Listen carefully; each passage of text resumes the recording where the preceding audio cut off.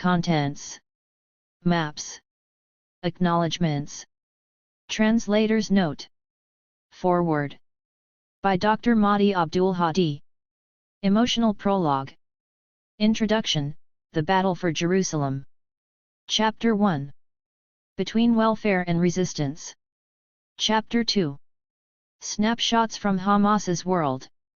Chapter 3. Consolidation. Chapter 4.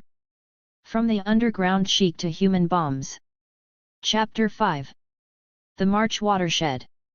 Chapter 6. Abul Abed's double-breasted suit. Chapter 7. Hamas vs. Fatah. Chapter 8. From Resistance to Government. Chapter 9. 10 years later. Epilogue. Dramatis Personae. Notes. Index. To the memory of my teacher, Paolo Spriano, historian and journalist. Acknowledgements. A book on Hamas necessarily handles sensitive issues and demands field research that is somehow unique. This is the reason I will not thank individuals by name. Rather, I will thank groups. Groups composed, of course, of individuals who, in different ways and at various periods during my time in the Middle East and North Africa, provided me with keys for interpretation, testimonies, evidence, insana corporis, insights, reserved or public information, opinions, and pathos. There are notable exceptions to this, one being Raf Scelsi in his institutional role as editor at the Italian publishing house Fultrinelli, as well as in his capacity as an intellectual and a friend. His was the initial idea for this book, and he encouraged me to bring together my job as a journalist and my training as a historian of political parties. I am grateful to Raf, to his intuition and to his gentle tenacity. It was Paolo Spriano, 1925–1988, professor of political parties in Rome University's literature faculty, author of The Authoritative History of the Italian Communist Party, renowned journalist and not least of all member of the Italian, armed, resistance against Nazi fascism during World War II, who taught me most of what I know.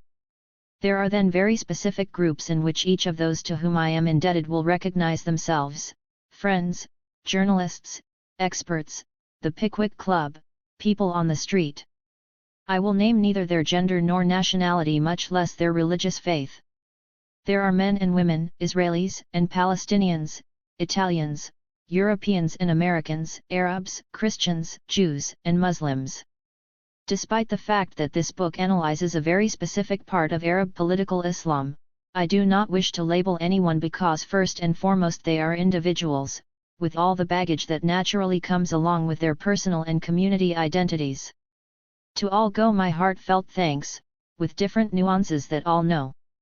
This English edition, first published in Jerusalem, would not have seen the light had it not been for the decision of Dr. Mahdi Abdul Hadi, chairman of PASIA, Palestinian Academic Society for the Study of International Affairs, to invest in this book during one of the many delicate, difficult, and demoralizing periods of recent Palestinian history. My deep thanks to him not only for his support, but mainly for his intellectual work and for his role as a facilitator between the different Palestinian political cultures. Special thanks to Andrea Teddy, lecturer at the Department of Politics and International Relations at the University of Aberdeen, who decided to jump into the adventure of translating this book with enthusiasm, working between Jerusalem and Aberdeen, Naples, and Sydney.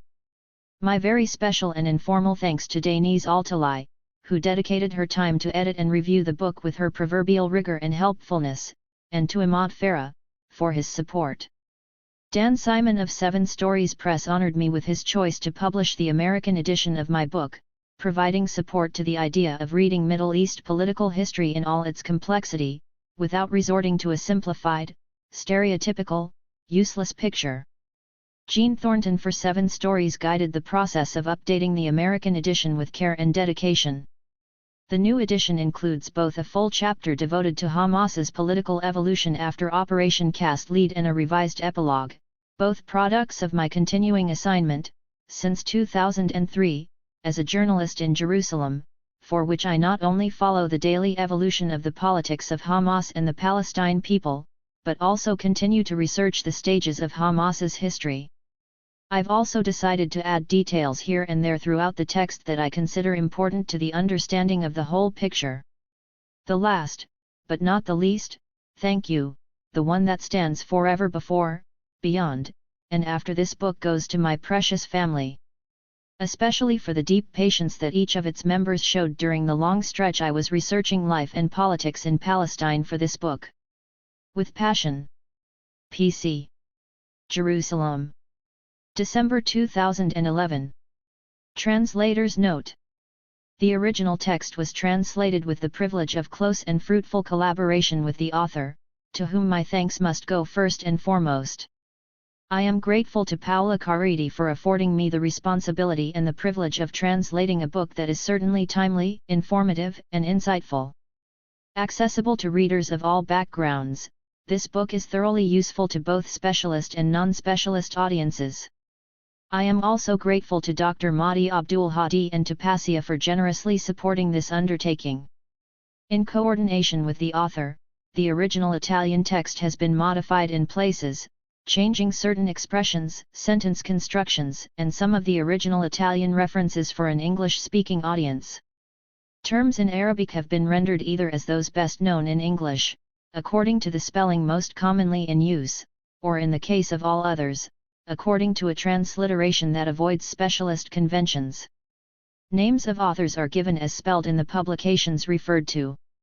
All terminology relating to the land occupied by Israel during the 1967 war has been modeled on OCHA, the United Nations Office for the Coordination of Humanitarian Affairs, conventions. All of the translation's limitations and faults remain entirely my own. At Aberdeen, UK. January 2010. Forward. The Palestinian case is not an isolated one. It was born and nurtured in a particular cultural environment. Only within this cultural environment do apparently radical political developments, like the electoral victory of Hamas in January 2006, become comprehensible. Indeed, before this development there were many signs suggesting the change: the decline of leftist trends in the 1990s, the retreat of the national pan-Arab awareness because of the absence of charismatic pan-Arab leadership, such as that of Gamal Abdel Nasser, and the very visible American military presence in the Arab region, especially after the 2003 U.S. invasion of Iraq. Consequently, Arab liberals entered their regime's offices and spread the culture of democracy, injecting Arab society with the thoughts of the Western bourgeoisie.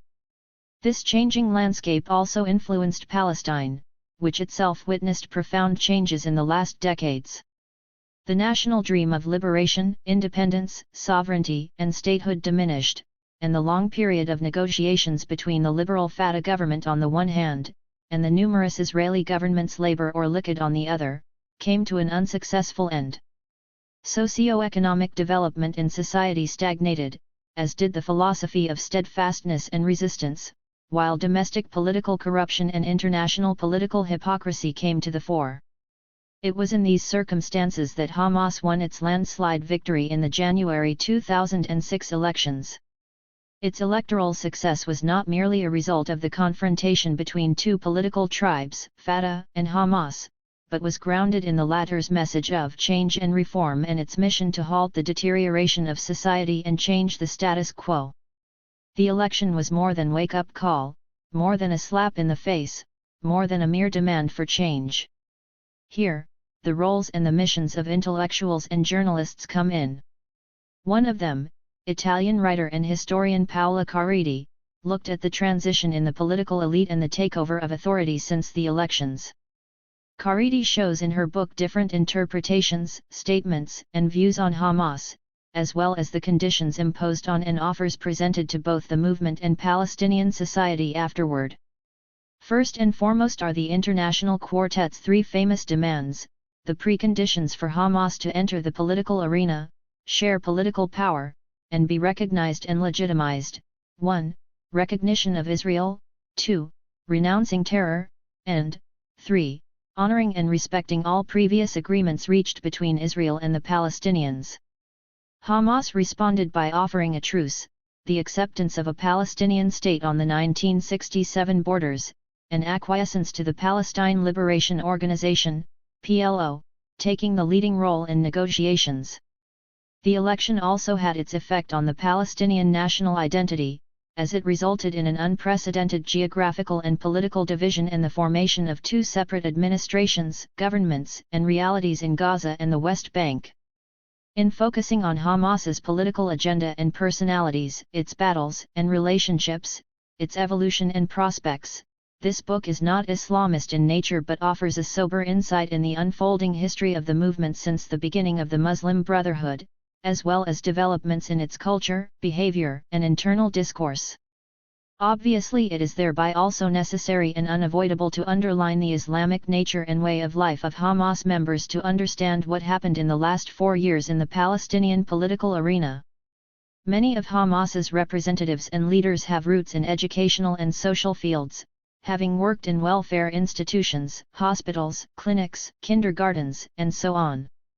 Politically, they were newcomers, but they learned fast and now perform remarkably, especially in the national dialogue in Cairo. The main question today, however, is how to deal with the doctrine, ideology, and rationale leading to political Islam and to the moral responsibility of representing it. Unlike Fatah and other movements, which developed their doctrine through the national struggle with Israel, Hamas, as the operational movement of the Palestinian Muslim Brotherhood, politicized its faith as reflected in its flag, political language, social discourse, and ideological principles, which, in recent years, have proved very resonant in society.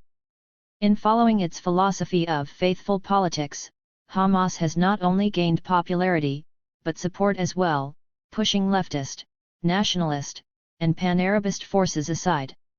That understood, it should be clear why it is a severe interpretational mistake to reduce Hamas's electoral victory to a protest against corruption and failure in the negotiations, or the absence of Yasser Arafat.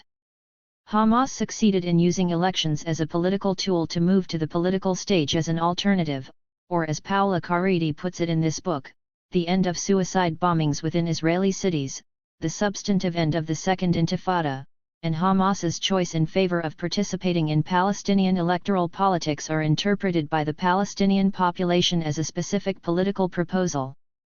The political agenda of Hamas has developed in different stages since 2006, depending on events on the ground. We've seen the Mecca Agreement, the formation of a national unity government, confrontation and reconciliation talks with Fatah, Hudna talks with Israel, and internal discourses on the reform of the security apparatuses, the release of prisoners, the reconstruction of the PLO, and on humanitarian needs and reconstruction after Operation Cast Lead. Today, Palestinian society is divided, angry, and frustrated with the two mediocre regimes that govern in the West Bank and in Gaza. In the West Bank, people are not content with the security and economic performance of the Palestinian National Authority, nor with matters of participation and institution building. In Gaza, the Hamas regime is also increasingly under attack, one issue being the de-democratization of the society and system. Both regimes can be labeled as no more than big municipalities, and the Palestinian street is calling for reconciliation and unity to overcome the current Nakba, a term that is increasingly being used these days not in reference to its historical origin, the partition of Palestine and dispossession and forced exile of Palestinians in 1948, but to the situation on the ground and the two political tribes that are jeopardizing Palestine's future by focusing on their own interests and supremacy at the expense of their loyalty to the cause. Dr. Mahdi Abdul Hadi. Emotional prologue. The number 19 bus. Good luck, a dear friend said to me, with both affection and concern, when I told him what I was about to do, write a book about Hamas. His words gave me the key for my labors. What else could be said about the most important Palestinian Islamist movement? In Israel there are those who call Hamas militants animals or even cannibals. During Bill Clinton's presidency, the United States placed the movement on its list of terrorist organizations. A few years later, Europe followed the American example. In this context, what can one possibly write? What should one write? Should I provide a detailed description of how a suicide belt is built? Should I provide a voice for Hamas's armed wing, the young men of the Izz al-Din al-Qassam brigades, portrayed in that iconography standardized the world over of the mask and the green bandana? Or, perhaps, I should enter an Israeli prison and interview those who organized the terrorist attacks, or the would-be suicide bombers who changed their minds and didn't blow themselves up. No, there is no need for such volumes. The shelves of bookstores and those of many homes are replete with sensational titles, of front covers with hyper-veiled Muslim women, of would-be suicide bombers cocooned in camouflage, of Arab children holding up guns, and so on. Few books, however, provide complex answers to the crucial question that emerged in the immediate aftermath of the Palestinian elections of January 25, 2006. In those elections, Palestinians exercised their right and duty to vote with a deep and unanimously recognized sense of democracy. And they gave Hamas a decisive mandate. Why, at that particular point in time, did Hamas attract the support of the majority of Palestinians? Had the Palestinians, whose story we had all come to know over the past 40 years, suddenly become supporters of terrorism? This oversimplistic, Manichaean explanation was offered by those who supported the chimera of a guided democratization in the Middle East, modeled on Western democracies. Such people, faced with the electoral result, would ask, how is it possible? How can it be that when we grace them with the opportunity to use the vote that prints among instruments of Western representative democracies that they, one man with one vote, end up choosing Hamas? These were the questions one heard in the immediate aftermath of the elections. The answers came. Perhaps these voices asked rather than protest at the scandal of Palestinians' choice, we should reconsider our strategy?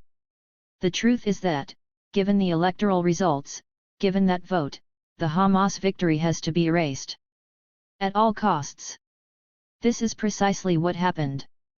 In practice, Hamas's electoral success in 2006 was annulled by the international community, erased as though those very same heads of government had not earlier praised the presence of the Islamist Party on the electoral roll. As though the polling booths had never been installed throughout the West Bank and Gaza.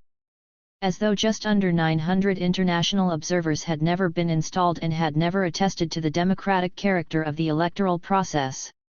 Free and fair, it was said at the time, an example of freedom and propriety, as all the reports compiled in the election's aftermath said. Yet, ever since the establishment of the Hamas government the following March, the international community bolted all exits and enclosed Palestinian politics in a pen. Doors locked, windows barred, and still no answer to the fundamental question, why did Hamas win on January 25, 2006?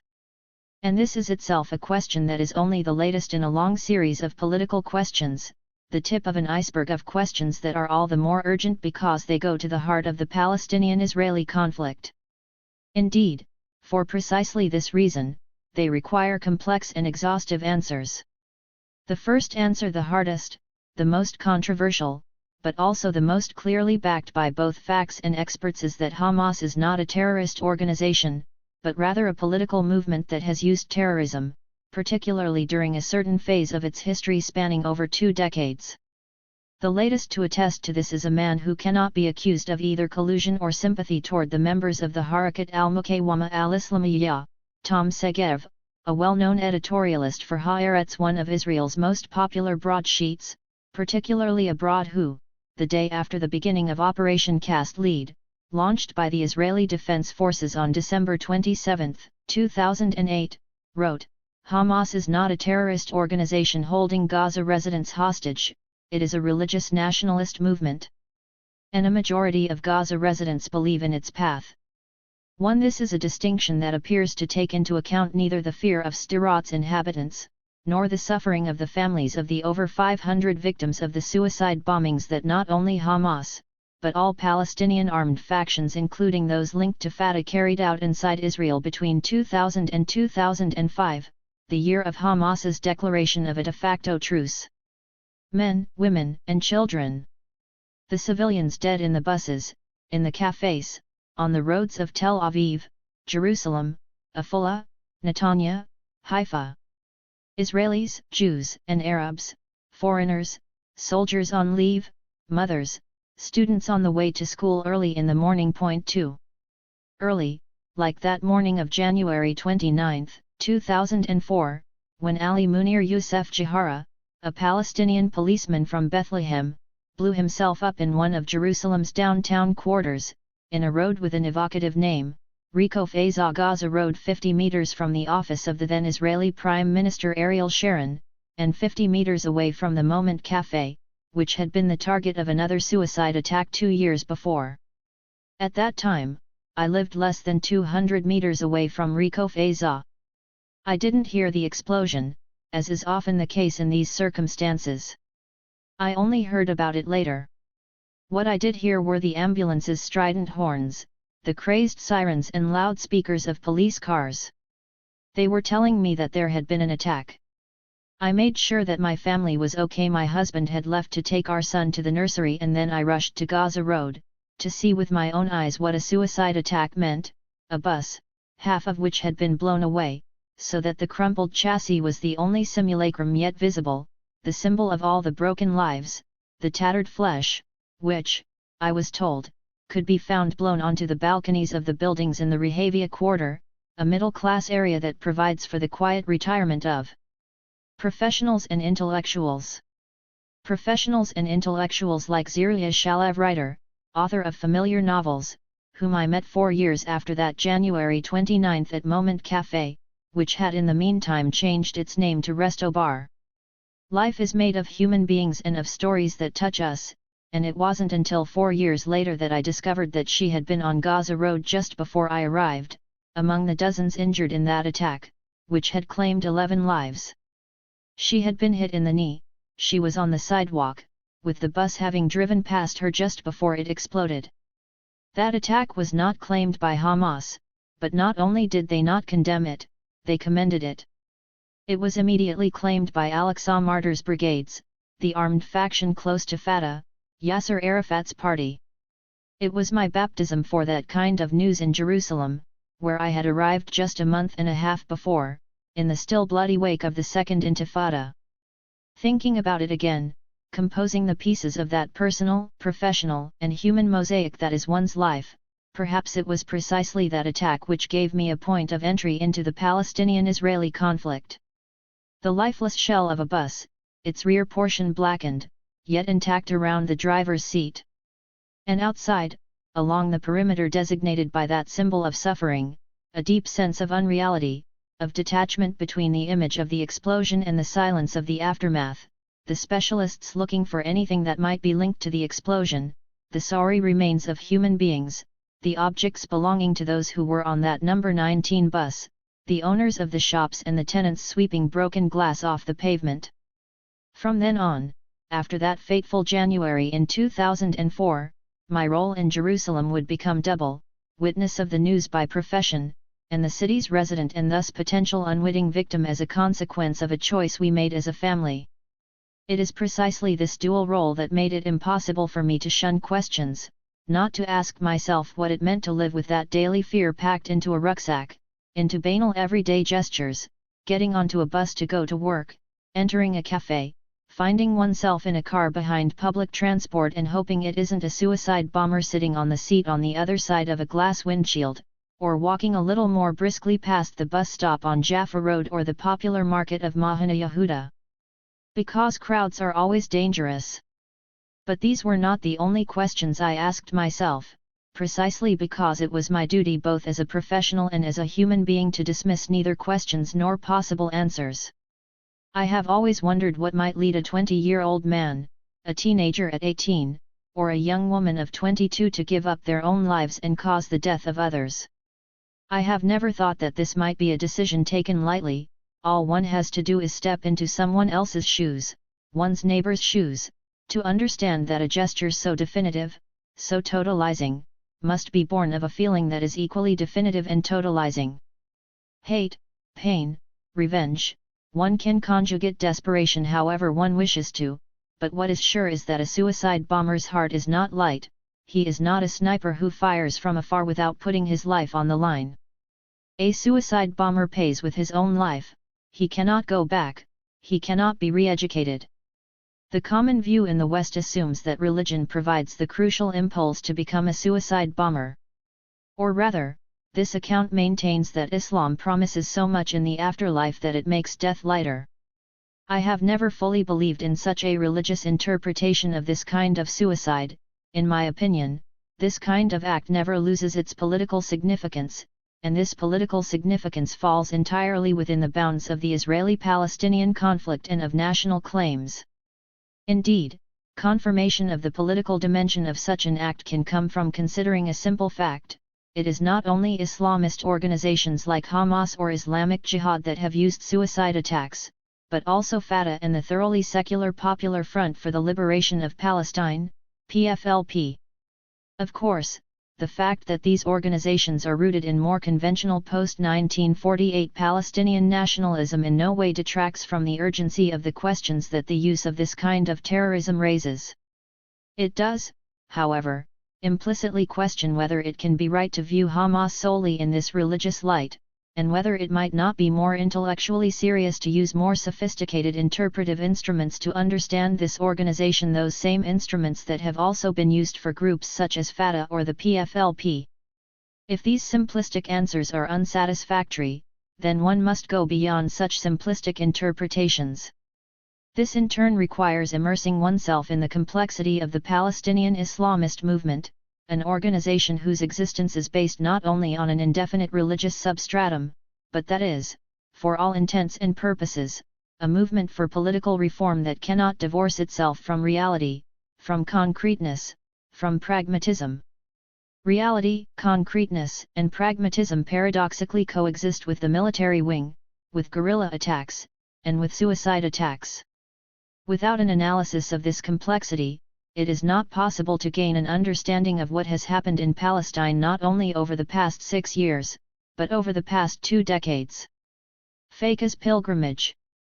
Faika, for example, was a member of the Palestinian People's Party, one of the 2 incarnations of Palestinian communism.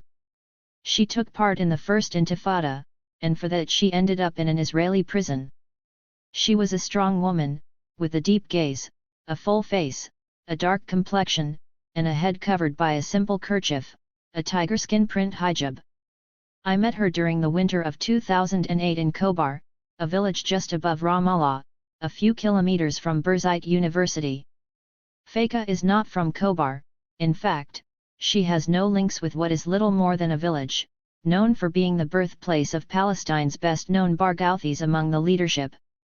And yet, when I met her, she had recently arrived in Khobar on board a bus in order to convey her condolences to a widow she'd never met in her life, the wife of a man she had never met, a Hamas imam, one of the best known in the area around Ramallah.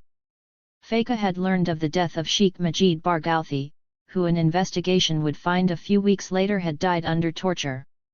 Sheikh Majid had been taken away by the men of the Mukhabarat, the Palestinian Secret Service, and had not left the interrogation room on his feet. The news of his death spread through Palestine. Al Jazeera had been to Khobar, headlining the ugly news, and Faika told me she had been unable to sleep at night because of it. She woke breathless, had trouble falling asleep again, and finally decided to go to Khobar even though she had nothing to do with that family or that political history. If a woman with a communist past, with strong and intelligent eyes, travels through Palestine to pay her respects to a Hamas imam, what then is Hamas not simply for its members, but for all of Palestinian society?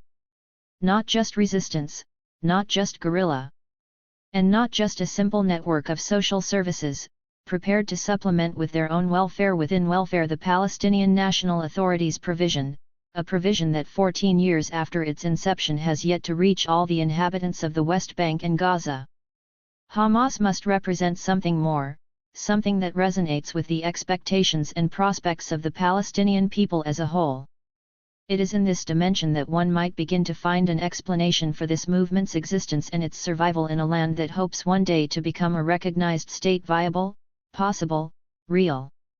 Indeed, given that Palestinian political Islam has not disappeared like snow in the sun despite the military pressure that both Israel and the Palestinian National Authority, PNA, have repeatedly exercised, including the assassination of Hamas's leadership. One must conclude that the Islamist movement must have provided an alternative to the secularists that was considered more than simply plausible.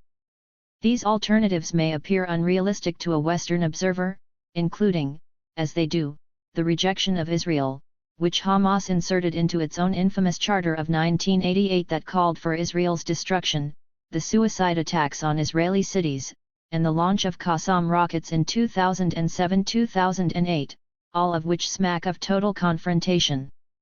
But from a Palestinian standpoint, Hamas has provided not only these kinds of answers, from its political stances during the First Intifada at least up until the electoral victory of 2006, it also highlighted the fragility of Fatah and of the PNA, and ultimately of the PLO itself. This is particularly clear with respect to the question of peace with Israel, which was not achieved through the Oslo Accords. And indeed, far from contributing to peace, many now point at the Oslo process as having led down a dead end, legitimizing the Israeli policy of establishing facts on the ground regarding settlements 3 in the West Bank and in East Jerusalem, just as it legitimized Israeli control of water resources and of the economy. A recognition of the weakest parts of the population and the conditions in which they live, political answers concerning the future for Palestine, and rigor in personal conduct. These factors, as much as national claims and protest against the corruption and cronyism of the PNA, are at the root of Hamas's electoral success between 2005 and 2006. I understood this when I saw Hebron al-Khalil to the Palestinians for myself, a city that I have come to love during the last 8 years of my life in Israel and Palestine. I cannot explain exactly why, not least because it is certainly not a fascinating city. It has many of the undesirable traits of the urban south of Italy and that sense of slowness and of tradition that I know well. Hebron is, correctly, considered Hamas's stronghold in the West Bank, as it proved during the elections of January 2006, or indeed as demonstrated by the delaying tactics the PNA employed in order to stall earlier local elections out of a fear of losing the most important city of the southern West Bank and thus control of one of the most important industrial and commercial nodes of Palestine. I should not therefore have been surprised at the tens of thousands of people who descended from Hebron's populous hinterland, from the suburbs, the villages, the countryside, the hills, and of course the various quarters of the city on the eve of the 2006 general elections, many buses bursting with whole families and green flags, all flocking to Hamas's final political rally. And yet, in the bitter cold of January, that part of Palestine that is made of normal people, made of many women and mothers, made of people who were not on the lists of clients or patrons of the Sultan, the term by which Palestinians refer to the PNA, threw another question at me: which Palestine did the West portray? Which pages and how many pages were dedicated to these families, the farmers, the poor, and the refugees, as well as the technicians and the professionals, who all wave the Hamas flag? Is it possible to paint all these people as willing backers of those suicide attacks with the same simple and brutal brush stroke? But if it is not possible, as it clearly is not, then who exactly are these people who have chosen Hamas, either as a party of government or as an expression of their own ideology?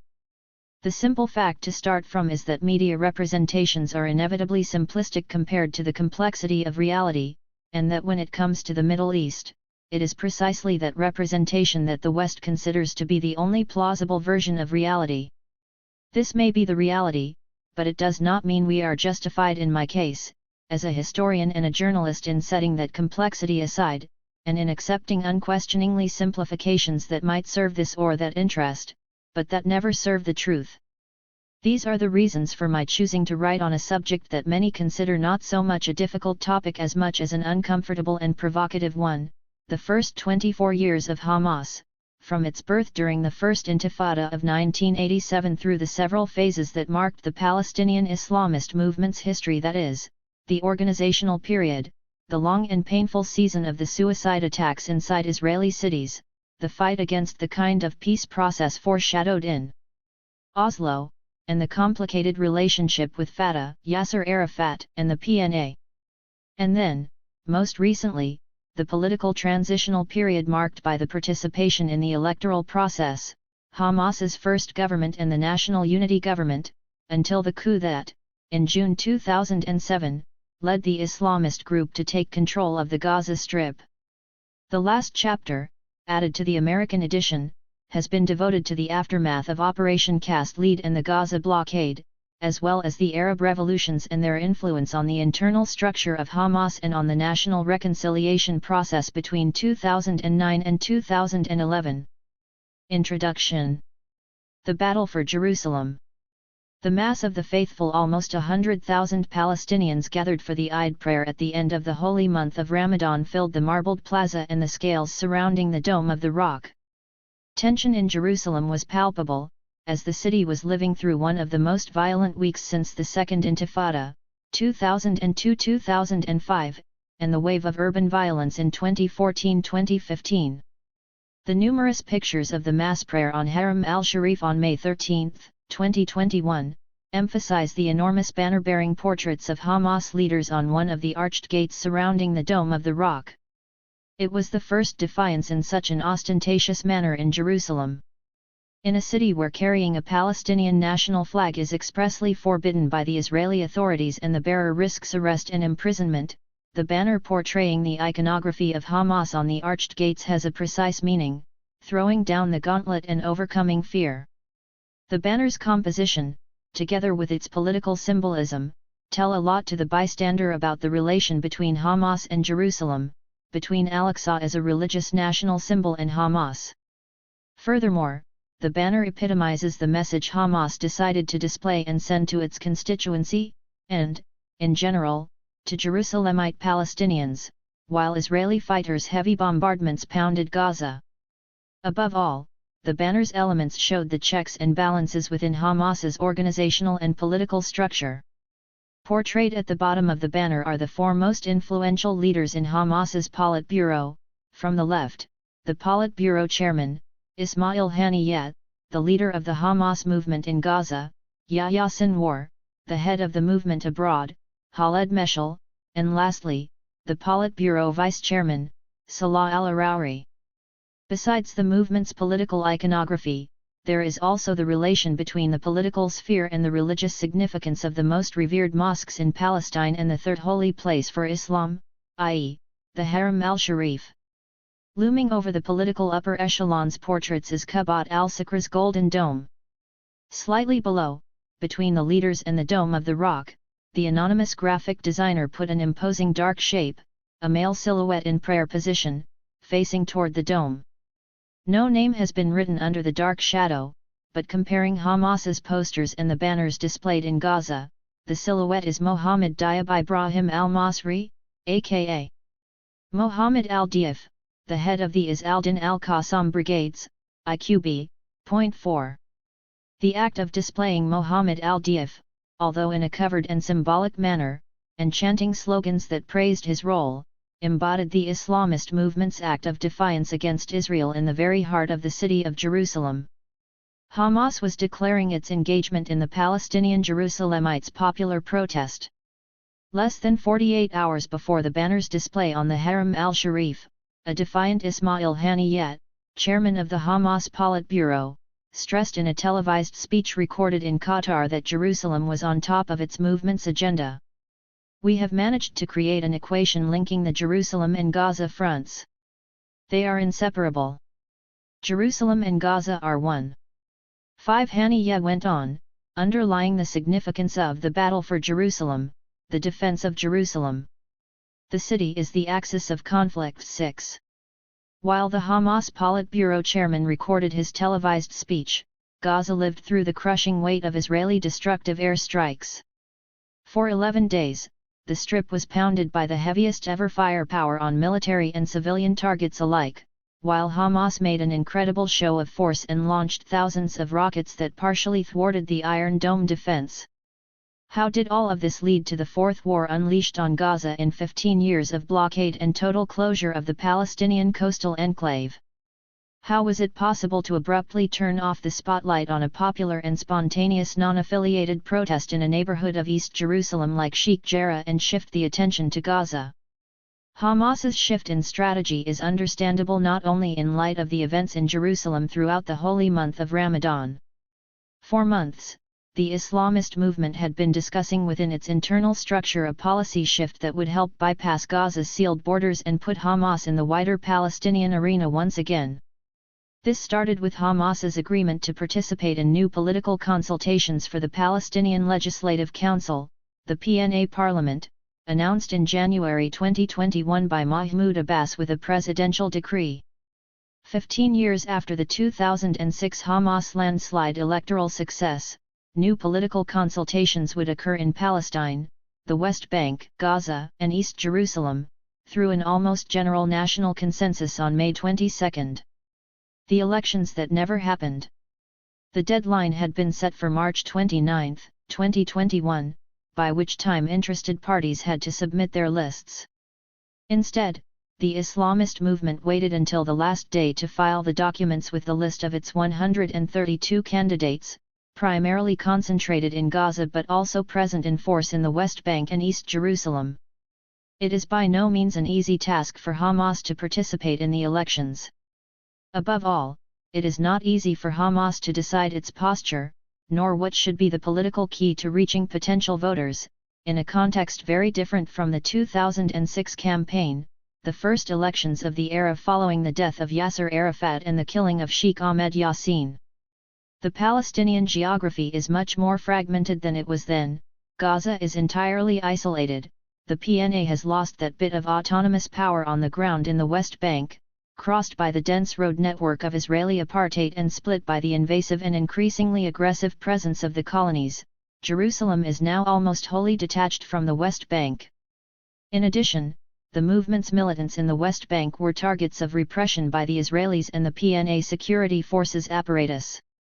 It all started with the rift with Fatah and the armed clashes between the two factions that led Hamas in 2007 to complete control of the Gaza Strip. What to propose, then, to the voters? Should they remain tied to 2006, to the unexpected victory that relied upon a detailed economic and social reform program? Or, on the contrary, had it become necessary to mark an evident difference from the past?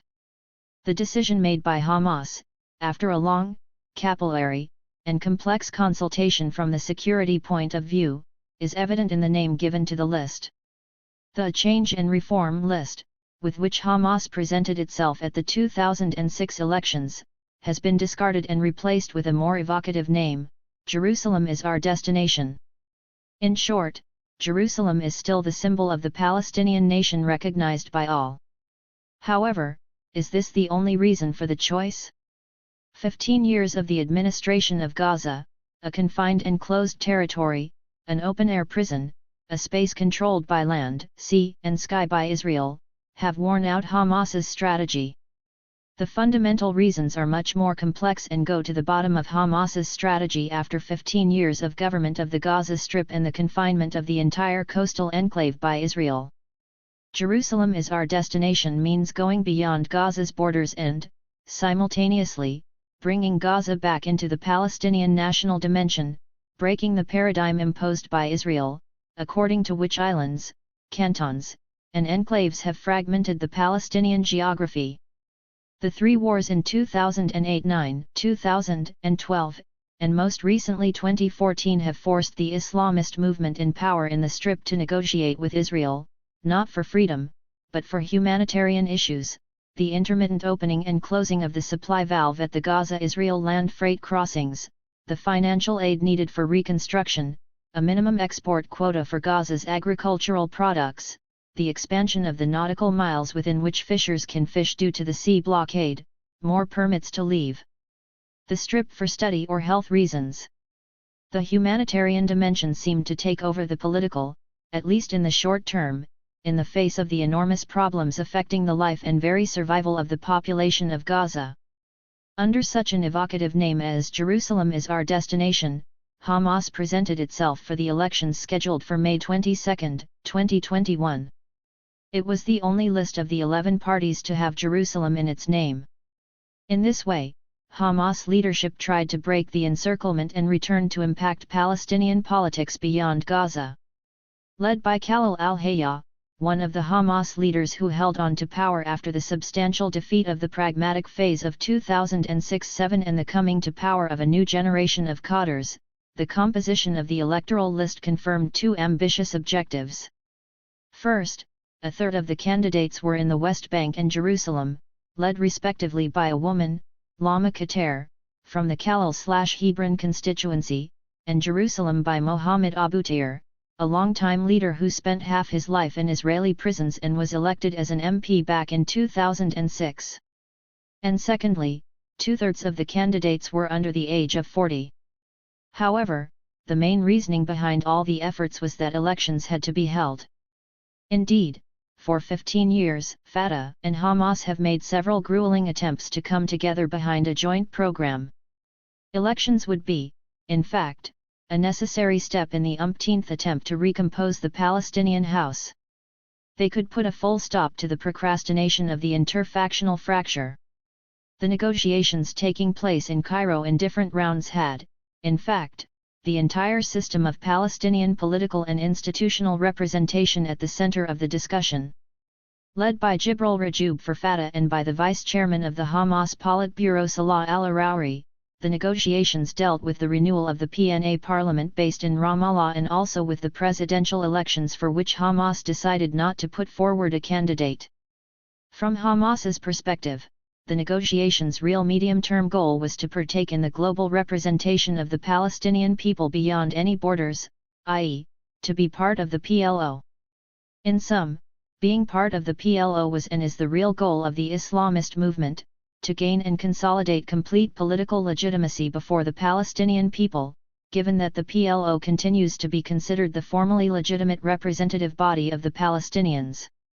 Perceived by the Palestinians as a self-referential, old, and empty political box, the PLO is nevertheless the only organization that has international recognition, including within the Palestinian diaspora. Despite previous failed attempts, negotiations for new elections had, for once, a good chance. However, the issue at stake was extremely delicate, as all the international actors involved, the United States, the European Union, Egypt, and Jordan, feared a new electoral success of Hamas. The profound detachment between the PNA and Palestinian population and West Bank civil society was more and more tangible.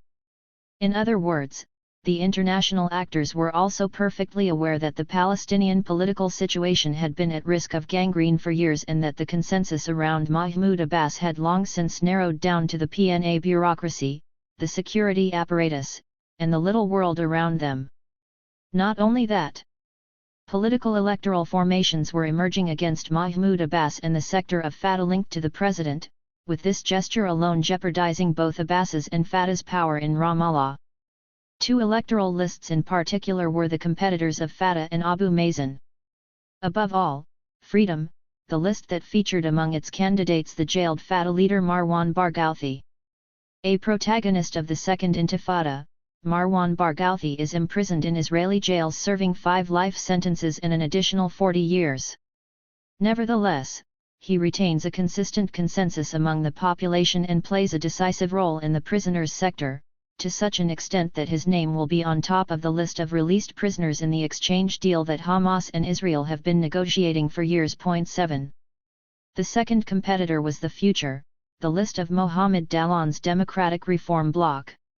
Dallon is the long-standing arch-rival and the closest collaborator-turned-enemy of Mahmoud Abbas. Many would like to see Dallon as the next PNA president.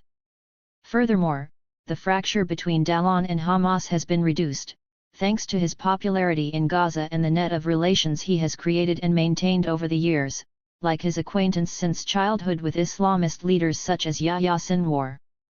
From Mahmoud Abbas's perspective, elections represented a risk that could not be avoided, internal and external dangers notwithstanding. For Hamas, the elections were a necessary step to break Gaza's isolation and weakness. Notably, in the Gulf, the region witnessed the normalization of relations with Israel through the Abraham Accords sponsored by the Trump administration and not questioned by new U.S. President Joe Biden.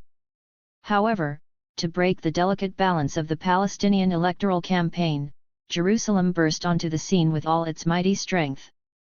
On March 23, just after the fourth and most sensitive early general elections in slightly less than 2 years, Israel found no time to respond to the PNA's requests to fulfill its international obligations and secure the conditions necessary for the Jerusalemite Palestinians to cast their vote for the PNA political consultations. In the same weeks of spring, at the turn of Ramadan, protests erupted after yet another forced eviction in the neighborhood of Sheikh Jarrah in the occupied eastern part of the city. The protest broke out abruptly in a surprising but not unexpected way, since Jerusalem has been a Pandora's box of tensions and injustices for years. At the end of April, Mahmoud Abbas eventually decided to postpone the elections and justified his move by stressing that the consultations could not be held excluding Jerusalem. But in Jerusalem itself there was a reaction against the PNA, accused of abandoning the over 350,000 Jerusalemite Palestinians to their destiny and using the Jerusalem issue to avoid a Fatah defeat at the polls. Hamas, for its part, profiled itself at that point as the political force that had braved dire consequences to defend Jerusalem, Al-Aqsa, and the rights of Palestinians. The right to the city. It is an evening at Damascus Gate at the beginning of summer. A handful of young Palestinians clean the white stone steps quickly and vigorously. Some spray water with a hose, and others scrub the paving with their brooms, throwing away the dirty water. It is a traditional gesture. Likewise, women ritually wash the ancient stone of the Haram al-Sharif. It is a matter of minutes.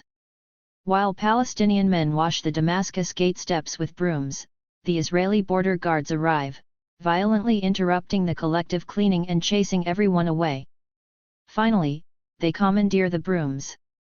Viral videos portraying the arrest of the brooms at Damascus Gate, gathered all together near the ancient and precious stone that leads to the Old City, may appear to be the confirmation of collective madness. On the contrary, the episode can be parsed precisely through the Jerusalem grammar. However, the feeling goes beyond the surface, to the heart of the matter. The intention of the Palestinians is clear: to clean the Damascus Gate of the imprint of the radical Israeli settlers who had just passed by during the flag march called by the Israeli extreme right. Equally clear is the meaning of the reaction of the Israeli border guards, to reaffirm their possession of the city. Jerusalem is the house that Palestinians clean as they inhabit and belong to it, considering the outside, the public space, as one's own space, in the same way as a room in a house. Cleaning the Damascus Gate affirms the right to the city, to the fruition of the urban reality, to live in Jerusalem. It is a right that goes beyond the possession of a city and speaks of an ancient, daily, and physical relationship with its places.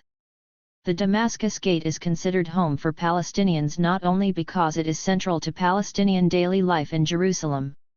Even today, it is the Arab heart of the city, the junction between the residential neighborhoods outside the ancient Ottoman walls and the Old City, between contemporary urban life and ancient daily rituals. Bab al-Amud, or Gate of the Column, commemorates the statue on a column that the Roman Emperor Hadrian had placed at the beginning of the Cardo, the road axis of ancient Jerusalem. It represents the continuous and unsevered history of Palestinians with the city. Even the Damascus Gate itself has undergone the verb is not chosen by chance deep transformations in recent years. The 3 new border guard posts are at the top of the long list of changes decided by the Israeli authorities. 2 of the posts are small concrete constructions at the top of the steps, where those whom the police have stopped are often taken, and where violent arrests and beatings have been documented through amateur videos that have made rounds on Twitter, Instagram, and TikTok. The other construction, almost leaning against the ancient World Heritage walls, is a metal watchtower that rises from the base of the walls to the majestic gate famous for the embroidery of battlements at its top, Bab al-Amud, the most beautiful of the old city gates. Beyond the impact on the city's architectural history, the 3 outposts of the Israeli security forces are a sign of control over a central place for Palestinians, a permanent, constant, invasive sign of control through force. The Damascus Gate, in this case, is the part that represents the whole. The symbol encapsulates, for example, all that happened between April and May 2021, when Jerusalem was once again under the international press's spotlight. The trigger that caused the flare-up explains how deeply political the city's demand for life and dignity is.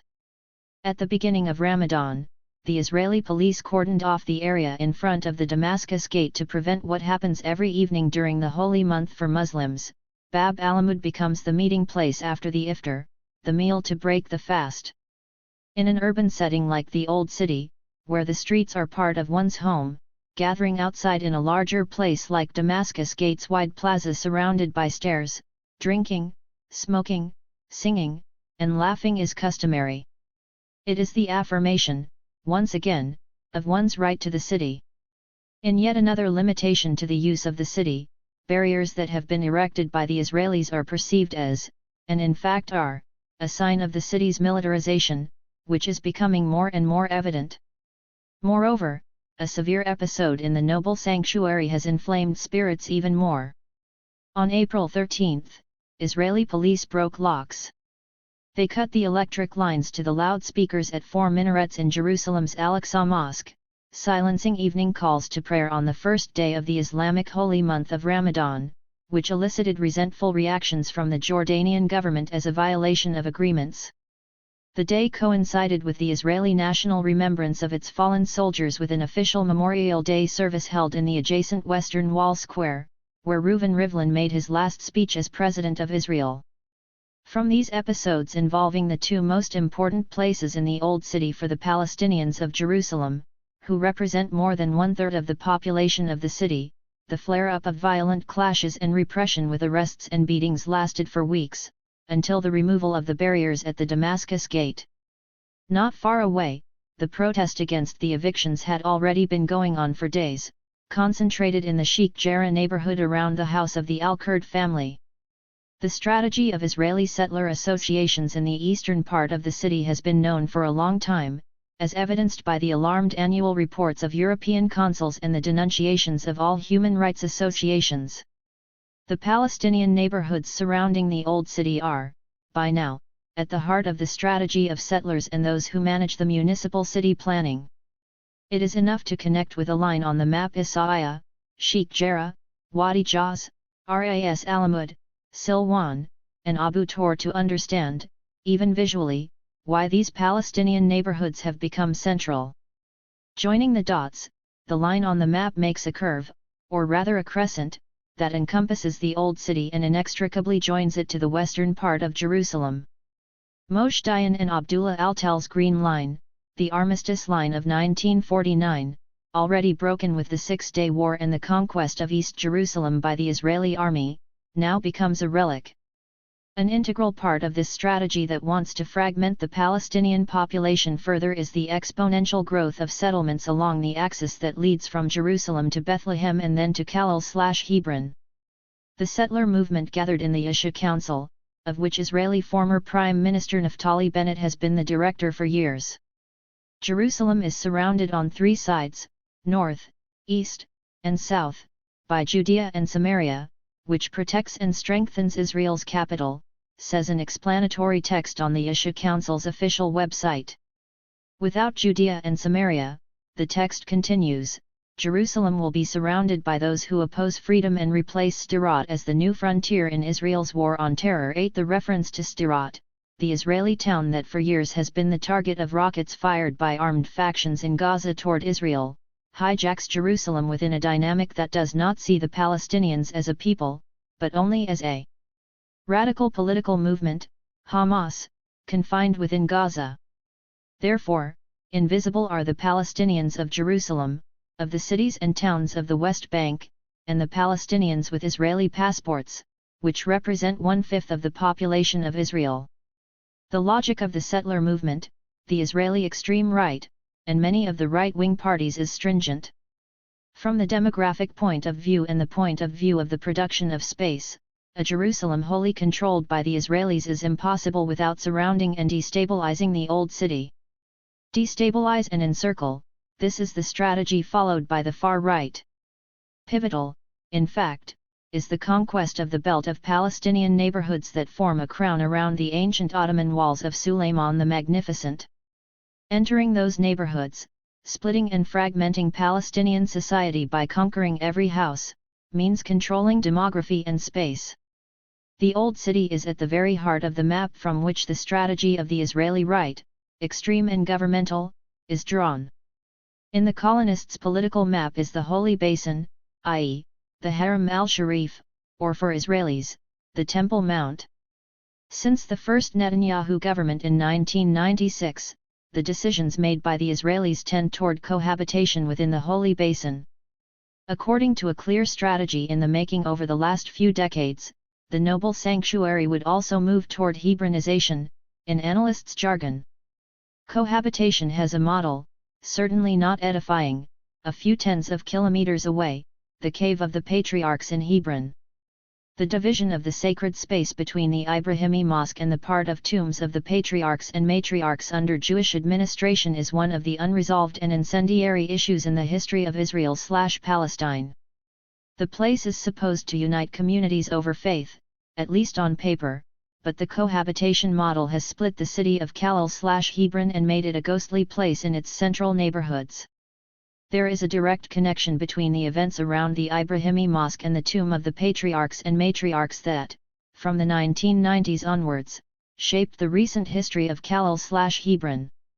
The reference to the increasing radicalization involves the very history of Hamas, which in 1994 began its season of suicide bombings in April of that year in Afula, in the north of Israel, in response to the massacre carried out by Israeli settler Barak Goldstein in the Ibrahimi Mosque in Hebron, where 29 people were shot dead while at prayer during the holy month of Ramadan. The strategy pursued by the Israeli settlers and substantially supported by right-wing sectors in the governments that have followed one another since 1996 sets the powder alight, as shown by the flare ups of violence since then. It started with the work on the Hasmonean tunnel that runs along the walls surrounding the enormous Haram al-Sharif. Then Prime Minister Benjamin Netanyahu, who had just come to power, supported the Jewish presence in the Old City through the tools of history and archaeology.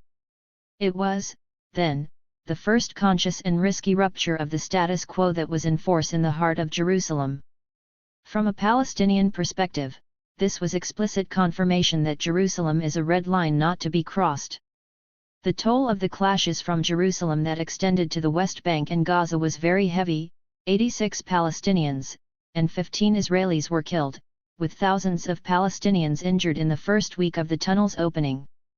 As Likud stepped aside and became the leading opposition party, its leader Ariel Sharon crossed Jerusalem's red line while preparing his electoral campaign to become Israel's prime minister in 2001. Surrounded by hundreds of police officers and border guards, on Thursday, September 28, 2000, Sharon made the infamous walk on the Noble Sanctuary 9, which triggered the Second Intifada. For Jerusalemite Palestinians, the Israeli government crossed the red line again in 2017 when the cabinet, headed by Bibi Netanyahu, decided to put surveillance cameras and scanners at the two main entrances to Haram al-Sharif after a bloody attack against Israeli police officers. On July 14, 2017, perpetrators attacked the Noble Sanctuary. A 29-year-old man and two 19-year-olds killed two Druze Israeli border police officers, as Druze are often the Israeli border policemen deployed in sensitive places in Jerusalem. They were three Palestinians with Israeli citizenship from the Al-Fam area, which means Israeli citizens, legally speaking. In other words, the victims of the July 14 attack were not Jewish Israelis. The victims, the Druze officers, had Israeli passports, different faiths, and profoundly different cultures. Moreover, the three attackers came from a town considered a stronghold of the Islamic movement, a strongly conservative political movement in Israel. Therefore, the bloody attack on the Haram al-Sharif in Jerusalem can be read entirely and paradoxically through the lenses of Israel's internal dynamics, despite the fact that the attackers were Palestinians and the victims Druze. The reaction to Benjamin Netanyahu's decision to put surveillance cameras at the entrances to the Noble Sanctuary surprised everyone. The Palestinian population of Jerusalem descended en masse in the streets around the walls of Suleiman and prayed. They surrounded the Old City without entering it, refusing to submit themselves to police controls through cameras and scanners. The visual impact illuminated an unexpected situation. while Israeli police officers surrounded the ancient walls, they were, in turn, surrounded by praying believers. The mass of Palestinians around the old city seemed to affirm, "This is our city, we protect it with our bodies." It amounted to a response to the strategy pursued by Israeli settler associations, the conquest of Palestinian neighborhoods that crown the old city. The use of nonviolent demonstrations and marches by the Palestinians made the Israeli authorities uncomfortable. In a military-occupied territory, the Israeli authorities tried to justify surveillance cameras at the entrance of a place of worship of extreme importance, such as the Haram al-Sharif. After 2 weeks of confrontation between the Islamic religious authority that supervises the Haram al-Sharif, Jordan, and Israel, the Netanyahu government decided to remove the cameras and metal detectors to solve the crisis. Palestinians considered this a victory. Filling the commercial heart of Jerusalem and the avenues along the Suleiman walls surrounding the Old City, the mass of worshippers in 2017 affirmed the Palestinian community's right to the city of Jerusalem. The same could be said of the young people defying the border guards on the Damascus Gate stairs in 2021. However, together with the right to use, inhabit, and participate, Palestinian protests around and inside the Old City must be read through nationalistic and religious keys.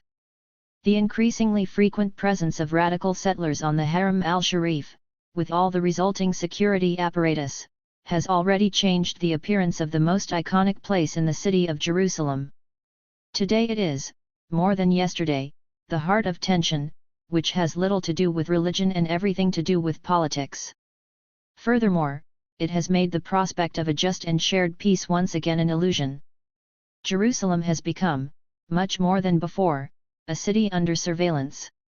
Sheikh Jarrah, Damascus Gate, Haram al-Sharif, what Palestinians in Jerusalem already define as the events of May, as if they are part of the city's history, unfolded in 3 specific places. They are 3 places that represent different kinds of aggregations, specific requests, and, in the case of Haram al-Sharif, a precise turn toward a political religious connotation. The events of May should therefore be read using the Jerusalem grammar. Like all grammar, it is bent to the use of those who speak it and to the changing times. Bab al-Ammud, Sheikh Jarrah, and Al-Aqsa were the principal places. These 3 distinct locations featured different protagonists and different ways of doing things. Bab al-Ammud has brought together, sometimes chaotically, the different souls of the Palestinian city. It is the square where all, different from each other, converge. Al-Aqsa gave a religious tone to the mobilization during Ramadan and the confrontation between the Israeli right and the Palestinians over control of the noble sanctuary. Sheikh Jarrah, on the other hand, was the place that brought together young Palestinians, male and female, from the most diverse histories, families, origins, cultures, and walks of life, united by 2 elements, being Palestinian and demanding inalienable rights. The case of the al-Kurd family, Mona and Mohammed al-Kurd, managed to cross the borders of Jerusalem and reach an international audience. There were other protagonists in Sheikh Jarrah, who came together to claim their right to the city. A story little told that says a lot about new generations and new demands with a global dimension. For days and evenings, youth who demonstrated in Sheikh Jarrah clearly knew what was happening in Jerusalem. Therefore, whoever conquers those neighborhoods ensures absolute control of the city of Jerusalem. The Jerusalem brand. Jerusalem is a perfect brand. It sums up the myth, the political reason, and the strength of an imaginative name that manages to break through the boundaries. It is also Palestine, in which everyone recognizes themselves. The Dome of the Rock is ubiquitous in Jerusalem and Gaza alike. Its golden dome is everywhere on the walls of Gaza, in the iconography of the martyrs, in the background images on the shoulders of the leaders when they give interviews to the Arab TV channels, or when they receive the few foreign journalists and dignitaries who enter Gaza. Along the streets of Gaza, the brilliant colors of the graffiti depicting the Dome of the Rock and Al-Aqsa hide the miserable condition of the walls on which the murals have been painted. As is the case of one graffiti among many that define the myth of Jerusalem in the heart of Gaza City, the vessel painted on the wall has a broad outline, so broad as to contain the Dome of the Rock, a significant metaphor for Jerusalem, and an allegory for historical Palestine. The stormy waters endanger the ship, which continues on its way to salvation. Jerusalem is the unattainable goal for the Palestinians who live, suffer, and die in Gaza. It is the heart of Palestinian identity, from which they have been detached for decades by the Israeli separation wall and the military blockade that closes off the Strip. Even in Gaza, as in so many places where the Palestinian people have been split up, Jerusalem is the icon of identity, and once again, the Dome of the Rock is its logo. Jerusalem is in the national and emotional suitcase that every Palestinian carries, together with the kafia, the Palestinian flag, and the keys to the house left in haste when they were driven out. They are all symbols of a virtual nation created over decades and kept alive, especially by the diaspora, through visual management of symbols. In Gaza City, in the refugee camps in Lebanon and Syria, in the vast and liquid e-nation, there is also an electronic and virtual Palestine, photo collections, logos, and memes all shared across the web. The virtual nation also emerges through songs as a texture of poetry and music now considered classic hits, not only for Palestinian nationalism but even for Pan-Arabism. However, it is on the tiny piece of land known as the Gaza Strip that the Palestinian myth of Jerusalem shows all its complexity. It is a symbol that embodies religious, nationalist, identity-based, emotional, and even martial elements all at the same time. The presence of Jerusalem is pervasive through the recurring depiction of the Dome of the Rock, more than the Al-Aqsa Mosque. Jerusalem is represented in graffiti that covers the peeling walls along the sidewalks of Gaza City or the streets connecting the refugee camps, settlements, and villages. The Holy City is an equally constant presence in the iconography of martyrdom. In the endless sequence of huge photographs and graffiti that display the Shaheed, the martyr killed in an Israeli attack often holds a machine gun and a copy of the Quran in his hands. In the background, political figures, Yasser Arafat or Sheikh Ahmed Yassin, are depicted together with the ever-displayed Dome of the Rock. Even graffiti in praise of Hamas fighters, the Izz al-Din al-Qassam brigades, portray the Dome of the Rock as a logo of Jerusalem, often within the borders of historical Palestine. Al-Quds is about 100 kilometers away, but it appears to the inhabitants of Gaza otherworldly, as if it were the heavenly Jerusalem. It is not only the high cement wall built by the Israelis, but especially the tight blockade that has locked up the Strip, separating the bare, dusty streets of Gaza City, Rafah, and Jabalia from Jerusalem. History unfolded independently in the enclaves that fragmented the Palestinian landscape. Gaza, the West Bank, and the consistent community of Palestinians who remained in the pre-1948 areas, all these virtual and/or de facto enclaves, followed different historical paths. So has Jerusalem. Due to events from 1948 on, the city has been distanced from the rest of the Palestinian territory. Hence Gaza and Jerusalem are distant from each other because they have lived separately for so many years. Their different historical paths mark a distance in their very identities. As occurred among the Palestinian diaspora in Lebanon, Syria, and Jordan, the myth of Jerusalem replaced the reality in Gaza. As the symbol of Palestinian religious and national identity, Jerusalem enshrouds the city as a physical place. Moreover, for the younger generation that has never had or even requested a permit from the Israeli authorities to visit Jerusalem, the city is nothing more than what appears in Gazan iconography, photographs, graffiti, murals, and objects. Above all, Jerusalem's myth has been fed by family oral history, tales of parents, grandparents, and ancestors that describe Jerusalem as a place that no longer exists. The city of their memories is nestled in pre-1948 Palestine. Jerusalem is the Dome of the Rock embroidered by mothers and draped over the good sofas. It is Al-Aqsa Mosque reproduced on a large ceramic plate. The giant poster on the office wall shows the whole of the noble sanctuary and celebrates the day when it will return to the hands of the Palestinians. It is the Dome of the Rock on the prayer rug put on the shoulders of the faithful while they approach the mosque or left on a chair, waiting to be used for the salah. Jerusalem is the enormous photograph dominating public offices or behind the desk of a Hamas leader, together with the Palestinian flag. It is the reproduction of the Dome of the Rock on the label of a decoration or a kitschy wooden souvenir exposed on a little table in the living room. In Gaza, as in the refugee camps outside the borders of Israel/Palestine, Jerusalem is the nation that no longer exists, the lost land, the broken history. Hamas and Jerusalem. There are no evident signs of the presence of Hamas in Jerusalem. On the contrary, not even the growing number of beards on the faces of young men, sometimes close to hipster fashion, at other times shorter and well-groomed, can be considered as a sign of a possible Islamization of the Palestinian population, which at the end of 2021 has come to represent 38.8% of the total inhabitants of Jerusalem, 374,900 Palestinians out of almost 1 million inhabitants. However, the increased religious presence represents the city's rising trend in its religious components, Jews, Muslims, and Christians. Indeed, listening to the voices of the city, the feeling is that the Muslim religious dimension is much more pronounced. Less secular, more faithful. However, the overlap between places of faith and national political signs reaches paroxysmal levels in Jerusalem. It shows the complexity of Jerusalem's grammar, for which the noble sanctuary, the Dome of the Rock, and the Al-Aqsa Mosque are not only the most important Islamic sites in Palestine but the imposing signs of the Palestinian national presence in the city.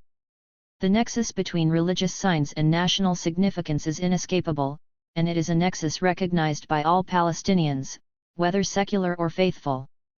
Al-Aqsa is the red line that cannot be crossed, as was attempted in the negotiations linked to the Oslo process, and going back to the Camp David negotiations in 2000. Yasser Arafat knew too well, then, that what passed in the pro-Israeli narrative as the most generous offer they ever received would be, for Abu Amr, the unconditional surrender of the Palestinians.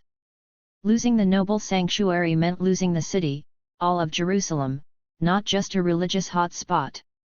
Therefore, the noble sanctuary is a fundamental element of the internal Palestinian political confrontation because it is the only binding force that manages to put together all the fragments into which the Palestinian nation is divided.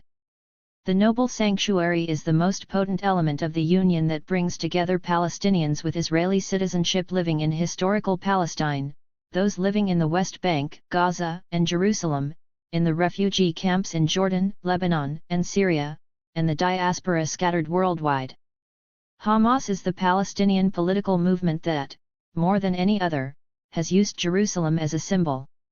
The city is the complete, inescapable, irreplaceable symbol for not losing the Palestinian national dimension.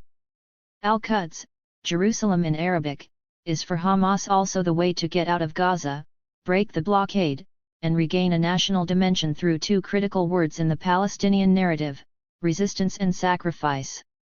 For Jerusalem, resistance is the tool to be used. For Jerusalem, one can sacrifice lives. Jerusalem also took on its peculiar national, pan-religious, political dimension in the so-called New Charter delivered in 2017. In fact, in Hamas's document of general principles and policies 11, Jerusalem is not only the capital of Palestine. Jerusalem's religious, historic, and civilizational status is fundamental to the Arabs, Muslims and the world at large. Its Islamic and Christian holy places belong exclusively to the Palestinian people and the Arab and Islamic Ummah. Not one stone of Jerusalem can be surrendered or relinquished. The measures undertaken by the occupiers in Jerusalem, such as Judaization, settlement building, and establishing facts on the ground, are fundamentally null and void. Furthermore, for Hamas, the blessed Al-Aqsa Mosque belongs exclusively to our people and our Ummah, and the occupation has no right to it whatsoever. The occupation's plots, measures, and attempts to Judaize Al-Aqsa and divide it are null, void, and illegitimate. 12. Hamas's strategy tried to design the national consensus on Jerusalem through a pan-religious interpretation of Palestine's history and tradition, as the Holy Land, which Allah has blessed for humanity. It is the Muslims' first Qibla and the destination of the journey performed at night by Prophet Muhammad, peace be upon him. It is the location from where he ascended to the upper heavens. It is the birthplace of Jesus Christ, peace be upon him. Its soil contains the remains of thousands of prophets, companions, and mujahideen. 13. A complex interpretative key is behind the decision made by Hamas to launch on May 10, 2021, from the besieged enclave of Gaza, an unexpected ultimatum. The movement's leadership demanded Israel cancel the annual flag march for Jerusalem Day planned for the same day, whose route would pass through Damascus Gate in the Old City's Muslim quarter. Among the organizers of the march, whose participants are mostly young religious nationalist Israeli Jews, were some of the most influential personalities of the Israeli far right. With this provocative gesture, they attempted to put pressure on the ongoing consultations for the creation of the new government and the end of the long path of Benjamin Netanyahu at the head of the cabinet. The day of the march came after weeks of tensions and clashes around the Old City, in which Israeli police blocked access to the Haram al-Sharif to Palestinian Muslim worshippers. For days, Israeli police stormed the mosque compound, launching stun grenades inside the most revered and sacred mosque in Palestine, the Al-Aqsa Mosque, and wounding hundreds of worshippers. As a result, the tension on the esplanade of mosques had reached a dangerous peak. Although the police authorities decided to change the route of the march at the last moment, the Islamist movement persisted in issuing a message concerning the whole issue of Jerusalem. Hamas demanded that all Israeli troops be pulled out of the Sheikh Jarrah neighborhood and the Haram al-Sharif compound, closely connecting the political and the religious flashpoints. Rocket sirens sounded in the Jerusalem area moments after a 6 p.m. local time ultimatum deadline issued by Hamas, as militants in the Gaza Strip fired 7 rockets at the outskirts of Jerusalem. Soon after, Israeli lawmakers were evacuated from the Knesset, and police decided to break up the flag march. A spokesperson for the Izz al-Din al-Qassam brigades claimed responsibility for the rocket launch, saying that it came in response to the Israeli army's crimes and aggression on the Holy City and its violations against Sheikh Jarrah and Al-Aqsa Mosque. 14 Abu Ubaidah stressed in a statement that this is a message that the enemy should understand well. 15 The fourth war on Gaza in 13 years started. It lasted 11 days.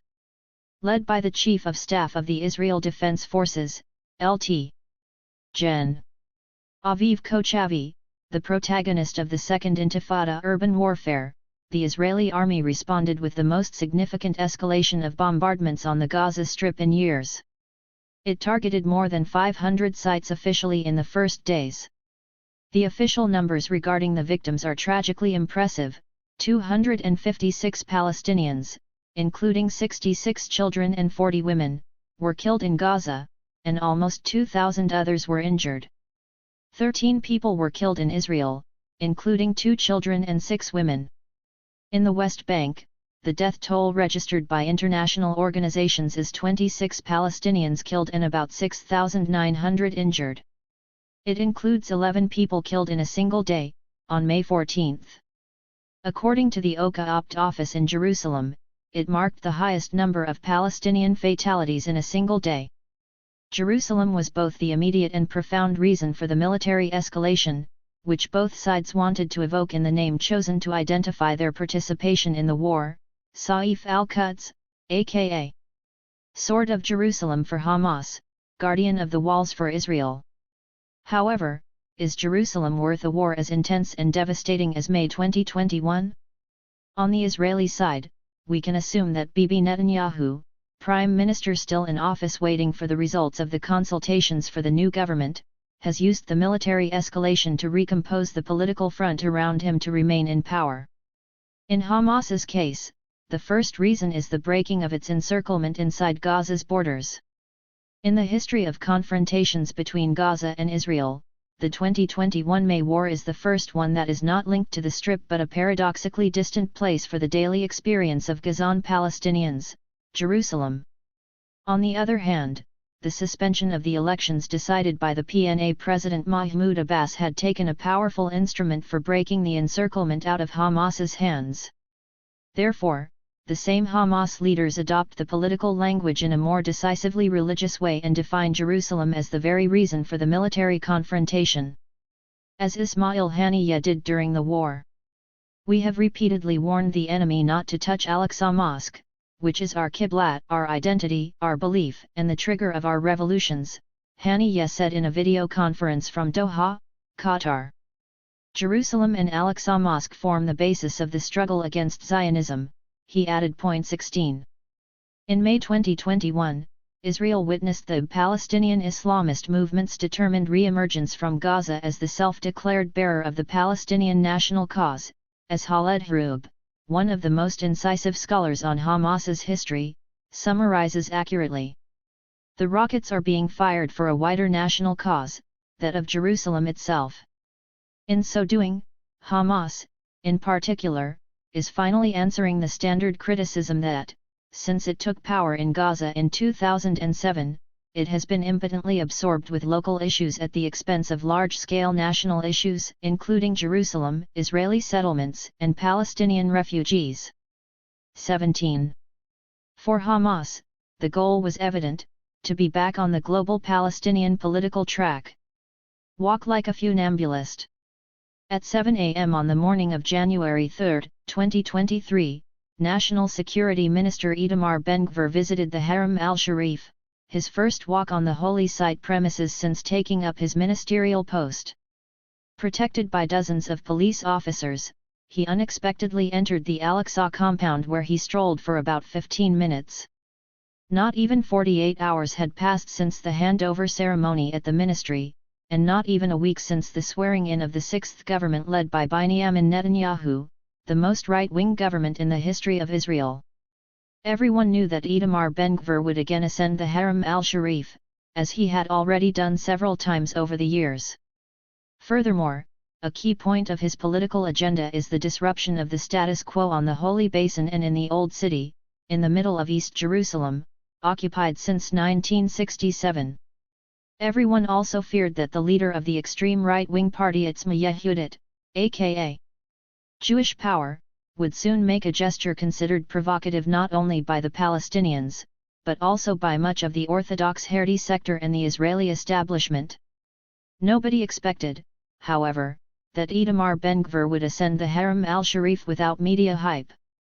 If there is a profound difference between Ben-Gvir's walk on the Al-Aqsa compound in 2023 and the one undertaken by Ariel Sharon in September 2000, it is precisely this. Sharon's gesture was announced, protected by thousands of security forces. Ben-Gvir's early morning visit was underplayed, surrounded by a few dozen officers.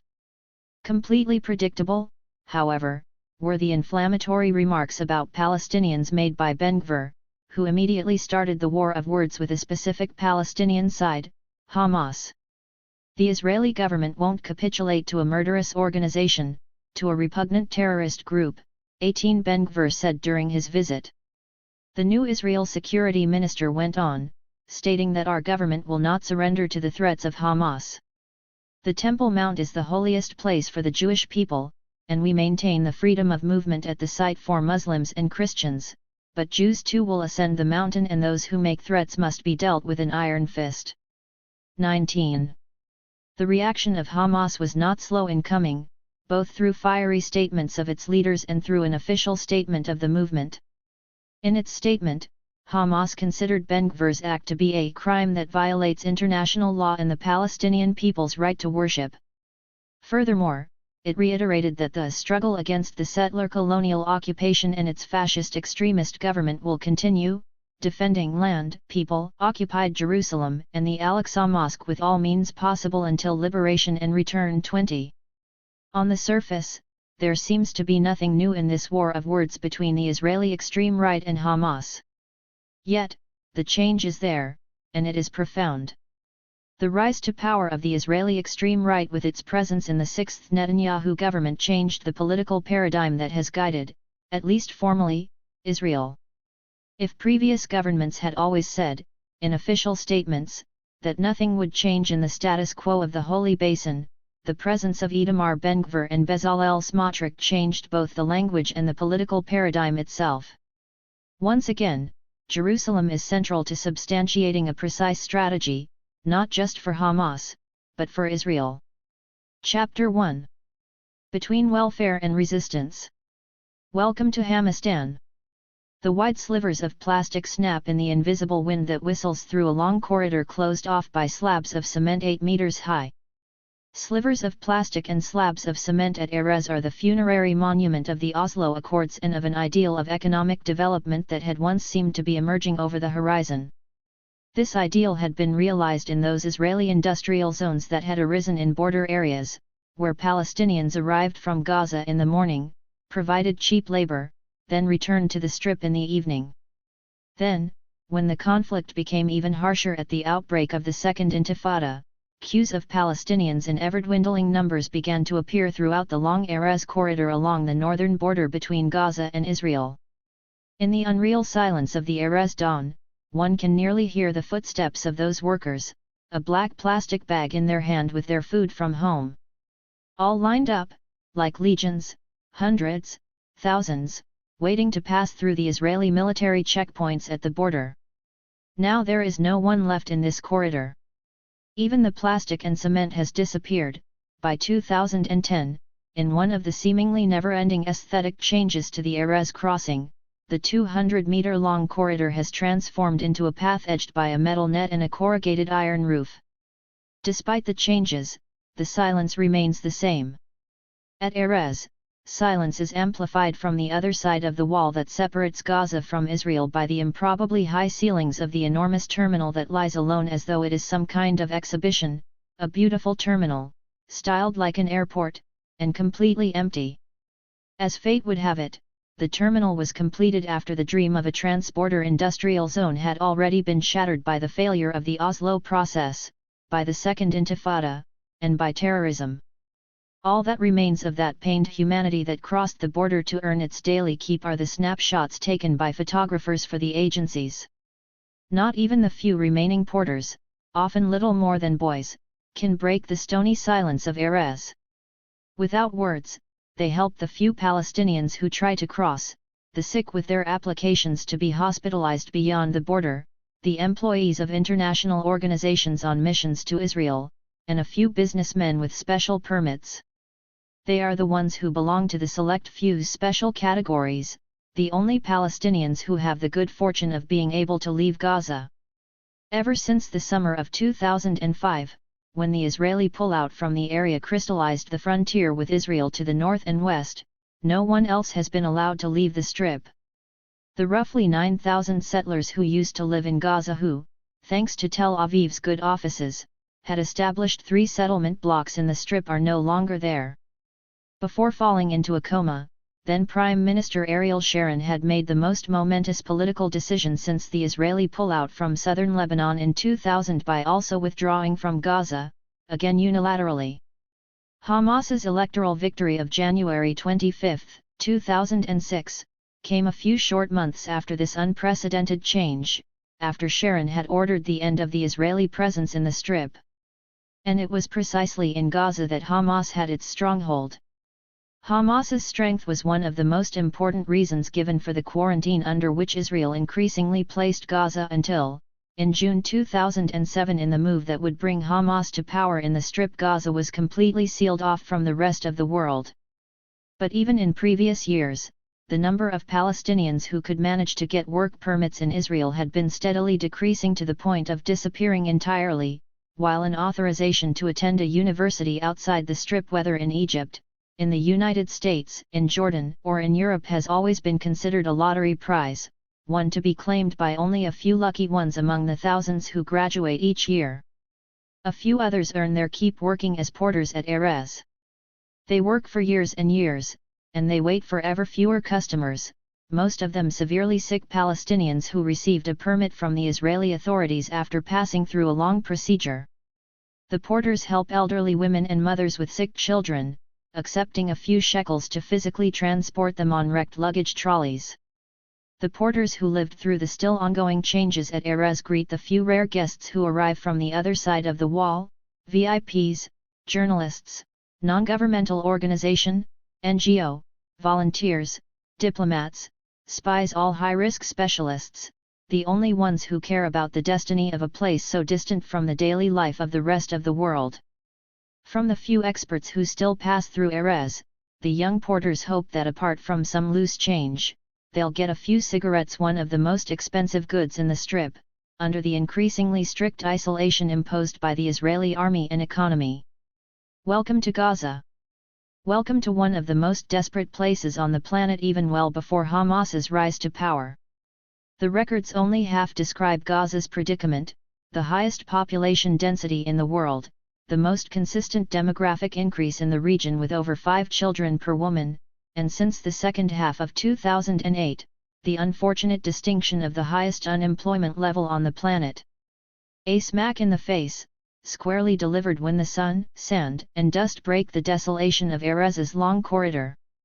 Off to the right, the empty shells of buildings destroyed by the Israelis for security reasons appear, destroyed so that the military's control might extend a few kilometers in from the wall at Erez, up to the buildings funded by Sheikh Zayed bin Sultan Al Nahyan, the old ruler of the Emirates, who passed away in November 2004 at virtually the same time as Yasser Arafat. A solitary red flag used to fly here at least until the end of 2007 above the ghostly shell of rooms and pillars, atop the steel skeletons of the destroyed buildings of the broken industrial dream that was Erez, neither the green flag of Hamas nor the historical yellow flag of Fatah, but the adventurous banner of the PFLP, the Reds of the Palestinian political arena, their banner flying and ready to take on the Israeli army's guns all by themselves. That red flag, borne up by the wind, didn't last long. Just a few months and it disappeared. And along with it, the last building next to the wall that marked the border, completely flattened in order to allow the Israeli army a perfect view. All that remains now, immutable, is the rhythm of Erez clicking along. Godet's silence, the silence of those who wait in fear for something to come along to break the monotony of desolation, tanks entering the olive groves of Beit Hanoun, a Qassam rocket launched toward the towns of the Negev, there, just beyond the border, and the Israeli Air Force's missiles ready for a targeted assassination. Or an entirely different situation, like the massive attack codenamed Hot Winter, which took place over the space of barely 6 days between February and March 2008. The incursion resulted in 130 dead and 350 wounded among Palestinians, as well as 2 dead Israeli soldiers who had penetrated just over the horizon of Erez under tank and air cover into that self-same Beit Hanoun of Sheikh Zayed's buildings, and a little farther down into Jabalia, once a refugee camp and now a populous town. It was said at the time that the operation was a response to the Qassam rockets, and to the more sophisticated Grad, which had been launched toward cities in southern Israel. And the rockets, in turn, were often launched as reprisals for a targeted assassination carried out not just in Gaza, but also in the West Bank, to demonstrate that at least as far as the armed factions were concerned, the two Palestinian entities were still united. A few days closure, with hell breaking loose next door. A few days during which that paradoxical silence and everyday routine are broken in the way that only low-intensity conflict can break them. It is in these moments that Erez changes, if only for a few days, before once again closing that doorway into hell, replacing Karen's sunken eyes with the tired face of a taxi driver, who drives you to Gaza's new reality, Hamas's political and administrative control of the tiny Palestinian strip along the Mediterranean coast. As time passes, Hamas's power becomes more stable, as can be seen in the thorough, polite yet lengthy check of the visitors done by the newly appointed Islamist government's bureaucracy at the new gate a few hundred meters from Erez, a few border offices, policemen and uniformed personnel carrying laptops with webcams to register the newcomer's name, passport, and face. After the border check, it takes 10 minutes by car to arrive at Gaza City. 10 minutes, the time required to spy on the lives of others from the window, light a cigarette, follow the profiles of crumbling buildings and then the open workshops along the road, the mule carts loaded with tires now drawn up beside Egyptian and Chinese-made motorcycles newly arrived through the commercial tunnels that link Gaza's southern edge with Egypt's Sinai. 10 minutes, and Gaza offers you its welcome, its Mediterranean air, its southern flavor. There are half-finished buildings ready to take on another floor, another apartment for sons and parents to be built quickly on the steel frames that are already there, poking through the roof, alongside drying laundry.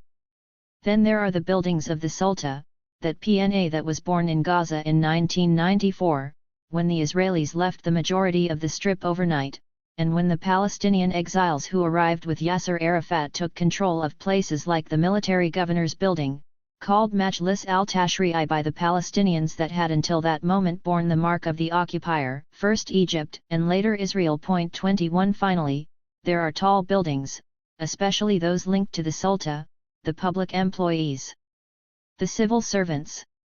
A city grown upon itself at a dizzying rate. Concrete and little else, facing a sea both beautiful and wild. Beautiful, and polluted by waste dumped out at sea. Unlike the unreal atmosphere surrounding Erez, Gaza is a city where everything is normal, but where normality is nothing but fiction, a screen upon which is projected a scene of ordinary life such as one might find in Rome, Cairo, or Tunis. Shops, traffic, shop windows, children coming out of school, markets with their stalls, mechanics, offices, and banks. A normal city, suspended in the clouds.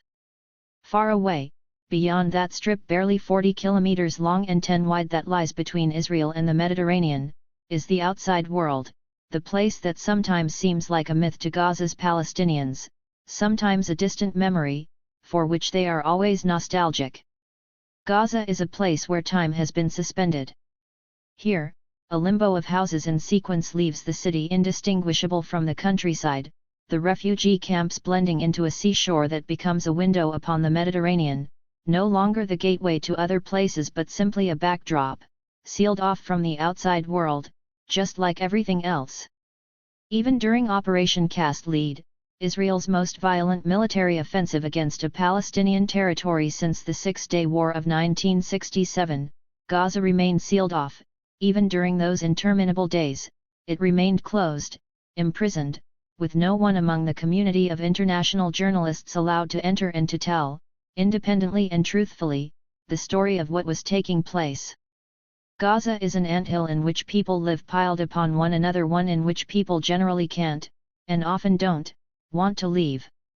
Entire generations of Gazans have never left the Strip, nor do they know what might be outside, save for the stories told by their grandfathers or the stories of some of their luckier neighbors who have been to Egypt to visit part of their family, thanks to an Egyptian passport or a special medical permit. Grandfathers dream of the villages they escaped from, certain that they would someday return, villages that are just over the border, just out of reach. And those who are well connected enough remember a day trip 10 years ago to Jerusalem, just a few hours outside the borders of the Strip, dashing visits with the requirement to return before sunset when the permit issued by Israeli authorities expired. From here, from the Strip, one can break out only through death brought by old age, or ever more frequently, death while still young. Perhaps this is why along the walls, on the large roadside billboards, and on the posters in shop windows the theme is ubiquitous: the martyrs, the shaheed, are the sole protagonists of an iconography that, like the history of Gaza over the last 6 decades, speaks only the language of conflict. Armed martyrs, killed in firefights with the Israelis or by missiles fired from an Israeli helicopter. There have been no suicide attacks in Israeli cities since 2005, attacks that in any case originated far more frequently from the West Bank rather than from Gaza. There are, however, unarmed shaheed, men, women, and children.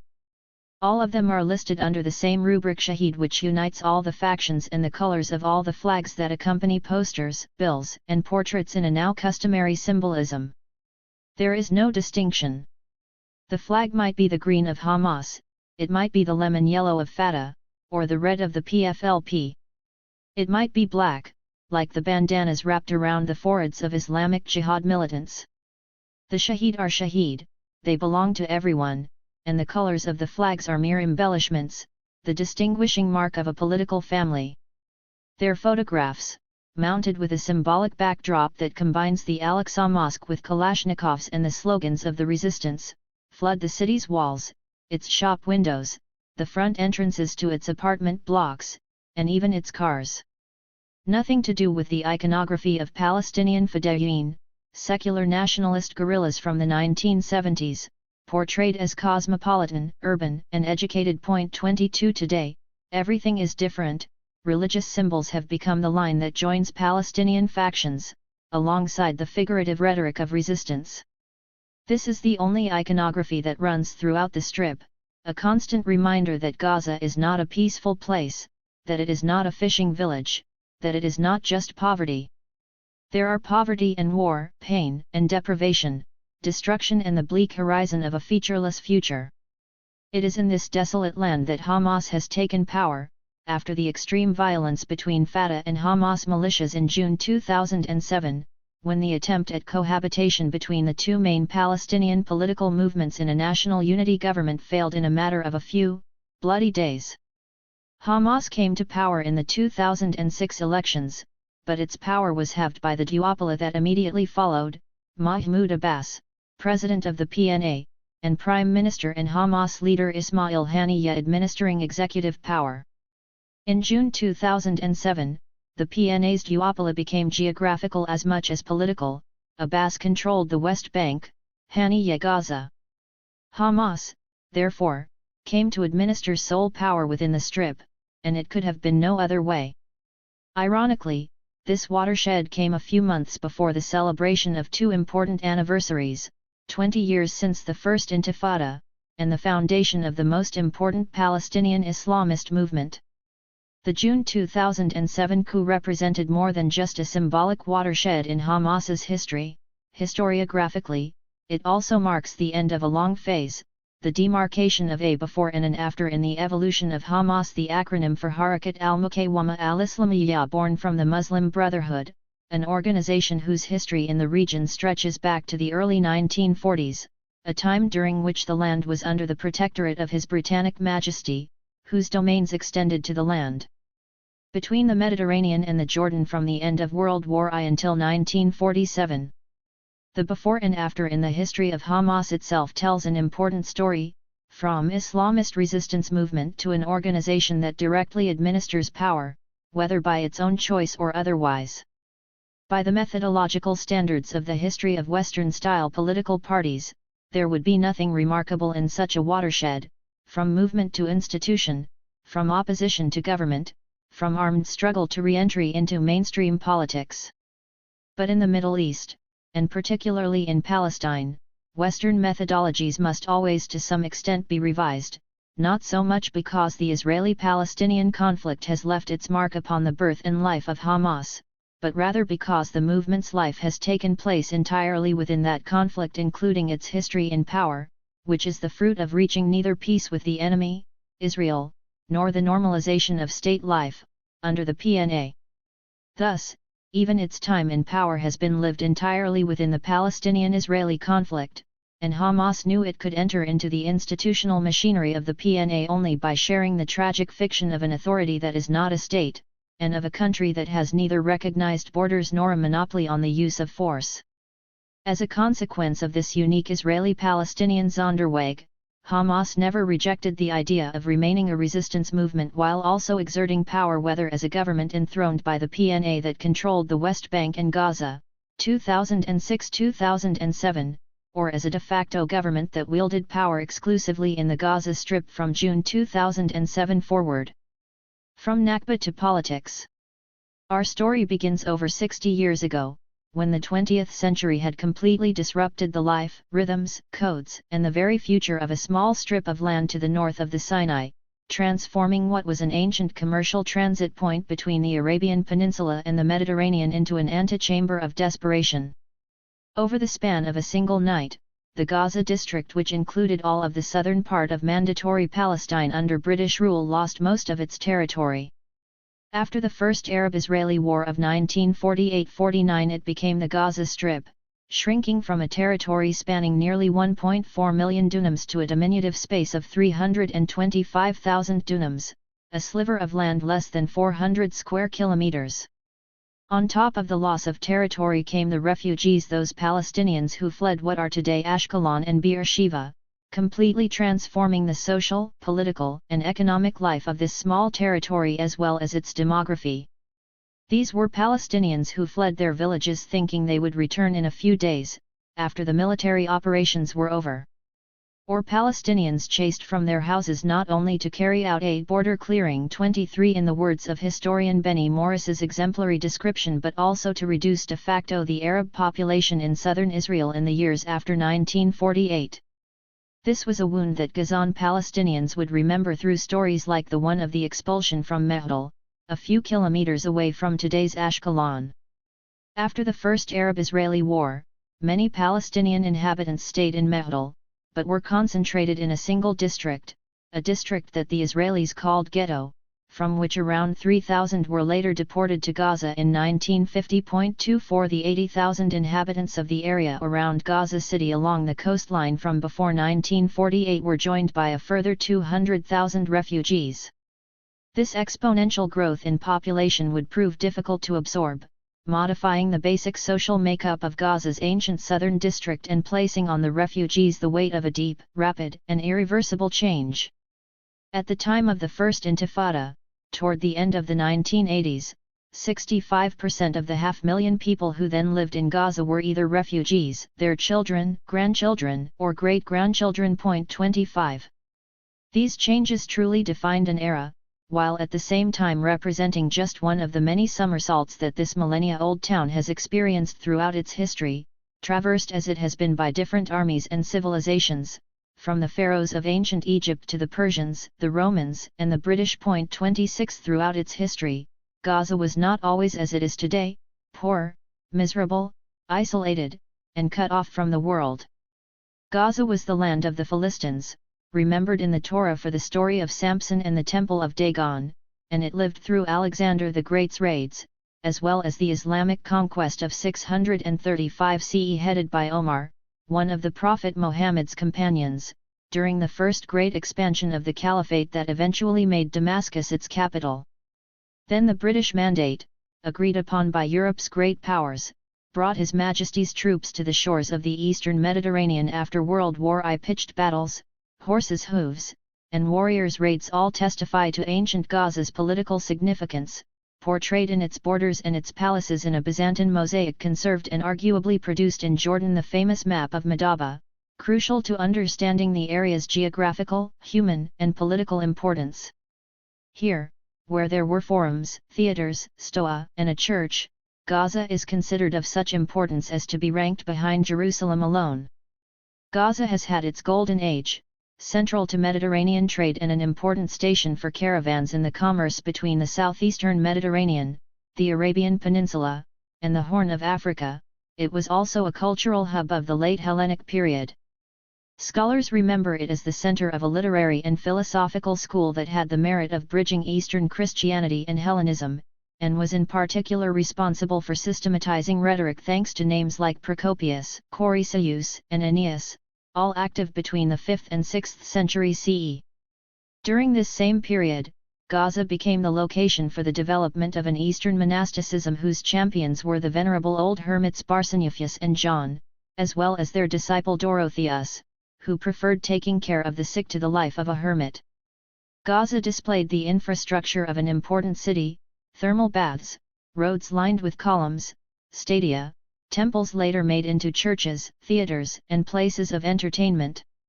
Comedy and satire were staged there, and mimes would act there. Around the 3rd century CE, Olympic-style games were held there, while chariot races would take place in Gaza's hippodrome, famous across the contemporary Hellenic world. While Gaza's ancient past was often glorious and above all, open, its recent past and its present can be summed up with a single word: closure. In the 6 decades since 1948, Gaza has built its contemporary identity upon increasing geographical, political, and cultural separation. It is the simple chronology of events that testifies to the abruptness with which the territory was cut off from that self-same hinterland it had always been linked with. After the First Arab-Israeli War of 1948, the Gaza region suffered a double trauma: the initial loss of the inland area in the north, as well as the drive toward the south under what amounted to an Egyptian protectorate, until the 1967 Six-Day War, when under Israeli occupation, paradoxically Gaza rediscovered its links to the West Bank.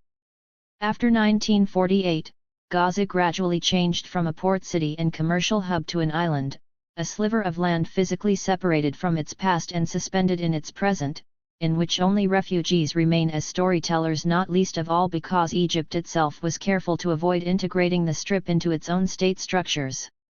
The nearly 2 decades of Egyptian dominion constituted the formative period of Gaza's current identity inasmuch as they consolidated a social code based on the traditional conservatism for which Gaza and its surroundings were already famous. Over the course of decades, the socio-cultural edifice of Gaza's contemporary identity has been built both on refugees' unique relationship with their past, the time before 1948, which provides both a founding myth and a framework for contemporary social mores, and on their present as refugees. This edifice attempts to accommodate, to reinterpret everything in light of their practical necessities, work, maintaining the family, the house, the near future, and of their ambitions, such as returning to their home village, resisting the Israelis, seeking justice or revenge, or not accepting the miserable reality of refugee camps. During those 2 decades, Gaza became a piece of Palestine, which no longer had any connections with either pre-1948 Palestine or the West Bank, itself under Jordanian control. Neither did it have close links to Egypt, aside from the kind of relations an overseas territory might have with its capital, located far away beyond the oceanic deserts of the Sinai, relations made of bureaucratic exchanges, requests for services, and the formation of elites. For Gaza's young, Cairo became the beacon for higher education. The campuses of this Arab megalopolis, from Cairo University to Ain Shams and at least initially its military academies, became the places in which Gaza's technical cadres were formed: teachers, doctors, pharmacists, engineers, and other professionals. This attraction would continue even after 1967, the year in which Cairo's protectorate came to an end, replaced by the Israeli occupation, when, during the 1970s, Cairo hosted the generation of students from Gaza's refugee camps that would later constitute the core of Hamas. Close connections with Egyptian politics, in truth, already existed, and it was precisely as a result of the relationship, dating back to 1935, with Hassan al-Banna's Ikhwan al-Muslimun, Muslim Brotherhood, that Hamas was formed. In that year, 2 members of the Egyptian branch of the Brotherhood, Sheikh al-Banna's brother, Abdel al-Rahman al-Asati, and Mohammed al-Hakim, had undertaken a tour during which they also met Haj Amin al-Husseini, then Mufti of Jerusalem and considered one of the leaders of the Palestinian Muslim Brotherhood in the immediate aftermath of World War II.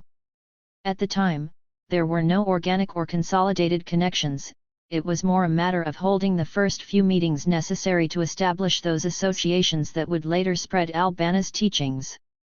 The turbulence of those years, including the anti-British and anti-Zionist revolt of 1936–39 as well as World War II, delayed the establishment of local branches of the Ikhwan proper. This took place in 1945 and 1946, and would not be located in Gaza by chance alone. There is no scholarly agreement concerning the precise timing of the birth of the first Muslim Brotherhood branch in Gaza City, although it seems likely, as Khaled Hrub argues 27, that it was established after the end of World War II and was headed by Sheikh Zafar al-Shawa, who came from one of the area's most prominent families. The city came to have 4 branches, among them the Rimal, Harat al-Zaytuna, and Harat al-Daraj areas, and later spread to outlying areas.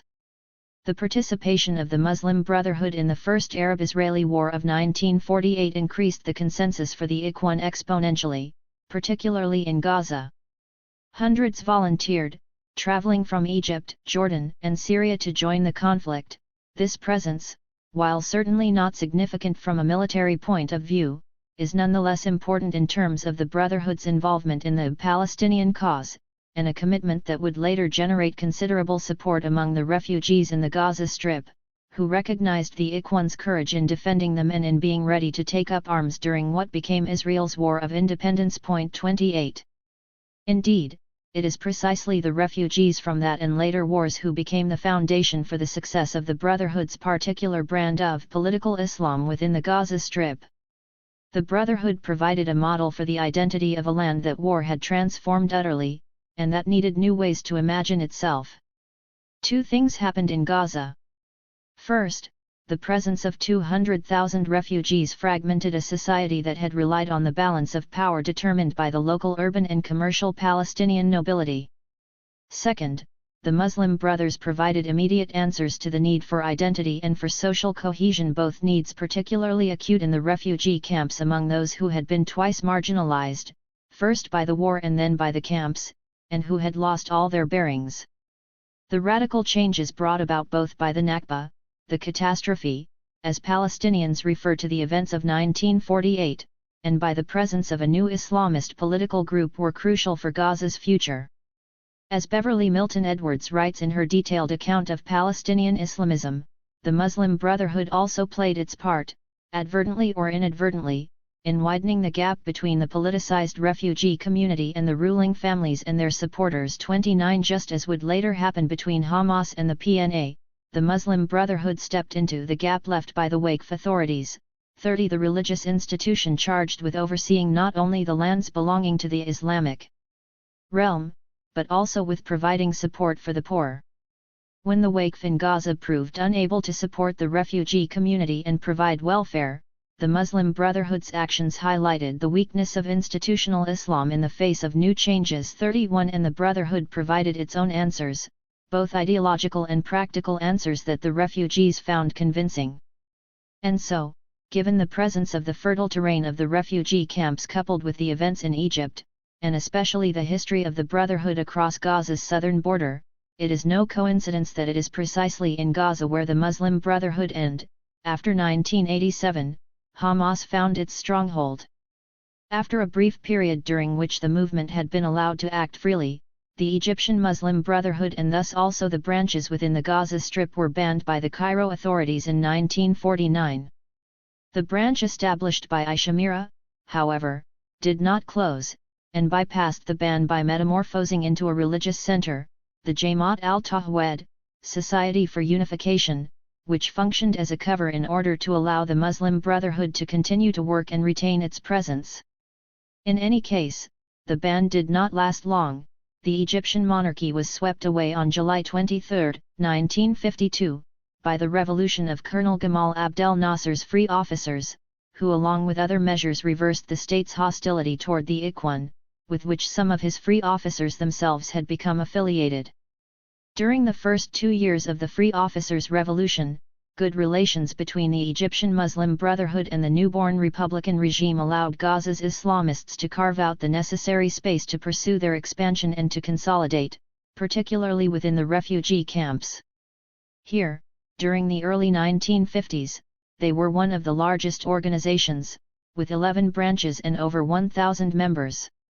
There are a few documents that remain from this period, providing information such as the oath of membership recited by members recruited in the New Seirat refugee camp, one of the Strip's most important, carried out by placing a hand on the Quran and declaring, "I promise to be a good Muslim in defending Islam and the lost land of Palestine." 32 This unadorned formula sufficiently hints, in embryo, at the nationalist drive that is the hallmark of Hamas as much as if not more than other groups. Calling for the defense of that lost land of Palestine gave the Ikhwan's entry into Palestinian politics a political meaning so profound as to render adherence to the religious message only one part of militants' motivations for joining. Thus, the Ikhwan was consolidating its position when relations between the Egyptian Muslim Brotherhood and the new regime in Cairo shifted radically in 1954, after a member of the Muslim Brotherhood made a failed attempt in October on Nasser's life. And thus the decision was made on behalf of the person who would later become the icon of pan-Arab nationalism to place Egypt's first president, General Mohammed Negib, under house arrest. Relations between Nasser and Negib had been deteriorating over the previous few months, not least over the Brotherhood, which was the last remaining mass movement in the country and which Nasser already wanted to ban. The failed assassination attempt allowed him not only to formally become the country's leader through a popular referendum in 1956, but also to undertake the wave of repression against the Brotherhood that would end in over 4,000 arrests and the death penalty for nearly all the upper echelon of the leadership. The harshness of the repression may not have forced Gaza's Islamists into hiding, but it certainly forced them to act undercover. The specific conditions of the Strip, under military protectorate, placed the local Ikhwan in a different position, creating the preconditions for a Ghazanway, a Palestinian nationalist interpretation of political Islam, Hamas. The difficulties in relations with the Muslim Brothers across the border forced local branches to define themselves increasingly in terms of the specifics of the Palestinian situation. The Six-Day War, an event that to this day represents a fundamental rupture both morally and culturally for the entire Arab world, left Gaza with no nostalgia for their Egyptian patron, especially among the ranks of the Muslim Brotherhood, which had paid dearly for the construction of the new Nasrite Republic. On the contrary, the war represented the moment at which Gaza's isolation was broken, the opening toward the West Bank and the progressive consolidation of the two parts of a new Palestine alongside Israel, Gaza and the West Bank united, along with East Jerusalem, under the United Nations newly introduced phraseology of Occupied Palestinian Territory 33 as defined by the 1949 armistice lines. The Gaza Strip had constructed a new and complex identity during the 2 decades of Egypt's protectorate. After 1967, it attempted to proceed in parallel with the West Bank, another scrap of Palestinian land that had been forced to rewrite its social codes as a result of its union with the Hashemite monarchy in Amana kingdom that, unlike Egypt, had attempted to assimilate the Palestinian territory to the west of the Jordan River into a Transjordan, a large area dominated by tribal majorities. Thanks to history's quixotic trajectories, Gaza and the West Bank proceeded in parallel after 1967, but the geographic distance between Gaza City and Ramallah would never be entirely bridged, despite the Israeli occupation objectively having had the merit of bringing down the frontiers erected between the 1948 and the 1967 wars. The parallels continued in relation to the history of Palestinian political Islam in both the West Bank and in Gaza. There had been little time to build a shared framework for the brotherhood in the two territories before the Arab-Israeli War of 1948, but the seeds planted by Hassan al-Banna had nonetheless sprouted, taking root throughout the West Bank, including Jerusalem and particularly in the south. In Hebron, for example, a local branch of the Muslim Brotherhood was established largely due to the role played in the war by the battalion fielded by Egyptian Muslim Brothers. 34 Later, the division between the West Bank and Gaza interrupted this common development, and Palestinian political Islam developed in two different directions, influenced by their respective temporary patrons and by the socio-economic differences between the two territories. While in Gaza the massive presence of refugees increasingly became the mainstay of the Brotherhood's and later Hamas's support, the situation in the West Bank was rather different. For one, this was because the landscape itself was different. Despite having had its links to the coast and to important cities like Haifa severed, the West Bank still had important urban centers from Nablus all the way to Hebron. For another, the patronage was different. Jordan's young King Hussein had very strong links with the West Bank, toward which the Hashemite kingdom did not hide its expansionist aims. Before 1967, the Palestinian territory located between the Jordan River and the armistice lines of 1949 followed the administrative norms set by Amman, from land registry to pensions, from commerce to textbooks, and including political relations between Palestinian notables and the Hashemite regime. Moreover, Jordan had become haven and home for many Palestinian refugees, to the extent that the country had become unique within the Arab world. Palestinian refugees were not treated as pariahs, confined to camps and the fragile status of statelessness, as they were in Lebanon and Syria. Jordan welcomed Palestinians and integrated them to the point of running the risk of profoundly modifying old political equilibria, as indeed happened.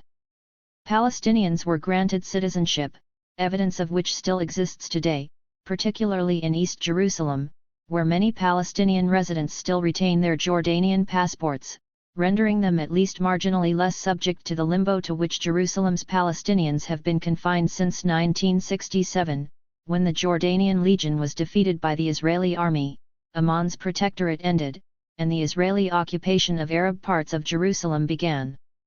Thus, Jordan became not only the patron who controlled the West Bank, but also the power with which to negotiate and from which to receive suggestions and offers for the entire spectrum of Palestinian politics that took shape after the Nakba. With regard to the socio-political groups, Amman was careful to construct a policy based on co-option, particularly with respect to elites. The case of the West Bank Ikhwan was no different, and it quickly established close relations with the Muslim Brothers in Amman. The Ikhwan in the West Bank was a conservative movement that initially concentrated on propagating Hassan al-Banna's school of religious and political thought throughout the population. Its instruments were mosques and a network of social welfare services. After the 1948 war, the struggle against the Israelis was set aside. Rather, in line with the path followed by the Muslim Brothers across the Allenby Bridge, the West Bank Ikhwan's strategy included a reliance on what were overall good relations with the Hashemite regime, and with the monarch, King Hussein, in particular. King Hussein, in turn, wished to preserve the delicate equilibrium upon which his family's power rested, a power rooted in the Franco-British decision to partition the Middle East, and thus an intrinsically fragile power, as was that of all the regimes born of Western colonialism in Arab lands. The Muslim Brothers and King Hussein, therefore, wrote a history marked by fundamental compromise. The Ikhwan, in its Jordanian and West Bank branches, accepted Hashemite authority, avoiding questions as to its legitimacy, and in turn the dynasty founded by Abdallah did not place limitations upon the organization, which received the status and authorization necessary to run its charitable operations. The Muslim Brotherhood was one of the few legal organizations in the country. However, they had to ask for the regime's consent in order to open new branches, consent that they received, for example, in Jerusalem, Jericho, and Bethlehem. The Brotherhood regularly participated in elections and was represented by its deputies in parliament. Of course, it had been a relationship with highs and lows, in which from time to time the Hashemite regime reigned in the Brotherhood, only to later loosen its grip. Over the course of nearly 2 decades, therefore, the history of the Muslim Brotherhood in Jordan as well as in the West Bank had witnessed alternate stages of repression and of closer surveillance by Amman's intelligence services on the one hand, and of royal support on specific occasions on the other. This understanding was not seriously questioned by either party, despite some hiccups along the way during the 1950s, for example, regarding the British presence in Jordan and Jordanian support for the Baghdad Pact, an anti-Soviet regional military alliance backed by Great Britain and the United States. What came between the monarchy and the Ikhwan was nearly always the former's pro-Western inclination. The monarchy was, however, careful in designing its foreign policy, blending apparently contradictory positions, pro-Western policies, support for Nasser's actions in the Suez in 1956, and attacks against the typically nationalist and socialist pan-Arabism of the late 1950s.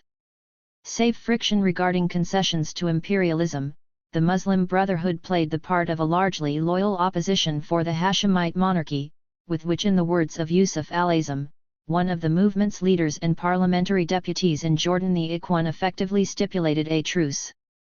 "We were unable to open fronts with all sides at one time," al-Azam explained to Ziad Abu Amr, a Palestinian historian of political Islam and the foreign minister of the National Unity Government of Spring 2007.35. "We stood with the king in order to protect ourselves, because if Nasser's followers had risen to power, or had a pro-Nasser government been established in Jordan, the Muslim Brotherhood would have been liquidated just as they were liquidated in Egypt." 36. Rather, the understanding between the Jordanian Brotherhood and the Hashemite regime suffered considerably as a consequence of events in the Palestinian political sphere.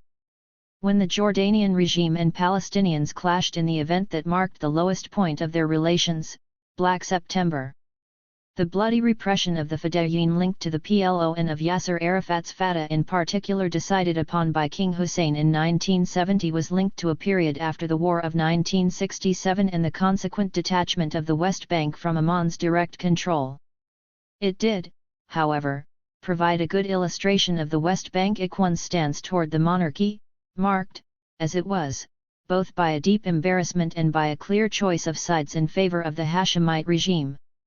If not everything, then certainly much changed after the Nakba, as Palestinians themselves refer to the human and political trauma of 1967, when the new borders and separations marked by Israel's blitzkrieg placed an even greater distance between what lay across the borders to the east and to the south of the occupied Palestinian territory. Paradoxically, it was precisely the distance established between Gaza, the West Bank, and their respective Arab patrons that made an entirely internal Sonderweg possible, slowly detaching the destiny of the Palestinians both to the north of Sinai and between the Green Line and the Jordan River from that of their brethren who had become refugees abroad.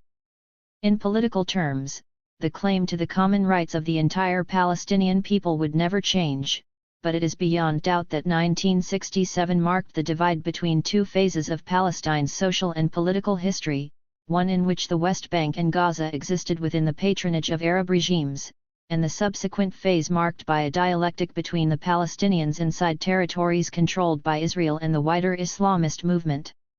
What changed the balance of power between these different actors were the birth and the development of new political elites, as well as the deep changes to the social makeup of the West Bank and of Gaza, within which two new protagonists emerged, refugees and the young. The universities of the revolt. Hamas's founders?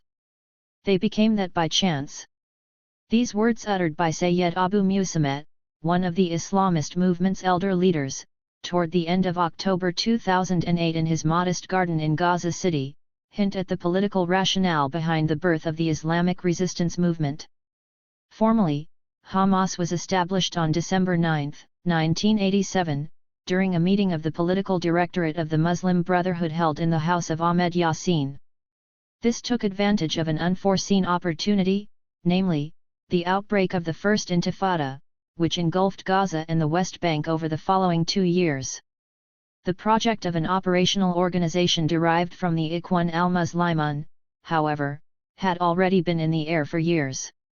Abu Musammet, a thin man with a calm gaze, white hair and a neatly trimmed beard, sporting an elegant grey shirt and dark trousers, explains, the elections for the Muslim Brotherhood's leadership were frequent, as was its renewal 37. He is among Hamas's longest-standing members, having entered the Muslim Brotherhood at the beginning of the 1970s while he was studying at the University of Damascus and experiencing, as all students did during those times, the ideological clash between the still dominant left and an increasingly influential political Islamism.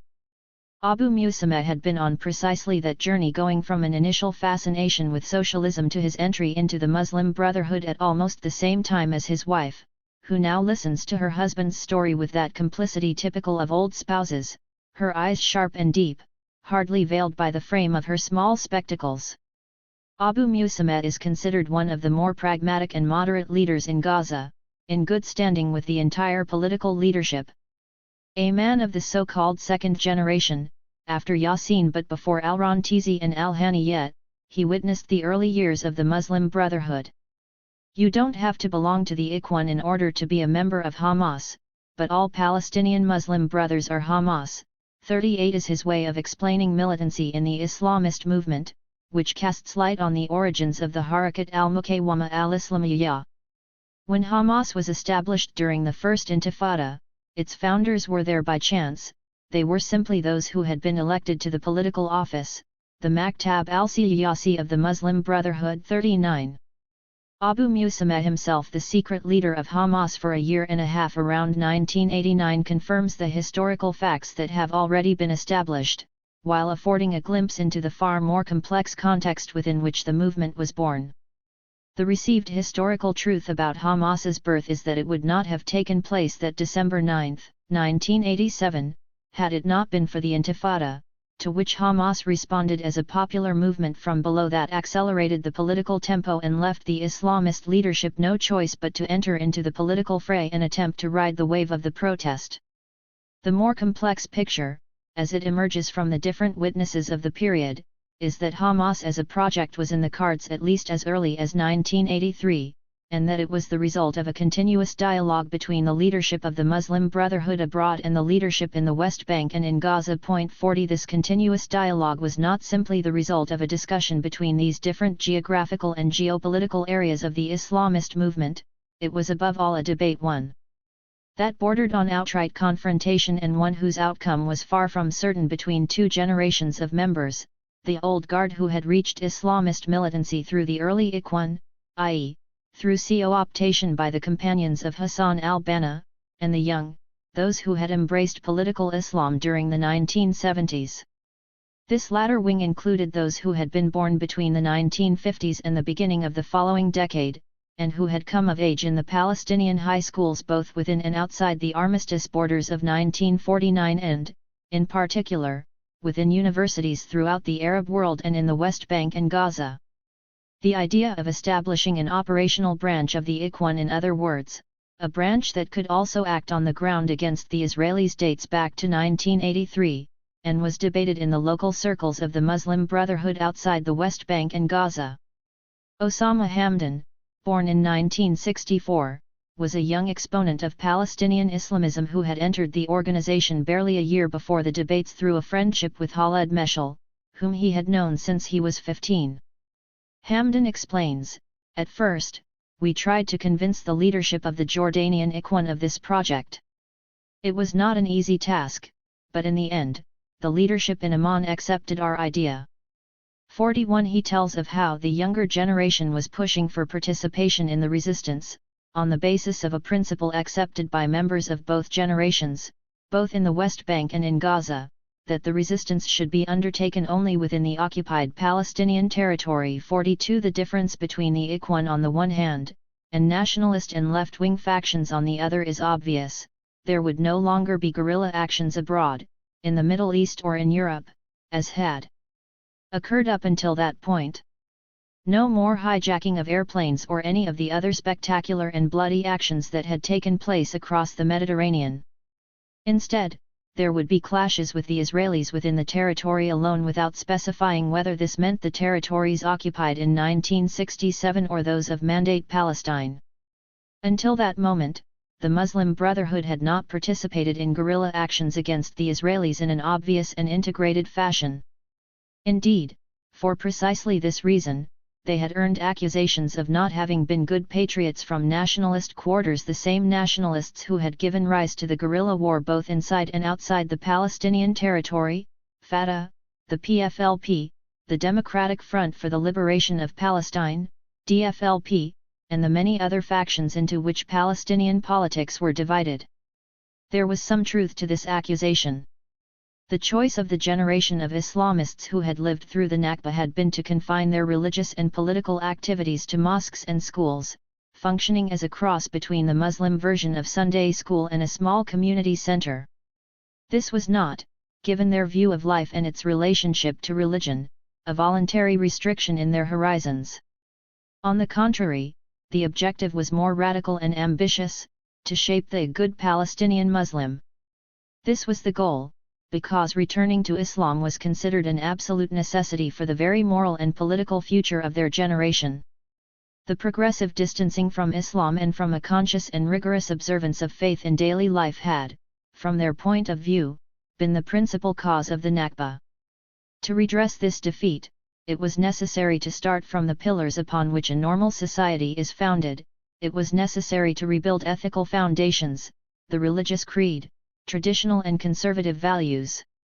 And in order to do this, it was necessary not only to address a perceived lack of religion, but also to encourage a sense of basic social stability, family, health, freedom from poverty, childcare, and the reconstruction of women's traditional role as an element of social cohesion, especially in conditions as degraded as those found in the refugee camps. After the wars, from 1948 till 1973, the Palestinian nation was very sick. We had to rebuild it on a psychological and social level in order to overcome our wounds. The refugees were dependent on UNRWA aid, and therefore we had to rebuild the character, the self-confidence, the trust of the Palestinian people. Thus recalls Jamila Abdallah al-Taha al-Shanti, a Muslim Brotherhood militant since 1980. Founder and chief of the women's sector of Hamas, a deputy elected in 2006 elections, Jamila al-Shanti links political and religious adherence with literacy and a society's identity with the search for a renewed dignity. Young people used to go from Gaza to Israel to work, instead of going to school, driving Palestinians toward ignorance. We wanted to avoid illiteracy and ignorance, and therefore we founded associations that promote culture, sports, education, assistance. 43. Upon closer inspection, then, there was a fully fledged political program already contained within the social program of the Muslim Brotherhood after 1967. Only by rebuilding a solid identity could there also be any hope of national redemption. Ahmed Yassin had worked on precisely this program ever since he returned to live in the Gaza Strip after a period of studies in Egypt. A teacher by training, scarred ever since adolescence by a serious disability that would in time leave him wheelchair-bound and almost completely immobilized, Yassin concentrated on education through his militancy in the Ikhwan. As a member of the Muslim Brotherhood, he was arrested in 1965 when Nasser's regime tightened its grip upon the Islamist movement, but it was only toward the end of the 1960s that Yassin became a point of reference for the group of young men who would later become the Hamas leadership. Early on, the group gathered in Chidi refugee camp. Ismail Haniyeh, who would later become the first Hamas member to head a Palestinian government, came from this camp. Later, activities moved to Gaza City and centered around the Mujama al-Islami. The Islamic Center was born in 1973, the year of the Yom Kippur War. A range of connected activities came together around the mosque: a small clinic, a nursing school, a women's center, a committee to administer zakat, charity, one of Islam's 5 pillars, a sports center, a meeting room, and eventually schools, kindergartens, and a blood bank. 44. This kind of community center was not a novelty in the history of the Muslim Brotherhood, nor upon reflection, and with all the qualifications the difference in context requires, was it a novelty in the history of many Christian ecclesiastical communities in Europe. Starting from the church, the sacred place, activities such as the ecclesiastical community's social initiatives enter the secular world. The goal is to help those social groups mostly exposed to weaknesses that are financial, and that often therefore involve also the moral, religious, political sphere. For this kind of ecclesiastical community, the religious dimension imbues its social activities with moral and spiritual values, helping to increase the cohesiveness of society as a whole. For the Palestinian Muslim Brotherhood, the objective was the same: to again infuse a society torn apart by the loss of land and by the scattering of local communities with a new resilience through a renewed faith in Islam. This Islam would be self-conscious and no longer traditional, as all those who have come into contact with the Ikhwan since the 1970s say, as though this very different, and one might say even secular, approach to religion had been the decisive factor in their entry into the movement. The Ikhwan had already been establishing charitable organizations in the West Bank and Gaza since the 1960s. The difference was that traditional charities had not developed a political dimension as the Mujama al-Islami had done, a distinction that would become increasingly important as time went on, especially once the group of young militants who were to be decisive factors in the birth of Hamas gathered around Yassin. During this phase, Israel was not concerned about the presence of Islamist institutions. Indeed, in its own way, it favored them, both by not opposing them and by providing them with the necessary imprimatur of legality. This had already happened with the charitable organizations that had operated within the Palestinian territory before 1967 and that immediately received the official consent necessary to continue their work in the West Bank and in Gaza, even after the Israeli occupation.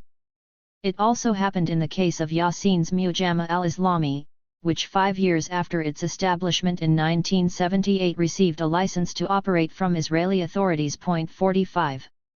This political stance, which Israel would maintain from 1967 until 1989, when Hamas was first included in the list of terrorist organizations, is at the root of the commonly held interpretation in the popular press that Israel itself created Hamas. During the first 2 decades of the occupation of the Palestinian territory, Israel had in fact tolerated and in some cases endorsed the presence of the Islamists in the West Bank and particularly in Gaza. Such non-specialist interpretations of the rise of Palestinian Islamists are too simplistic for a movement that was never an instrument of external agents, but rather one that grew from within Palestinian society, where it gathered support not only for religious and social reasons, but also, ultimately, for political ones. But there is also a grain of truth in the stereotypical reading of events. It is true that Israel, during a specific phase of the post-1967 occupation, allowed the Islamist movement room to maneuver by providing licenses to run social and socio-religious organizations such as the Mujama al-Islami. It is also true that organizations linked to the Muslim Brotherhood were more easily able to obtain these necessary authorizations than similar organizations linked to nationalist and secular factions within the Palestinian political spectrum. In a 1981 interview with the International Herald Tribune, the military governor of the Gaza district, General Yitzhak Sager, said that the Israeli government had given him a budget and that the military governorate had given it to the mosques. The funds were used for both mosques and religious schools, with the purpose of strengthening a force that runs counter to the pro-PLO leftists. 46 As Beverly Milton Edwards, one of political Islam scholars, explains, these licenses were all signs of classic divide et impera policy. Israel's benign encouragement of the Islamic movement was designed to strengthen Islam in the face of nationalists in the form of the Palestine Liberation Organization, PLO. By nurturing a conservative and traditional trend, the Israeli authorities hoped to diminish the progressive and radical appeal of the movement for national liberation. 47. In truth, halfway through the 1980s an exception emerged with regard to the Islamist Front's decision to concentrate its work on social services and on the formation of the Good Muslim. This exception was the Islamic Jihad, a relatively new political organization born in 1982. Yet following an already long list of terrorist attacks against Israeli military personnel and against settlers. In itself, the arrival of Islamic Jihad on the political scene established by two former members of the Muslim Brotherhood, Fathi al-Shikaki and Abdelaziz Atta, had forced the Ikhwan to ask itself with increasing insistence the crucial question concerning its participation in the resistance, namely, had the time come to add military activity, analogous to that undertaken by other Palestinian factions, to the socio-religious work the organization had been engaged in for decades? It was the weakness of the PLO at the time that acted as a dampener in the discussion that took place between the younger generation of the Muslim Brotherhood both within and beyond the occupied Palestinian territory. The decision to establish an operational branch of the Palestinian Ikhwan was made in the immediate aftermath of Operation Peace in Galilee in 1982 and of the ensuing occupation of southern Lebanon, which had struck the hardest blow of all against the PLO and forced Yasser Arafat and the organization's leadership to abandon the bases built in Beirut for an even more difficult exile. The images of the PLO's rout in Lebanon and of Arafat abandoning Beirut in August 1982 aboard the Odysseus Elitis, as well as the contemporaneous massacre the Lebanese Phalange carried out in the Sabra and Shatila Palestinian camps under the seemingly blind eyes of the Israeli soldiers, played an important role in convincing at least a part of the Palestinian Muslim Brotherhood to go beyond the religious and cultural dimension and to push for direct confrontation with the Israelis. The Israelis, for their part, had shifted their political center of gravity as a result of Likud coming to power after decades of labor governments. The first right-wing government in Israel in 1977 and the strengthening of movements such as Gush Emunim, Bloc of the Faithful, the vanguard of the settlers who explicitly linked themselves to religious Zionism, had also made the context more favorable for the simultaneous growth of Palestinian political Islam. The internal crisis of the Palestinian world, epitomized by the PLO's weakness, was, at any rate, only one of the forces driving a process, the emergence of political Islam, that went well beyond the confines of the West Bank and Gaza. Rather, it was part of a region-wide phenomenon that united Gaza City with Cairo, Ramallah with Damascus, Kuwait City with the other Arab capitals, within which the student movement reached a level of politicization similar to that European universities had experienced a few years earlier. It was precisely within Arab universities' Palestinian institutions included during the 1970s that the new elites that would have a radical impact on Middle Eastern history were forged, because it was here that the most important political clash of the time took place between the forces of the left, particularly Marxists, and an emerging political Islam. These were the years immediately after the defeat of Arab forces in general and of Nasrite Pan-Arabism in particular in the Six-Day War of 1967. As well as the years after the last Arab-Israeli War in 1973. The years, too, in which the policies pursued by Anwar al-Sadat sustained the growth of Islamism in universities and repressed left-wing movements. The revolution guided by Ayatollah Ruhollah Khomeini in Iran in 1979 took place halfway along a trajectory that had already been developing for nearly a decade in other venues, and was therefore neither a cause of Islamist growth in the Arab world nor a model that interested the majority of Islamists, as represented by the Muslim Brotherhood and by the range of movements that would later merge into the Ikhwan. If anything, the revolution in Tehran became a drive for Sunni Arab political Islamism to continue its struggle against local regimes, given what had happened to the Shah Reza Pahlavi. Palestinian universities were no exception. Indeed, between the 1970s and 1980s a mass student movement took shape.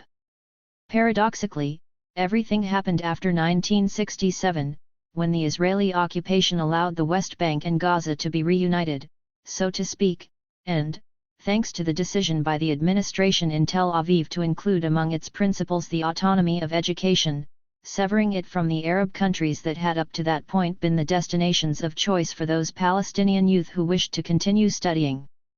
Thus, the Muslim Brotherhood's so-called third generation took shape within universities, in those recently created in the West Bank, and as far as Gaza is concerned in Egyptian universities, which would continue to welcome quotas of Palestinian students until the mid-1970s. Even more than the activists of the secular and nationalist movements of Fatah, the two Palestinian communist parties, and of the PFLP, young Islamists came from the lower social strata, not from those elites who had sent their children to study abroad before 1967. Many came from refugee camps and from rural areas and sought moral, political, and national redemption. But university campuses also offered political autonomy, which became a fertile terrain for the birth of an elite not completely dominated by the Palestinian leadership in exile, namely, that of the PLO, a new elite that would later give rise to the First Intifada. These students also benefited from a similar autonomy with respect to the mosques, where Islamist discourse was cultivated along traditionally conservative lines.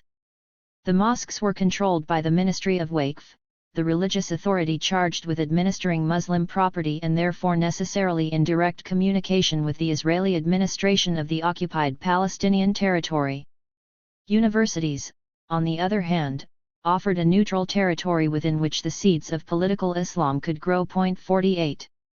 The personal experience of Farhat Azad, one of Hamas's leaders in the West Bank, who organized the campaign in the run-up to the Palestinian elections of January 2006, is exemplary in this sense and helps explain the extent to which the Ikhwan appealed to a generation of youngsters. In his words, the son of refugees in the Ramal area, I grew up in a small village near Ramallah, Atira, in an environment within which being religious meant being tied to traditions more than it meant being conscious of being religious. 49. His personal watershed came after high school, when he met Bassam Jarar, then one of the Muslim Brotherhood's best-known preachers. Farhat Azad added that Jarar published texts that asked people to be conscious of their religiosity, explaining his own choice as a passage from traditional religion to religion in politics, a choice that many in the Atira College shared. Between 1980 and 1982 the Student Council had been taken over by the Islamists. Over half of the students were from Gaza and were with the Muslim Brotherhood. 50 Atira College was only one of the cases that were repeated in Gaza City, in Nablus, in Hebron, and even in the secular and left-wing campus Par Excellence, Birzeit in Ramallah. The early 1980s saw the entry into Palestinian campuses of a new actor in student politics, political Islam. Despite repeated attempts by leftist nationalist factions to establish a common front to defeat the so-called emirs, the electoral lists linked to the Muslim Brotherhood gained a considerable degree of consensus well before Hamas appeared. Indeed, between 1979 and 1981 they gained control of the majority of technical institutes in the West Bank and in Gaza. 51 There would be victories and defeats of greater or lesser importance over the following years, but one element was certain: ever since the end of the 1970s, militant Palestinian politics within universities witnessed the birth of an additional protagonist, namely Islamism, which would later evolve into Hamas. The debate between different tendencies within universities would soon become outright political clashes, reaching the highest levels, clashes in which, if anything, it was the campuses that became arenas for broader confrontations. The clashes that took place during the early 1980s at the Al-Najjar University in Nablus in 1981, at the Hebron Polytechnic in 1982, at the Islamic University in Gaza City in June 1983, at the end of which there would be over 200 injured, and at Birzeit in Ramallah that same year were the litmus tests of the growing conflict between the factions adhering to the PLO and the Islamist Front, which did not belong to the PLO. In time, the conflict crystallized as a duel between Fatah and the Islamists, with the leftist factions taking on from time to time different attitudes toward their rivals. As well as being a place of very real clashes between the PLO and Islamists, the Islamic University in Gaza City has always been of great symbolic significance for Palestinian Islamism. Ever since its establishment in 1978, the Muslim Brotherhood explicitly considered it one of the pillars of their organization, both in terms of proselytism as a tool for forming their elites and as a stronghold of intellectual and political power within the Strip. The Islamic University, which still hosts thousands of students every year, has, for example, been the recipient of large amounts of funds from Gulf countries, such as the $150,000 donated in 1978 by the Islamic Development Fund, an outgrowth of the Organization of the Islamic Conference, OIC, and subject to the powerful influence of the Saudi royal family. 52 Ever since its establishment, and still today, a considerable slice of Hamas's cadres pass through the university's ranks. The university itself has been the terrain for political struggles, not centered so much on the internal equilibria of student politics. The student council has nearly always been controlled by a massive Islamist majority, as on the relations between the PLO, Fatah, and the Ikhwan in Gaza itself, where Yassin's political influence was increasing. 53 This also explains the attention, so to speak, that Islamists reserved for Gaza University, the early history of which witnessed frequent intimidation spilling over into threats and physical clashes against secular groups. For the Muslim Brothers, the role of the university in Gaza as a power center could not be challenged. For Palestine within the borders of the 1949 armistice, university politics became the place in which a new elite was forged, partially autonomous from the existing brands of traditional politics, autonomous at least from an intellectual point of view and in terms of local control, if not in financial terms. There were several different causes for the internal Palestinian elite's partial detachment from the PLO, from Fatah, and from the various factions into which the PFLP had divided over the years. To start, there was the PLO's defeat in Beirut, with the scattering of its leadership and of its activists in new refuges across the Arab world. Moreover, Israeli repression had itself contributed to the emergence of a younger generation of activists, as between September 1967 and the end of 1970 they deported hundreds of exponents of Palestinian cadres outside the occupied Palestinian territory, including at least 150 religious dignitaries, political leaders, mayors, teachers, professionals, and technicians, whose absence would not only impoverish the intellectual fabric of the West Bank, in particular 54, but would also open the door for the entry of a different elite. In the diaspora too, among the masses of Palestinian refugees, the generation shaped between the late 1970s and the early 1980s defined itself as an elite that had decided to count for something in future politics. This was especially true within the exile community across the Gulf countries, particularly in Kuwait. It was Khaled Meshal himself, the man who had guided Hamas's Politburo from abroad ever since the step back taken by Moussa Abu Marzouk halfway through the 1990s, who confirmed this version of events and gave a primary role to the so-called Kuwaitis. The Kuwaitis were those young Islamists who grew up in the Emirates' populous Palestinian diaspora, where hundreds of thousands of refugees rebuilt a life for themselves, at least until 1991, the year Saddam Hussein's Iraq invaded Kuwait and the year the Gulf War started. For over 4 decades, after 1948 and even more so after the Six-Day War, Kuwait had welcomed Palestinians with open arms. Palestinians, in turn, provided a more or less skilled labor force. The Palestinians had established a structured community, a sort of Little Palestine, complete with associations, groups, and schools supported by the PLO. It was in one such school, for example, that a young Khaled Meshal born in 1956, refugee from the village of Silwood near Ramallah during the Nakba had grown up. His presence, like that of many other men who would become Hamas leaders, was considered confirmation of the role and importance of the Kuwaitis in the birth of the Islamist movement in 1987. It is certain that in the history of the Palestinian diaspora in the Middle East, the Emirate was the most fecund country for post-1948 politics.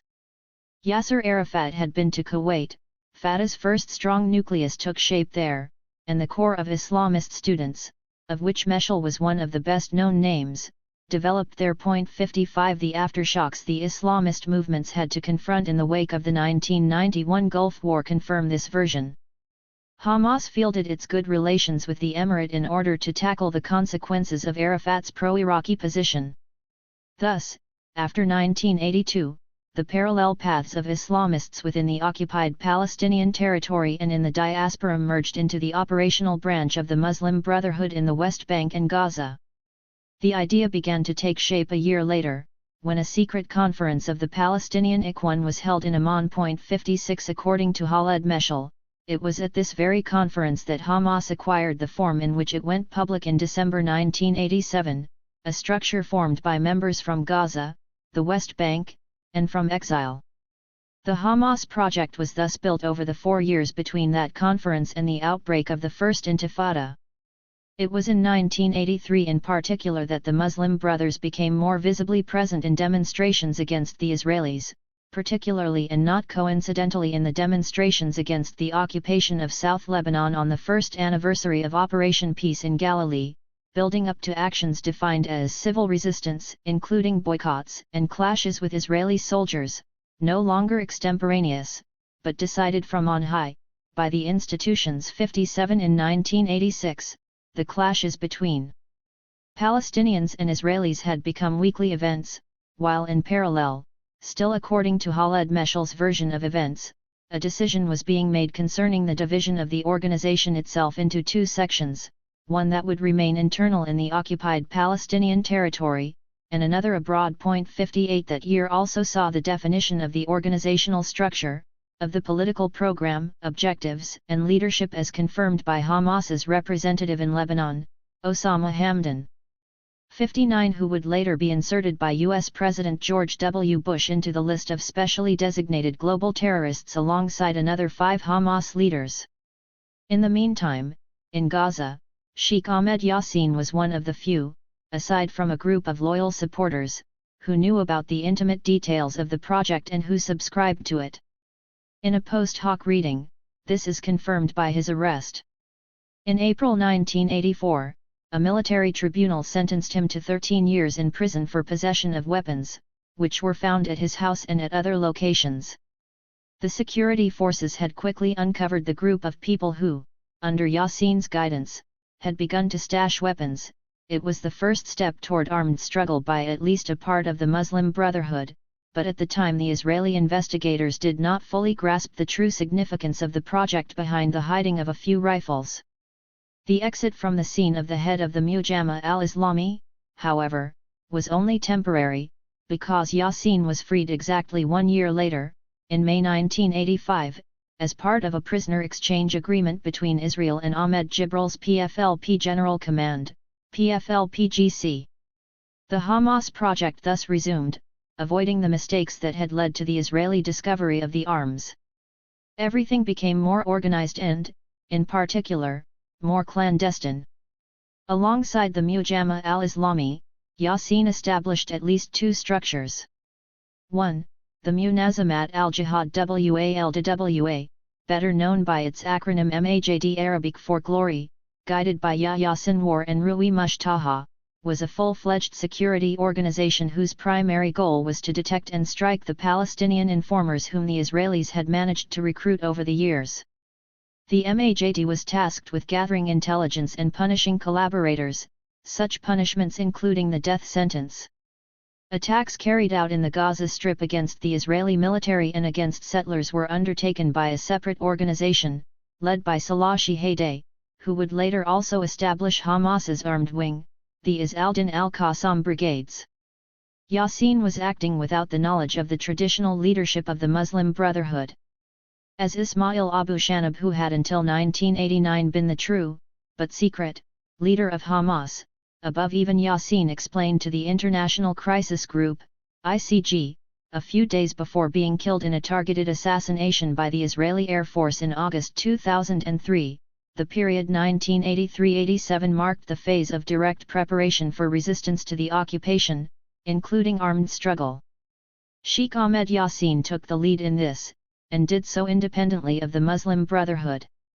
60 in 1987, at the time of the First Intifada, two schools of thought still existed within the Muslim Brotherhood: the line of classical politics, al-Siyaza al-Klasikiyya, which was endorsed by the older generation, while the so-called renewal tendency, Tajdid, had in Sheikh Yassin its most notable exponent. It based its strategy essentially on 2 points: on the one hand, the use of tools of resistance such as strikes, demonstrations, and full-blown military struggle against the Israeli occupation; on the other hand, the expansion of those units that were already characteristic of the Muslim Brotherhood, namely the Yusra families, through the appearance of more strictly speaking operational organs. It was clear that Yassin's strategy could not remain concealed for long. According to Osama Hamdan's reconstruction, the decision to publicly declare the birth of Hamas dates to October 1987.61. The first document to use the organization's full name appeared in both the West Bank and Gaza on October 6, a document to which the press paid scant attention. The old generation then decided that it was better to shorten the name, just as Fatah had done many years before. Thus the acronym Hamas was born. The birthing process of the Harakat al-Muqawama al-Islamiyya, however, was accelerated by an event whose historical importance no one had anticipated. The First Intifada burst onto the political scene in December, and everything in Palestinian politics changed. It all started in Gaza. A coincidence? The attacks against Israeli settlers and soldiers increased considerably over the years 1986-87, and not just in the West Bank, where the Gush Emunim, the ideological vanguard of the settler movement, had begun its expansionist adventure in the wake of the Six-Day War by establishing Kiryat Arba not far from Hebron. Eventually, settlements had also appeared in Gaza, a sliver of land already crippled by poverty and by the presence of hundreds of thousands of refugees in the aftermath of the 1948 and 1967 wars. The first settlements, Netzarim and Morag, had been built in 1972, followed by a succession of small settlements throughout the following decade that were certainly important in terms of public opinion, but whose primary rationale was military and strategic. Settlements such as Nisanat and La Sinai had the primary objective of absorbing the inhabitants of Yamit, the Israeli settlement built in the heart of the Sinai and abandoned after the peace treaty with Egypt was signed. Other settlements had the strategic objective of splitting the unity and the communication lines within the Gaza Strip in order to obtain as complete a control of the territory as possible. 62 Settlements and military control also had other purposes, such as establishing a road network upon which Israelis and Palestinians would brush past each other on a daily basis. Such a situation could not, in a moment of tension, but give rise to a casus belli like the one that sparked the First Intifada. In 1987, Gaza was, in economic terms, a kind of dormitory. About 70,000 men would make the trip to Israel on a daily basis to work with legal contracts of employment, while it is estimated that another 35,000 would get there illegally. Thus, at least 500,000 people lived off those salaries earned in Israel, a predicament that left few opportunities for economic development within Gaza and that, on the contrary, forced the Strip into that unique condition of weakness that Sarah Roy first dubbed de-development, a process of deliberate, systematic, and progressive dismemberment of an indigenous economy by a dominant one, where economic and, by extension, societal potential is not only distorted, but denied. 63 This thesis blames the Israelis for having consciously prevented a gradual economic autonomy from developing inside the occupied Palestinian territory, Gaza included.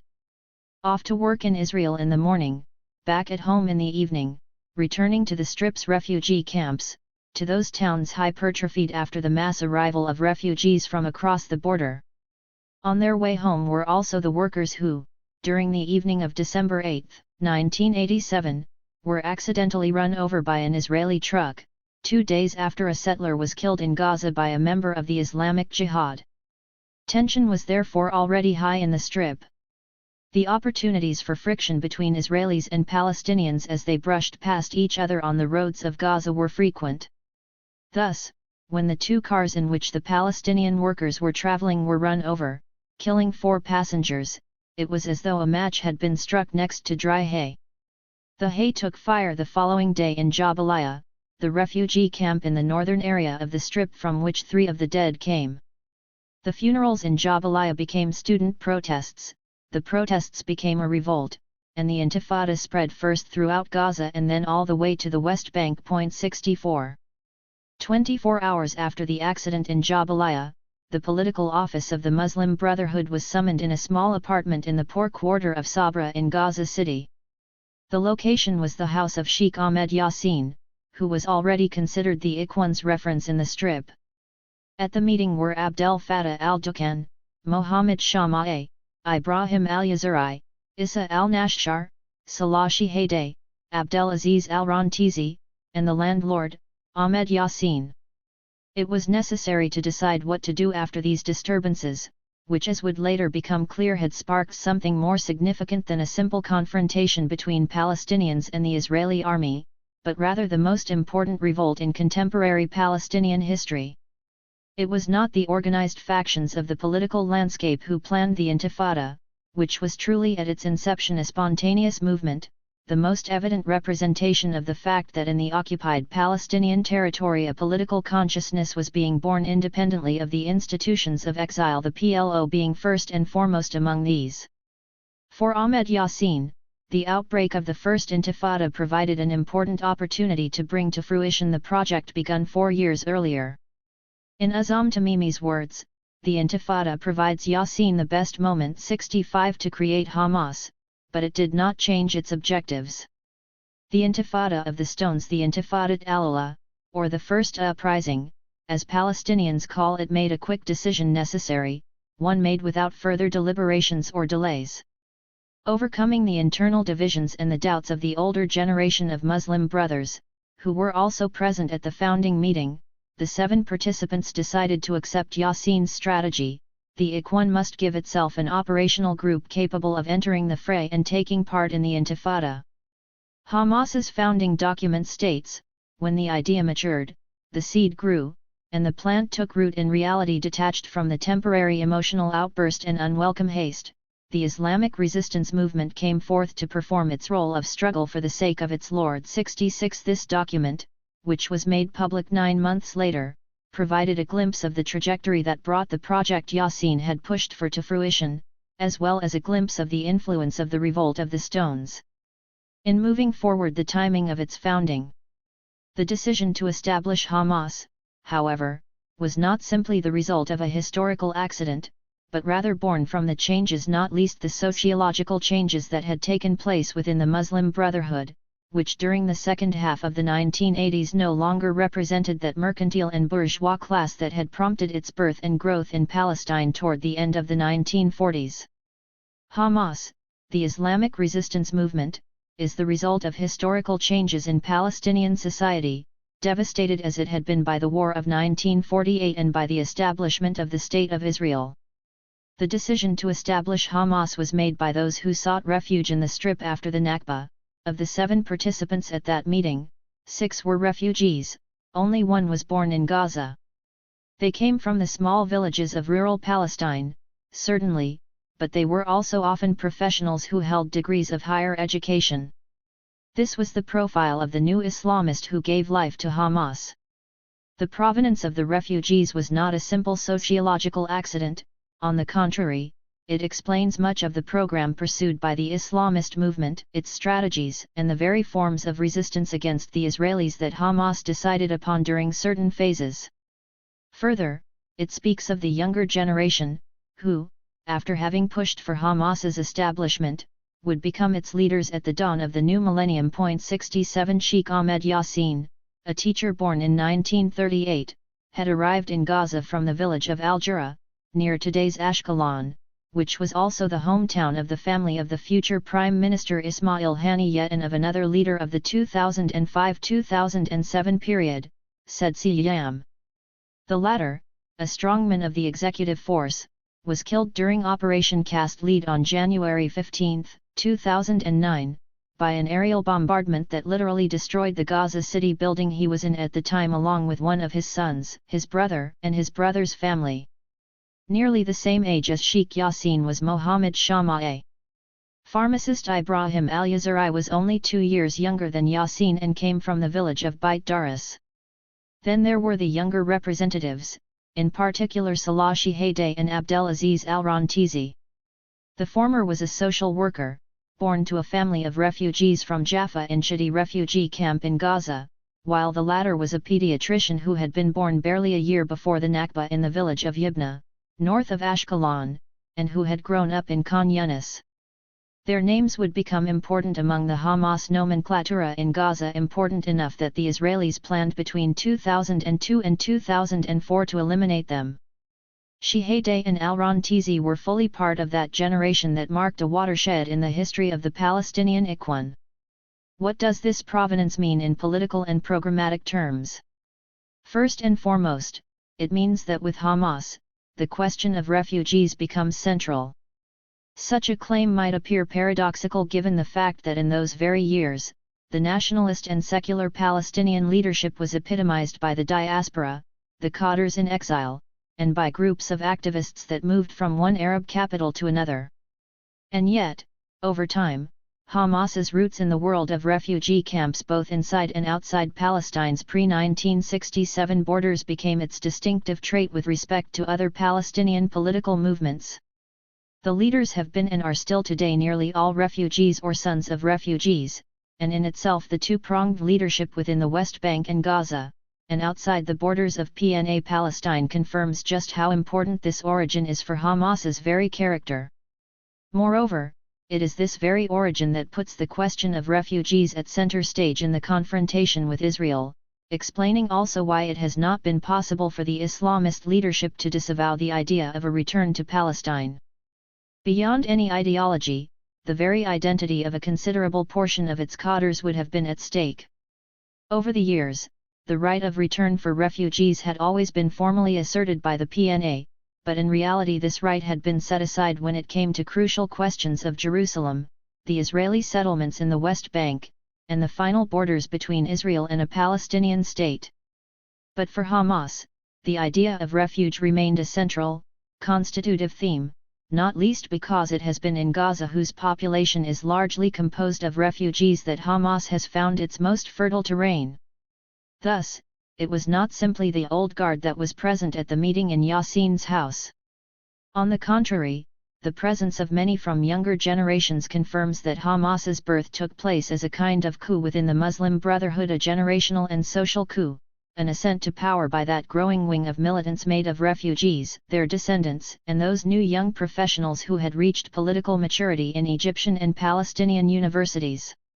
Imad al-Falahi, a Hamas leader who was later expelled for taking what were thought to be overly pragmatic and flexible positions, for example, has stated that the young people in the movement were violent and rebellious. They sometimes engaged in actions without consulting the traditional leadership, which was not fully convinced of the need for confrontation. 68 Sheikh Ahmed Yassin acted as a sort of link between these generations, much older than Hamas's recalcitrant young, yet very different from the mercantile class that had resisted the birth of Hamas. He shared with the younger generation their roots within the refugee camps that furnished the Islamist movement with both the bedrock of its support and the cadres of the organization within the occupied Palestinian territory over the first 2.5 decades of its existence. It was particularly in the Gaza Strip's refugee camps that the new generation of the Muslim Brotherhood and hence also of Hamas was forged. The Old Guard, on the other hand, shared across the West Bank and Gaza a popularity within the ranks of that mercantile class that had been the hallmark of the early Ikhwan. For the period preceding 1967, it has been calculated that at least a quarter of the Brotherhood's membership was drawn from traders and landowners, and that about another 40% was divided among intelligentsia, workers, and peasants. 69. Ahmed Yassin had to take on the opposition not just of the Ikhwan in Gaza, but also of the fractious West Bankers, where those who acted as a bridge between him and the Ikhwan took at least 1 week to overcome resistance within the organization, and it took 40 days for them to get Hamas underway there, mostly thanks to the role played by Jamil Hamami in the Jerusalem area and beyond. The first document signed with the organization's full name, Harakat al-Muqawama al-Islamiyya, and distributed publicly a few days later on December 14,70 bears all the hallmarks of a document written in a conflict situation, where the essential drive is toward the struggle. Within the folds of the call to arms, our sons and youths who love the eternal life in heaven more than our enemies love this life, our people know the way of sacrifice and martyrdom and are generous in this regard. 71 There are some political indications that would define Hamas in years to come, both in relation to the Israelis and to secular nationalist groups. In this sense, it is no coincidence that according to some, the document was penned by Abdelaziz al-Rantizi 72, one of the closest to Yassin and the most important leader of the Ikhwan's youth movement at that time. The document's central paragraph in itself says much about the slant that the new leadership wished to give Hamas in 1987.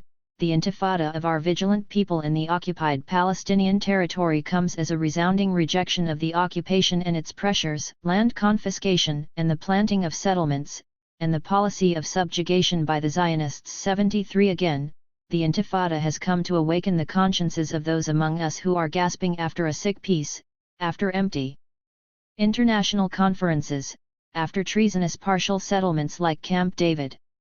The document also justifies violence, which was considered necessary after over 20 years during which the Muslim Brotherhood had abstained from participating in guerrilla actions.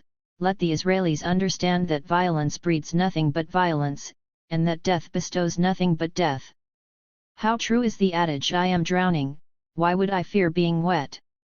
The recipients of this message were addressed with the precision that is the hallmark of those who know their constituency well, our people, our cities, our refugee camps, and our villages.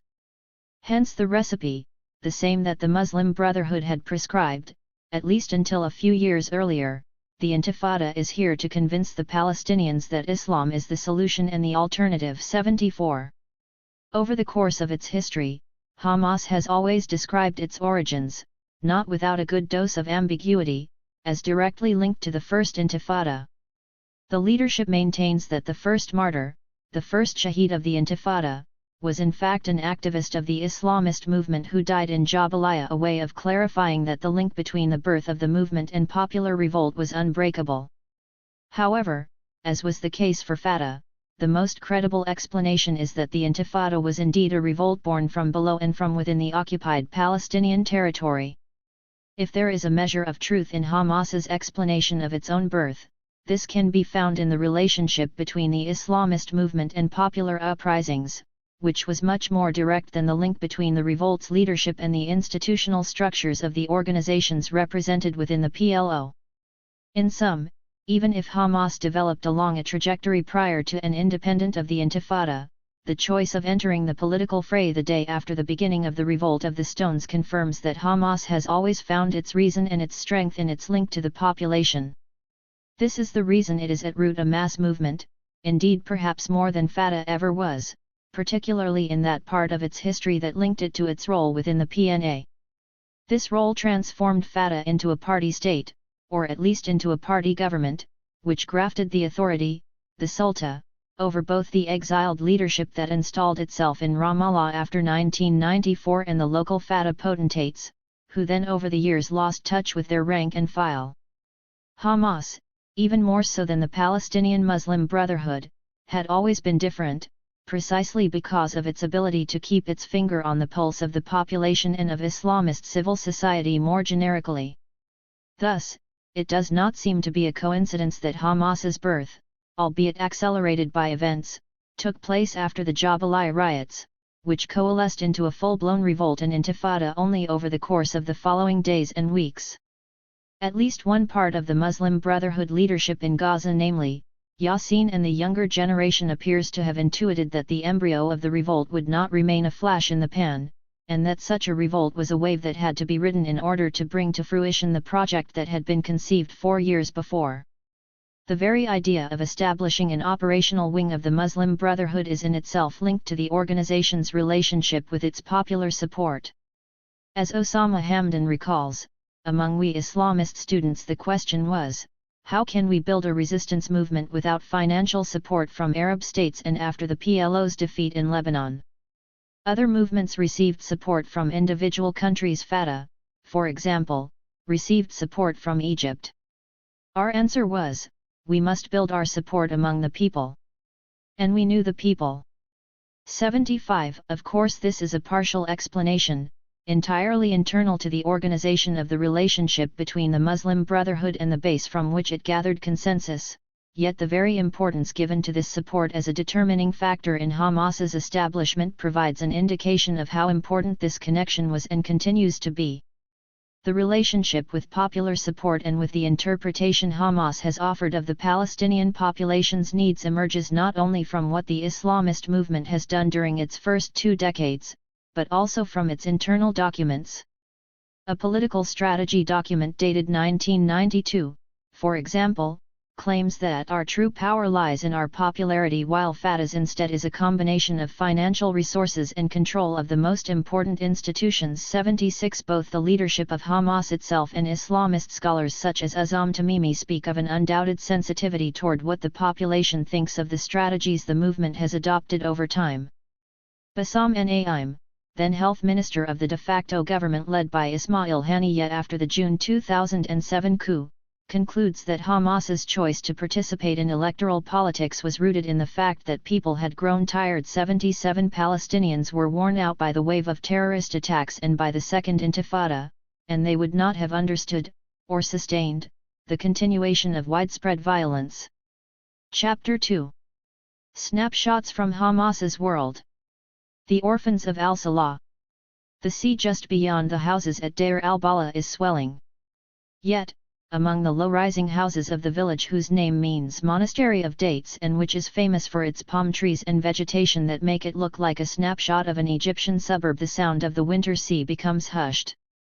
It is not the sea's strong undertow that breaks the silence in Deir al-Balah in the middle of the strip, barely 10 kilometers from Gaza City, but the strident tones of the old loudspeaker that continuously croaks out slogans while the men of this quarter, accompanied by their sons, slowly move toward a space covered by a tarpaulin. Dozens of white plastic chairs await the funeral goers on their way to express their condolences to the family and to fulfill the rites of mourning. The dead were members of Hamas's armed wing, the Izz al-Din al-Qassam brigades, units that carry the name of the sheikh who led the revolt against the British Mandatory authorities and against Zionist settlements during the 1930s. Suleiman al-Holi was 20. No one knows for certain how old Abdul Rahman Abu Ghaza and Salman Dakrani were. All 3 died when a missile launched by an Israeli jet hit the Kataib al-Qassam, the brigade's branch in Deir al-Balah. Deir al-Balah is still, at least in theory, divided between a refugee camp hosting 20,000 inhabitants and a town that is home to a further 50,000, but nothing remains of Old Durham city's ancient past dating to the time of the Crusades and the Knights Templar, much less of its Bronze Age treasures, which can now be admired in Jerusalem's Israel Museum instead, having been taken away by the Israel Antiquities Authority. Indeed, many of the precious anthropomorphic sarcophagi ended up in the private collection of Moshe Dayan, a general well known for his archaeological hobby, only to be acquired by Israel's largest museum after his death. But Deir al-Balah is too enmeshed in this painful contemporary history, caught between the conflict and the deep blue sea, between dust and palms, to recall that it was once one of the cultural cradles of Hellenism. Before the withdrawal, before the closure of the Israeli settlements abandoned in August 2005, Deir al-Balah was crushed between the 2 settlements of Kfar Darim and Netzarim, disbanded when then Israeli Prime Minister Ariel Sharon decided that defending some 9,000 settlers surrounded by a Palestinian population nearing 1.5 million was counterproductive. The conflict, however, was already part of the very fabric of society in Deir al-Balah well before the settlement enterprise got underway in Gaza. The 2 waves of refugees, which arrived in 1948 and in 1967, had utterly changed the area's very topography. The al-Salah branch is less than 200 meters from the funeral tent. It is a branch that one cannot overlook: 2 schools, a sports field, a small hospital, offices and large buildings, white and dignified, that everyone in Deir al-Bala knows because the buildings have come to signify support, education, health, medicines, gift packages, school bags, exercise books, and clothes. It was no coincidence that Al-Salah's now exhausted coffers provided a monthly source of support for thousands of orphans. Al-Salah is one of the largest charitable organizations in the Gaza Strip. Established in 1978, it obtained a license to operate from the Israeli authorities. Among its leadership were Abdel Fattah al-Dokan and Imad al-Faluhi. The former was one of Hamas's founders, while the latter was a leader until his expulsion from the movement in 1995. Al-Salah currently has 8 branches across the entire strip that undertake different support projects, from the poor to the sick, from orphans to students. One of the most important projects for this organization, a force to be reckoned with, within what in Western terms might be called the third sector, is its support for 15,000 children, of which about 4/5 are orphans.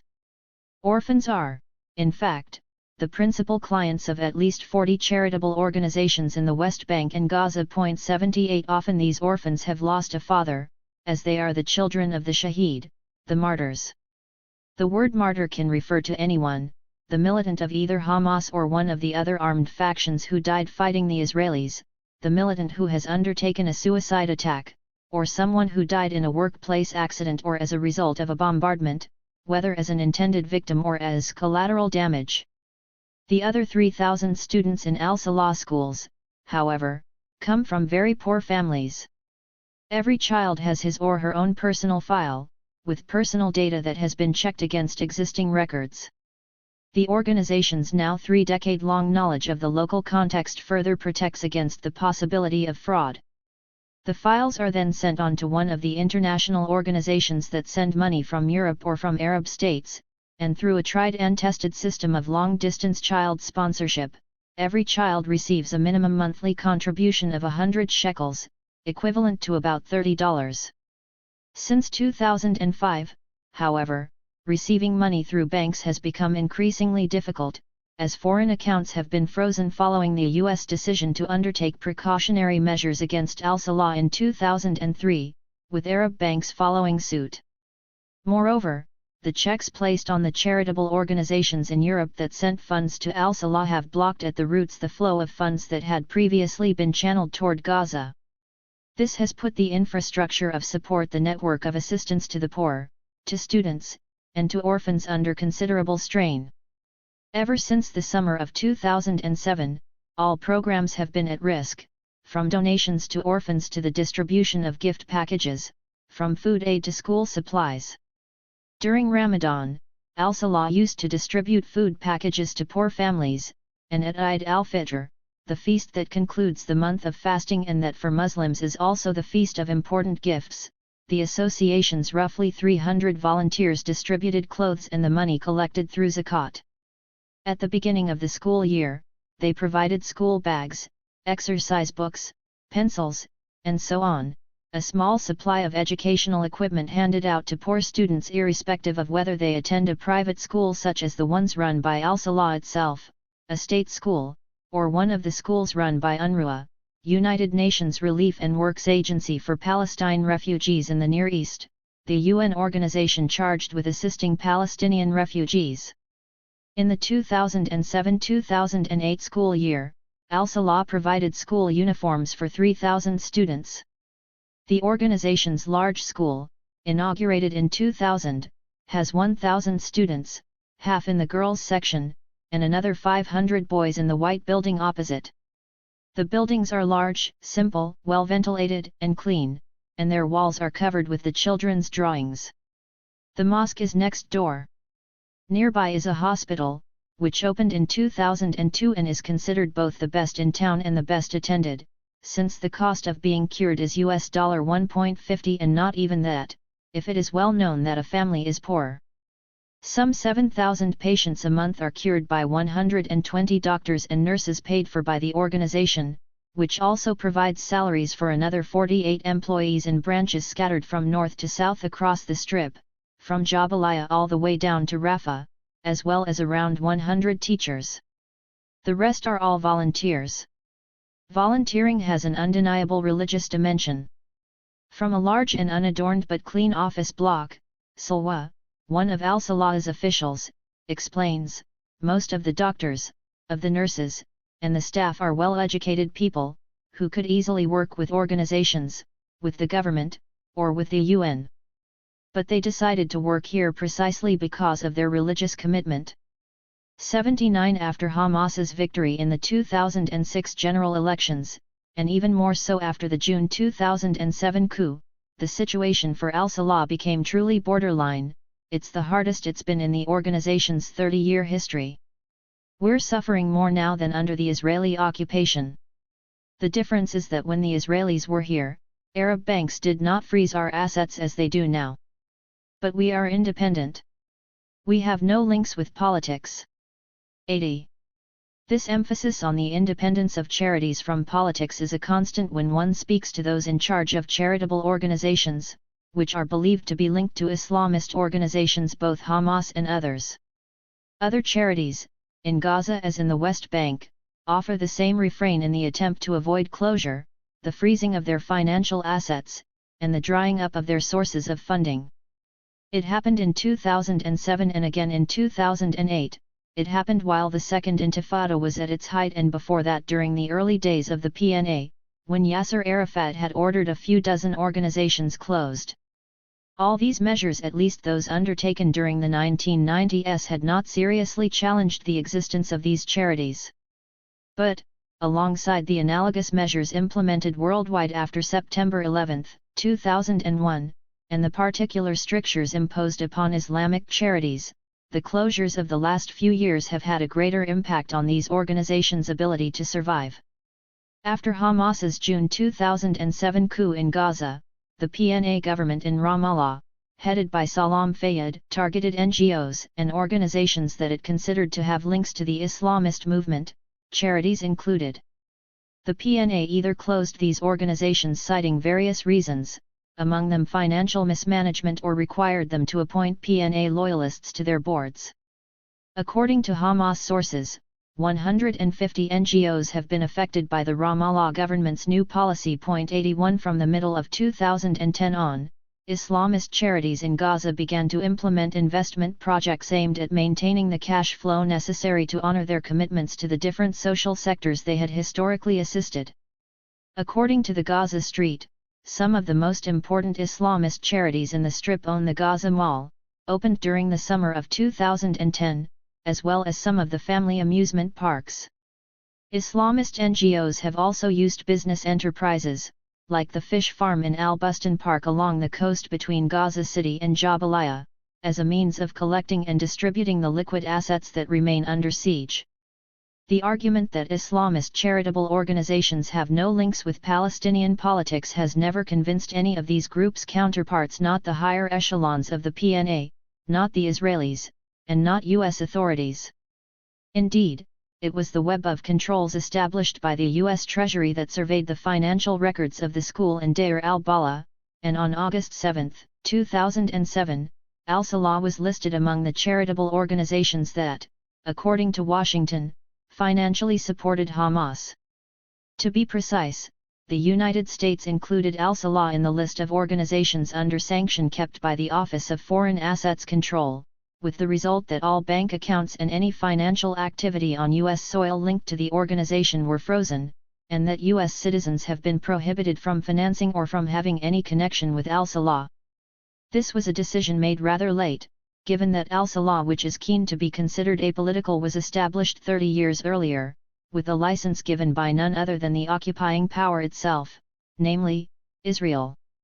The U.S. Treasury Department argues that the al-Salah Society supported Hamas-affiliated combatants during the First Intifada and recruited and indoctrinated youth to support Hamas's activities. 82 To support this statement, they point to Ahmed al-Kurd's leadership of the organization when al-Kurd was mayor of Deir al-Balah in February 2005, after Hamas trounced Fatah in the municipal elections, gaining 13 out of 15 seats on the town council. Ahmed al-Kurd was a Hamas leader in Deir al-Balah in 2003, as well as a member of its Shura Council during the First Intifada. For his part, Ahmed al-Kurd does not believe that Hamas could have gained support through charitable organizations, which he maintains distributed a negligible percentage of funds compared to the amounts that international donors, for example, brought to Palestinians. As al-Kurd puts it, Islamic charity organizations didn't pay out even 1%, 83 of the $6 billion that the international community has donated over the past 10 years. The U.S. Treasury, however, maintains that the Al-Salah Society has employed a number of Hamas military wing members. In late 2002, an official of the Al-Salah Society in Gaza was the principal leader of a Hamas military wing structure in the Al-Maghazi refugee camp in Gaza, where at least a further 5 people, considered to be members of the same organization, also had links with the charitable organization at the same time. 84. From this point of view, tracing a red line linking al-Salah, Ahmed al-Kurd, and Hamas appears straightforward enough. Just as it seemed straightforward to Israeli authorities to trace a link between Jamia al-Kariyya al-Islamiyya, the Islamic Charitable Society, of Hebron, Abdelkhalek al-Natchat, and Hamas. Ever since the time of Amman's control over the West Bank, the Islamic Charitable Society of Hebron has been another colossus of the Islamic charitable sector, so much so that its roots can be traced all the way back to 1962, when the Hashemite kingdom first licensed it, opening an orphanage for 15 children. What followed was a history similar to so many other Muslim charities across the West Bank and Gaza, a history of licenses always renewed, first by Israeli authorities responsible for administering the occupied Palestinian territory, then by the PNA, while in the meantime the organization grew, as did the population it served. Thus, by 2008, the Islamic Charitable Society of Hebron ran 8 schools attended by 4,500 students, 2 orphanages, 1 male, 1 female, totaling 240 children residing on the premises, 2 bakeries, a small textile factory, a central depot with 3 40-foot-long industrial refrigerators, and several shops. One day in February 2008, the Israelis closed 3 schools and the girls' orphanage, confiscated the stocks in the depot, including the 3 refrigerators, closed the bakeries, and took away the sewing machines from the workshop located underneath the orphanage. The accusation was that the charity supported Hamas and that the head of the committee in 2002 was Abdelkhalek al-Natchat, who was well known and considered to be linked to Hamas's military wing in the West Bank. But he was also among those who subscribed to that famous prisoner's document that, in spring 2006, attempted to mend the rift between Fatah and Hamas, and to lead the Islamist movement toward the recognition, however qualified, of Israel. Another 7 administrative staff and employees of the charity were imprisoned. The response from the society's lawyer was that Abdelkhalek al-Natchat was not designated from within the organization itself, but appointed by the Ministry of Waqf, i.e., by the PNA itself, so perhaps they should shut down the Ministry of Waqf. 85 quipped legal consultant Abdel Karim Farah. The Israeli authorities, however, did not accept this explanation. Notwithstanding the closure order, the girls' school in one of Hebron's main streets is still open, and its classes run normally, with PNA textbooks on the desks just like the textbooks all other students use in the West Bank, East Jerusalem, and Gaza. The orphanage, where the girls receive meals of chicken and rice, is also still open. However, nothing could be done to save the textile factory. The workshop floors are empty, and young Maysound Darwish is angry. "I'm an orphan, I've been here for 15 years, since I was only 19. They paid me well, 1,300 shekels, just under $350. I can't find another job where they respect you like this, where they give you a good salary and where you work 8 hours a day. There are 10 of us in the family, and only 2 of my sisters work." 86 Maysound's story is similar to that of so many others across the towns, villages, and refugee camps of the West Bank. More than in the PNA's welfare net, the neediest families found solace in the NGOs, which receive support from abroad and particularly from the extensive network of Islamic charities. Al-Salah in Deir al-Bala and the Jamia al-Kariyya al-Islamiyya in Hebron are cases in point, two of dozens of possible examples, glimpses into a hidden but vast world of Muslim and at times Islamist organizations. The fact of the matter is that charities make no distinctions when they offer public services. Every Palestinian knows this. In Gaza City there used to be a small clinic in the town center, on a long but narrow road. It belonged to the Society for Public Support, and next to the main entrance, posted on the wall, were the plaques of U.S. Agency for International Development, USAID, and the French, both of which had sent funds in years gone by. Word on the street was that the clinic was supposedly linked to Hamas, and yet it was the single most important center for childbirth, the one that most people trusted because it was the cleanest and because its doctors were good. All sorts of women went to the small clinic on Al-Mughrabi Road, both secular and Islamist. It had a catchment area 45,000 strong, 250 deliveries a month, and 3 operating theaters. Serving the people is a recurring phrase when meeting members of Hamas, or those people who, although not militants, are close to political Islam. It is the heritage of an experience rooted in the Muslim Brotherhood that gradually evolved over time along increasingly national lines.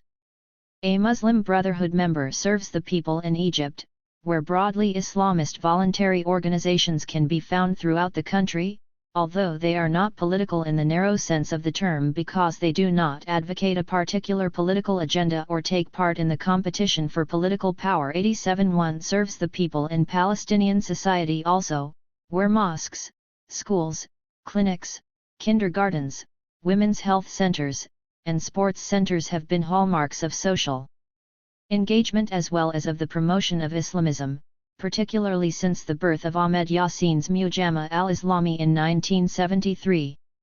As in Egypt, in the Palestinian territory it has always been simplistic to think of a simple and linear direct connection between charities and politics, between the NGO sector and Hamas, despite the fact that very often one can find Hamas's leaders, militants, and activists within different organizations as teachers, doctors, technicians, or just as volunteers.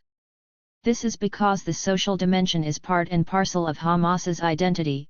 Article 21 of the Mithaq, Hamas's charter, itself states that part of social welfare consists in helping all those who are in need of material, spiritual or collective cooperation in order to complete various projects, and that Hamas members must look after the needs of the people as they would their own needs and spare no effort in realizing this and protecting them.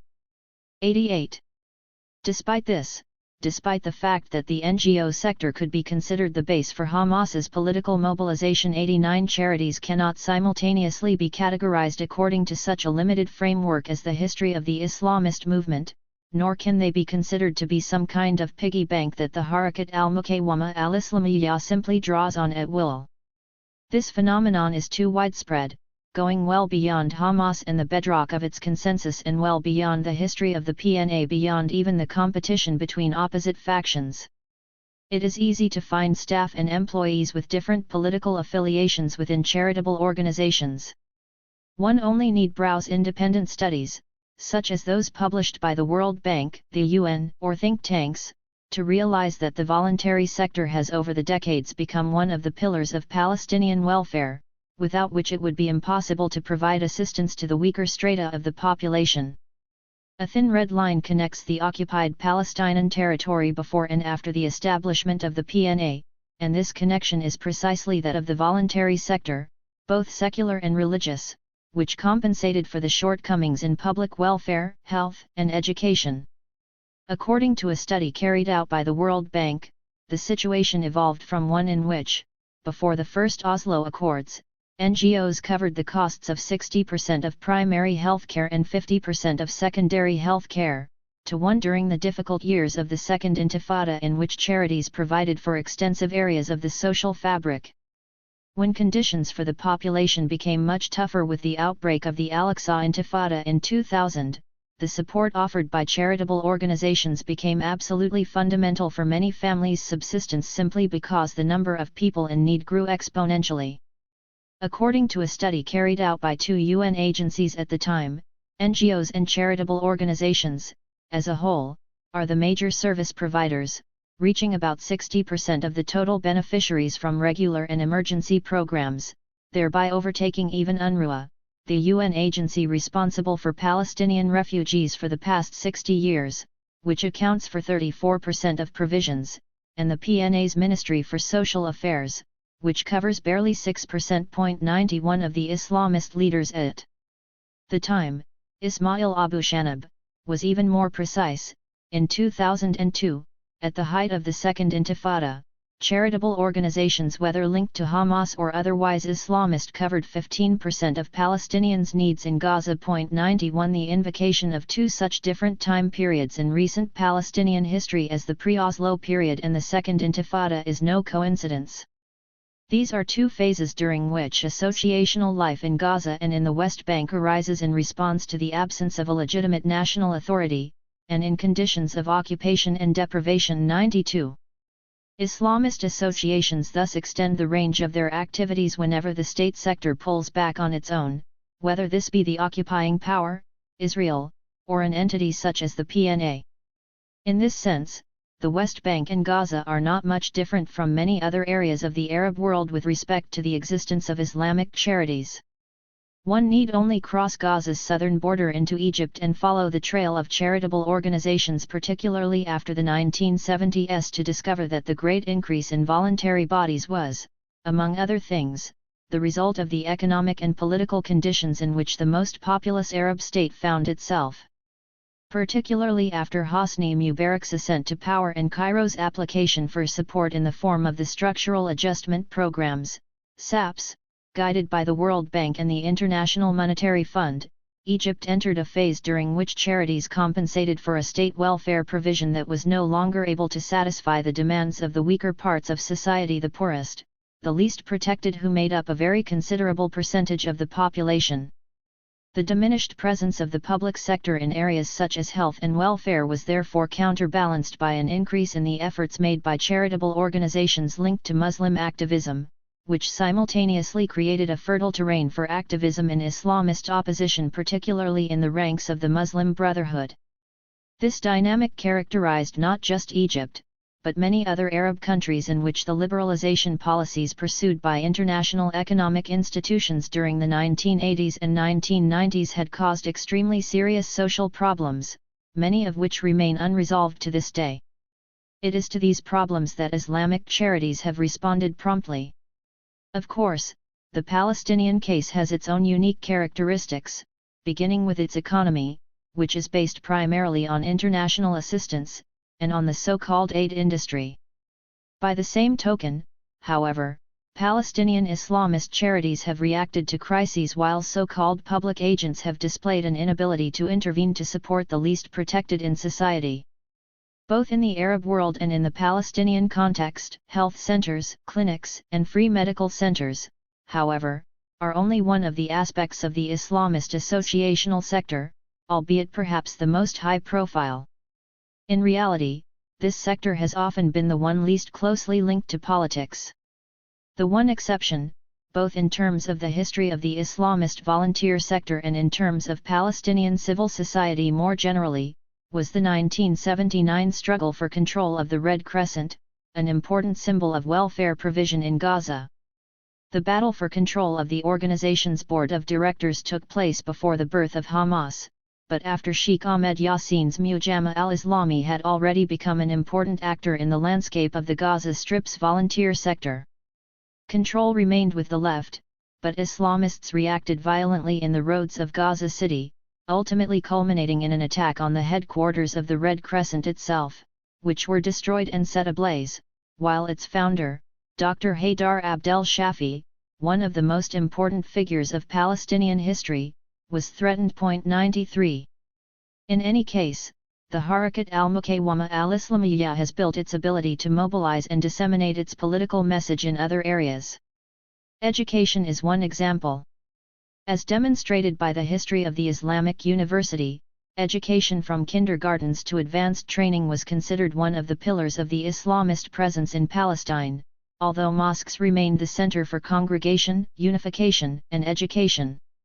At a time when the First Intifada was at its height, Hamas's leader Mahmoud al-Zahar and Iyad al-Sarraj, a well-known Gaza Strip psychiatrist and a secular independent intellectual, had a long, intense discussion. The argument, as al-Sarraj recounts, was the first poll his center, the Gaza Community Mental Health Program, had conducted on political participation among Palestinians. The study found that only 11% of those questioned adhered to Hamas, and 21% to other factions. Al-Sarraj recalls that Abu Khaled, the name by which many of Gaza's inhabitants knew Mahmoud al-Zahar, came to me and asked me how I had managed to obtain those results. He contested them in the following way: nearly all of Gaza is Muslim, half of it prays, a quarter prays in a mosque. Therefore that last quarter will meet someone from Hamas. 94 Mahmoud al-Zahar's reasoning might appear simplistic, but it does confirm the importance that the Islamist movement has always given to education, secular as well as religious, as a way of proselytizing. The mosque had been the center from which the Mujama al-Islami had developed, and it continued to play that role after the birth of the operational branch of the Muslim Brotherhood. Even given this, religion is one thing, while everything else, all that is political, is the result of efforts made by men. As Osama Hamdan himself points out, the efforts of the political movement are not orders that come from God, they are a way of translating the religious message into political practice. 95.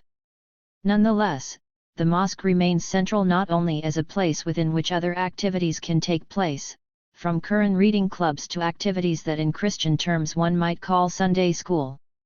The mosque is also the place to find preachers, imams, and a roll call of the more or less charismatic leaders with a distinct presence in Hamas's history, from Sheikh Ahmed Yassin himself to Ismail Haniyeh, even as a prime minister, never stopped attending Friday prayers at the mosque, or speaking from the pulpit to West Bank imams such as Hassan Youssef and Bassam Jarrar in Ramallah, the conservative Hamd by Ta'i both in Nablus and at the Al-Aqsa Mosque in Jerusalem, and Naif Rajub in Hebron. These are all religious personalities who also occupy leadership positions within Hamas and who have all, incidentally, spent long periods in Israeli jails. Many other less well-known preachers, the so-called countryside imams, have also spent time in Israeli jails, but have remained anonymous in the media until some serious event such as their killing throws light on the role they played within the community. The most recent case, which in some ways is typical, is that of Majid Barghouthi, who bore a famous family name and was the second cousin of Marwan Barghouthi, the Fatah leader who is serving multiple life sentences. Majid Barghouthi was the Imam of Khobar, a small village, 4,000 strong, on the hills surrounding Ramallah, Hamas's Imam. Because of his political affiliation, Majid had spent 5 years in Israeli prisons. As Khobar's inhabitants themselves say, he was well known among the population because for 25 years the West Bank's religious authorities, the Waqf, had sent him far and wide across the countryside to preach.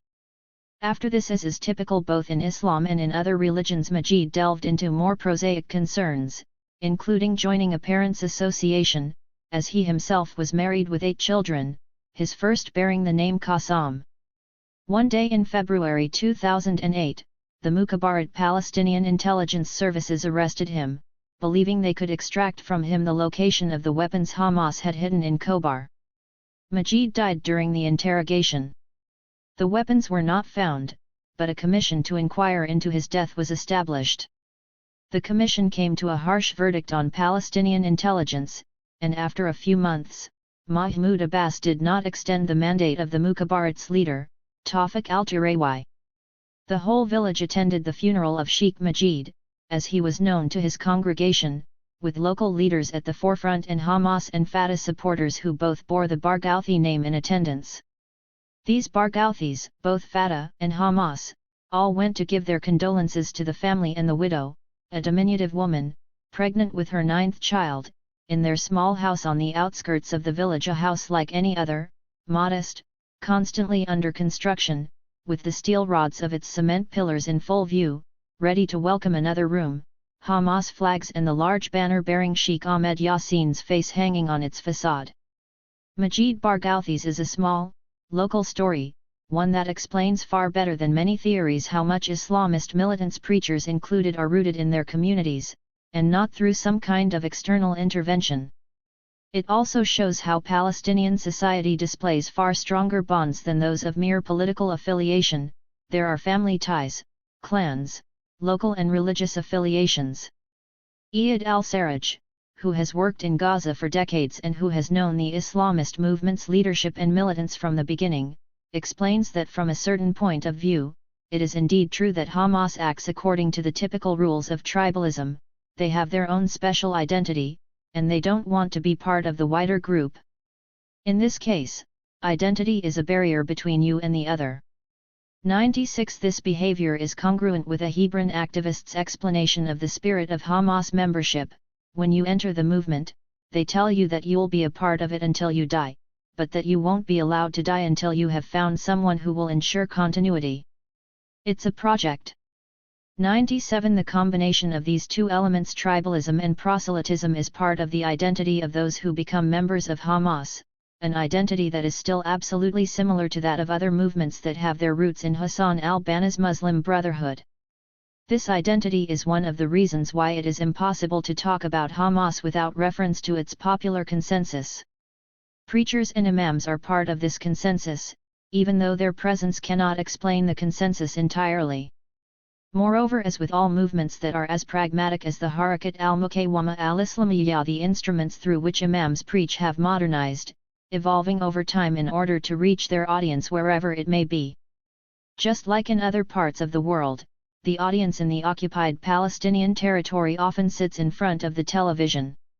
And just like in the rest of the Arab world, where religious satellite channels have markedly increased over recent years, with mirroring trends already witnessed in Italy, Tele Padre Pio, in Europe, Radio Marija, and in the United States, Protestant televangelists, Hamas itself has also opened its doors to sermons over the airwaves.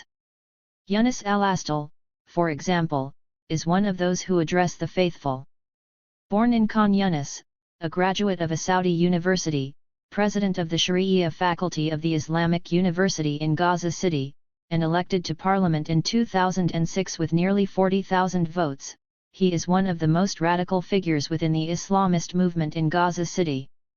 Al-Astal has always been known for his inflammatory tone, for his radical provocations, and for his hawkish line, one that he never conceals, even in front of the camera. Of music, film, and stereotypes. That Hamas militants do not have close links to the art world is a matter of fact that runs throughout the entire history of both the Islamic resistance movement and the Muslim Brotherhood. The movement's relationship with culture and entertainment, therefore, is similar to that which other Islamist groups generally display, with the partial exception of Hezbollah. In Hamas's case, just as in Hezbollah's, however, absolute statements cannot accurately capture a picture that has evolved over time, becoming increasingly complex, until it began to step back again after Gaza's isolation became complete. The message transmitted to young Islamists, for example, is not monolithic. They are not told that it is prohibited to watch television, that music is prohibited entirely, or that to adhere to a more orthodox vision of Islam one can listen to nasht, Quranic chants, alone or, at best, music made up entirely of percussion. Reality is much more complex, and young Islamists range from those who watch films and television series without so much as a second thought, all the way to those who keep their televisions turned off, and feature a whole range of intermediate positions that may make little sense to a Westerner. In any case, the stereotype of the Islamist who rejects art, who rejects the technological dimension of an artistic message, or who simply rejects technology entirely does not capture the range of realities one finds in Hamas's world. The clearest demonstration of this is the decision made by the movement during the Second Intifada to establish a radio station, the Voice of Al-Aqsa, which quickly became the Gaza Strip's most popular station. Then, in 2005, it established a television station that came on the air 2 weeks before the 2006 general elections in which Hamas had decided to take part. 98 Al-Aqsa began its programming on January 8 of that year, without the requisite license. As Rail Abu Dair, the station's director, comments, "We have been trying for a year to receive a license, 99 It carried out limited technical tests in Gaza for 3 months and survived several attempts to take it off air by PNA institutions responsible for radio and television, and then, after Hamas's coup in June 2007, it became the voice of Gaza's de facto government. Hamas's decision to establish a television channel is directly linked to its need to provide its own version of the facts and to spread its own propaganda, as well as to consolidate a counterweight to Palestinian public television by providing its audience with a political and cultural image in line with Islamist thought, and to provide an interpretation of events different from that provided by Israeli and Western channels.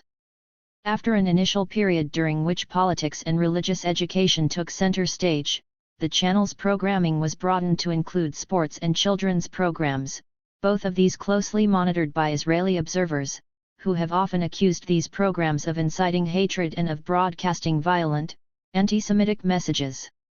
According to Hamas, the objective is not simply that of providing counter-information, it is also, as the channel's administrators themselves say, to change Hamas's image, to change the perspective about us among the world, believing that we are terrorists. 100 Fathi Hamid, the network's director who was also elected to parliament in 2006 and who, after Operation Cast Lead, succeeded Said Siyam to become a powerful minister of the interior, explains, "We will prove to them that we are a people under occupation, resisting and struggling to get our rights, and not a selfish, terrorist people."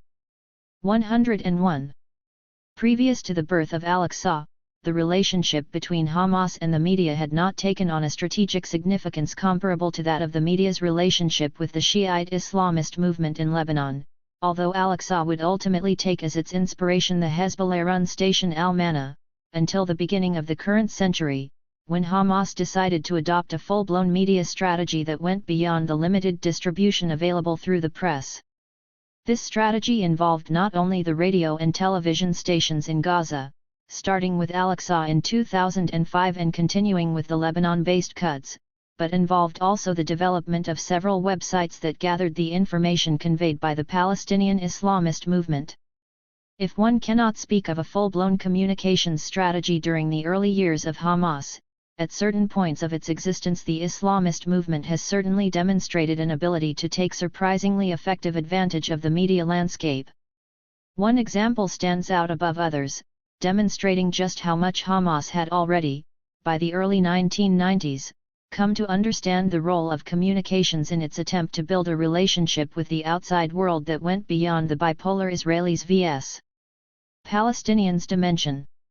This is the Marj al-Zuhur case, in which on December 17, 1992, 415 Islamists affiliated mostly with Hamas but also including members of the Islamic Jihad were arrested in the West Bank and in Gaza by Israeli authorities and deported to Marj al-Zuhur in southern Lebanon. Very quickly, the deportees made the decision to remain in the open countryside, in harsh weather conditions. It was winter, and there was inadequate shelter. Designating Abdelaziz al-Rantizi as a spokesperson, Hamas representatives adopted a media strategy that they had followed in the organization of the camp itself. They decided to manage Marj al-Zuhur as though it were a non-temporary camp. In a few short days, they adapted the existing camp to the landscape surrounding it, and assigned administrative roles on the basis of each individual's competence. In particular, the Hamas representatives established a full-fledged press center and selected spokespeople to act as liaisons with the international press who flocked to Marj al-Zuhur within months on the basis of the simple and effective criterion of linguistic competence. It was not difficult to come by men who were familiar with several foreign languages, as many of those who would later become Hamas's cadres had pursued further education abroad. 4 were in possession of doctorates, 10 had master's degrees, 69 had undergraduate degrees, 5 were journalists, 11 were doctors, and 14 were engineers. For some, this level of linguistic competence was aided by their experience as journalists in Lebanon before being arrested and deported. Thanks to this media strategy, the deportation to Marj al-Zuhur was constantly placed in the spotlight, both in the Arabic media and in the international press, so much so that it became a media boomerang for the Israelis and for Hamas. As al-Rantizi himself would later say, it was a milestone. After that event, Hamas became an actor on the international stage. However, it is the continuous presence of Hamas leaders on the television screen that changed the relationship between television and Palestinian Islamists. This presence became continuous with the birth of a 24-hour Arabic news channel, which itself afforded new perspectives, new ways of understanding events, and for its competitors meant dealing with new criteria for newsworthiness. The entry onto the media scene of Al Jazeera toward the end of the 1990s, and in particular its coverage of Palestinian politics since the Second Intifada, changed Hamas's relationship to television as well. Information channels were finally completely legitimized, not only in the eyes of the leadership who, thanks to press conferences and interviews, came into direct contact with the media, but also among that great majority of militants who could now easily turn on the television and zap from one satellite channel to another. Using television as a source of information became a normal, daily act, along the lines of what was already happening for other Islamist movements in other Arab countries. But what happens when one moves from information to other programming? What happens in the shift from news to entertainment? It is precisely in the terrain of general television programming that the fissures between the more open sectors within Hamas and the orthodox ones become apparent. This distinction does not exclude any place Hamas is present in, from geographical areas such as the occupied Palestinian territory to the refugee camps in Lebanon, Syria, and Jordan, and even to the Israelis' prisons where thousands of Islamists are detained. In jails, for example, because the rules of daily routines vary quite considerably between the secular members of the PFLP and Islamic Jihad's militants, prisoners tend to be grouped by political affiliation in order to satisfy a number of requirements, not only to avoid creating friction within individual cells between members of different factions, but also simply to make cohabitation easier. One of the rules is aimed at the presence and watching of television. There is general agreement that there should be no variety shows or other programming that might be considered indecent by more rigid Islamist groups, but the debate heats up when it comes to fiction. In the Arab world, fiction covers a great spectrum of possibilities, from the American action films that swamp Saudi satellite channels to the historical dramas produced predominantly in Syria, from Egyptian comedies of the last 20 years to dramas shot in Cairo or in the Delta countryside.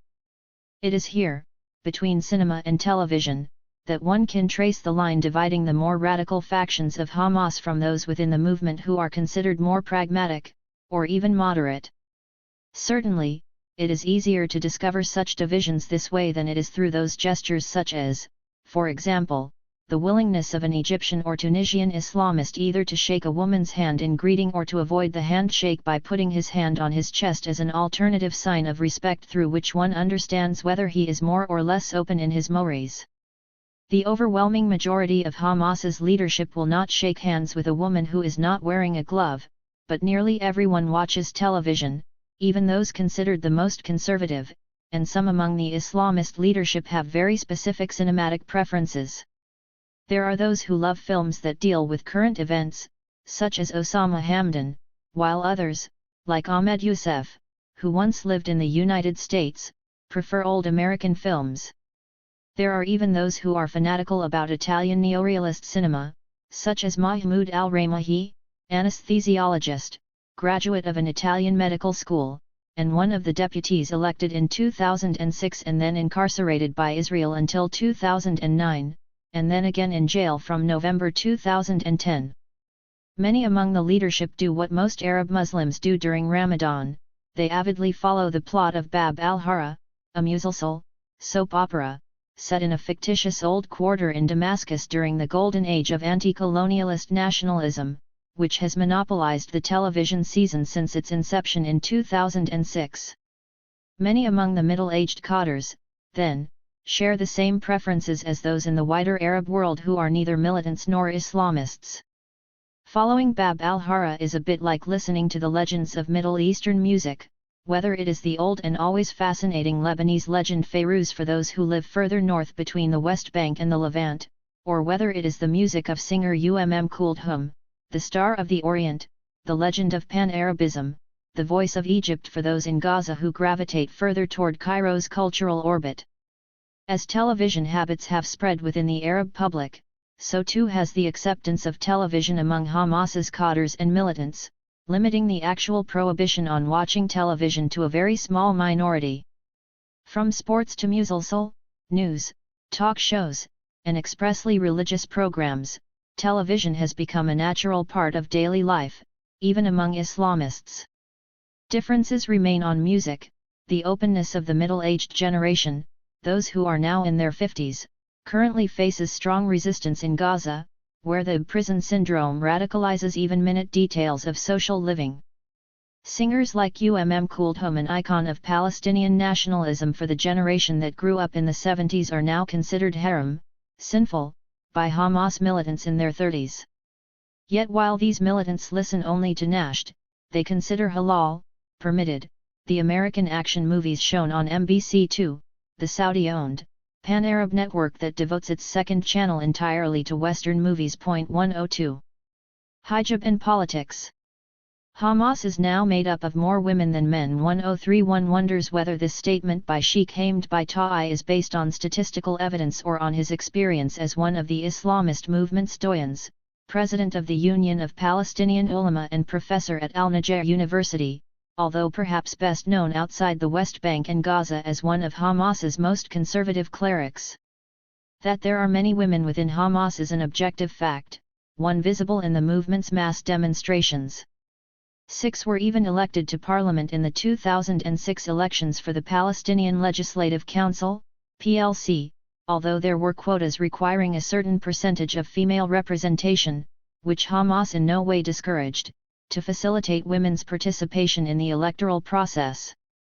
Hamas is well aware that it can rely on an enormous slice of the female vote, which is perhaps the most conservative and the most tied to a traditional way of life, to women's role within it, and to the family. However, even a cursory examination of the behavior of politically active women within Hamas shows how different and complex their behavior is today from the time of the movement's establishment. Throughout the 1980s, there was intense pressure placed on social mores and on the socio-religious code of conduct, pressure that came first from the Muslim Brotherhood and then later from the Harakat al-Muqawama al-Islamiyya. Conservative pressures on women in particular date to this period, one example being the pressure placed on the women who attended universities to adopt a more sober and increasingly modest dress code. The justification for this, around the time of the First Intifada, was that Palestine was in mourning, that there was a struggle against the occupation, and therefore one could neither have fun nor betray vanity for one's body through clothes or makeup. It was as though every Palestinian should demonstrate personal mourning, which in the Arab Islamic tradition, just like in many places in the Western world, means demonstrating with one's own body the pain of loss through overgrown beards, a lack of makeup, and modest dress in dark colors or black. This is the moment, during 1988, when the first hijab campaign burst onto the political scene. Hamas began the campaign, but it met no opposition from the secular and nationalist factions that had merged into the unified national leadership of the uprising, UNLU, that came to guide the Intifada. In Gaza particularly, women who did not don the veil were threatened and even targeted with stones, until the summer of 1989, when the UNLU itself intervened to try to take the question of hijab off the agenda of the Revolt of the Stones.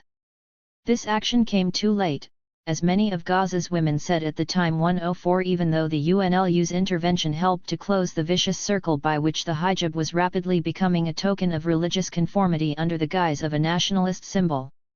The end of the violent hijab campaign of 1988-89, however, was unable to stop the progressive drift toward a conservative code both of dress and of social behavior, particularly in areas such as Gaza and the southern West Bank that were already quite traditional.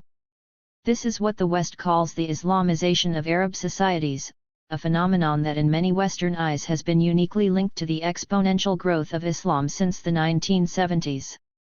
In Palestine, however, the problem is that this so-called Islamization can be found throughout all political forces, even those that are defined simply and simplistically as secular, nationalist, or leftist. It would therefore be better to talk about the diffusion of socio-religious mores that turn toward tradition, or at least ones that move closer to the more orthodox understanding of faith shared by Hamas and Fatah, by town and country, by Hebron in the south and by the sophistication of Nablus. Thus a considerable proportion of women in the West Bank and Gaza today don the veil, just as they do throughout the Arab world. Fatah's women wear it, Hamas's women wear it, and women who follow no particular political faction wear it. Having said that, it is also beyond doubt that this dress code is used to express one's ideas visibly, immediately, and publicly. This is also why Hamas women use it. It is a code that makes modesty its first rule, a rule to which all else comes second. The symbol of this code is the jilbab, the long coat-like gown that covers women down to their feet in dull colors, a garment particularly popular among girls. Omar Barghouti, a Palestinian choreographer and careful observer of popular culture, argues that this aesthetic code contradicts that distinctive national element which pertains to Hamas. He maintains that the jilbab has nothing to do with Palestinian tradition. And yet it is worn especially by those women and girls who wish to demonstrate their allegiance to the Islamist message. It's a uniform, it's monolithic, and it is definitely imported, Barghouti says, recalling how different traditional Palestinian dress was, the exact opposite of a uniform. Every woman was unique, because it was she who decided the design and style of the embroidery she sewed onto her dress. 105 And a number of individuals, particularly young women, clash with this monolithic image of Hamas's female side as women in uniform. Some of the daughters of Hamas leadership are far from both aesthetic and psychological stereotypes. It is possible, for example, to meet girls in jeans with flowery tops and matching foulards that cover their hair who have no compunction about voicing very different ideas from those of their fathers. This also goes for more conservative leaders, whose daughters might wear the jilbab and an even simpler veil around the face. In both cases, the girls appear neither submissive nor completely dominated by their fathers, but on the contrary, come across as young women with very sharp eyes, careful ears, and no sense of inferiority in relation to the guest, whether Palestinian or foreign. Another feature of the Western stereotype of Islamist women is the recurring theme of Muslim polygamy, a subject often splashed across newspapers but never addressed by asking those involved for their thoughts.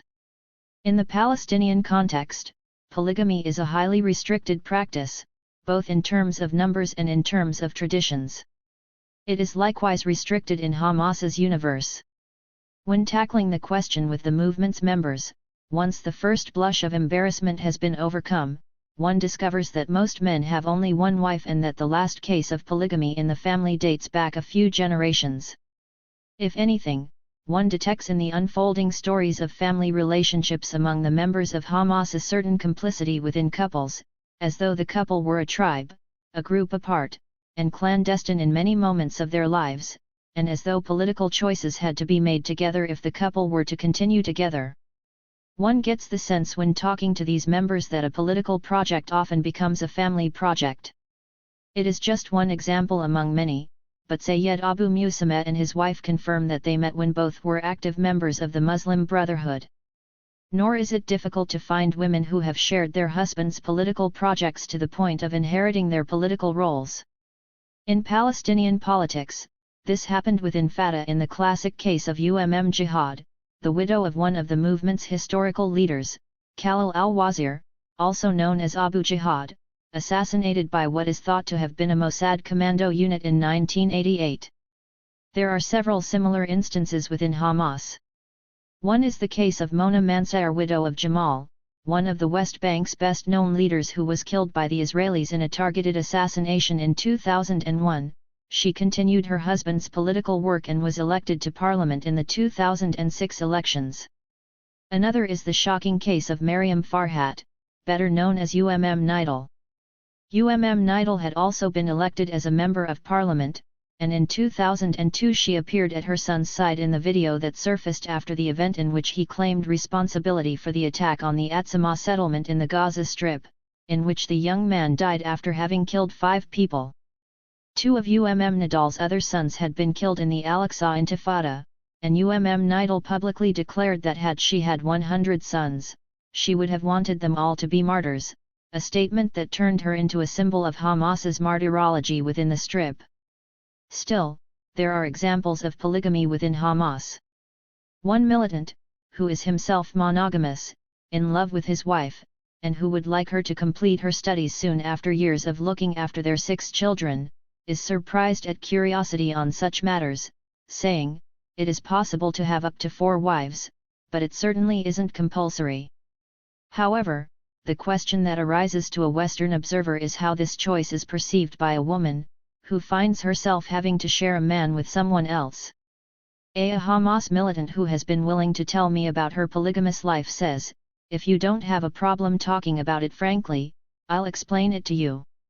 A continues, "First of all, for us it is difficult to understand your lack of solidarity, the indifference of Western women toward other women who are lovers, or prostitutes, women with no protection, with no defense.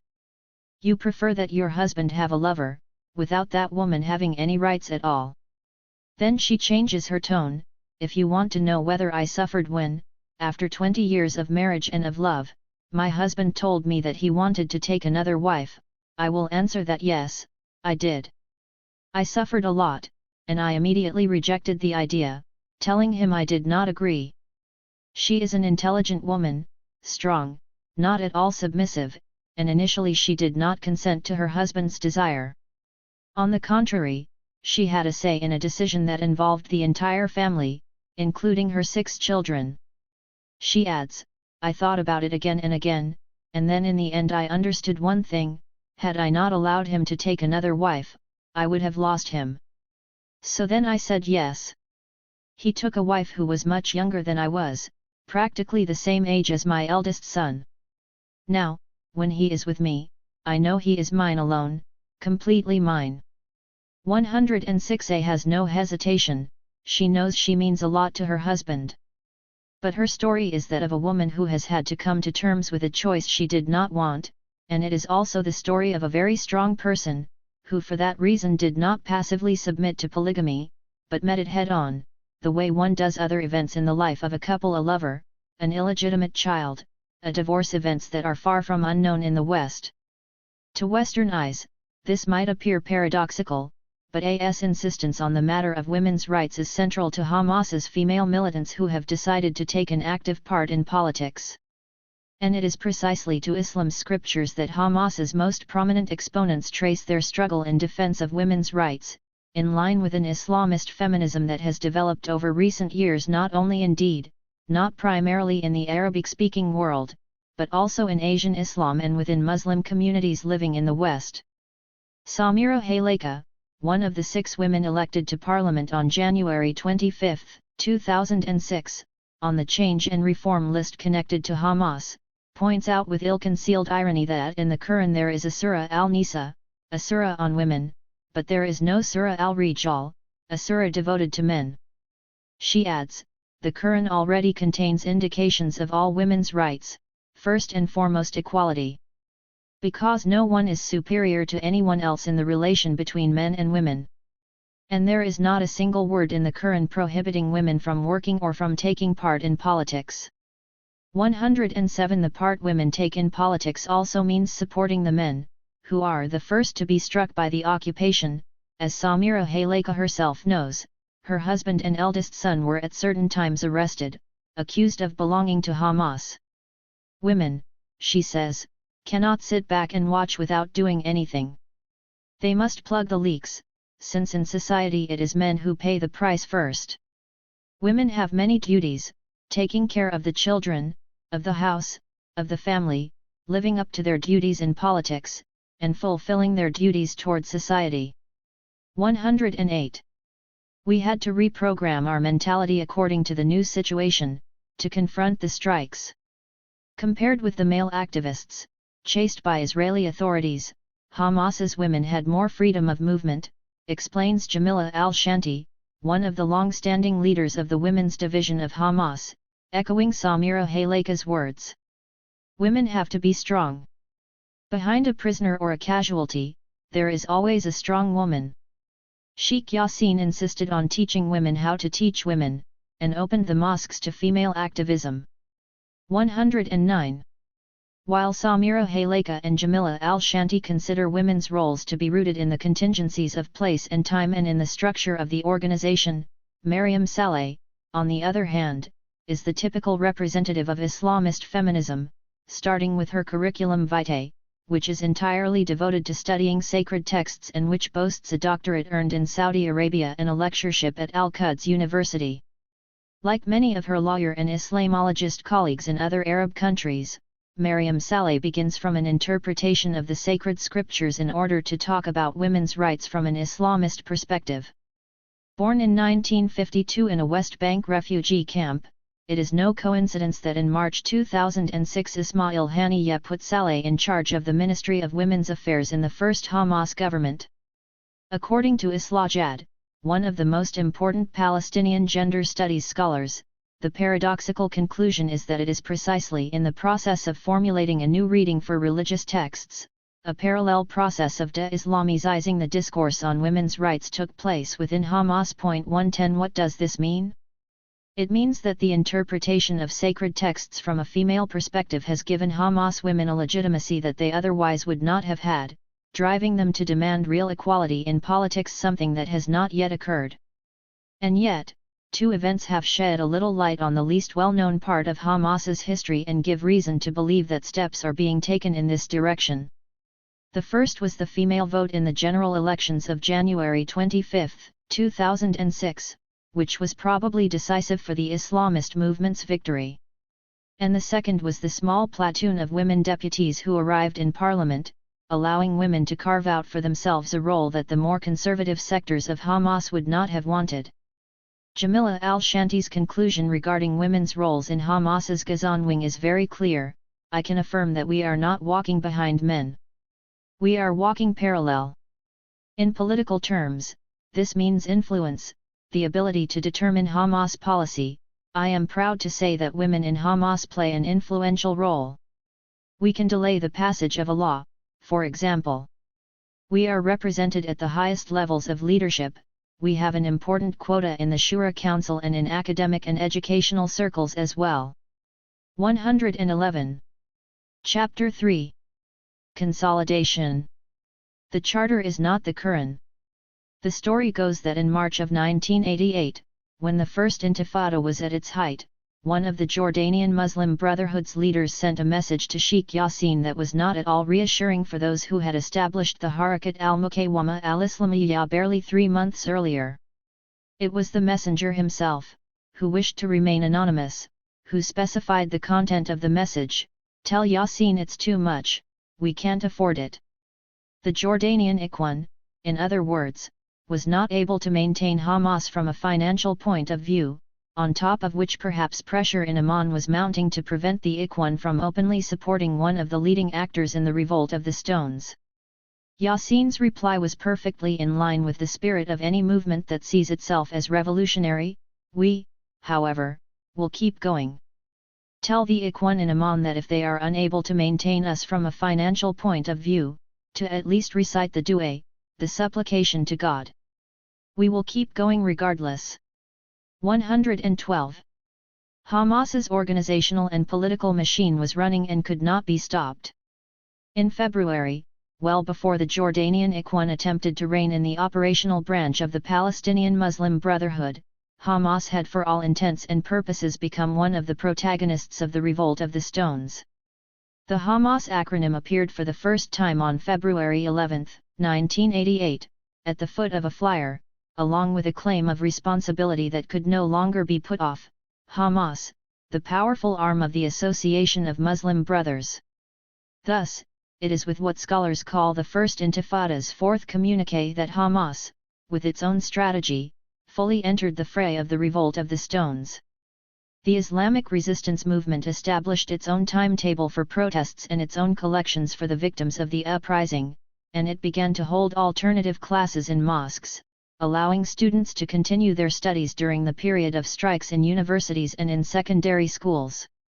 Hamas was going through a phase in which it had to reinforce and advertise its identity while still maintaining a relationship of non-belligerence, so to speak, with the UNLU, which included all the other secular and nationalist movements. 113 However, the honeymoon phase of the relations between secular groups and Hamas was over even before the end of spring, when the latter started to see itself as an alternative to the UNLU.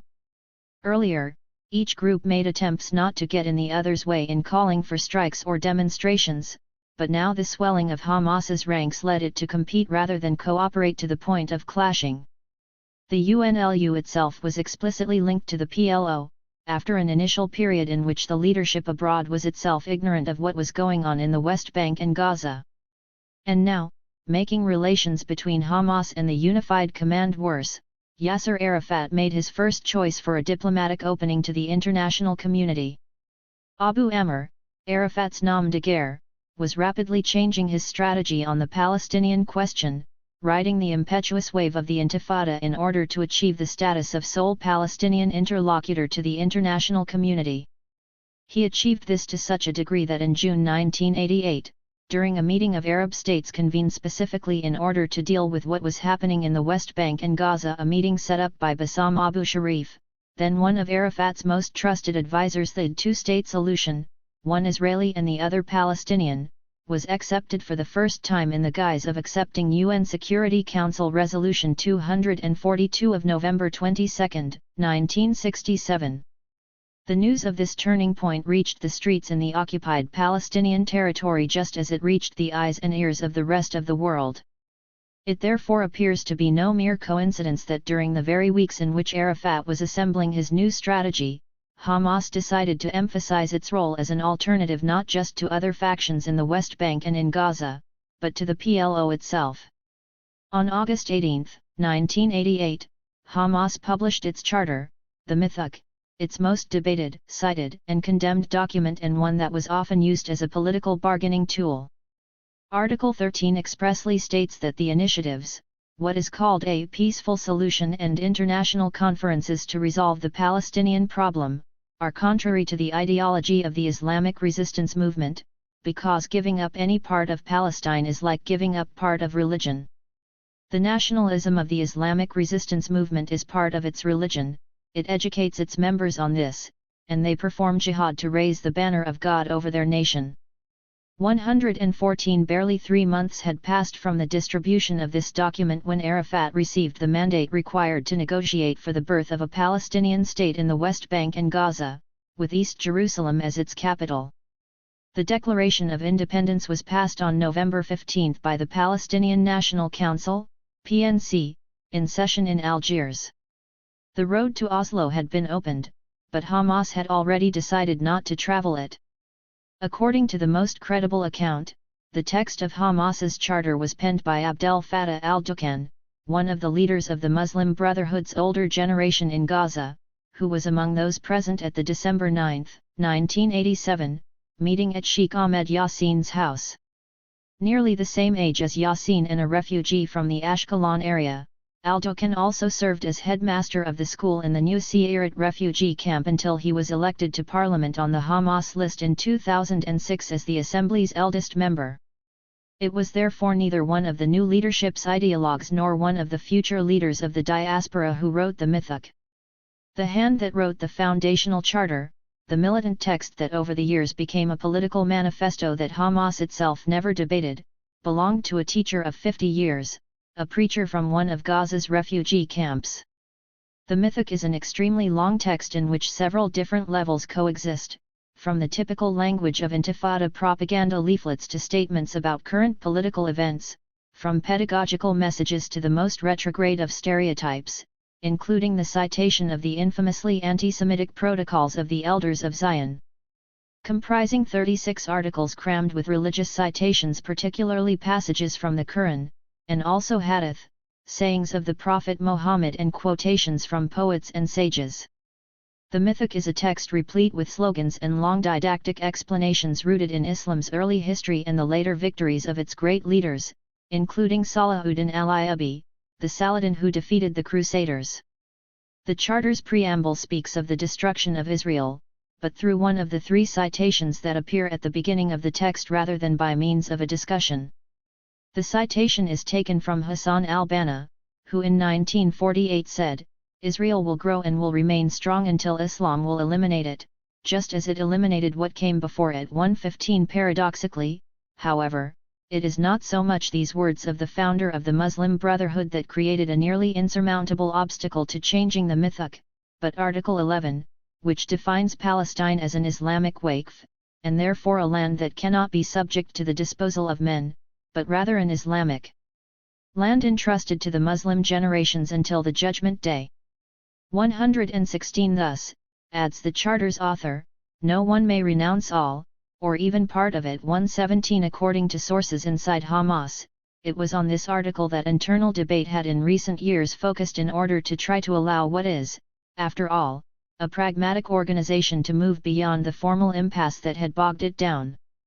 Hamas's Mithaq, after all, simply echoed what had already been said in a nationalist vein in the Palestinian National Charter, approved by the Palestinian National Congress on July 11, 1968, according to which the liberation of Palestine, from an Arab viewpoint, is a national duty, and aims at the elimination of Zionism in Palestine.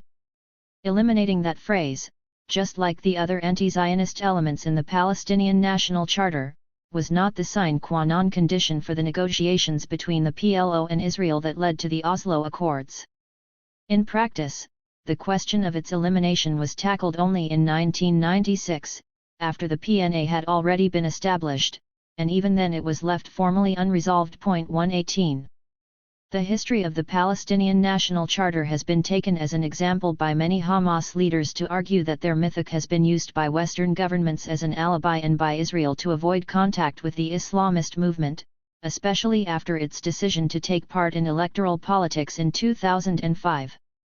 Indeed, among the conditions imposed by the International Quartet, comprised of the United Nations, the European Union, the United States, and Russia, after the formation of the first Hamas government in the spring of 2006, there was also a requirement that Haniyeh's executive accept the agreements signed by the PLO and renounce those parts of its founding charter that called for the elimination of Israel. For the Islamist leadership, however, recanting even parts of the Mithaq meant recognizing Israel without having obtained a reciprocal legitimization and, according to many among that same leadership, without having obtained an equally formal recognition not only of the Palestinian people, but of Palestinians as a nation. From a strictly political point of view, Hamas has always feared repeating the mistakes made by Fatah and the PLO, who gave away too much to Israel without receiving anything in exchange. On the contrary, during the life of the PNA and during the negotiations between the 1991 Madrid Conference and the 2000 talks at Camp David, Hamas had always opposed the stances of the PLO and of the PNA, which it considered lax. According to Islamist leaders, if they had a similarly flexible negotiating stance, it would lead to making significant concessions without substantial and tangible results in return. The conclusion drawn by several Hamas leaders, however, is that the Charter's significance has in actual fact been overestimated by those who call for its disavowal, given that Hamas's founding charter has mostly been set aside, replaced over the decades by other documents that are far more important in defining the strategy and politics of the Islamist movement. There are even those who question the idea of the 1988 document as a founding charter. As Nasser al-Din al-Shayyar, a moderate Islamist from Nablus, puts it, 3 people sat around a table and wrote a trenchant definition that liquidated any further reflection on the Mithaq. There is one important exception, the single element that is truly controversial and that has prevented Hamas from modifying its charter throughout its first 2 decades, namely, the definition of Palestine as a waqf, land belonging to the Muslim community as a whole. I don't think that's true, Nasser al-Din al-Shayyar retorts. Palestine cannot be considered a waqf, and I wrote about it in 1997-119.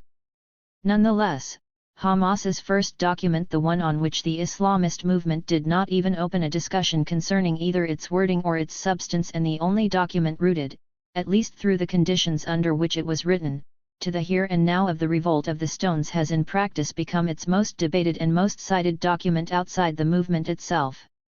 Indeed, often it was the only document to have been translated from Arabic and used in high-level negotiations and meetings between governments, as well as the only object of negotiations.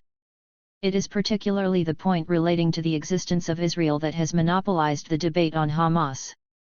For its part, the organization has never repudiated this document, but over the years this point became the true obstacle to any opening toward the Palestinian Islamist movement, so much so that Azam Tamimi, historian and author of one of the most in-depth studies of the movement, says that the charter was Hamas's worst enemy. 120. According to Tamimi, this assessment is shared by Khaled Meshal, who has reportedly said that the charter was written by mistake or recognition made in private conversations by the leadership itself, albeit not in public.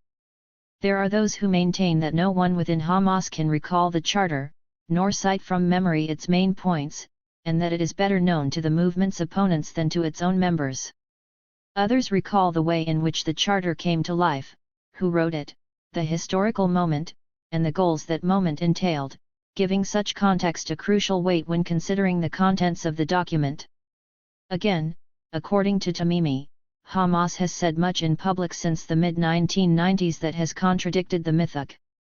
Having said that, no one within Hamas's leadership is prepared to disavow the 1988 charter. But the embarrassment it produces is obvious. In this as in other cases, the movement sacrifices its pragmatic side on the altar of its unity, because Hamas considers it essential that its unique democratic centralism not be undermined. Abandoning the charter would not be possible even for those who opposed it from the very beginning unless an extensive discussion were to take place that included all of Hamas's different constituencies, its bureau abroad, Gaza, the West Bank, and the members detained in Israeli prisons. This is an example of what Mahmoud al-Zahar defines as a collective decision, or one made first within a single constituency and then adopted by the four groups as a whole, but only after having listened to what each group has to say on the matter at hand. But once the collective decision has been made, everyone is committed to abiding by it, irrespective of their own positions. 121. Only after such a decision was made by a majority could Hamas formally change its position on the charter, which is currently being defended both by those who do not agree with it and those who do. Among the leadership who have been heard over recent years, the only one to have admitted his opposition to the mythic is Sayyid Abu Musammet, who in October 2008 revealed that both he and Moussa Abu Marzouk, one of the Islamist movement's most important figures abroad, had come out against the document. 122. Confirming Abu Musammet's declaration is a statement made by Abu Marzouk dating to the period after the June 2007 coup in Gaza, during which Hamas was trying to break an even greater international isolation than the one it experienced after its success in the January 2006 elections. In a comment in the Los Angeles Times of July 10, 2007, Abu Marzouk, in his position as second-in-command of Hamas's Politburo and as a man considered to be the eminence grise of the Expatriate Center, wrote that the charter made public in August 1988 has had its time, and indeed it must be understood in its historical context. The time in which it was written made the charter an essentially revolutionary document born of the intolerable conditions under occupation more than 20 years ago. 123. Abu Marzouk goes even further, making parallels between the charter and other founding revolutionary documents such as the American Declaration of Independence, which simply did not countenance, at least, not in the minds of most of its illustrious signatories, any such status as independence for the 700,000 African slaves at that time, or the basic laws on the basis of which Israel declares itself explicitly to be a state for the Jews, conferring privileged status based on faith in a land where millions of occupants are Arabs, Muslims, and Christians. 124. No Sonderweg, therefore, for Hamas. On the contrary, according to Abu Marzouk, the experience of Hamas mirrors the experiences of other revolutionary movements. However, in Abu Marzouk's accusation, it is only to the Islamist Palestinian movement that the international community applies a double standard and demands that the movement reject the statements of the Charter immediately as a necessary precondition for any discourse whatsoever. 125.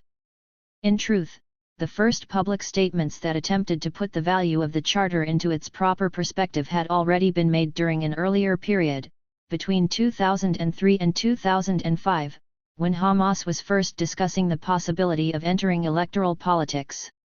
The debate on the mythic, say Hamas sources, was one of the issues discussed in the Marj al-Zuhur deportee camp in South Lebanon in 1992-126, but the first substantive public qualifications of the charter began to appear toward the end of the Second Intifada, when the idea of Hamas's entering the PNA and a reformed PLO was beginning to win supporters. The list of such qualifying statements is long, and the most important of them are concentrated in the West Bank, particularly in the politically important center of Nablus. The most effective statement, from a media point of view, was made in September 2005 to the Reuters news agency by Mohammed Ghazal, head of the Civil Engineering Department at Al-Najjar University. The Charter of 1988, he said, is not the Quran, elaborating that on the level of history we consider all Palestinian territories the property of the Palestinians, but now we are talking about the reality, about a political solution. Reality is something different.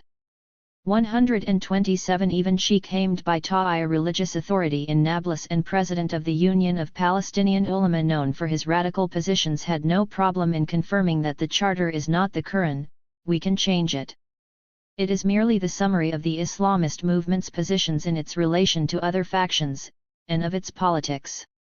128 Aziz Dwight, founder of the Geography Department at Nablus University, who became Speaker of the Parliament after the 2006 general elections but was later that summer imprisoned by Israel until 2009, went even further, clarifying the political and pragmatic necessity of moving away from the Mithaq.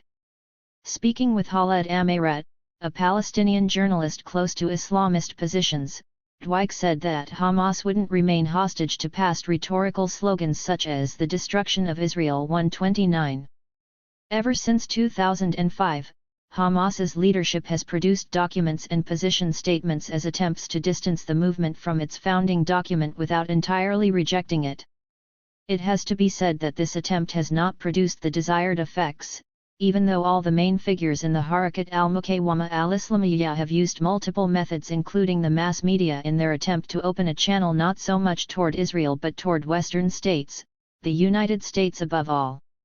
Ahmed Youssef, one of Ismail Haniyeh's closest advisors through June 2007, has often called attention to the fact that the charter has been in practice superseded by other official documents. 130 of these. A prime example is the electoral manifesto of the Change and Reform List, under the banner of which Hamas took part in the general elections of January 2006. Indeed, the manifesto takes the form of a document that goes well beyond the requirements of an electoral campaign in outlining the movement's policies. It is also completely different from the 1988 document. It was not written in a hurry, and it was less a vehicle of what was felt to be a revolutionary moment, the Intifada, and more an indicator of the discussions conducted, nearly always in secret, by Hamas both within and outside the occupied Palestinian territory. The electoral manifesto's complexity is such that it leads figures like Osama Hamdan 131 and Mahmoud al-Zahar 132 to define it as the most important public document since the 1988 charter. Given the difficulty of breaking the movement's international isolation without renouncing the charter, and given the impossibility of formally renouncing the charter without an internal debate, Hamas's documents have become replete with atypical voices, particularly within articles signed by Hamas's most visible leaders and intended for American and British newspapers, but also in television interviews and other public interventions. Indeed, over the past few years these comments released to the press have been the primary window into the changes within Hamas that are taking place in terms of political strategy, even if the movement's basic ideology is unchanged. These political changes have not eliminated all ambiguities, but they have certainly attempted to soften certain positions, particularly at crucial moments, for example, during the delicate phase when Hamas explored the possibility of international legitimacy through participation in the institutions of the PNA. In the meantime, according to some exponents of Hamas, the secret discussion over the Mithaq kept going as it had for years, particularly centering on the article that defines Palestine as a waqf. Changing that point would allow the Islamist movement to cut the Gordian knot that prevents it from recognizing Israel and that still forces it to talk in terms of truce and not in terms of peace. Outsiders. The Hamas charter had not yet been made public and indeed had not even been written when Mahmoud al-Zahar met Shimon Peres for the first time. The Intifada had dramatically exploded less than 4 months earlier, and Hamas was still in the process of defining its role within the uprising when on March 28, 1988, then Foreign Minister Shimon Peres asked to meet the person who was already clearly becoming one of Gaza's Islamist leaders. Sitting at his desk at the Foreign Ministry's offices in Gaza City, a tall building that in December 2007 bore evident signs of an Israeli bombardment, Mahmoud al-Zahar emphasizes that he did not go to meet him voluntarily. "I was forced to." 133 in his office, unadorned with dark curtains drawn for security reasons, al-Zahar recalls the circumstances under which, nearly 20 years ago, he found himself facing Peres and 15 other people from the Israeli military and security establishment. Peres had one question: how to solve the Intifada. Al-Zahar's response was the Islamists' first initiative with regard to the Israelis. "The offer I made him consisted of 3 points," he explains, namely, declare that you Israelis are ready to pull out of the West Bank and Gaza. Secondly, place the territory under the control of a neutral authority in order to minimize our suffering and end the occupation. Thirdly, the Palestinians would have to choose a representative by means of an election or even through an agreement in order to continue negotiations with the Israelis. "We in Hamas," I told him, "are not ready to negotiate independently, because what we are talking about concerns the national interest." Peres's answer was, "We can pull out of Gaza immediately. We need 6 months to leave the West Bank, we'll postpone discussions with regard to Jerusalem." And I told him that it would be very difficult to find anyone among the Palestinians who could accept Jerusalem being placed last on the order of discussions. Jerusalem should be first. I made a mistake at the time, because the Israelis did find someone who was not only ready to delay discussions about Jerusalem, but someone who was prepared to abandon it forever. 134. As Mahmoud al-Zahar recalls, and this is well known, there were other meetings in Tel Aviv, including with Yitzhak Rabin, then Minister of Defense, over a year after the meeting with Peres. The Intifada was not over, but the Israeli authorities had already arrested the men who established Hamas, with the arrest taking place just after the publication of the charter in August 1988. Sheikh Ahmed Yassin had managed to escape arrest for a few months, time he spent building the movement's organizational structure, including the military wing that had begun to appear publicly, heralding the phase of the kidnapping and killing of soldiers. The Israeli government was still attempting to find a way to move beyond the impasse the Intifada had produced, and it was at exactly this time that the secret contacts that would lead to the Oslo Accords were being established with the PLO leadership in exile. In mid-May 1989, Rabin decided to make a final attempt, and met not only with a Hamas representative, but also with the other main Palestinian factions, including Fatah and the PFLP. All in all, about 15 people. The meeting concluded without significant steps forward, with al-Zahar suggesting to Rabin the same proposal he had made to Peres a year earlier. No precondition was set for that meeting, even though the charter had already been published. In any case, Israel's attempts to talk to Hamas ended with that meeting, and over 20 years of uninterrupted clashes began between the many successive governments in Israel and the Palestinian Islamist movement. Between the 1970s and 1980s, Israel had looked with a kind of benevolence upon the Muslim Brotherhood, which had made a bid in the West Bank and in Gaza to set itself apart from the nationalist, secular, and leftist factions. While the latter all engaged in the national liberation struggle, the Ikhwan concentrated on social and educational work through mosques and support centers. The birth of the Harakat al-Muqawama al-Islamiyya brusquely changed the Israeli authorities' perception of the Islamist sectors of society. They quickly realized the difference between the Ikhwan establishment and its operations branch.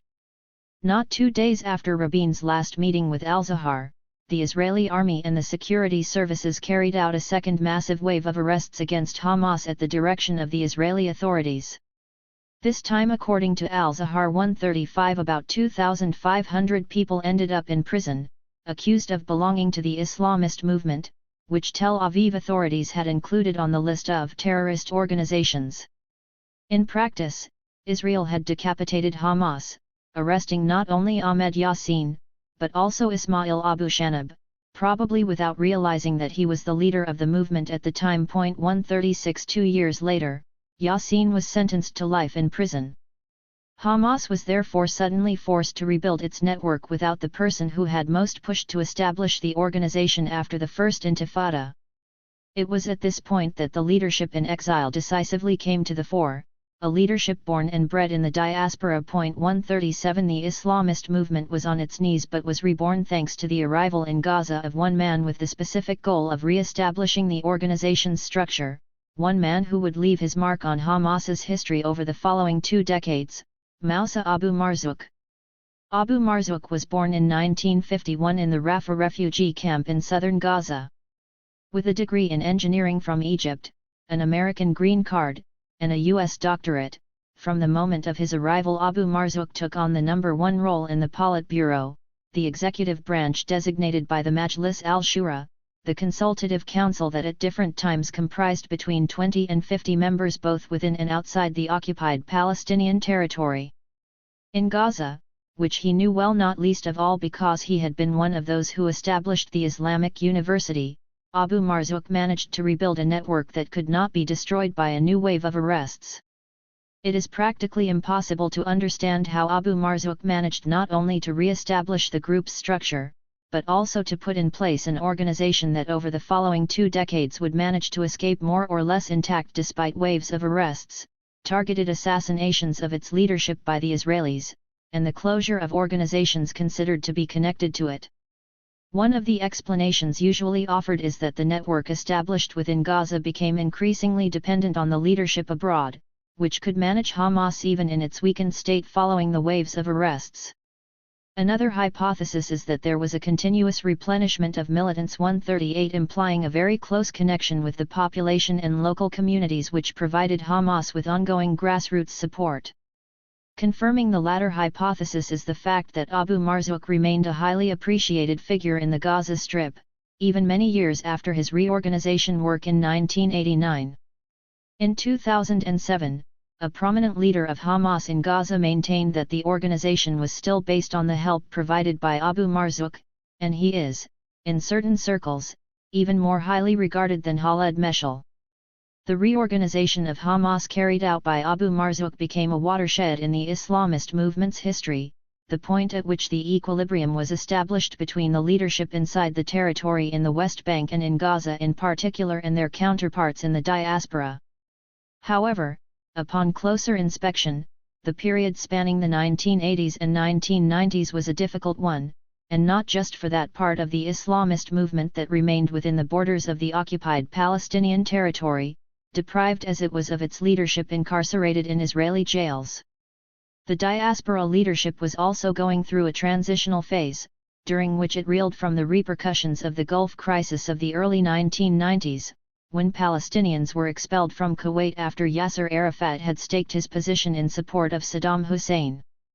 Despite the fact that the Harakat al-Muqawama al-Islamiyya had been careful to keep its distance from Arafat's pro-Iraqi pronouncements, all Palestinians paid the price equally.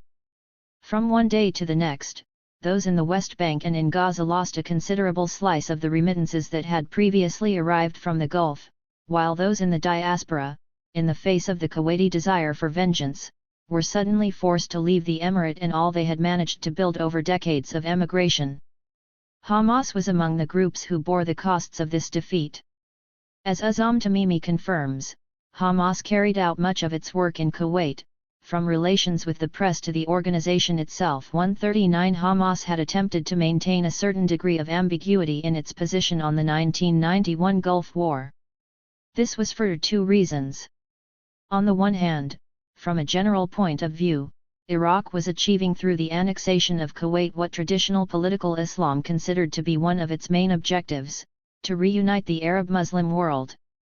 On the other hand, from an ideological point of view, Saddam Hussein was still held to be one of the Muslim Brotherhood's most powerful enemies, the principal heir to Ba'athist secular nationalism who had invaded a Gulf country, one in which adherence to Islam was considered closest to the Ikhwan's desiderata. The ambiguity of its position alone, however, was not enough to save Hamas from the consequences of the war.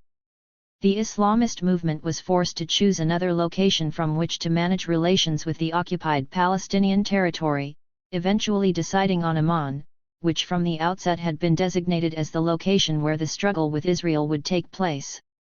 The outside world Arab states included would not be dragged into that struggle, as had happened with the secular nationalist factions during the phase of hijackings and of terrorist attacks, which took place primarily in Europe.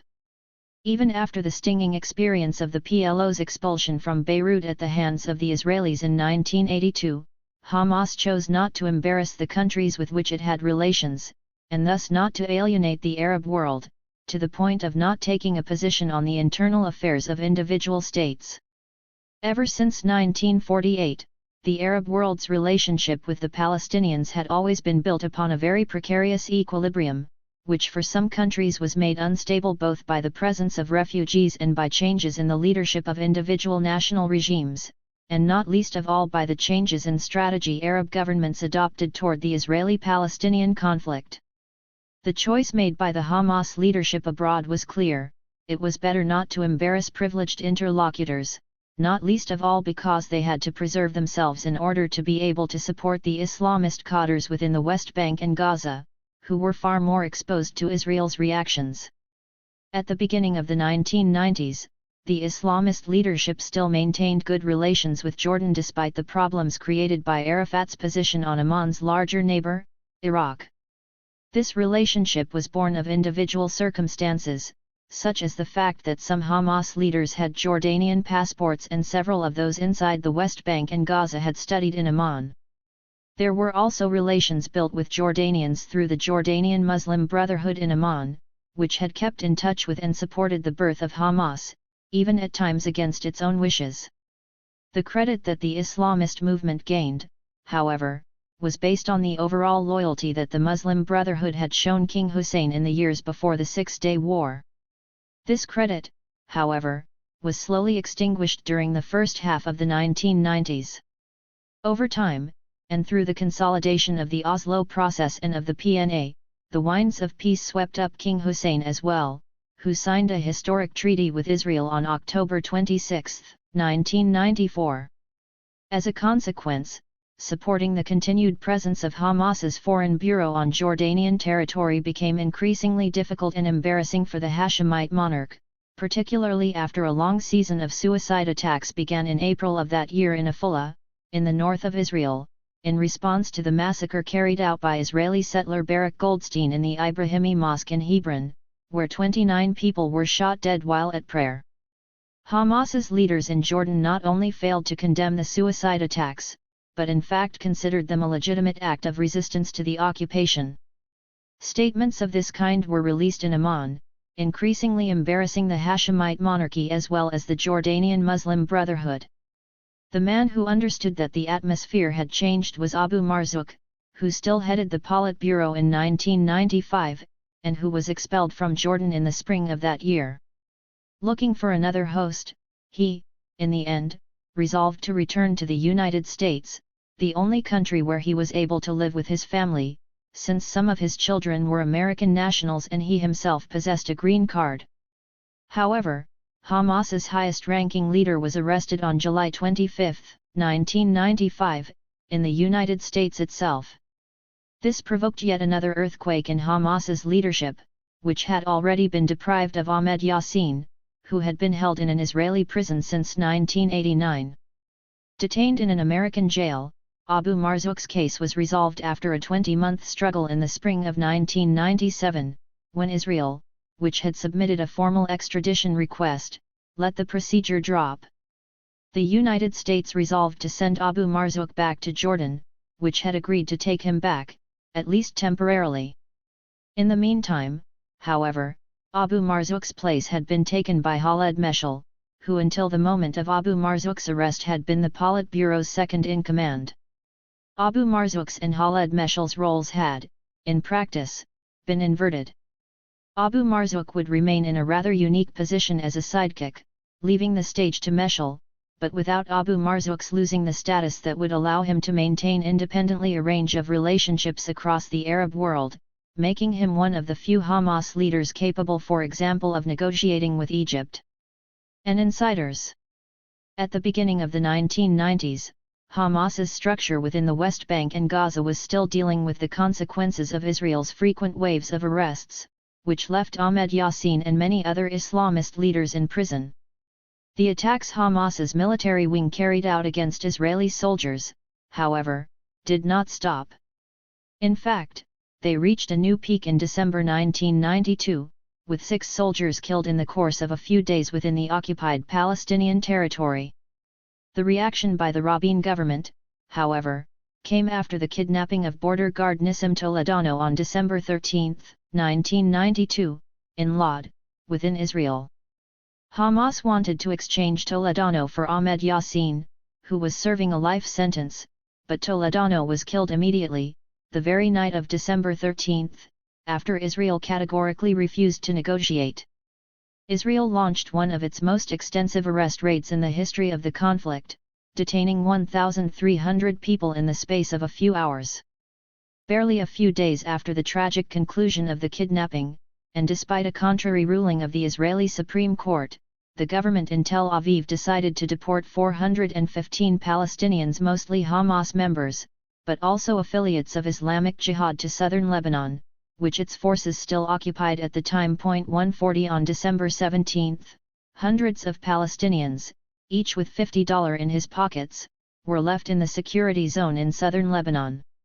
After their attempts to return failed, the deportees of Marj al-Zuhur began the media and political struggle described in the preceding chapter, a struggle that would come to a conclusion only in the autumn of 1993, when the Islamists would return to the West Bank and to Gaza.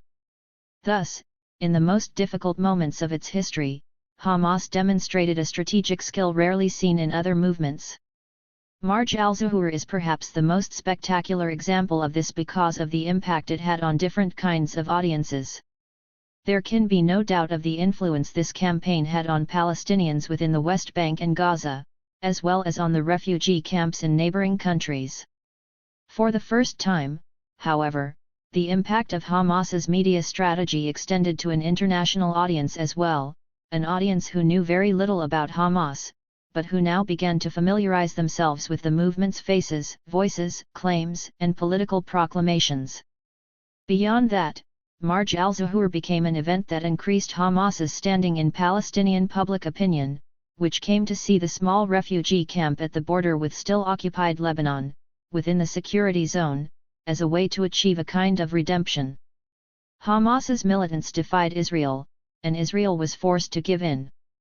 What about Marj al-Zuhur transformed those 10 months into a spectacular event that took on legendary proportions in everyone's memories, both among the 415 Islamist deportees and among those who were simply spectators? To start, Hamas managed to link Marj al-Zuhur directly with the Nakba, the catastrophe of 1948, so that their victory would overturn, if only symbolically, those decade-old events. On the very night of their deportation, the Islamists immediately decided that they would remain inside the buffer zone where the Israelis had left them, rather than moving on to Lebanon, where they would have swelled the ranks of the hundreds of thousands of refugees who already lived between Sidon and Tripoli. The challenge was, we either manage to get back to our land, or we stay here. Having failed in their first objective, the deportees decided to remain in the open countryside during an extremely harsh, cold winter. They received help from the International Red Cross and established what Mohammed Nimr calls a full-fledged Islamist society. 141. The 415 deportees built a camp that relied on the skills of several of those present. Engineers and technicians organized logistics, university professors conducted classes for the students, doctors took care not only of those at the camp, but also the population of nearby villages. A tent mosque was erected to hold religious services and classes, and a medical tent provided shelter for the sick and maintained reports and statistics on the population's health. Those among the Hamas leadership who were there recall that the camp was organized according to geographical criteria, with a tent for Nablus, one for Hebron, another for Gaza, and so on, as a way of maintaining local ties and of respecting the traditions and affiliation of each militant. 142 At the same time, the Hamas deportees took advantage of the unique opportunity Marj al-Zuhur offered them to get to know each other and to debate among themselves. Many of the movement's members had never met, so Marj al-Zuhur is remembered as one of those extremely rare occasions in Hamas's history in which the cadres managed to overcome the sputtering lines of communication they had been used to, strengthen their bonds, and debate the group's overall political strategy. Beyond that, Marj al-Zuhur also became a place where Hamas members could meet with other Islamist movements.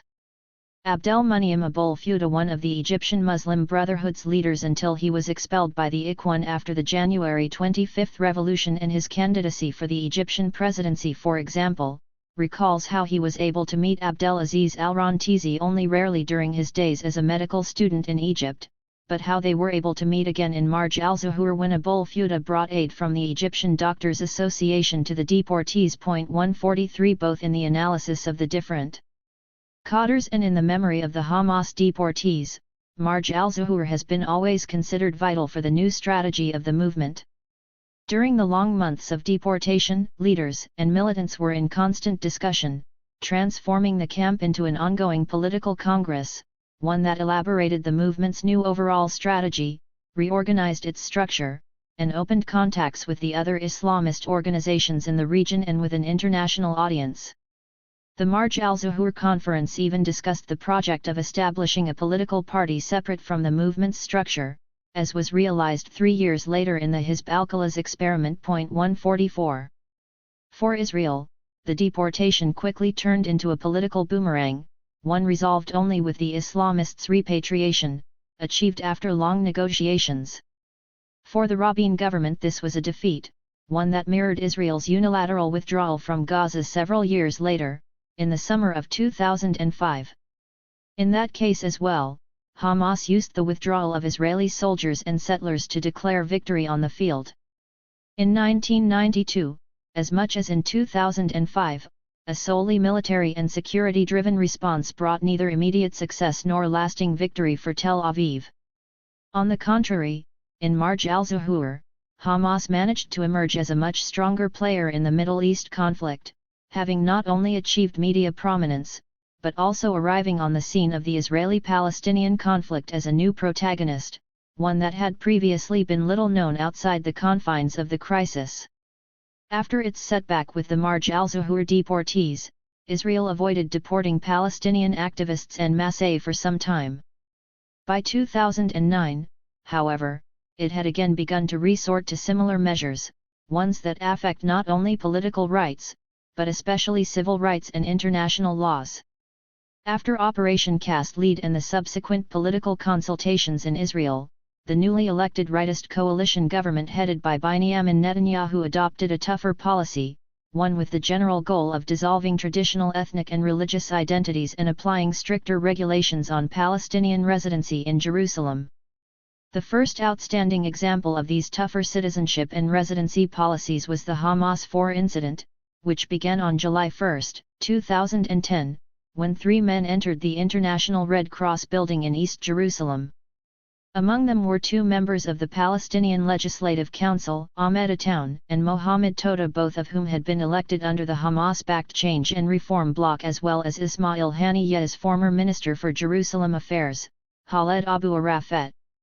The men asked for asylum under the International Red Cross and for protection from forcible transfer by an occupying power under Article 49 of the Fourth Geneva Convention.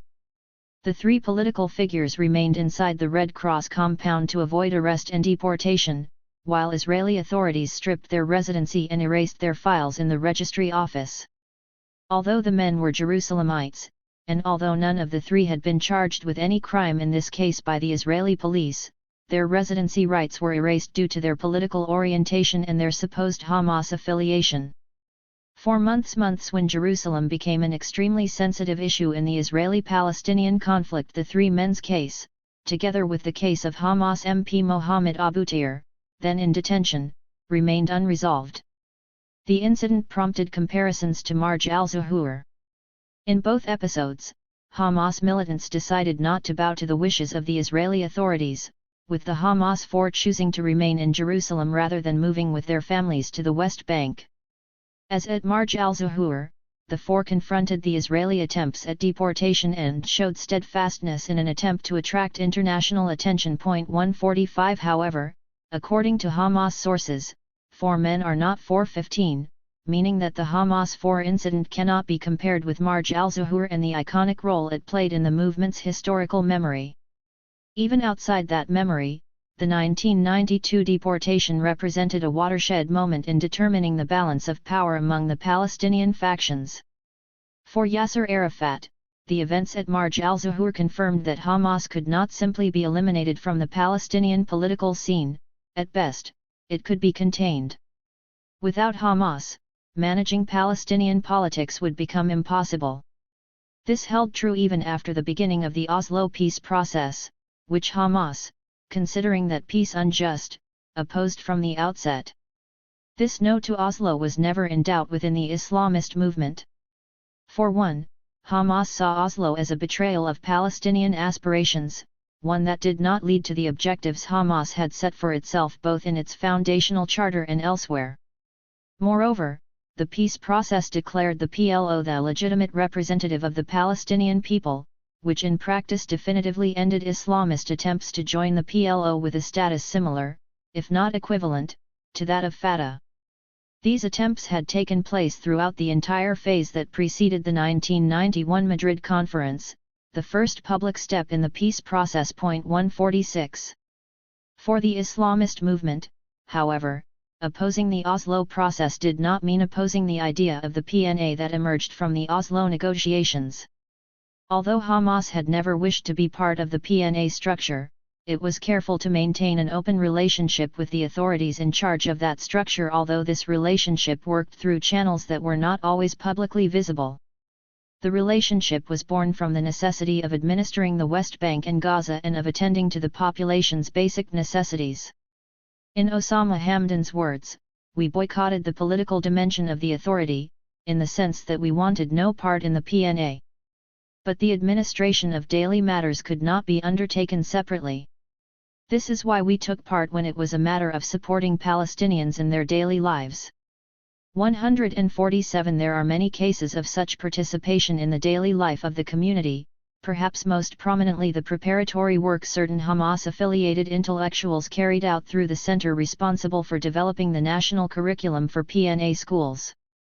This participation also explains why the debate over this curriculum was not reopened after Hamas's rise to power in March 2006, nor did it become the object of a political cultural clash. On the contrary, the curriculum had been agreed to by groups spanning the entire political spectrum in the West Bank and in Gaza. Aziz Dwight, a teacher at Al-Najjar University in Nablus, who became the parliament's speaker after the 2006 elections, had taken part, for instance, in developing an 11th grade geography curriculum. 148.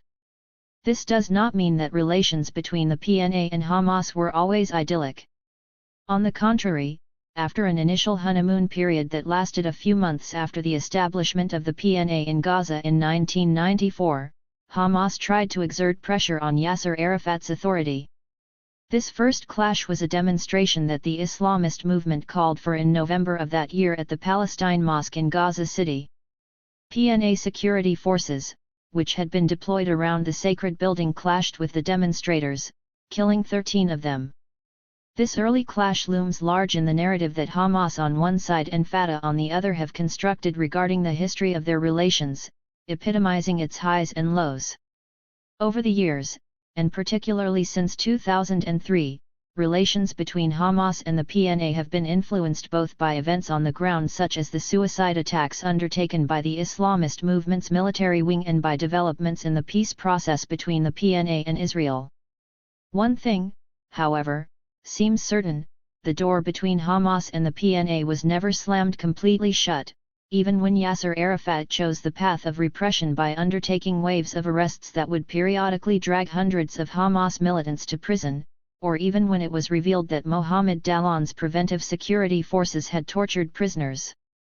It is from this point, in the mid-1990s, that Gaza's strongman Dalan became Hamas's adversary par excellence by dragging Islamist leaders and militants to jail. Mahmoud al-Zahar, among those arrested, tells in an autobiographical volume both of the torture he underwent and of the offensive acts carried out against prisoners, such as having his beard forcefully shaved off. 149 Dallon's role in the repression of militants during the 1990s is one that none of the militants can forget, particularly during the period when he served as a close advisor to President Mahmoud Abbas. Yasser Arafat, however, did not use only the stick of arrests to maintain power. He also tried to involve Hamas, especially when he understood its strong roots within Palestinian society and in Gaza. And the Islamist movement, for its part, reacted to the advent of the PNA by asking itself how it should adapt its role. Should it evolve into a political party and take part in elections regardless, or should it remain distant from a new all-Palestinian institution that might arrive in the West Bank and Gaza? This was a slow debate, one that went on for years, and one that played itself out in documents. All of these documents have been internal and secret, only rarely have a few reached the outside, and those that have reached the outside have been read only by highly specialized audiences such as historians and political scientists. Those who have read these internal documents, however, find a Hamas that expresses itself in terms very different from the rhetoric of the founding charter of 1988, from the Intifada leaflets, and from the fiery public proclamations. Instead, the documents outline full-fledged scenarios for the leadership, enabling it to decide whether to change the basic nature of Hamas.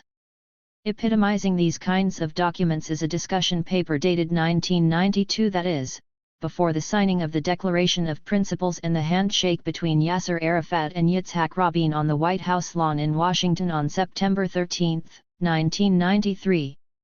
The central question in this document is, how should we behave in the event of elections? And the answer is, we must choose between four clearly distinct alternatives. We can take part in the elections, boycott them by means including force, or participate in them under a different name. 150. Thus, in these internal documents, the possibility of establishing a full-fledged political party became real. Across the Arab world, there are several examples of this. Above all, there is the experience of the Jordanian Muslim Brotherhood, which divided the Ikhwan proper from the Islamic Action Front and presented itself to voters as the front. 151 One of the possible scenarios envisaged by the 1992 document presages what would happen in 2005, when Hamas undertook the most important change in its history by deciding to participate in parliamentary elections. The 1992 document states, "Our goal might not be to win a majority, but, rather, to achieve a significant political presence, which would secure the movement's power and political weight." 152 The Palestinian case, however, was different, and Hamas did not yet want to give up the term resistance, which had marked its birth in 1987. According to Ghazi Hamid, "It is true, we discussed whether we should establish a political party or not, because we had before us a new system. And a party would have been a good instrument to establish contact with the PNA. In this way, Hamas would have remained the resistance movement, without becoming entangled in politics." 153 Hamid thinks back to a time now long gone, while he talks about the debate over the establishment in Gaza of what would later become the National Islamic Salvation Party, Hizb al-Qalas al-Watani al-Islami, in 1996. Hamid spoke in October 2008, exactly 2 months before Israel began Operation Cast Lead, and at the time, the Gaza Strip had already been isolated for months. Ghazi Hamid, born in 1964 in the Rafah refugee camp in the southern Gaza Strip, continues to be among the more pragmatic, moderate Hamas leaders. He has been part of the movement from the very beginning and is a classic example of those young men who adhered to the Muslim Brotherhood at the start of the 1980s.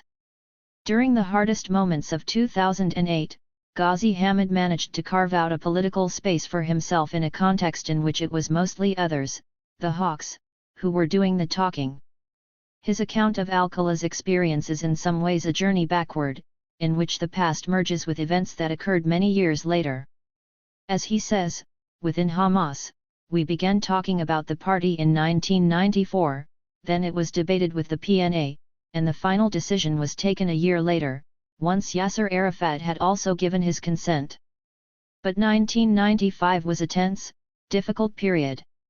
In 1994 Hamas had already begun to undertake suicide attacks. Hamid calls these attacks military operations, thereby setting himself apart in the language he uses not only from the Hawks, but also from the majority of the rest of the Islamist movement, which calls these suicide attacks martyrdom operations. In the end, the party was established in 1996 after the first general elections, which Hamas boycotted. Al-Qalas would be short-lived, with the entire experiment lasting less than 4 years and entirely confined to Gaza after a failed attempt to create a West Bank branch. 154 Ghazi Hamid, however, calls it a fantastic experience, the end of which meant Hamas lost much. Al-Qalas had established good relations with the PLO, and Arafat had even given his blessing, despite knowing all too well that the party was established and financially sustained by Hamas. Among the party's principal figures were Hamas's more pragmatic leaders. Ghazi Hamid, who was its spokesperson, reels off names like Yahya Moussa, Salah al-Bardal, Ismail al-Ashkar, and Ahmed Beher, all figures who in 2006 would become deputies in the Palestinian Parliament's second legislature. Salah al-Bardal goes further, affirming that without the 4 years-long experience of Al-Qalas, Hamas would have not participated in the 2006 political elections. Al-Qalas' political thinking became political practice. Analyzing the brief history of Al-Qalas, Salah al-Bardal describes it as the embryo of a political party that ran the civil life of Hamas. It trained the activists on issues that would become crucial some years later, among them electoral campaigning, parliamentary life and rules, and relations with the PNA. 155 As Hamid recalls, most of the party members were open-minded, they had a new vision of politics. Hamas, however, was still too sensitive on certain topics, so much so that the relationship between Hamas and Al-Qalas did not go beyond a typical father-son relationship. The message was, "You are under my supervision, under my eyes, and you can do nothing without coordinating with me." So, well, we did not succeed in establishing a greater distance between us Al-Qalas and Hamas. We did not succeed in cutting the umbilical cord. In that particular political situation, it was not easy for us to take decisions far from Hamas's gaze, as they were ultimately our point of reference, as well as our funders. 156. Tensions rose in 1999, when Al-Qalas started to take part in the PLO's Central Council as a participant, in spite of Hamas's opposition to such involvement. Hamas's leadership thought that any Al-Qalas involvement in the PLO's structure would undermine Hamas's strength in the negotiations it was undertaking with Abu Amr to join that body and gain more significant representation than the limited access offered by Arafat. At the end of the arm wrestling between Hamas and its party, and under heavy pressure caused by the outbreak of the Second Intifada, Sheikh Ahmed Yassin decided to close the experience and to integrate Al-Qalas with Hamas. And all became Hamas again, Salah al-Bardal summed up. And yet the experiment was not without consequence. In the ongoing discussion on participation, Hamas says al-Bardal took some steps back and agreed on elections, paving the way for Al-Qalas to run the new era of Hamas. 157. In short, in 1996, resistance and politics could not part ways. At the time, Hamid concludes, Hamas was not politically mature enough to give the party freedom to maneuver. Hamas dominated the party, and its control was too strong, even to allow it to take part in the 1996 elections. At the time, I argued that we should have taken part. But that decision would take Hamas another 10 years. 158. It is true that for months Hamas debated whether or not it should take part in the first general elections in the West Bank, Gaza, and East Jerusalem. However, these would be the first elections for the PNA, and at the time the Islamist movement was not collaborating with that body due to its opposition to the Oslo process and the kind of peace that the accords envisaged. Yasser Arafat tried up until the last moment to reach an agreement with Hamas, and the negotiations, which involved both the leadership in the West Bank and Gaza and the leadership abroad, were conducted outside the occupied Palestinian territory, a choice that allowed the Islamist leadership to meet and avoided the delays inherent in a long-distance discussion. In December 1995, the PNA convinced the Israelis to allow Hamas members to leave the West Bank and Gaza, and a rare meeting attended by the entire Hamas leadership convened in Khartoum, Sudan. The lively discussions went on for 4 days and concluded that taking part in the 1996 elections would be impossible. According to Osama Hamdan, it made us laugh when we heard the voices that claimed a fatwa had been issued prohibiting taking part in the 1996 general elections. During the previous months no such fatwa was issued, it was a purely political decision. Boycotting the elections must be considered a democratic decision, just like participation is a democratic decision. 159 eyes on the present, Hamdan recalls the other elections, the first of the PNA era, that Hamas decided not to take part in. It was not a fatwa, that is, a religious edict, which prevented Hamas from taking part. Hamdan's interpretation is confirmed by Sheikh Hamd by Ta'i, a religious authority in Nablus, who newspapers at the time indicated as the source of the fatwa against the elections. It's not true, Sheikh by Ta'i says, sharply bringing this discussion to an end on the veranda of his Nablus apartment on the city's hillside. I never issued any edict. The decision was made by the movement. I issued dozens of fatwas, but on entirely different topics, against the opening of the casino in Jericho, or against the festival which was being organized in Sebastia, just outside the city of Nablus. 160 Osama Hamdan explains that fatwa was asking us not only to take part in the elections, but also to put an end to the resistance. We, on the other hand, argued that it was necessary for another Palestinian group to say no, that Oslo would not have worked. The Israelis had not recognized the Palestinians as a nation, but only as a people present on the land. As though we were renting an apartment. 161. Thus, the choice to take part in electoral politics was in fact possible in 1996, when the PNA's first general elections were called. Despite the no from the Hamas summit in Khartoum, part of the movement's members from the West Bank and from Gaza wanted to participate badly enough to choose a provocation. It presented a list of candidates, among them well-known figures, including the 3 leaders Ismail Haniyeh, who would in future become the first Hamas member to fill the post of Palestinian Prime Minister Said Namrudi, and Khalid Hindi. They registered their names as independents at the electoral office, only to later withdraw them on January 2. The Hamas leaders themselves explained the reasons behind their gesture, as the Jerusalem Post reported on January 19, 1996, "We mandated ourselves to be a safety valve when Hamas's relations with the PNA were in crisis," adding that in nominating ourselves for the forthcoming elections, we believed in serving Islam and the homeland. But due to the eruption of a state of confusion within the Islamic circle, and despite our conviction in the value of our beliefs, we decided to withdraw our candidacies. 162 The pressure to withdraw those candidacies came from the result of the debate between 2 different political positions.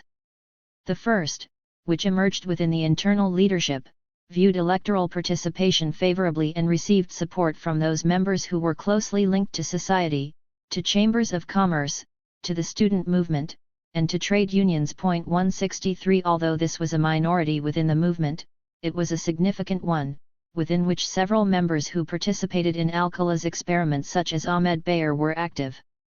The second school of thought, with which the leadership in exile in Amman was associated, was against doing anything to mitigate the clash with the PLO and Fatah, which began when negotiations with the Israelis were undertaken, first at the Madrid conference and then during the Oslo process. One of the Palestinian journalists who has followed this question more closely, Khaled Ameiret, from Hebron, argues that an acrimonious internal debate took place between the hardliners and the minority who believed that participation was the lesser of 2 evils. One of the hardliners was one of the best-known Islamist preachers of the time, Bassam Jarrar, who in early December stated that the decision to boycott is definitive and irrevocable because these elections will be an enormous farce aimed at legitimizing the Oslo Accords and to perpetuating the occupation and usurpation of our land by Israel. 164 The clash reached its apex on December 10, when the movement's spokesperson in Amman, Ibrahim Goshat, announced the election boycott. The same day demonstrations were held in Nablus, at Al-Najjar University, to mark the 8th anniversary of the beginning of the First Intifada and of the establishment of Hamas. 165 Osama Hamdan recalls that Haniyeh was attacked in Gaza for his decision to present himself as a candidate, so we decided to discuss it with him ourselves, and he decided to withdraw his name from the list. 166. It is said that after a specific request from the PNA, Hamas had decided to suspend attacks in a sort of electoral truce, as four Hamas leaders told Islamist journalist Khaled Ameiret. This period of time would have been determined by Palestinian national interests, although any Israeli attack against Hamas would have meant the end of the truce.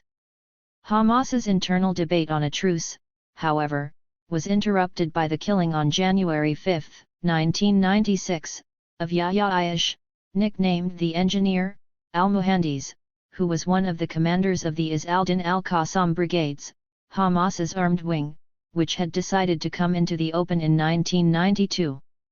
For the members of the Kataib al-Qassam, as for the Israelis, Ayash, a 30-year-old engineering graduate from Birzeit, was the instigator and planner behind many suicide attacks and, more importantly, specialized in the preparation of explosives.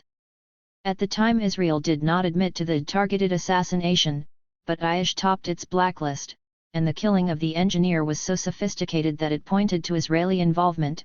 Ayash died when the mobile phone that an acquaintance had loaned him exploded while he was making a phone call in Beit Lahia, in the northern part of the Gaza Strip. After Ayash's assassination, one of the most spectacular undertaken by the Israeli security forces, two distinct opinions clashed with each other, at least according to the scant news available on the secret internal debate. The first option, to which members like Mahmoud al-Zahar in Gaza and Jamil Hamami in the West Bank subscribed, supported the view that retaliation using suicide attacks would have provoked a disproportionate Israeli reaction, and would have reignited the clashes between the PNA and Hamas. For the military wing, the Izz al-Din al-Qassam brigades, not to react at all would have been perceived as a sign of weakness and would have jeopardized Hamas's credibility. 167 As the facts themselves demonstrate, the hardliners won the day, and in February and March 4 of the bloodiest ever suicide attacks were carried out.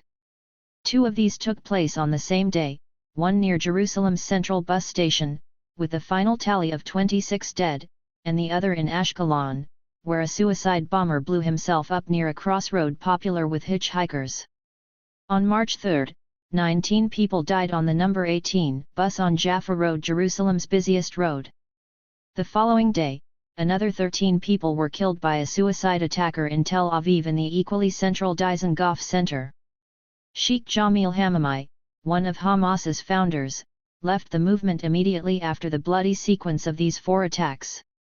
Israel launched a wave of arrests that brought around 1,000 Hamas members into Israeli prisons, and Arafat's PNA did the same, even though it later slowly released them. This was one of the harshest moments to date in the entire Israeli-Palestinian conflict. Yitzhak Rabin had been killed a few months earlier, on November 5, 1995, at the hands of a right-wing Israeli extremist, and then Hamas restarted its attack. This end of the Oslo dream and the climate of fear it produced profoundly affected Israeli elections, facilitating a sharp turn to the right. Labor's hold on government came to a sudden end, and Likud new man, Benjamin Netanyahu, rose to power.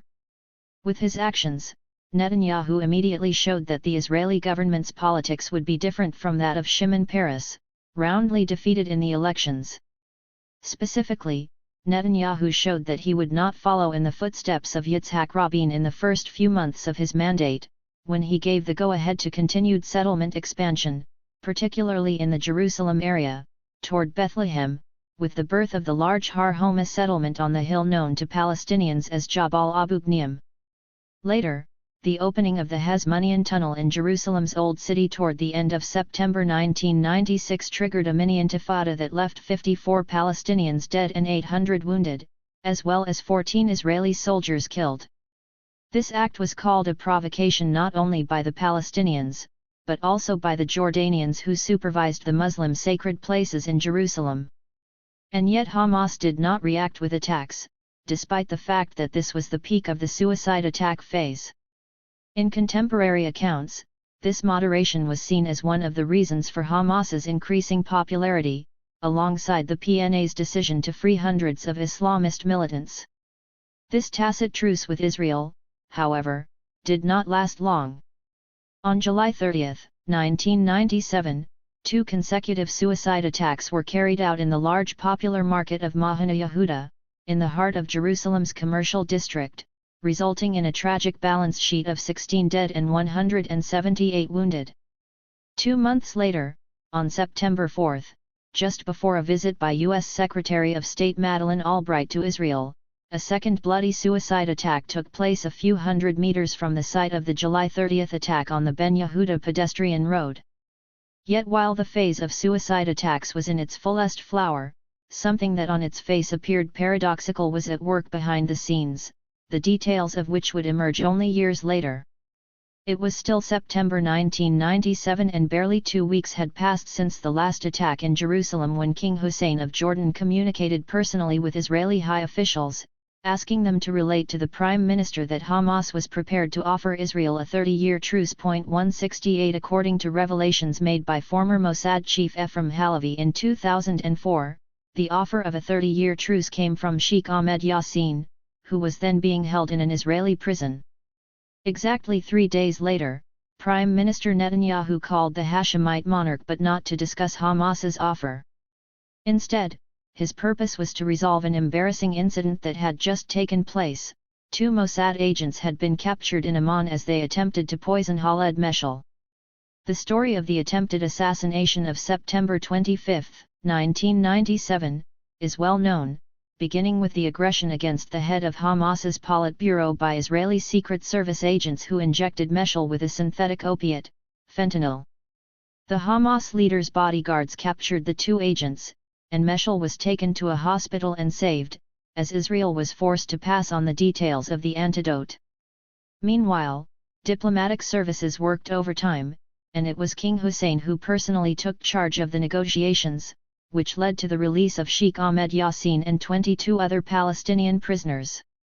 This was the price Netanyahu had to pay not only for the failed assassination attempt on Meshal, but also for a diplomatic incident that involved one of the few Arab states friendly to Israel, Hussein's Jordan. For Netanyahu there was a superficial victory in the fact that Hamas's leadership had to leave Amman and that in the near future it would find a home in Damascus. In practice, however, the Meshal affair was a double defeat for Netanyahu. It definitively soured relations with the Hashemite monarch, relations that had already been tested by Liqud's choice to freeze the Oslo process, and it resulted in a political boomerang vis-a-vis Hamas, who saw their most charismatic leader, Ahmed Yassin, whom everyone thought had been definitively sidelined from the political scene thanks to a life sentence, returned to the fray as an active force. Yasser Arafat visited Ahmed Yassin in the hospital in Amman, where he had immediately been taken to assess his precarious health, as a quadriplegic, after 8 years in prison. Arafat made the best of a bad situation. According to leaks to the press at the time, in a parliamentary meeting the following October 8, he accused Jordan of trying to create a base for itself in the West Bank via the Hamas movement. 169 Meanwhile, Sheikh Ahmed Yassin returned to Gaza, where he was met by massive crowds. After just 2 months, he started a diplomatic tour that would bring him to Egypt, Saudi Arabia, Qatar, Iran, Kuwait, the United Arab Emirates, Yemen, Sudan, and Syria. Hamas has yet to stage another event on such a large scale. In a television interview after the killing of Yassin in a targeted assassination in the spring of 2004, Halevi confirmed that once out of prison, Yassin had reiterated the offer of a hudna, truce, albeit one that had been reduced to 10 years. But Israel was not interested in truces. Chapter 4. From the underground sheikh to human bombs. The preacher at the workers' mosque. This is the first time the Arabs have their own Tel Hai. 170 Tel Hai, Upper Galilee, March 1, 1920, a place and a date of historic importance in Israel's collective memory. It is associated with the figure of Joseph Trumpeldor, a Russian Jew who died to defend settlements from the attack of a group of armed Lebanese men, and a symbol of the early Zionists' self-defense. The Palestinian Tel Hai would take place a little further south, in the Jenin area, where the forest of Yabad stood.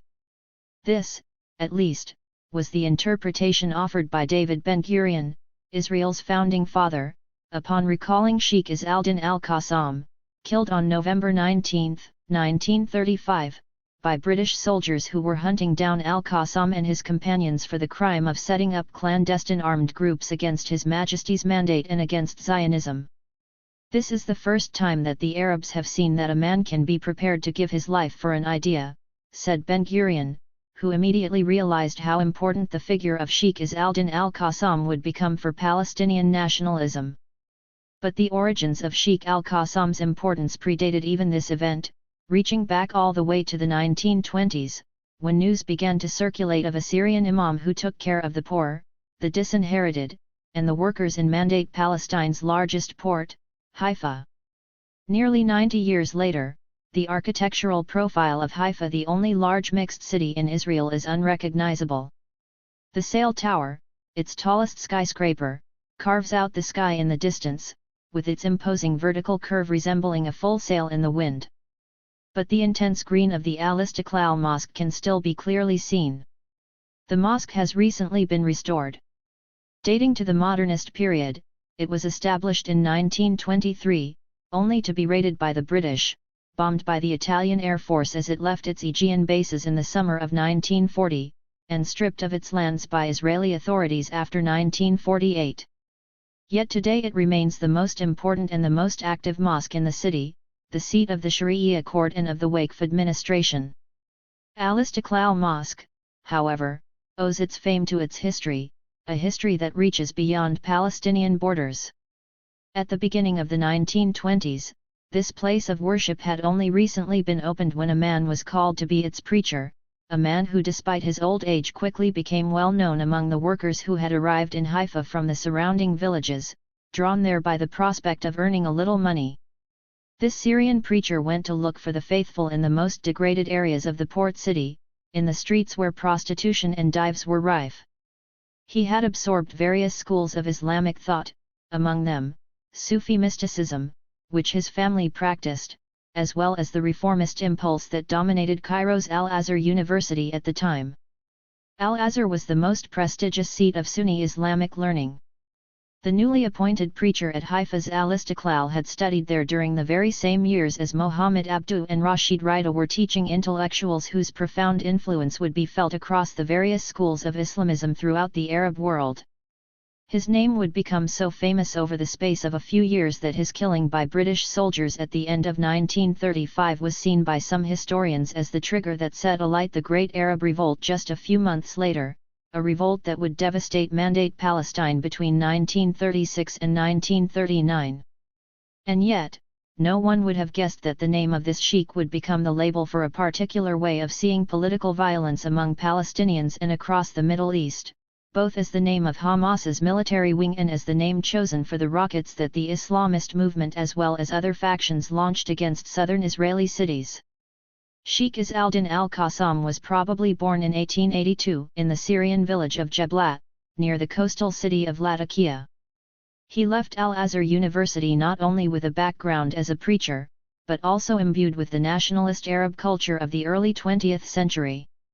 Al-Qassam's role as a preacher in his small home village soon became a tight fit, and after his first involvement in the struggle against French colonialism, he was forced to escape Syria, finding refuge in the port city of Haifa in 1921. Izz al-Din al-Qassam's preaching in the Al-Istiqlal Mosque quickly made him famous, although it was his role as co-founder of one of the city's most important trade unions, the Young Men's Muslim Association, YMMA, that opened the door to political activism. Along with Rashid al-Hajj Ibrahim, the local director of the Arab Bank, Izz al-Din al-Qassam took an active role heading one of the associations that best embodied the radical Palestinian nationalism of the period and its disaffection with elites, with landowners, and with the ineffective politics of Arab parties. His leadership role within the YMMA also allowed Sheikh al-Qassam to work alongside nationalist activists, such as the members of the Independence Party, al-Istiqlal, and to become acquainted with the other leading figures in Jerusalem and to put pressure on them. He attempted to involve the Mufti of Jerusalem, Hajj Amin al-Husseini, in a more radical vision of the clash against the British, but without success. 171 Nonetheless, his daily work with the poorest and most marginalized sectors of society characterized al-Din al-Qassam's social and political engagement. It was to Haifa's urban proletariat, the workers in the suburbs of a port city that was undergoing rapid expansion, that al-Qassam offered a reformed, according to his own interpretation, a purified vision of Islam, and provided social services such as literacy courses. In the last phase of Sheikh al-Qassam's life, peasants from Galilee whom the preacher encountered during his frequent journeys in the countryside in his capacity as a wedding official joined the ranks of the weakest in this industrialized city, and al-Qassam looked among them for followers, as well as for recruits into the mujahideen that he was in the process of establishing. It was this dimension of his activities that allowed al-Qassam to become one of the few political figures capable of appealing to the frustration and the anger of the popular classes in Palestine. 172 The Great Arab Revolt of 1936–39 soon after his death would later make clear to everyone not only the rising tensions among the Palestinians, the British, and the Zionists, but also the class divisions that had become more acute after the world economic crisis of 1929. His political activism was directed not only against British colonization, but also against Zionism at a time when the Yishuv, the Jewish communities, were experiencing their greatest influx of immigrants. Between the 1920s and 1930s, authoritarian winds blew across Europe. Anti-Semitism grew in Poland to the point of sparking the Fourth Aliyah, which by 1928 had brought 70,000 Jews to Palestine. By 1935, Nazism consolidated its grip on power in Germany and passed a raft of increasingly repressive legislation against Jews, while Italian fascism also became increasingly repressive. As conditions for Europe's Jews became increasingly harsher throughout the 1930s, Jewish immigration to Mandate Palestine increased exponentially. The Yishuv doubled in size in the space of 4 years, with the Jewish population growing from 175,000 in 1931 to 400,000 in the spring of 1936, while the purchase of Arab land went from 20,000 dunams in 1932 to over 60,000 dunams in 1934. 173 This was the most delicate phase in the life of Mandate Palestine, harsh times, and times of change not just for Zionism, but also, in parallel, for Palestinian society overall. After a first phase during which he concentrated on preaching and on the dissemination of ideas, al-Qassam moved from straightforward political activity during the early 1930s to the establishment of full-fledged armed groups who carried out attacks against the kibbutzim, which had become the symbols of Zionism. It was this path that would ultimately lead al-Qassam to the Abad forest. In November 1935, the Sheikh had gone on the run with a handful of men, barely a dozen of his most trusted companions. According to the most reliable reconstruction of events, it appears that the decision to go into hiding was taken after a consignment of weapons hidden in a cement cargo was discovered by pure chance in the port of Jaffa. According to later historical reconstructions, the weapons, sent by an unknown exporter, originated from Belgium and were destined for the Haganah. 174 For al-Qassam, that chance discovery proved that there was no more space for a political solution to relations between the Palestinians, the Jews, and the British. According to the Sheikh, it was necessary to choose an armed jihad. The period of armed struggle, however, did not last more than a few days. After going into hiding, Sheikh al-Din al-Qassam was immediately sought by the British, who killed him in an ambush. His funeral became an event proof of the strength of disaffection among the population, and a demonstration of just how popular al-Qassam's ideas had become, beyond and despite the politics of Palestinian elites. In Haifa, people attended the funeral in the thousands, signaling what would happen just a few short months later with the outbreak of the Great Arab Revolt proper. 5 days after Sheikh al-Din al-Qassam's death, some Arab parties demanded from the High Commissioner a memorandum to stop Jewish immigration, which in 1935 had reached its peak with over 60,000 arrivals in a single year. After the 40 days of mourning, Haifa witnessed another demonstration in Al-Qassam's memory, which became a trial of strength for those nationalists who were less closely linked to the traditional centers of Palestinian power. The tension showed no signs of abating, the seeds of revolt had already been sown, and the spring of 1936 witnessed the explosion of the most important Arab insurrection, the Thora. This revolt did not stop at clashes with the British and with the Yishuv, but displayed an important dimension that is entirely internal to Palestinian society, a social conflict which borders on civil war.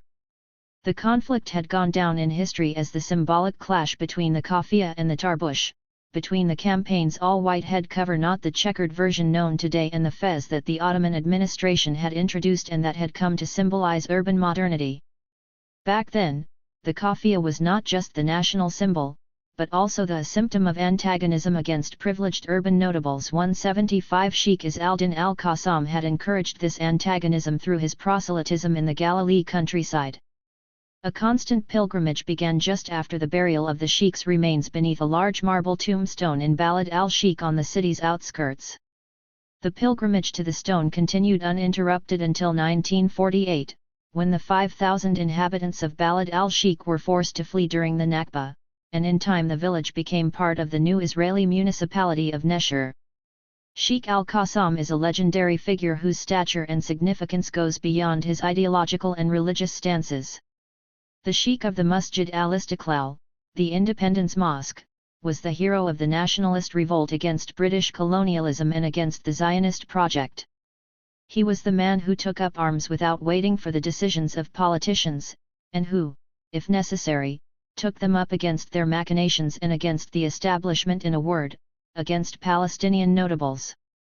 Thus, before being recruited by Islamist mythology, Al-Qassam was part of the national heritage for all Palestinians, the archetype of a nationalist hero.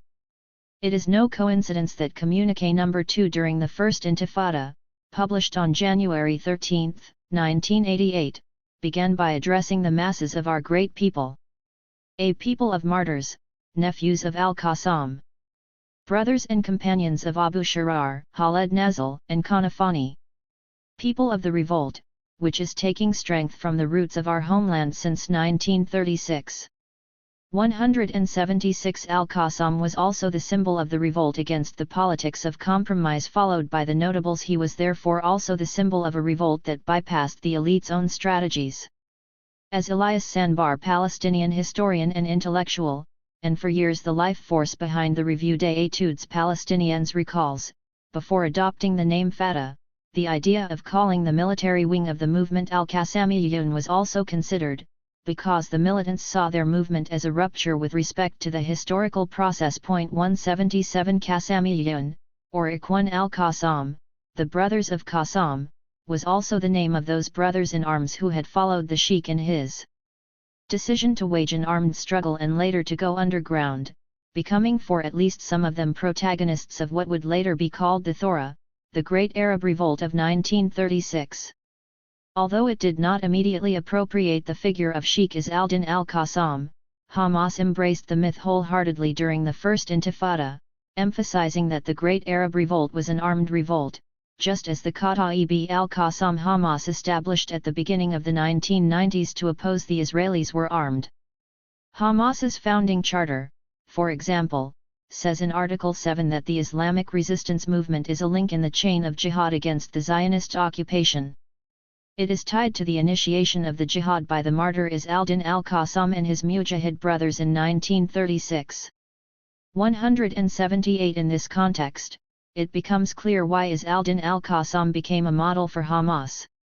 His religious background, his commitment as a preacher, his nationalism, and his transition toward armed struggle all went to the heart of the Islamist movement's two ideological and cultural pillars, loyalty to the religious message and national struggle, along with attention given to the poorer social groups, attention that Izz al-Din al-Qassam had always shown, and that was not the basis of the notables' consent.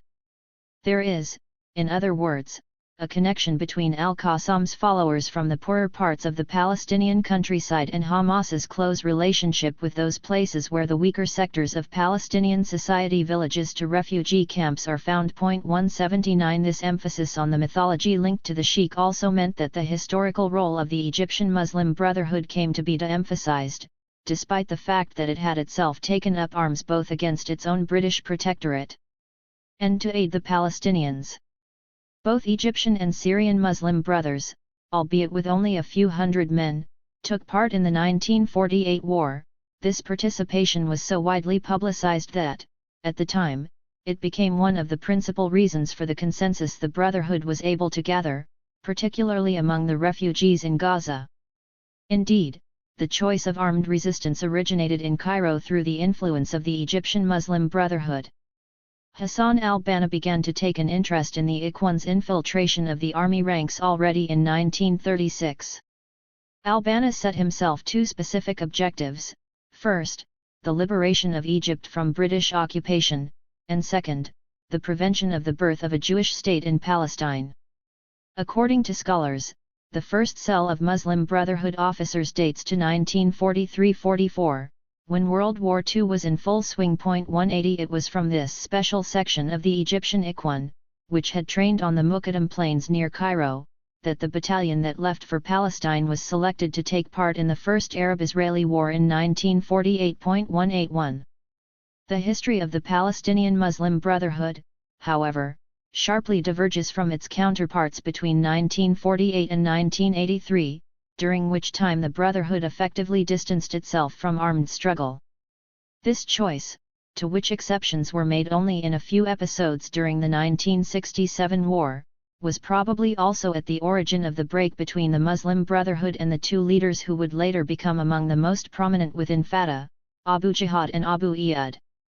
The difference in approach became clear in 1956-57, when Israel occupied Gaza for a brief period during the Egyptian protectorate. Some within the Ikhwan Abu Jihad included formed an armed cell, but the Muslim Brotherhood rejected the idea of directly confronting the Israelis, causing the group of militants to form a separate organization, a movement that would have no visible Islamic coloration and that would have its goal of liberating all Palestine through armed struggle. 182 This was the embryo of what would become Fatah. It is for this reason that Hamas cannot trace its own models for armed struggle in the Muslim Brotherhood, and is therefore forced to go back in time to the myth of Izz al-Din al-Qassam in order to present its own archetypes of resistance to the general public. However, the myth goes beyond the historical genealogy that Hamas attempted to establish between the Qassamite armed groups that emerged at the time of the Sheikh and the armed groups that emerged in the period after Israel's birth in 1948. The citations that recall al-Qassam became evident when Hamas decided to make the jump from an armed struggle against military objectives to what might be called its own strategy of tension. 183 During the mid-1990s, namely suicide attacks inside Israel. The use of references to Sheikh al-Qassam was clear from the very first suicide attacks Hamas carried out, the bombings that the Islamist movement decided to undertake in 1994 as a response to the massacre carried out inside the Ibrahimi Mosque in Hebron on February 25 of that year by right-wing Israeli settler Barak Goldstein. Paradoxically, traces of Sheikh al-Qassam can be found within the mosque massacre itself, when Goldstein opened fire on the faithful at prayer during Ramadan, killing 29 people. The extremist Israeli movement Kach, to which Goldstein belonged, had profaned al-Qassam's tomb in Balad al-Sheikh in December 1993, just a few months before the Hebron massacre. 184 Amr Salah Amarna, the 22-year-old suicide bomber who carried out one of the attacks following the Hebron massacre for which Hamas claimed responsibility. The attack in Hadera on April 13, 1994 was originally from the village of Yabad in the Jenin area. This seemed to be no coincidence, as it was precisely in the Yabad forest, on November 19, 1935, where Izz al-Din al-Qassam was killed by British forces. Violence had returned to the heart of the conflict between Israelis and Palestinians, albeit this time no longer under the guise of war, of hijackings over European skies, or even of the stones of the First Intifada, but with a devastating weapon: suicide attacks. Tracing Barak's footsteps. In the Middle East, and in Israel and Palestine in particular, dates are important. Dates are tombstones that mark an infinite history of loss. They are also milestones that carve out different narratives. In the two parallel yet intertwined historical trajectories, dates describe the situation, responsibilities, and guilt of each party and its adversary. If, on the Israeli side, the chronology of suicide attacks is an integral part of the attitude the Israelis take toward armed Palestinian factions, on the other side there is one day that will never be forgotten, and not just by Hamas militants. It is February 25, 1994, during Ramadan, the final Friday of what for Muslims is the most sacred month. In Hebron, as in Jerusalem, the number of faithful who gather in mosques increases during this period. Some say there were 800 present on the morning when Barak Goldstein, a radical settler, extremist catch movement militant, and Brooklyn-born doctor, opened fire with his Galil automatic rifle inside the Ibrahimi Mosque, the most sacred after the ones on the Haram al-Sharif in Jerusalem. It is said that he fired at least 100 bullets. On the ground, after it was all over, there were 29 dead among the faithful and a far higher number of injured. Goldstein himself was beaten to death by the outraged crowd. That day, which went down in history as the Hebron massacre, is also considered in Palestinian accounts to be a watershed for Hamas. The Islamist movement claimed responsibility for its first suicide attack in Afullah, in northern Israel exactly 40 days after the massacre. In the Arab and Muslim world, the mourning period lasts precisely until the 40th day, when the deceased are remembered at a family gathering that closes the period of grief. In the reconstruction later offered by Hamas militants, it was the Hebron massacre that led the Harakat al-Muqawama al-Islamiyya to conclude that terrorism should become the principal instrument of the struggle against Israel. Further, it should be a struggle in which civilians would not be spared, just as Goldstein had targeted civilians and, what is more, targeted them in a holy place, during Islam's holiest month, to carry out the folly of his political act. The Israeli government's condemnation of the terrorist attack was not enough to stop Hamas, which considered the massacre at the mosque within which the remains of Abraham himself are preserved a point of no return. The government's condemnation was perceived by Palestinians as only one side of the coin, the other side being the funeral procession that accompanied Goldstein from Jerusalem to the radical settlement of Kiryat Arba, near Hebron. Palestinians witnessed hundreds of settlers gathering around Goldstein's tomb hailing him as a hero, and they knew that on the tombstone in Kiryat Arba's park, which is dedicated to Meir Kohen, the rabbi who founded the catch movement Barak Goldstein, is called a saint, a man killed to sanctify God's name. 185 Palestinians also knew that the more extremist among the settlers trace an analogy between Goldstein's act and Samson's biblical gesture, dying in the act of destroying the temple of the Philistines. The precedent of political suicide was also hinted at by Moussa Abu Marzouk, currently second in command of Hamas's Politburo abroad, who said in an interview with Time magazine in 2002, while the Second Intifada's bloodiest wave of suicide attacks was taking place, that Hamas was actually not the first group to resort to these operations. Israel began these operations when the Israeli terrorist Barak Goldstein dashed to Al-Khalil Mosque and killed 27 sick people there while they were praying inside the mosque. 186. Many years later, Sheikh Ahmed Haj Ali argued that had there not been the 1994 Ibrahimi Mosque massacre, there would have been no suicide bombings. 187 Haj Ali, the leader of the Muslim Brotherhood in the West Bank, born in 1941, was elected by a landslide in Nablus in the January 2006 elections on the Change and Reform ticket while held in an Israeli prison under administrative detention. He is not alone in making this point. In an interview dating back to 1998, and therefore preceding the emergence of a political line that later aimed to soothe the West, Abdelaziz al-Rantizi, one of Hamas's most radical leaders, said that suicide attacks began after the massacre committed by the terrorist Barak Goldstein in the Hebron Mosque in 1994 and intensified after the assassination of Yahya Ayash. 188 All the leaders who were asked what the massacre at the Ibrahimi Mosque represented gave the same answer: it was a turning point in determining whether to choose an armed strategy. Osama Hamdan, Hamas's representative in Lebanon, states that before the Hebron massacre armed operations had soldiers and settlers as targets, and goes so far as to claim that the Israeli authorities had at the very least been informed of what was about to happen by radicals among the Israeli settlers. 189 Ahmed Youssef, one of the most moderate leaders within Gaza, echoes this position, arguing that history would have been different had Hebron not happened, a real crime against humanity.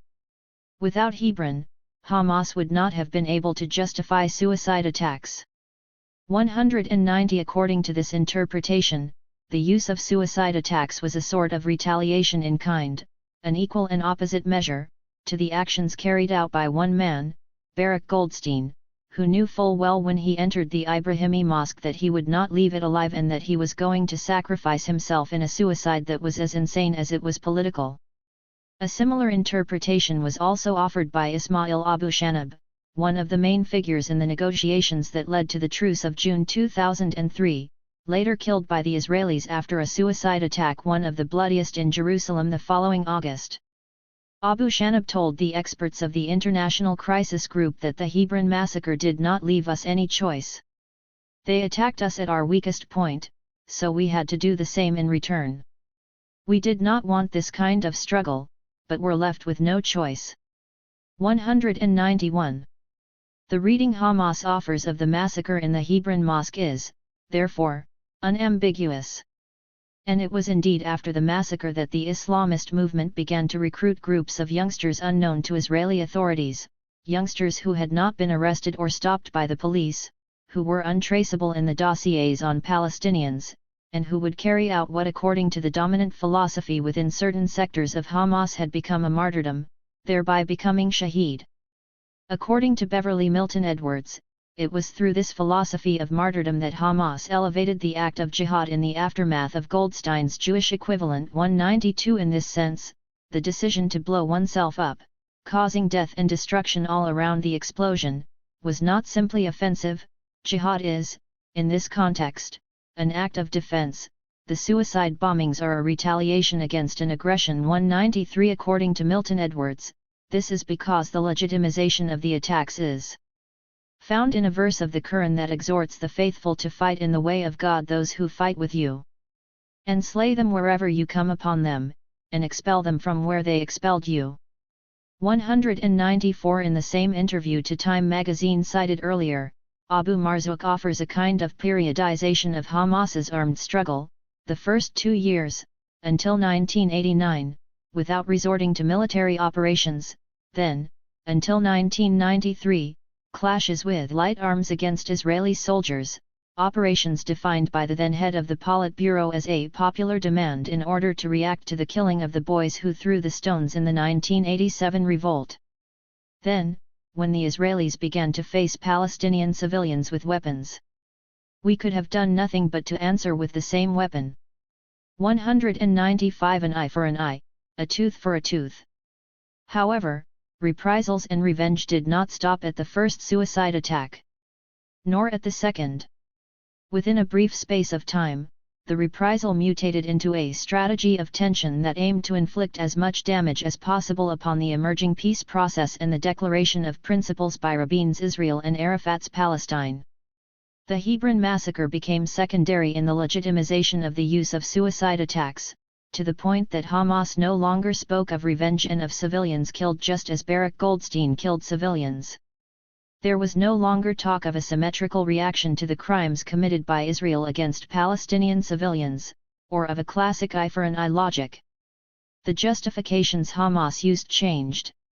In order to legitimize indiscriminate attacks inside Israeli cities, in cafes, in buses, and at crowded crossroads, it began to argue that Israeli society was militarized, that it was a society in which everyone undertakes military service and remains reservists until they are at least 40. Hamas thus attempted to legitimize its continued use of terrorism by stretching the concept of a soldier, and therefore of a combatant, such that the victims of suicide attacks were no longer civilians. This trajectory by some within Hamas appears to confirm what some of the most pragmatic leaders have said, namely, that it is not at all clear that all of the leadership agreed with suicide attacks, at least from an ethical and political point of view. One of the longest-standing leaders in Gaza, Sayed Abu Musammet, has stated that he did not support the suicide attacks and that already in 1990 there was an internal document in which he stated his opposition to violence perpetrated against civilians and against Arab soldiers. This is also confirmed by Ahmed Youssef, who wrote to the leadership of the Islamist movement in 1998 advising that suicide operations be stopped, and that given the reactions these had triggered around the world, another method of opposing the Israelis should be found. 196. Negotiations to suspend the suicide attacks would achieve some temporary successes, particularly within the Palestinian world, but these periods of calm which were neither written about nor publicized until they had been broken by a new attack were, however, always temporary. One such period of calm, for example, had been obtained by the PNA in September 1995 and lasted through the months prior to the first Palestinian elections. These were months during which Hamas was discussing whether it should be taking part in the elections inside the territory under the PNA's as yet embryonic control, and the very same months in which the Islamist movement was establishing a full-fledged party, Al-Qalas. This unwritten calm was broken on January 5, 1996, by the targeted assassination of Yahya Ayyash, the engineer. Israel always wanted to maintain its freedom to act, and would strike against the instigators of the suicide attacks even if it meant that on some occasions diplomatic possibilities would be sacrificed on the altar of a military solution to the terrorist threat. Ayyash's case was exemplary in this sense. He was the organizer of numerous suicide attacks, and despite the fact that Shimon Peres's government foresaw that the engineer's assassination would trigger a response from Hamas's military wing, particularly at a very delicate time when the Islamist movement was engaged in animated discussions over its participation in elections, the Israeli government preferred to eliminate him. The main question, which has not yet been met with a definitive answer at a historical and a political level, concerns what kinds of relations there might have been between the political and military wings within Hamas. After all, the Islamist movement was born on December 9, 1987, under a specific banner that explained its objectives and modus operandi: Islamic Resistance Movement. Resistance is the core around which Hamas has always revolved, even before its formal birth. Both times Sheikh Ahmed Yassin was arrested, before and after 1987, he was imprisoned because he was implicated in organizing armed groups. However, things appeared to change after the reorganization carried out by Abu Marzouk in 1989, the year after which political leaders tended to increasingly emphasize, at least in their official declarations, the separation between political and military wings, and between Hamas as an Islamist movement and the Izz al-Din al-Qassam brigades. Fatah would later do the same, during the Second Intifada, with Al-Aqsa Martyrs Brigades, an armed but independent group. However, the key question remains unresolved, just as the relationship between Ireland's Sinn Féin and the IRA at the apex of the Troubles remained unresolved, or indeed the relationship between Harry Batasuna and EDA in the Basque Country, or between certain African liberation movements and their respective armed wings, at least as far as the details of organizational structures and internal communications were concerned. How much did Hamas's political wing know about the military wing's plans? In brief, all the political leaders insist that they did not know anything concerning the Izz al-Din al-Qassam brigades' plans. This would suggest a degree of autonomy rooted in the very clandestine organizational structure around which Hamas is constructed. If known leaders, who have a public profile, knew of the military wing's plans, it would obviously be easier to obtain from these public leaders the information necessary to prevent the attacks. It is not a coincidence that over the years little more has been known of military commanders other than their names, second if not third-hand information mixed in with other urban myths surrounding the figure of the guerrilla fighter. There are revelations concerning the more recent leaders, such as Mohammed al-Diaf or Ahmed al-Jabari, journalistic scoops that arise from time to time when reporters manage to get a tour of the sites from which Qassam rockets are fired from Gaza against southern Israeli cities, or when they manage to meet a militant or even a commander. Nonetheless, the veneer of secrecy remains intact, to the detriment of the image of the Islamist movement, which remains confused. The umbilical cord to that central word in Hamas's definition, resistance, has never been severed. According to Islamist leaders, this is because the Israeli occupation is not over. In this sense, the Islamist movement cannot achieve a fully post-conflict posture while the conflict itself endures. At the same time, the question concerning the real relationship between Hamas's two wings remains unresolved. One thing is certain, however, and that is that the political wing has never disowned the military wing, even during the harshest phase of the suicide attack strategy, even when the embarrassment of certain political leaders in taking responsibility for some of those attacks at particular historical junctures was evident. 197 The unspoken agreement, therefore, appears to be that the political wing should never and can never disown the military wing. Iyad al-Sarraj made the psychoanalytic point with regard to Hamas's structure that the organization acts according to the classical rules of tribalism, closing ranks at moments it considers vital. A question follows from this: what freedom of action has the military wing had over the 2 decades of Hamas's existence? The latitude it has had has certainly been significant, especially at certain specific moments. This independence has strongly influenced the course of events, such as during the terrible months of the spring of 1996, for example, which were punctuated by a series of bloody suicide attacks. The later phase, after Hamas had undertaken the path of electoral participation, was similarly marked by the kidnapping of Gilad Shalit in June 2006, just as negotiations between Mahmoud Abbas and the Hamas-led government were in full swing, not to mention Hamas's armed takeover of the Gaza Strip exactly a year later. Aside from the attack against the commercial district of Dimona in February 2008, which was believed by the Israelis themselves to have been carried out by splinter groups, the commitment that had been made by the Islamist movement at the beginning of 2005 to end the series of terrorist attacks has been adhered to by the Izz al-Din al-Qassam brigades. Was there a formal consultation process inside Hamas to decide whether or not to stop the suicide attacks inside Israeli cities, limiting the resistance to within the Palestinian territory occupied in 1967? Both in the West Bank and in the Gaza Strip, Hamas leaders are cautious to answer this kind of question. Some declined to comment.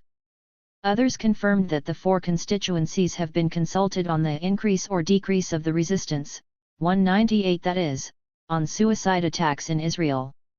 Once that particular strategy of tension was over, Hamas's armed wing appears to have restricted itself to a classic military posture, so to speak, or at least to one rooted in conventional guerrilla tactics. Specifically, it resorted to 2 elements: the launch of Qassam rockets, and the establishment of the executive force as a full-fledged military body. The Tanfisiyya, which had been established in Gaza in April 2006 by the then Interior Minister Said Siyam in the Hamas government, did not limit itself to being a counterpart to the forces set up by Fatah and the PNA presidency, but has increasingly become a military organization, with its 3,000-strong force doubling its numbers within the following 2 years. This kind of military posture crystallized after Hamas's June 2007 coup in Gaza, which enhanced the role of the armed wing in the movement's structure.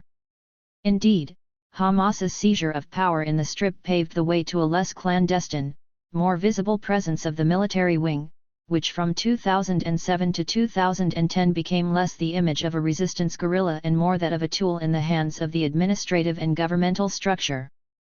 Before, resistance has been fought by the PNA. But now there is a Hamas government, and the fighters can move more freely. Because Hamas is still a resistance movement, explained Mushir al-Masri, one of the leaders of the young generation and the youngest member of parliament elected in 2006. 199. The Lost Generation.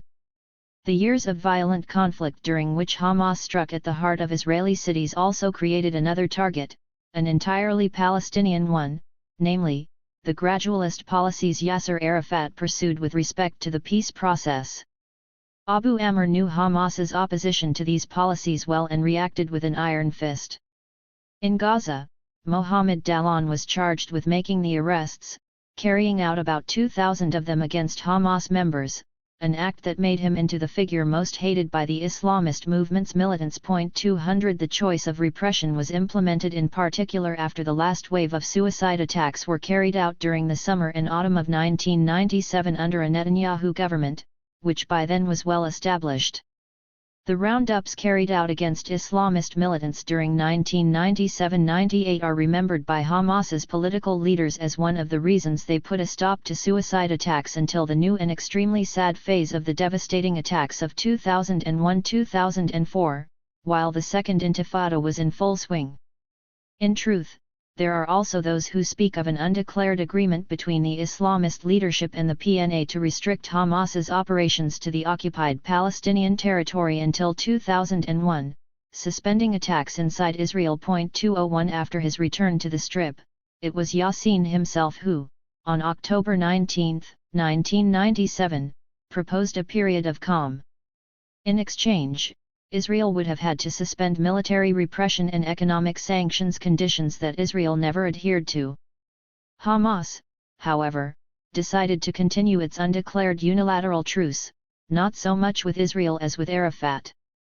The truce was broken only once Hamas threw itself fully behind the Second Intifada many months after the revolt triggered by Ariel Sharon's September 29, 2000, visit to the Haram al-Sharif under the protection of 1,000 police officers. Indeed, Hamas's entry into the Second Intifada dates to the spring of 2001, after Ariel Sharon's victory at the polls, which marked Ehud Barak's political as well as electoral defeat, and after a ratcheting up of the Israeli army's repression against demonstrations in the West Bank and in Gaza, which brought the count of Palestinian victims to over 300 in the space of 5 months. On March 4, 2001, a man blew himself up on Herzl Road in the heart of the coastal city of Netanya, killing with him 3 people and injuring dozens more. At the same time, that Sunday, Ariel Sharon was in the process of securing a majority for his government in the Knesset. Hamas did not claim the attack immediately, but the previous day the military wing had let it be known in a declaration that it would resume attacks, and that 10 suicide bombers were ready to blow themselves up. According to experts, Hamas's entry into the Second Intifada was therefore late. Graham Usher, among the journalists who know Palestinian matters best, wrote that for 4 months the temper, tactics, and imagery of the revolt were dictated largely by Fatah, especially by its vanguard Tanzim organization led by the now imprisoned Marwan Barghouti. Hamas only fully entered the fray with the February 2001 election of Ariel Sharon as Israel's prime minister, and in response to his vow to bring security to his people within 100 days. 202 It was only after Sharon's victory, therefore, that Hamas, with a nod from the Tanzim, took the qualitative turn to suicide bombings in Israel as the uprising's signature and most lethal weapon. 203 The Islamist movement, however, rejects this interpretation. Farhat Azad, who acted as coordinator for the activities connected to the Second Intifada on Hamas's behalf, tells a different story. 3 days after the beginning of the Intifada, we held a meeting among the representatives of the different factions. Marwan Barghouti for Fatah and Ahmed Sadat representing the Popular Front for the Liberation of Palestine were also present. It was an extremely intense meeting, lasting several days. 204 This means, still according to Azad, that Hamas was present from the very beginning, although it took some time to piece together an effective operational structure, at least 2 or 3 months in order to reorganize.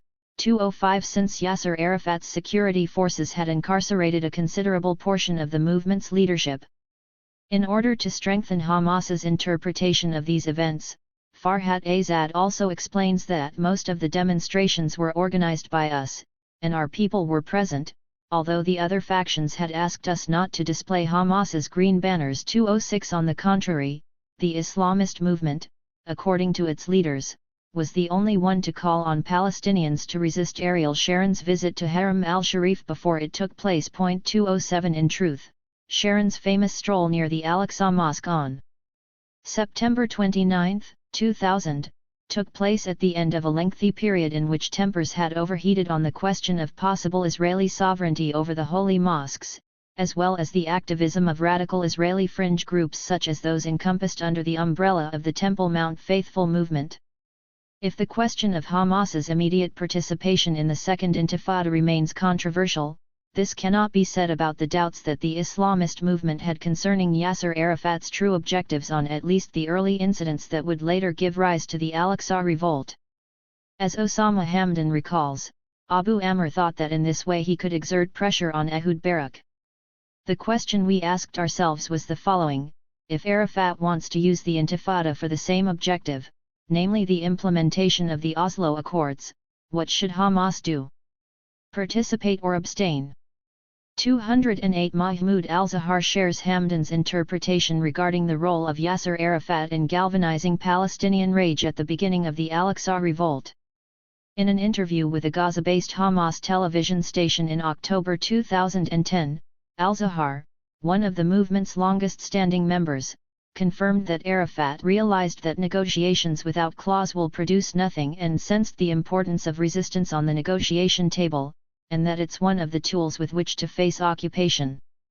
Therefore, he worked to use it to his advantage. Al-Zahar went even further, allegedly saying in a closed session with students in Gaza that Abu Amr recommended that Hamas carry out a number of military operations in the heart of the Hebrew Sixth State 2009. For months, Hamas debated how best to take part in the Intifada. Specifically, it debated whether it should resume terrorist attacks. The Palestinian street and political observers both kept their attention fixed on the military wing, the Izz al-Din al-Qassam brigades, asking why they had not yet taken part in the uprising. The scales would eventually tip in the hardliners' favor, mirroring what other factions were already doing. This triggered a vicious cycle of suicide attacks and targeted assassinations from the spring of 2001 all the way through to 2002. A new generation of very young militants was forged in this fire, a generation that took part in the Second Intifada under different flags: Fatah's yellow banner, Hamas's green, the PFLP's red, and the Islamic Jihad's black. But while the flag colors differed, the streets across the West Bank and Gaza were the same, and the bond formed between young men of different political affiliations was the one upon which the post-Arafat political transition would later be built. Youth belonging to Fatah, to Hamas, to the PFLP, and to Islamic Jihad fought together and died together. Going back to separate barricades was no longer possible, at least for part of the Palestinian youth, which in this sense distanced itself from the isolated citadel of politics, a process the great Palestinian writer Sahar Khalifa recounts in her novel dedicated to the Second Intifada and to Nablus, The End of Spring. 210. And yet, paradoxically, it was precisely while the Second Intifada, one of the most tragic and violent pages of the Israeli-Palestinian conflict, on both sides was still raging, that an entirely political debate began within Hamas on the question of its participation within the PNA, a debate that ran in parallel with hypothetical discussions of a truce with Israel. Hudna, Tadiyah, truces. Over the course of the first 20 years of its formal existence, Hamas has at various stages suggested to Israel not only temporary truces, but has also accepted on a de facto basis the possibility of reaching agreements on the West Bank and on Gaza, that is to say, on the territory occupied in 1967.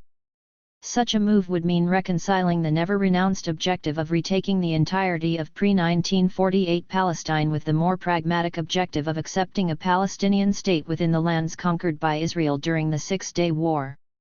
Despite the ambiguities, all the movement's political leaders from Ahmed Yassin to Moussa Abu Marzouk, from Mahmoud al-Zahar to Khaled Meshal, have accepted the 1967 borders, albeit without resolving the ambiguity not just on the de facto recognition of Israel, but also on the difference between a temporary solution and a definitive one, between a hudna and peace.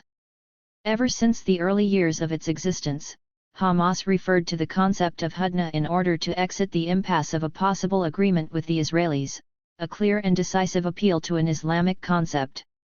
With respect to the idea of hudna, Hamas's historical and theological point of reference is the 628 CE Treaty of Hudaybiyah, made in the 6th year after the Hijra. Along with his followers, which tradition numbers around 1,400, the Prophet Muhammad decided to undertake the so-called Lesser Pilgrimage to Mecca, following the convention of being unarmed on the journey. Makkans, however, prevented the Prophet from completing the pilgrimage, forcing him to undertake lengthy negotiations that were eventually completed under a tree in Hudaybiyah on the caravan trail between Medina and Mecca, where the respective ambassadors signed a 10-year truce. According to the text of the treaty, there will be no fighting for 10 years in which people will be safe and stopped from attacking one another. And amongst us what is vice should be prevented, and there shall be no theft or treachery. 211 The exhausting political debate between Hamas and the international community concentrates on breaking the Hudna and on the significance of the truce for Muslims at the time of Hudaybiyah. The crux of the question is whether the Hudna is a way for Hamas to strengthen itself during a period of weakness in order to later return to attacking its enemy. Some say that the Prophet Muhammad himself broke the Hudaybiyah truce, but in this case also interpretations differ. Islamologists say that neither the Prophet Muhammad, nor the Muslims, nor their allies broke the truce, but that after 1 year the truce was broken by the Banu Bakr tribe, which was connected to the Makkan aristocracy, the Quraysh tribe. Both the Banu Bakr and the Quraysh attacked the Banu Huza'a tribe, itself in turn linked to the Muslim side. Moreover, again according to scholars, the violation of the truce did not occur immediately, but after an exchange of letters and of envoys between the Prophet Muhammad and the Quraysh tribe. This is the Hudna to which Sheikh Ahmed Yassin referred in his numerous offers to Israel of a Hudna for varying lengths of time, dating all the way back to 1993.212. It is to that armistice, for example, that Mousa Abu Marzouk referred in 1995, outlining a possibility that would be reiterated to the international community particularly from the Second Intifada onward, including the offers that Hamas leaders would make after their ascent to power in 2006. The then head of the Politburo had told Khaled Hroub that there was a way of accepting an interim solution that is consistent with the Sharia, namely an armistice, Hudna. This differs from a peace agreement in that the armistice has a set duration, and it does not require acceptance of the usurpation of our rights by the enemy. 213 As Professor Shaul Mishal, an Israeli expert on Hamas, has written, by interpreting any political agreement involving the West Bank and Gaza Strip as merely a pause on the historic road of jihad, Hamas achieved political flexibility without forsaking its ideological credibility. 214 Moreover, having adopted the strategy of a temporary settlement, Hamas was ready to acquiesce in the Oslo process without recognizing Israel, to support the establishment of a Palestinian state in the West Bank and Gaza Strip without ending the state of war or renouncing its ultimate goals, and to consider restraint, but not to give up the armed struggle. 215 According to Mishal, a political settlement in the short run was interpreted as being complementary, not contradictory, to long-term desires. 216 At the apex of the Second Intifada, the Spring of Fire of 2002, Israeli cities were, in the space of 2 months, scarred by dozens of suicide attacks undertaken by all Palestinian armed factions, while some of the most important Palestinian cities such as Jenin and Nablus were devastated by Operation Defensive Shield. At this point the third-ranking member of the Hamas nomenklatura, Ismail Abu Shanab, made Israel an offer and chose a very specific platform from which to do it, an interview with an American newspaper, the San Francisco Chronicle. After generations who had fought wars upon wars, Abu Shanab told Robert Plotkin, now there is a generation who needs to live in peace, and not worry about their safety. 217 Abu Shanab, born in 1950, was talking about the generations of leaders born in Gaza's refugee camps. Their idea was to delay talk of historical issues, to speak instead of historical Palestine, and practical reality, bearing in mind that when Palestinians and Israelis live among each other in peace, they may cooperate with each other in a way that everyone will be satisfied. 218 This offer was in line with other proposals made in previous years by Sheikh Yassin, but Abu Shanab's in 2002 took on far greater significance because it was made immediately after the Arab League summit in Beirut. During the meeting, the then Saudi Prince Regent Abdullah presented a plan, later approved, in which he offered Ariel Sharon peace and security in exchange for land. There could be peace between the Arabs and Israel if Tel Aviv pulled back to the armistice lines of 1949, the so-called Green Line. Something shifted, despite the violence. Between 2001 and 2002, it appears that Hamas decided to adhere unilaterally to a de-escalation on at least 3 occasions.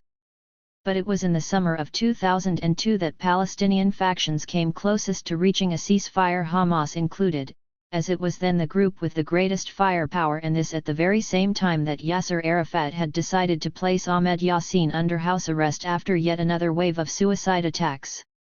At the center of negotiations was a man considered to be the best when it comes to establishing fruitful contacts with Islamist groups, both Palestinian and Lebanese. He is probably the European who knows Hamas and Hezbollah best, thanks to a 30-year career in the British Foreign Intelligence Service. Alastair Crooke was the MI6 man in Israel and in the occupied Palestinian territory until he moved into conflict resolution early this century on the strength of an unquestionable competence in Middle Eastern matters. He contributed to the April 2002 report on the Second Intifada drawn up by U.S. Senator George Mitchell. He acted as security consultant for Miguel Moratinos, then EU Special Envoy in the Middle East and later Spanish Foreign Minister, and he was one of the closest advisors to the EU's Javier Solana, Mr. European Foreign Policy, on the Middle Eastern file. In that role, he helped facilitate the truce of 2003. The previous year, Alastair Crooke headed the European security team and contacted Palestinian factions in order to arrive at a unilateral ceasefire, or THIRD-WORLDISM, a period of calm that would, above all, put an end to suicide attacks within Israeli cities. The EU consultant met with key figures, including Sheikh Yassin in Gaza 2019, and negotiations with Fatah and Hamas proceeded at such a pace that a public announcement by all the factions of a ceasefire having been reached was imminent. Just a few more hours and the agreement would have been made public. Hamas had agreed to stop suicide attacks, as Fatah requested. On July 22, 2002, however, a 1-ton bomb was dropped on the agreement, the full weight of the ordnance dropped by an Israeli F-16 fighter on a 4-story building in Al-Darjeh, an area in Gaza City, which contemporary reports describe as densely populated just like the rest of the city. 15 people died, among them 9 children and 3 women, while another 159 were injured. The objective of this targeted assassination carried out by the Israeli Air Force was the head of Hamas's military wing, Salah Shihadeh, who was among the 15 victims, along with his 2 bodyguards. According to the government in Tel Aviv, Shihadeh had to be killed because he was among the founders of the Hamas and directly responsible for initiating and directing dozens of attacks carried out over the last 2 years, in which dozens of Israeli citizens have been killed and hundreds injured. 220 The communiqué added that he was also behind the financing of laboratories for the production of Qassam missiles and was personally involved in the purchase and manufacture of arms. 221 Regarding what the press had for years called collateral victims, the armed forces declared that if their information had indicated with certainty the presence of innocent civilians in Shihadeh's vicinity, the timing or the method of the action would have been changed. 222 But even within Israel the military's explanations did not stop the outcry, so much so that a state commission was set up to investigate the targeted assassination, while abroad the requests to investigate Avi Dichter, then head of the Israel Security Agency, mounted. After the spectacular assassination of Salah Shihadeh, the agreement was called off, negotiations were suspended, and even champions of moderation toward the West and toward Israel such as Hosni Mubarak published statements the harshness of which can be understood only in the light of what would later come to be known publicly about the negotiations over the THIRD-WORLDISM. Shihadeh's assassination, Mubarak said at the time, shows the Israeli Prime Minister Ariel Sharon was probably not happy with these initiatives and said, "I will go ahead with this strike to sabotage these efforts." 223 At the same time, Mubarak was echoed by a good friend of the West in the Palestinian camp, Yasser Abed Rabo, who repeated the same accusations on the pages of the Arab newspaper Al-Hayat. The massacre in Gaza City's Al-Daraj quarter was an act of sabotage against the agreement that was about to be signed thanks to the joint efforts of the PNA, the Jordanians, and the Saudis. In August, according to a poll conducted by the Palestinian Center for Policy and Research, Hamas overtook Fatah in potential voters' preference for the first time, gaining 27% of the potential vote, while Yasser Arafat's party collapsed from 32 to 26%. 224 Crook's own direct recollection was that once the Hudna began to be debated for the first time with the Egyptian leadership in Cairo in 2002, Hamas responded affirmatively to a query on whether they would agree to remove civilians from the conflict. This response was passed to both American officials and to Israel. After shuttling between an American and a senior Israeli official in different locations in Cairo, the definition of who would be removed from the conflict was specified and a larger agreement to end violence targeting civilians seemed likely. However, Israeli Prime Minister Sharon rejected the proposal. In all, Hamas proposed to remove civilians from the conflict on 3 separate occasions. All 3 proposals were rejected by Israel. 225 The attempts Hamas and then U.S. President George W. Bush's administration made to suspend suicide attacks in September 2002 met with no greater success. Nearly a year would have to go by before talk of Hudna could restart, albeit this time solely within Palestine. The turning point came in 2003, with the first Hudna reached by Palestinian armed groups entering into force on June 29. The architect of the June 2003 truce was without doubt Mahmoud Abbas, whom Yasser Arafat had designated prime minister a few months previously. It was Abbas who attempted to include Hamas in negotiations because, according to sources within the Islamist movement itself, given that the bloodiest attacks had been carried out by the Harakat al-Muqawama al-Islamiyya, its signature on the agreement would reduce Israeli civilian victims of the Intifada by 70%. An initial agreement with Hamas would then make it easier to reach an agreement with the armed group linked to Fatah, Al-Aqsa Martyrs Brigades. The negotiations were difficult and blood-stained for both sides. So much so that before the Hudna could be reached on June 9, Israel tried to assassinate Abdelaziz al-Rantizi by firing 7 missiles from 2 helicopters at his jeep. The Hamas leader was wounded, as were another 24 people, including one of his sons, while one of his bodyguards and a woman who was passing by were killed. Barely 48 hours passed before Hamas responded.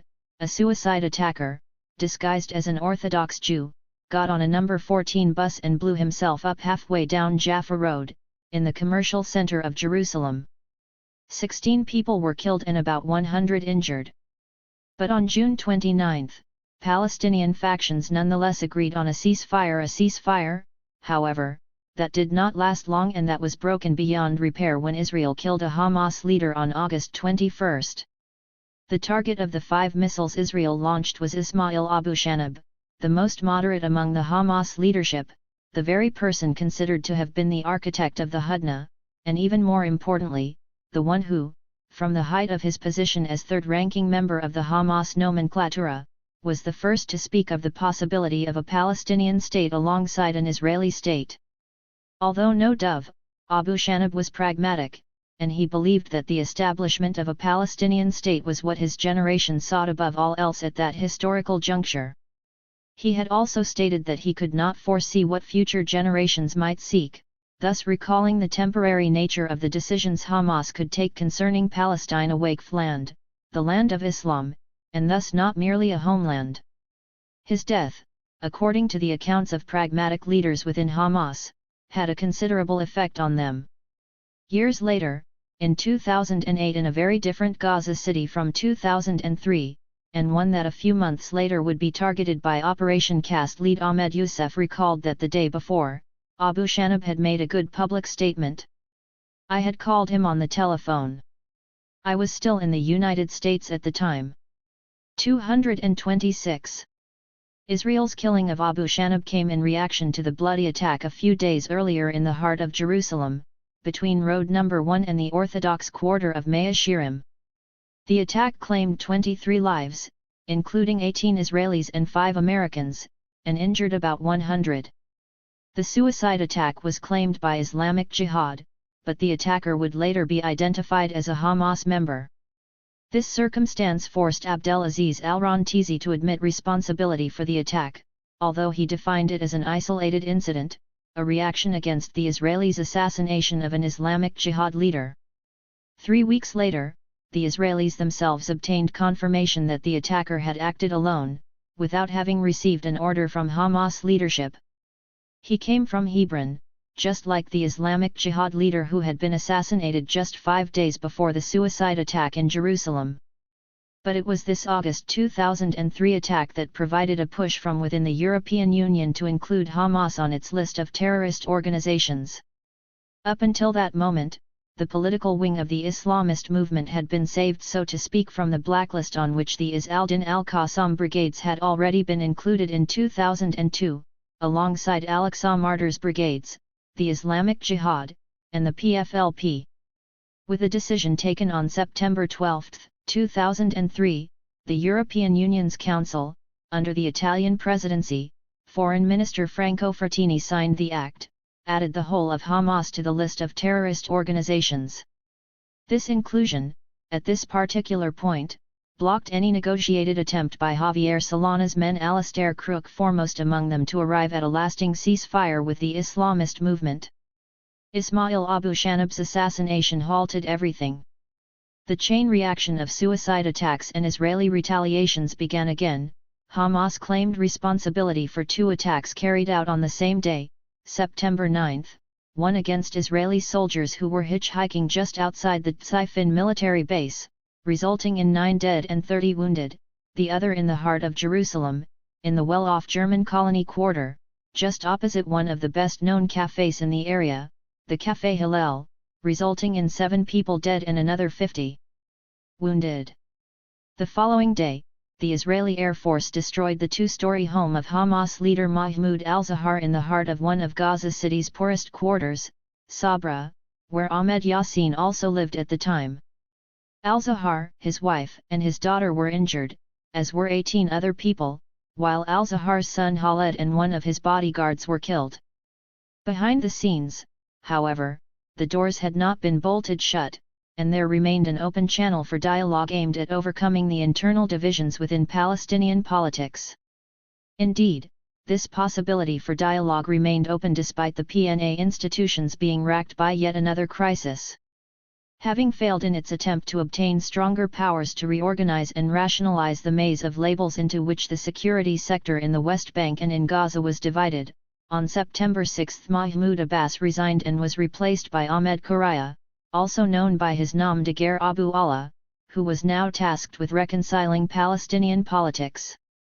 Or at least with trying to. When, under Egyptian pressure, the 12 factions met in Cairo in early December 2003, the main theme was still that of the Hudna, as well as the question of the relationship between Fatah and Hamas. It should have been simply a question of internal Palestinian politics, but it quickly became clear that this was not the case. There was an unacknowledged presence, Israel. Invisible and unspoken as its presence may have been, it was still one whose influence was clearly felt, especially at a particular point during the proceedings in some of the words spoken by members of the Egyptian intelligence services. Osama Hamdan recalls that the Egyptians asked some very specific questions: what is the definition of civilians and of militants in the resistance? At that point, we understood that the questions had been set by the Israelis themselves, because these were precisely the crucial points in Tel Aviv's requests. We probed some individuals who were well informed, and we discovered that Ariel Sharon, who was then Prime Minister, had sent Ephraim Halavi to Cairo. We asked for confirmation, and got it. Halavi was in the Egyptian capital. 227. Until a few months earlier, Halavi had been one of Sharon's closest advisors, but had resigned in June after Dov Weissglass had taken on a more prominent role. The former chief of Mossad, an organization within which he had worked for 28 years, Halavi had been the prince's advisor during the Oslo years and during the years of bitter disappointment that followed, as well as the man called upon to resolve problems in difficult moments. For example, Halavi had been the one involved in the return of the 2 agents responsible for the failed poison attempt on Khaled Meshal in Jordan in 1997. Did Halavi's presence in Cairo therefore mean that the situation in December 2003 was a delicate situation? Osama Hamdan recalls that they had put forth a proposal: stop all attacks against all civilians, Israelis and Palestinians. 228. The Egyptian response arrived after barely 3 days, and was negative. The then second-in-command within Egyptian intelligence cited the position of his boss, one of the most powerful men in Egypt, saying, "Omar Suleiman says it cannot work." 229 Hamdan continues, "We understood that Israel had rejected the offer. We later learned that Halavi had advised accepting the offer, but that it was Sharon himself who had rejected it." 230 But it was also the disagreement between different actors on the Palestinian political scene that ensured the negotiations would fail, in particular, Abu Allah's attempt to obtain everything he wanted at once. His request was not only that the parties should agree to another hudna, but that he personally be given the authority by the factions to negotiate on their behalf with the Israelis. A no was inevitable, and the agreement fell through. Chapter 5. The March Watershed. During a slow and dreary November 2004, Palestine was suddenly plunged into mourning. Far away from Ramallah, and after days of agony, Yasser Arafat died in a military hospital on the outskirts of Paris. His funeral was held in Cairo, away from the Haram al-Sharif in Jerusalem, the city in which he wanted to be buried.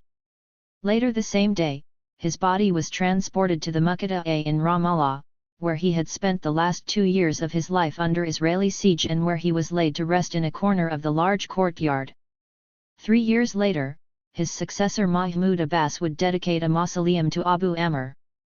But with the disappearance of Arafat, Palestinian politics was abruptly faced with having to start a new chapter in its history without its founding father, the man who was the symbol incarnate of the possibility of its independence and of its redemption, the man as many on the streets of the West Bank and Gaza still say who had managed to put Palestine back on the map. Abu Amr's death changed everything for Fatah, for the PNA, and also for Hamas. Like Fatah, the Palestinian Islamist movement had been without its leader and its symbol for some months now. On March 22, 2004, the targeted assassination of Sheikh Ahmed Yassin, ordered personally by then Israeli Prime Minister Ariel Sharon, was carried out at dawn by the Israeli Air Force. Yassin was returning from the Mujama al-Islami Mosque, which practically faces the house where he had lived most of his life, a modest house in the equally modest Sabra neighborhood of Gaza City, low houses that look out onto narrow, unadorned streets that boast a few shops, a mosque, and lots of children during the daytime. As dawn was breaking, Sheikh Ahmed Yassin was leaving the mosque after reciting the first prayer of the day, his quadriplegic's wheelchair being pushed down the street, when a missile launched from an Apache helicopter killed him at the age of 66, along with 7 other men, including 3 bodyguards and others among the faithful. 16 people, including 2 of his 11 children, were left injured. The news spread quickly across the Palestinian territory and across the entire Arab world. That morning in Jerusalem, everyone sensed that something momentous had happened. It was not that the streets were very different, apart from the heightened state of alert that had increased the number of soldiers and border patrols, especially in East Jerusalem. The difference was elsewhere, an intangible and anguished feeling carried on the air. From the early hours of the morning until nightfall, the loudspeakers of Jerusalem's mosques bore Quranic chants across the city, giving the day a unique feeling, one that would be repeated only one other time, on November 11 of that same year, upon the death of Yasser Arafat in that hospital on the outskirts of Paris. Sacred chants were repeated, bringing people together across the Palestinian territory, just as Palestinian politicians were brought together, overcoming if only for a brief moment the divisions between Palestinians and between Arabs, between the faithful and the lay, between governments allied with the West and those allied with the axis of evil. For days, squares across the Arab world, the region's television networks, and the online forums increasingly popular with the young were replete with photographs of Sheikh Yassin and particularly of the wheelchair to which he had been consigned for half a century. A wheelchair was brandished at his funeral and in the street protests that shook the entire region, as was its blackened skeleton, adopted in cartoons and caricatures as a kind of logo of resistance against Israelis, against the United States who sided with the Israelis, and against Arab regimes who were accused of acquiescing. All of a sudden, Hamas was orphaned not simply of the man who had established the Islamic resistance movement at a meeting in his home in December 1987, but of the figure portrayed in public as its spiritual guide. This loss was not unexpected, not least because Sheikh Yassin had escaped a previous targeted assassination attempt carried out by the Israeli Air Force while he was in a meeting in September 2003. The former teacher, who had been a quadriplegic since his teens, escaped with a wounded hand, but Tel Aviv's warning was clear. The list of Hamas members it was targeting included the highest echelons of the political leadership, such as the then third-in-command in Gaza, Ismail Abu Shanab, who had just been assassinated the previous year, or Mahmoud al-Zahar. Israel's strategy did not stop even after Yassin's death, a decision that surprised no one, least of all Palestinian Islamists. Yassin's rapidly chosen successor was the 55-year-old pediatrician Abdelaziz al-Rantizi, one of the nomenclatura considered by the Israelis to be among the movement's most inflexible.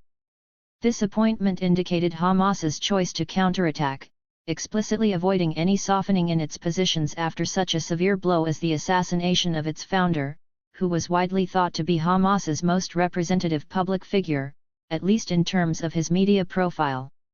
Al-Rantizi, already considered by many a dead man walking, had already been targeted by Israel's Air Force in June 2003 in an attack that left the pediatrician and heir apparent seriously wounded. Indeed, Yassin's successor would not last long. Barely a month had gone by before al-Rantizi died in another targeted assassination on April 17. The most accredited interpretation of these events that circulated among Hamas leaders at the time was that Ariel Sharon intended to put the leadership under as much pressure as possible.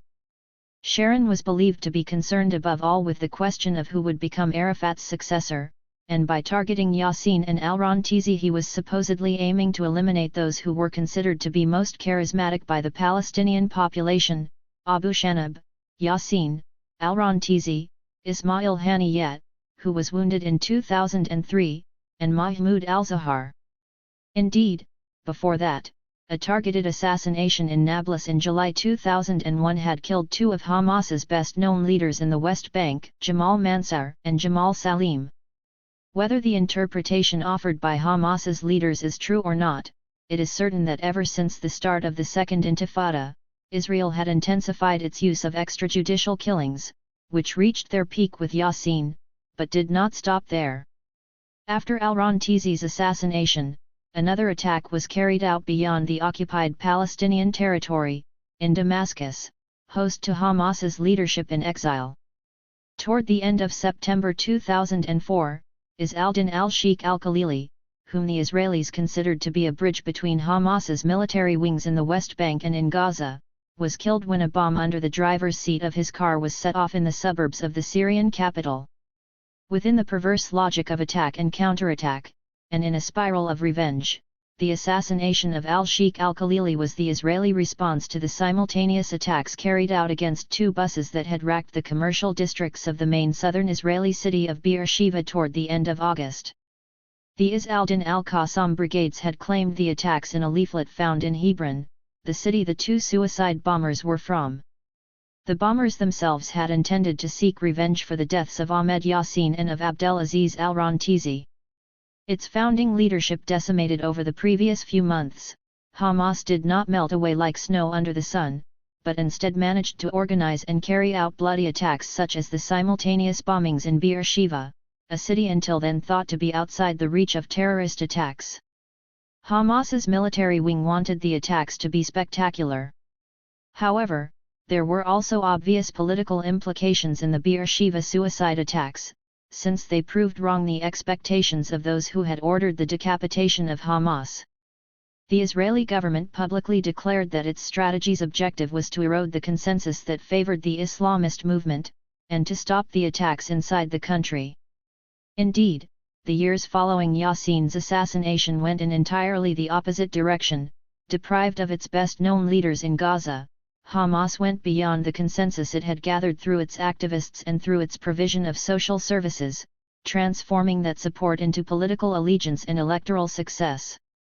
In an ex post facto reading offered by some among the Islamist movement's leaders, the physical elimination of some of its leaders in the spring of 2004, particularly Yassin and Al-Rantizi, had no effect on the debate already going on within the organization concerning whether or not to participate in the PNA's institutions.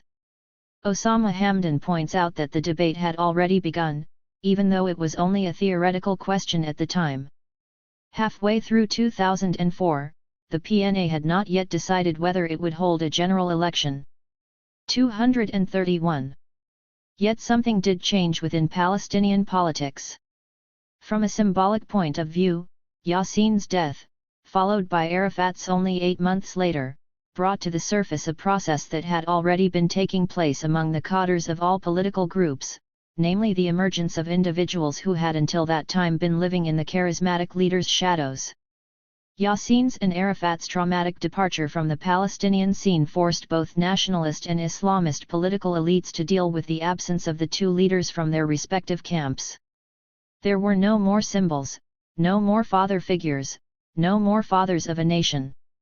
There were no more totemic figures in whose shadow one could work.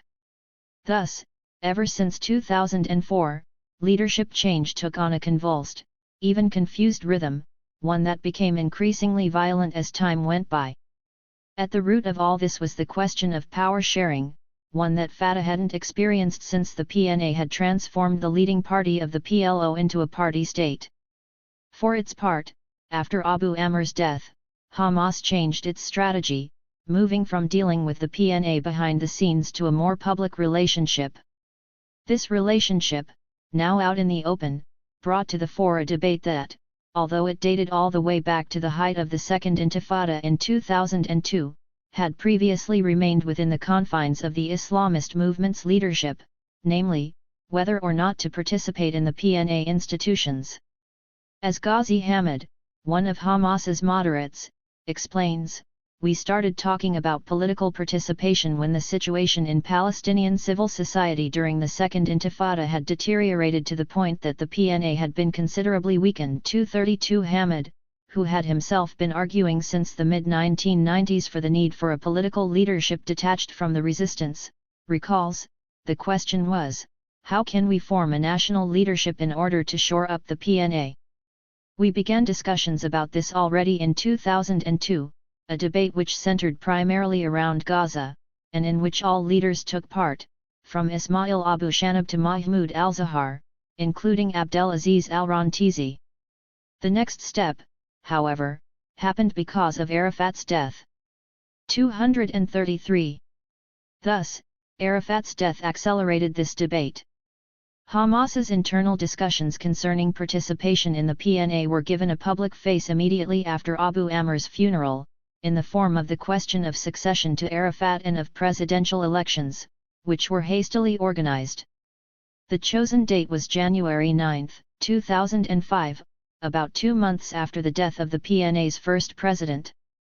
A candidate was chosen with equal speed in order to avoid leaving the PNA in the midst of a leadership vacuum that would have been very delicate to manage.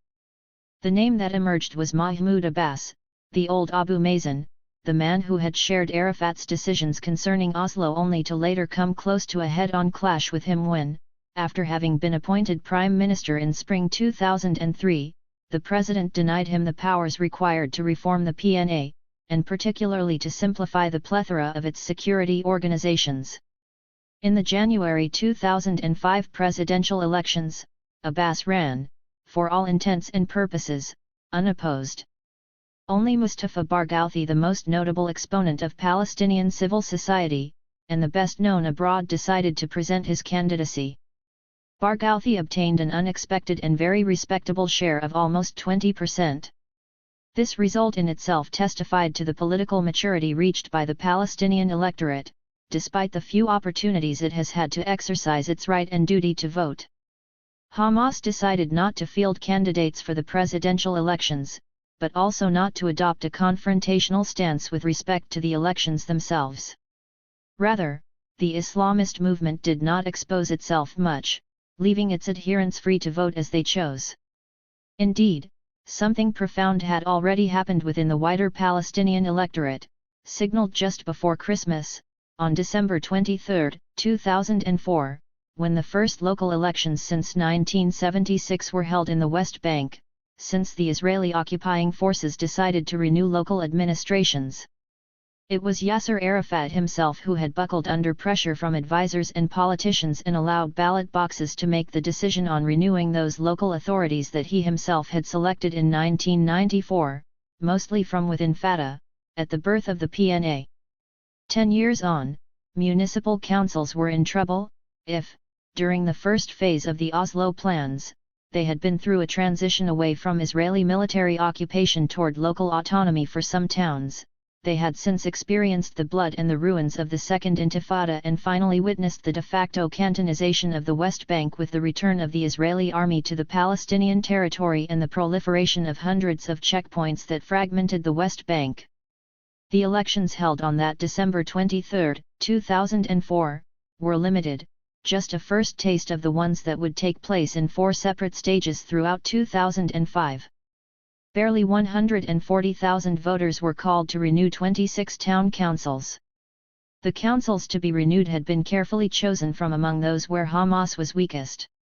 Among these, there was only one city of any size, Jericho, one of Fatah's fortresses. But the result was explosive, a massive 84% of voters participated, and while Abu Mazen's party won a majority in 17 councils, Hamas gained control of 9. With a total of 75 seats to Fatah's 135. In Jericho, victory went to a mixed list, with Fatah unable to win a single seat. The conclusion was not just that Hamas was on the rise, but that it would be a key player in the post-Arafat transition process. Forecasts that predicted Fatah as the clear winner clashed with reality on the ground. Even as a partial test, these first municipal elections suggested that Hamas was strong not just in Gaza, but that it had built and consolidated its consensus even in the West Bank, which was traditionally linked to Fatah and which had in recent years been divided into urban islets surrounded by the Israeli army. The result of the local elections, so clearly favorable to Hamas, was also a message to Abu Mazen, the only possible candidate in presidential elections, given that Marwan Barghouti, Fatah's Secretary General for the West Bank, was in an Israeli jail serving 5 life sentences. Fatah's unexpected electoral weakness confirmed that the real game would begin after the presidential elections planned for January 9, when a different range of seats and constituencies representation in the Palestinian Assembly would be up for grabs. Only then would the real balance of power in the post-Arafat period become clear. The pressure Hamas exerted on the January 9 elections, however, went beyond the matter of the electoral outcome. The Islamist movement had in practice complicated the electoral process as a result of the intensification of its battle with the Israelis in Gaza, which involved the launching of mortar shells and rockets against settlers and soldiers in the weeks prior to the elections. The clash was not simply military, it was also political. Israel, particularly on its political right, with the Likud party split in half, was debating the question of a pullout from Gaza, a withdrawal that the Israeli parliament was discussing just a few days before Ariel Sharon's enemy, Yasser Arafat, would die. The then leader of the Tel Aviv government had put forward the idea of withdrawing soldiers and settlers from the Gaza Strip in a February 2004 interview with the Israeli daily Haaretz. To push this proposal through, Sharon was facing the deepest split ever seen in Likud just as the post-Arafat transition was being prepared. The idea of an Israeli withdrawal from Gaza, however, had not influenced the behavior of Palestinian armed groups.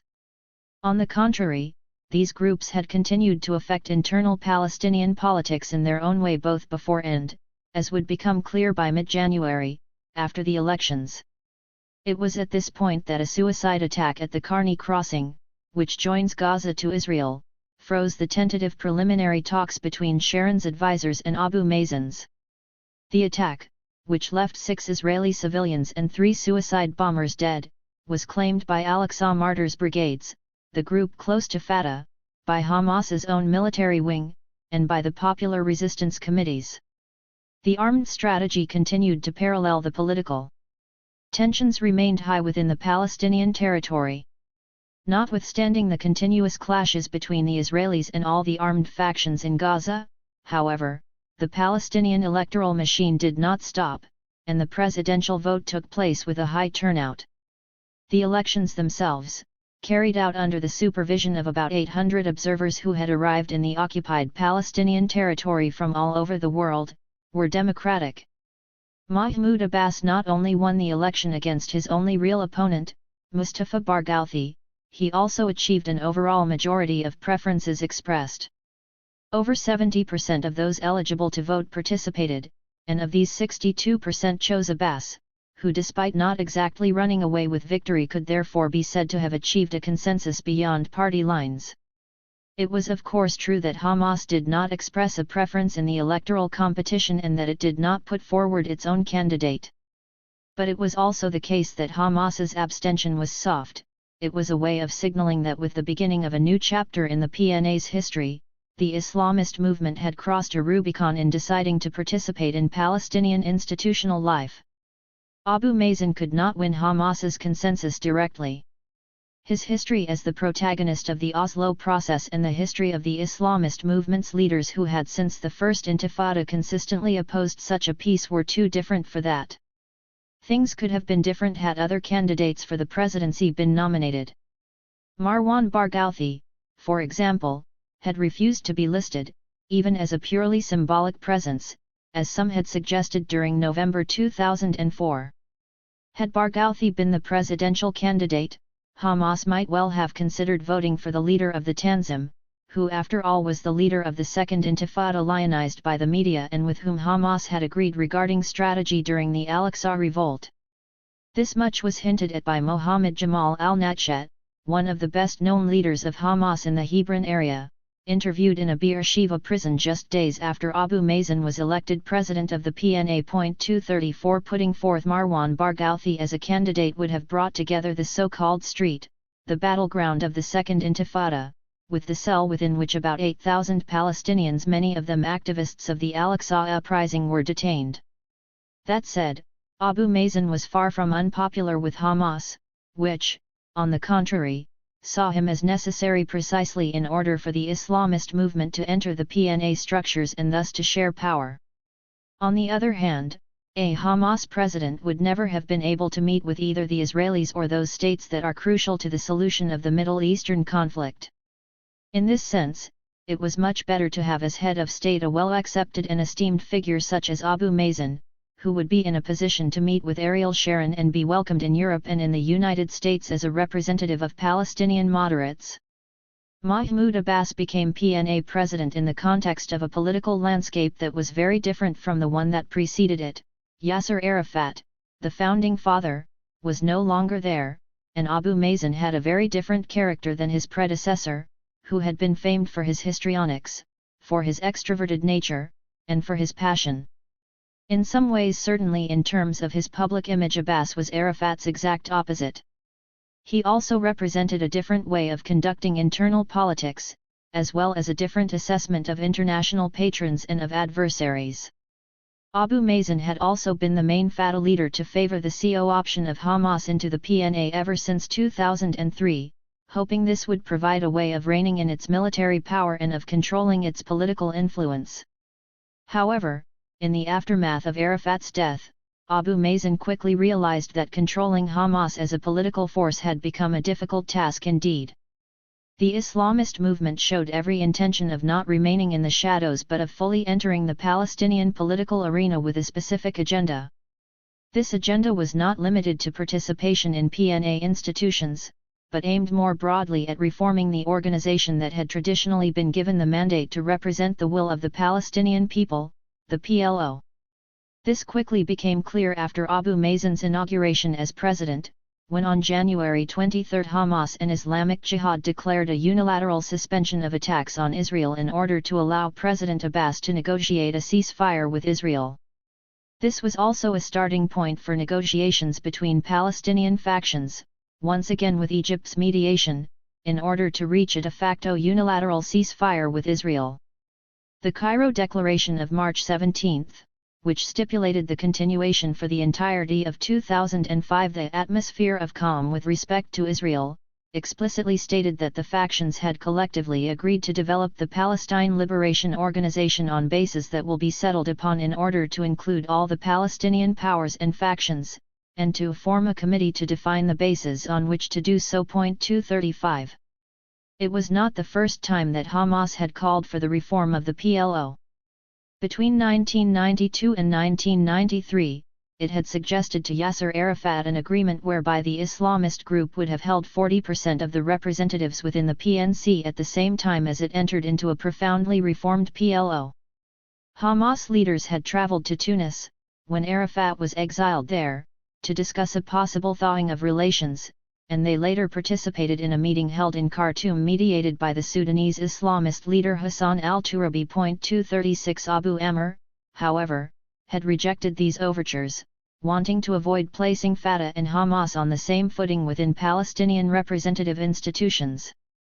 In the meantime, however, times had clearly changed, not just because Arafat was no longer there, but because Fatah was weak from the point of view of its base support, and Hamas was demonstrating with each passing day its intention to take full part in the representative institutions available to Palestinians.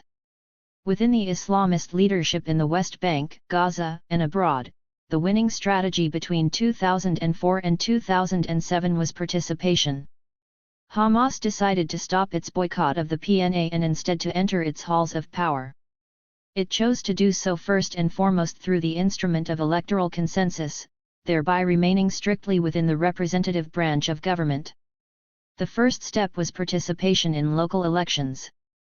In truth, entering the public sphere at a local level had never posed either an ideological problem or a problem in terms of political practice for Hamas, as this was a primarily administrative form of participation and therefore perfectly coherent with its focus on the provision of welfare and of services that were in the interest of the community and that the Islamist movement had already been pursuing for years, following in the tradition established by the Muslim Brotherhood.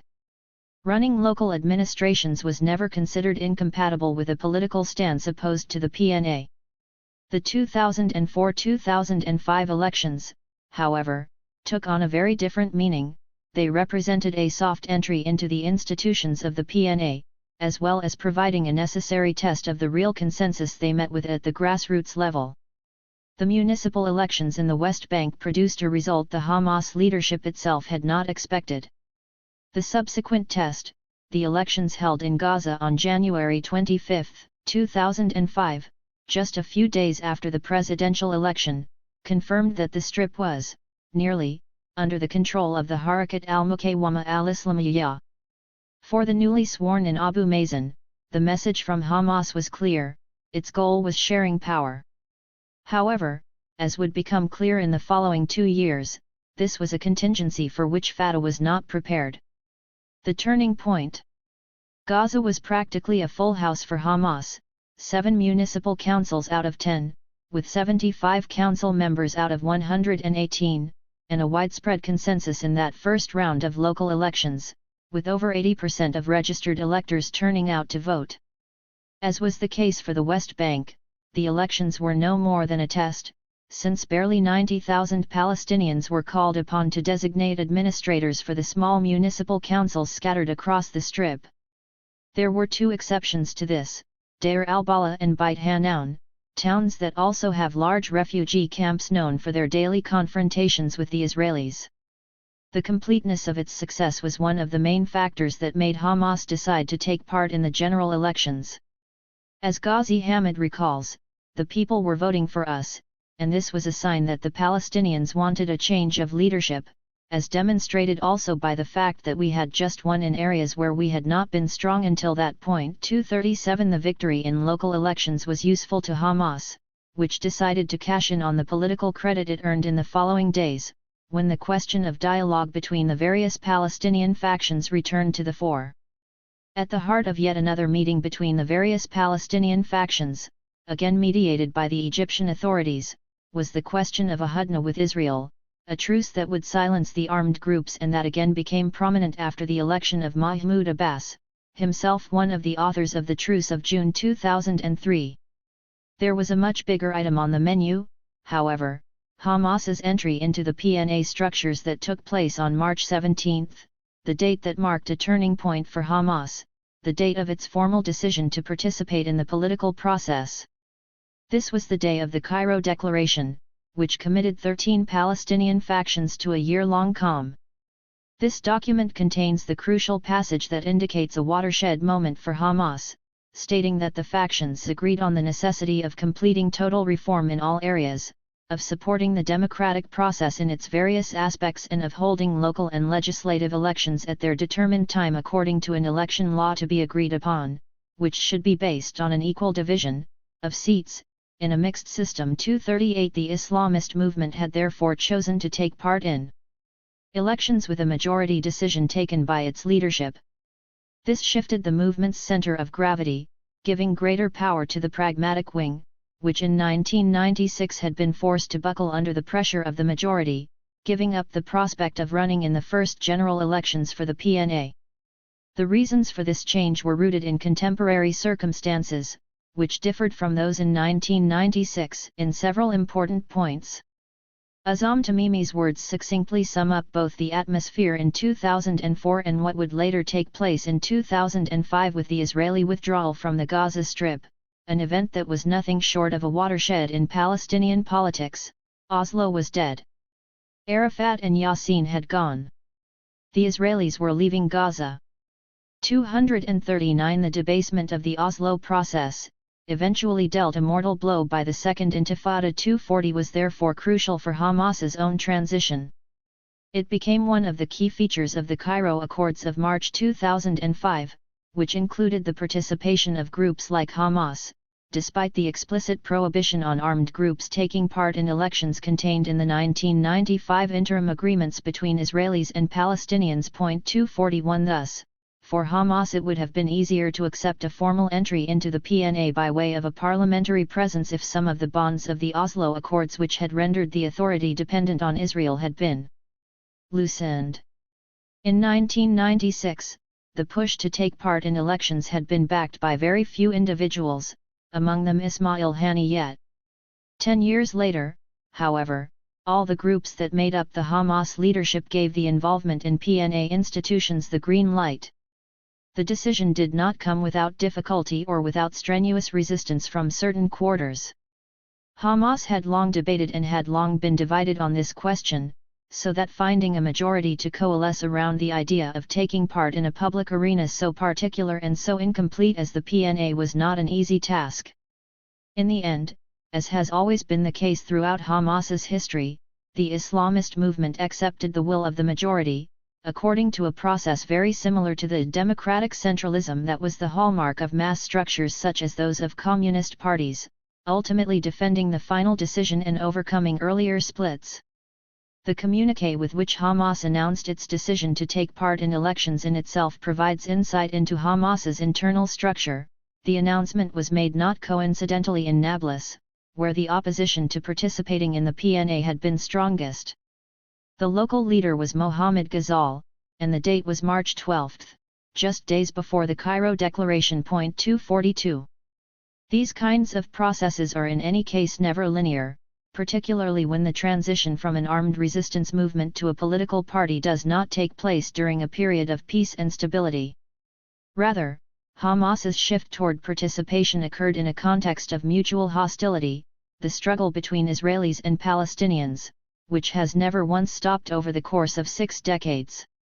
In other words, the transformation Hamas underwent after 2004 did not follow the expectations of standard conflict resolution theories. As Alastair Crooke points out, Hamas and other Islamist groups continue to see themselves as resistance movements, but increasingly they see the prospect that their organizations may evolve into political currents that are focused on nonviolent resistance. 243 The problem was that Hamas's ability to maintain the strength of an armed group was in itself part of the reason the movement was able to maintain its legitimacy and support among its base. These were not veterans of a conflict who had to be helped to rejoin society in peacetime, nor was this a transition toward solely moderate Islamist positions. Hamas was still Hamas, even after it chose to take part in the PNA's representative institutions, even after it became obvious that between 2004 and 2007 the pragmatic wing of the so-called Doves managed to gain a majority consensus among activists. At the same time, Hamas also sensed weariness in the Palestinian population after 4 years of intifada, and decided to suspend suicide attacks against civilians inside Israel, a point on which the people's passive consent was eroding. Bassam Naim, one of the leaders in Hamas's middle-aged generation, retrospectively analyzed the choice of fully taking part in the sphere of representative politics, explaining that the occupation and the resistance were fragmenting Palestinian society. It was for this reason that we chose to try to take part in the institutions. 244 The Hamas leadership understood that ordinary people were worn out, showing just how sensitive the Islamist leadership had been to the mood of Palestinian public opinion from its inception to more recent stages of its history. What people thought in the villages, in the refugee camps, and in the large urban centers in the West Bank and in Gaza all weighed on the decisions of the Islamist movement. Vice versa, the capillary reach of Hamas's social and political programs in the occupied Palestinian territory provided the Islamist movement with an accurate map of the current political situation. What Ghazi Hamid wrote barely 3 weeks before the elections, when there was still a possibility of delaying them, is telling in this respect. Hamas, however, is unlikely to resort to violence. The lack of law and order, which in the public mind is blamed on the PNA and the absence of the security forces, is a major reason for the growing popularity of the movement.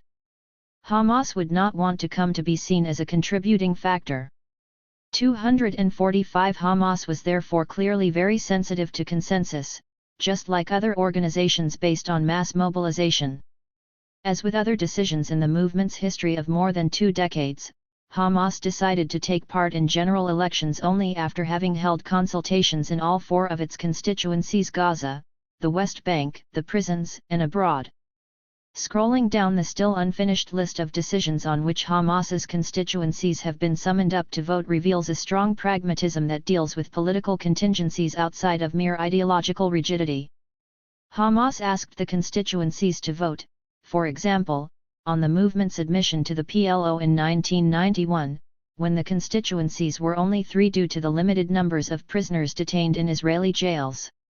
In 1997, the 4 constituencies approved Sheikh Ahmed Yassin's proposal on a hudna with Israel, based on a Palestinian state on 1949 armistice borders, Jerusalem as capital, and the refugees' right of return.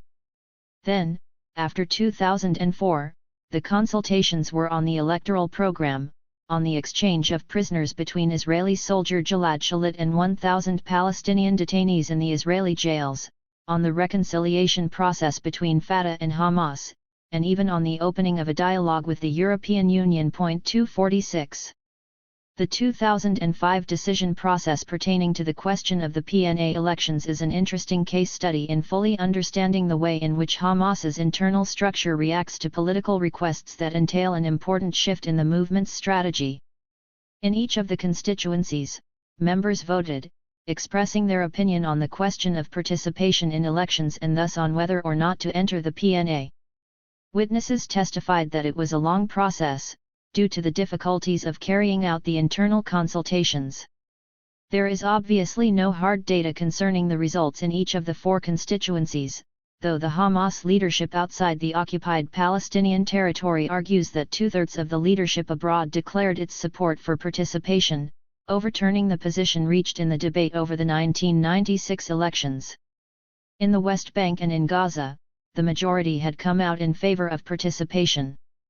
Ahmed Youssef, who was Haniyeh's closest aide during the first Hamas-led government, even claims that it was precisely the leadership inside the territory that overcame the resistance of the leadership abroad. 247 The most important factor, however, appears to be the prisons, which are interesting not only because of the result, but because of the way in which the consultation took place. For Palestinians, the cycle of arrest and release from Israeli prisons is not considered to be a mark of shame. It is estimated that from 1967 on, at least 700,000 Palestinians have passed through Israeli jails. In every family, in other words, there is or was someone who is defined simply as a prisoner, whatever the reason for their arrest. It could be black market labor, or political militancy, or membership in an armed group, but in all cases one is and remains a prisoner. The experience of jail, therefore, is so widespread, so common, and so constant in the history of Palestinian society that particularly as far as political party militants are concerned, it is never considered a hiatus from active political life. One is a militant outside, and one continues to be a militant behind bars also. Militancy can also start inside a cell, as in the case of Ayman Taha, Hamas's spokesperson in the Gaza Strip.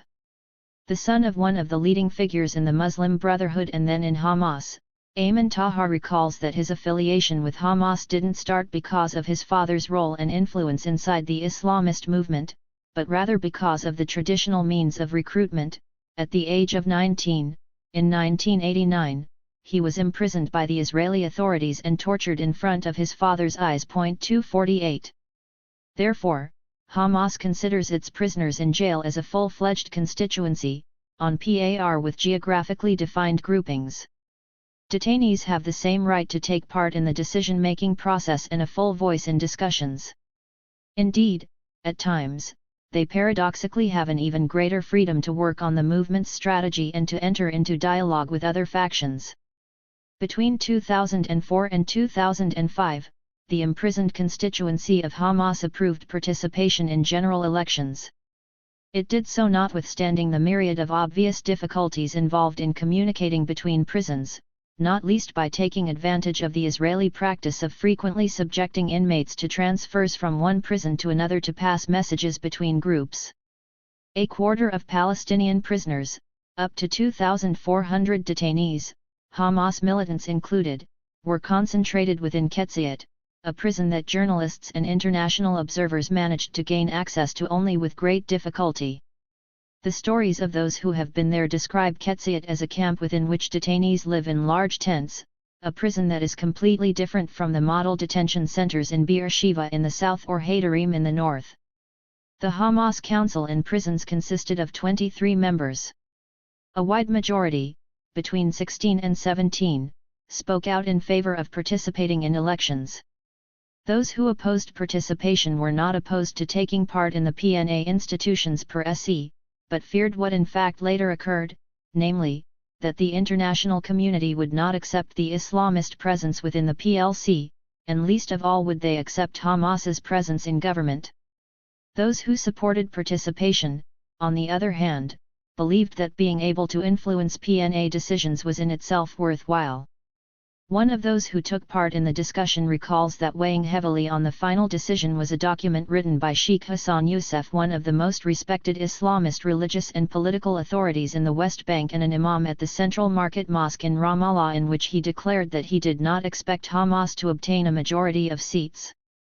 Thus, the question of actually winning the elections, a victory that would have been very arduous to manage, was not even on the radar screen. In any case, deciding to take part in elections was no simple matter for Hamas activists and had to be analyzed in all its possible aspects.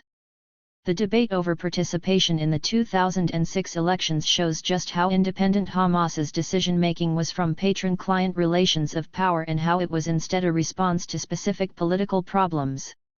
In prison, as in the other constituencies, Hamas militants imagined the possible scenarios of an electoral participation. One possibility was that the movement would run lower-ranking members of the organization for leadership posts, rather than its most high-profile personalities. A second possibility was to take part, but with only a limited number of candidates, mirroring a decision made by the Egyptian Muslim Brotherhood in the 2005 general elections. A third possibility considered was entering into an electoral coalition. The first scenario was quickly discarded. The absence of recognizable names would diminish the possibility of a strong showing and would leave the movement open to criticisms of being weak and of not representing a significant part of the population. It was the same fear of showing weakness through an unsatisfactory result that also undermined the option of forming a coalition. The a posteriori example suggested by an Islamist leader from the West Bank was the following: Mustafa Barghouti had obtained an excellent result in the presidential elections of 2005, but his support dropped considerably a year later during political and legislative elections. According to this Hamas leader, had we, for example, decided to enter into a coalition with Barghouti, and had we then obtained the result which the ballot box later delivered, the interpretation would have been different from the reality. It would have been said that it was Barghouti and his national initiative that had received the people's support. 249. The second scenario, the one based on a strategy similar to that adopted by the Egyptian Muslim Brotherhood during elections for the renewal of the People's Assembly, Egypt's lower house, was the most intensely debated. Egypt was going through a lively phase at the time. The opposition to President Mubarak had raised its head, and the reformist wing of the Muslim Brotherhood had established contacts with its secular counterparts. The Ikhwan's traditional caution, however, led the largest Islamist movement in the Arab world to avoid challenging Mubarak and scaring off the international community. The Ikhwan, which as a political organization was illegal until the fall of Hosni Mubarak, had bypassed the prohibition on participating in the elections by running as independents, but it feared that its participation might be read as an omen of a possible electoral victory and a sudden change of regime in Cairo. In order to avoid such fears, the Ikhwan decided to field a number of candidates equaling less than a third of the seats in the assembly. Even if they had all been elected, Egypt's political balance would not be upset. The Egyptian Brotherhood was thus not aiming to obtain a majority in parliament, but merely to consolidate its options in the legislative branch of the political system in hopes of a de facto legitimization of its presence. Hamas, on the other hand, had not adopted the Egyptian Brotherhood's cautious strategy, even though some among the Gaza leadership like Sayyed Abu Musameh had unsuccessfully attempted to push for a strategy similar to the Ikhwan's in Cairo. 250. Another factor that contributed to tipping the balance against limited participation was Mahmoud Abbas's decision to push the elections from July 2005 to January 2006. The fear that delays would increase the possibility of fraud had become increasingly pressing, and Hamas's leadership decided that it would be better to field as many and as high-caliber candidates as possible in order to compensate for the fraud that they believed was not simply a possibility but a certainty. The movement had commissioned independent polls, although sources do not indicate which groups carried them out, in order to find out how many votes Hamas would obtain were it to take part in the elections scheduled for the summer of 2005. The results indicated around 30%. When the date was moved to the following January, these polls were repeated, but the results never went above 40%. According to well-informed sources, which asked to be kept anonymous, it was precisely the decision by Mahmoud Abbas to postpone the elections that shifted the mood of the electorate. Paradoxically, what earned us more votes was the postponement to January. It was the people first and foremost who feared fraud and wished to punish Fatah as the leading faction in the PNA. 251. For Hamas, the point was not even the specific electoral system under which to hold the elections. The important thing was deciding whether to enter the competition or whether to repeat the choice made in 1996. Having crossed the Rubicon of participation, other considerations were seen as merely secondary. Thus, in the Cairo Accords of 2005, in which Hamas signed up to participate in general elections, the Islamist movement concentrated on a single point, namely, that candidates would not be asked to make any commitments in relation to the Oslo Accords. The agreement itself, at any rate, lay outside the scope outlined by the peace process established by the agreement between Arafat and Rabin, because Israel had no say in either the electoral law or in the organization of the elections themselves. Hamas, not least of all because it considered itself sufficiently strong in terms of its popular consensus, regardless of the precise architecture of the elections, therefore decided to ignore in large part the technicalities of the electoral law, leaving other factions free to choose them. Indeed, it was Egypt that pressed for a mixed system, and an agreement between Mahmoud Abbas and the PFLP in that direction was ultimately reached. 252. Hamas would also not oppose the pink quotas that mandated the seating of a certain number of female representatives and that had been established especially for this second election to the Palestinian legislature. Surprisingly, these would make a crucial contribution to the Islamist movement's victory. A silent presence. The Cairo Declaration of March 17, 2005, with which the Palestinian factions approved a year-long hudna, was Abu Mazen's calling card during the opening stages of his presidency.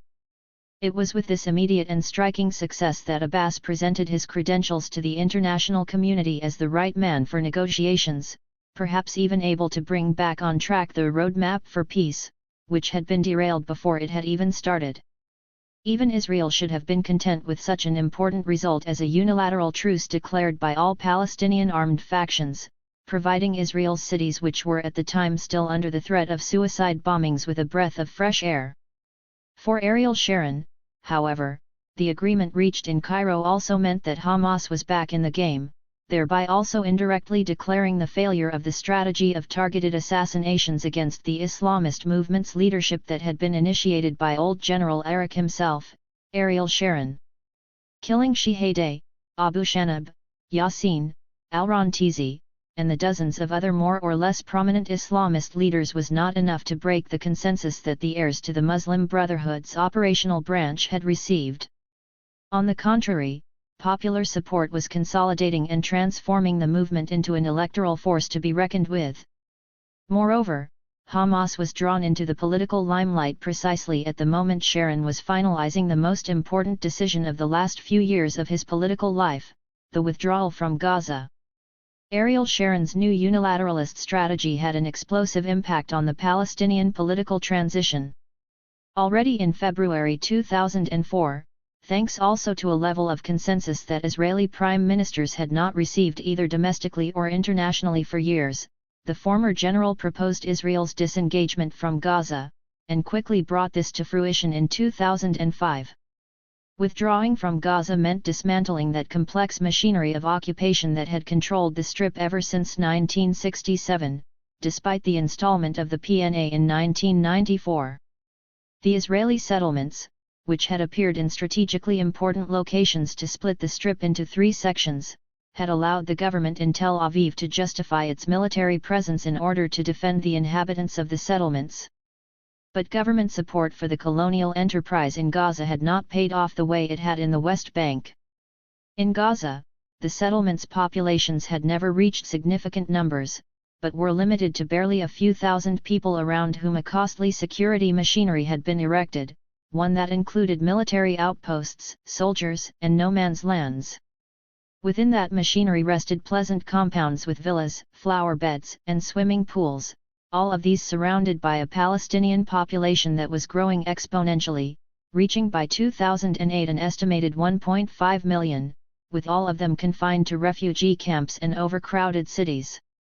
Over 30 years after the construction of the first Israeli settlement in Gaza, the settlers' movement's greatest supporter, Ariel Sharon, decided that the price for Tel Aviv was too high both in financial terms and in moral and political ones. Gaza could not be controlled short of a systematic occupation, the price of which would be too high, not least of all in terms of human lives among the military. It would therefore be better to abandon it and to manage the problem of the Strip from the outside by means of a cordon sanitaire around its borders. 5 years after the withdrawal from South Lebanon ordered by Ehud Barak, Sharon chose for Hamas in Gaza a strategy analogous to the one adopted against Hezbollah in the southern areas of the Land of Cedars, an attempt to control from a distance, rather than to become bogged down in an increasingly hostile territory, not least of all because this territory was increasingly dominated by Hamas. Despite strong opposition, particularly by the settlers' lobby, Sharon managed to convince both Israelis and the international community that the withdrawal was necessary. First and foremost among the international supporters was U.S. President George W. Bush's administration, who viewed the Gaza withdrawal as the breaking of an impasse in a Palestinian-Israeli conflict that had lasted for far too long.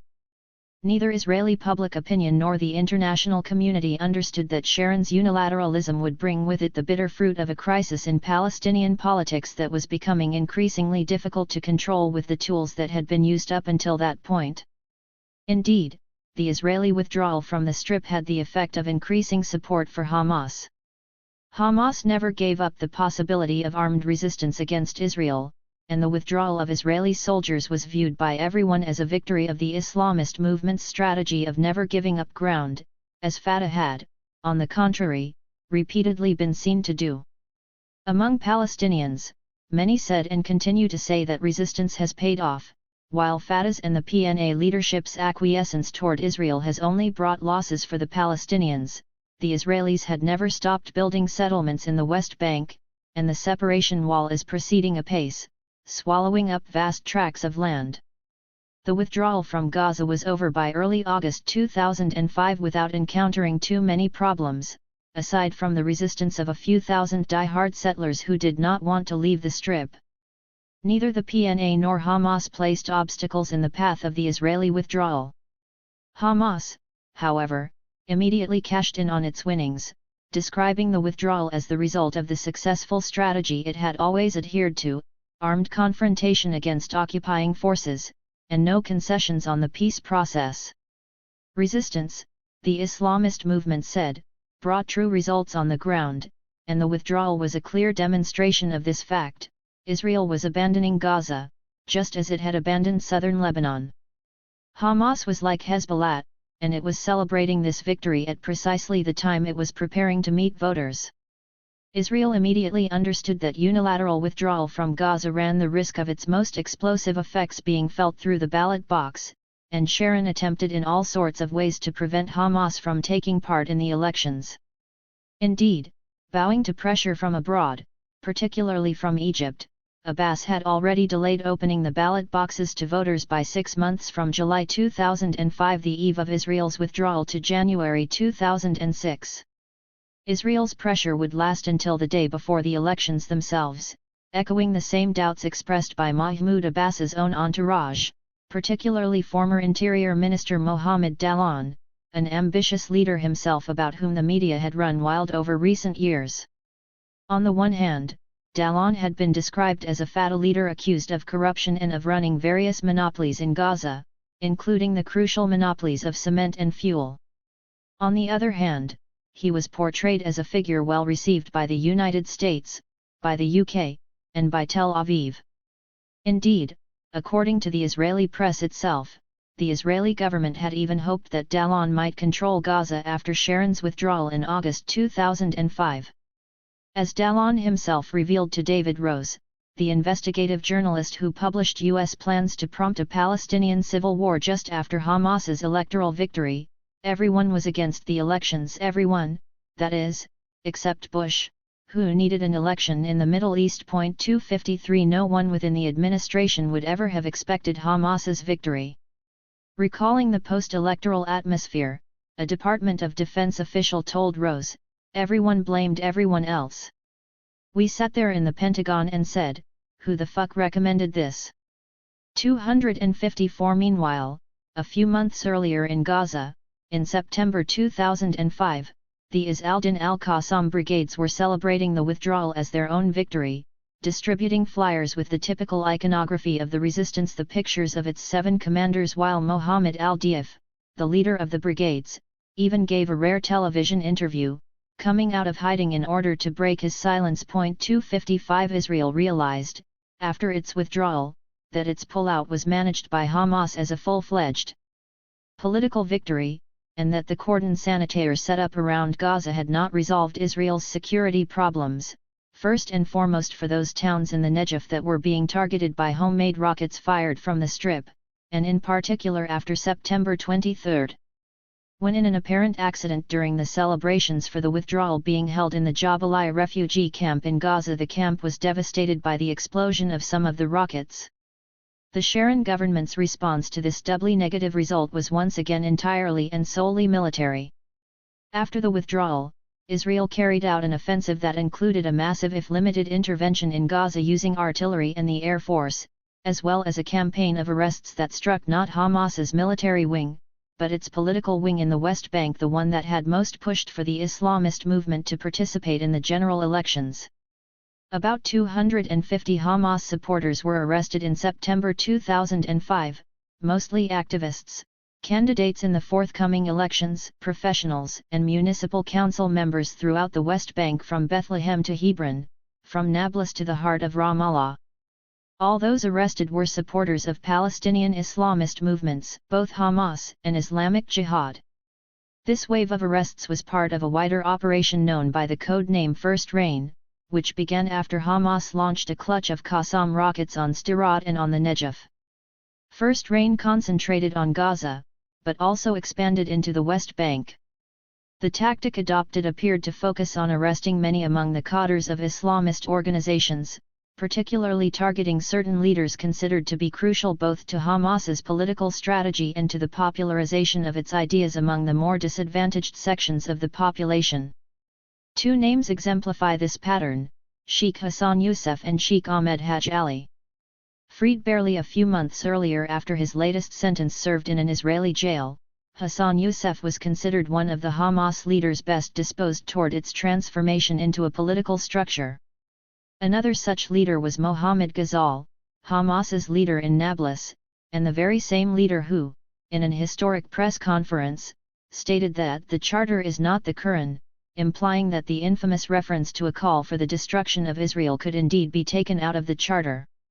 Sheikh Ahmed Haj Ali, for his part, was a figure already very popular in Nablus and had himself spoken in favor of a Palestinian state within the 1967 borders. 256. The postponement of the general elections to January 2006, the Israeli withdrawal from Gaza, and the Israeli army's iron fist in the West Bank, none of these events helped Fatah. Abu Mazen's party did not come out strengthened from these incidents because Fatah did not tackle the central issue, namely, the question of how well its cadres represented its support base. Tackling this question would have been possible only through Fatah's famous Sixth Congress, often announced since 1989 but not actually convened until August 2009. Instead, Fatah betrayed the depth of the split running through it by releasing two separate lists of candidates prior to the general elections.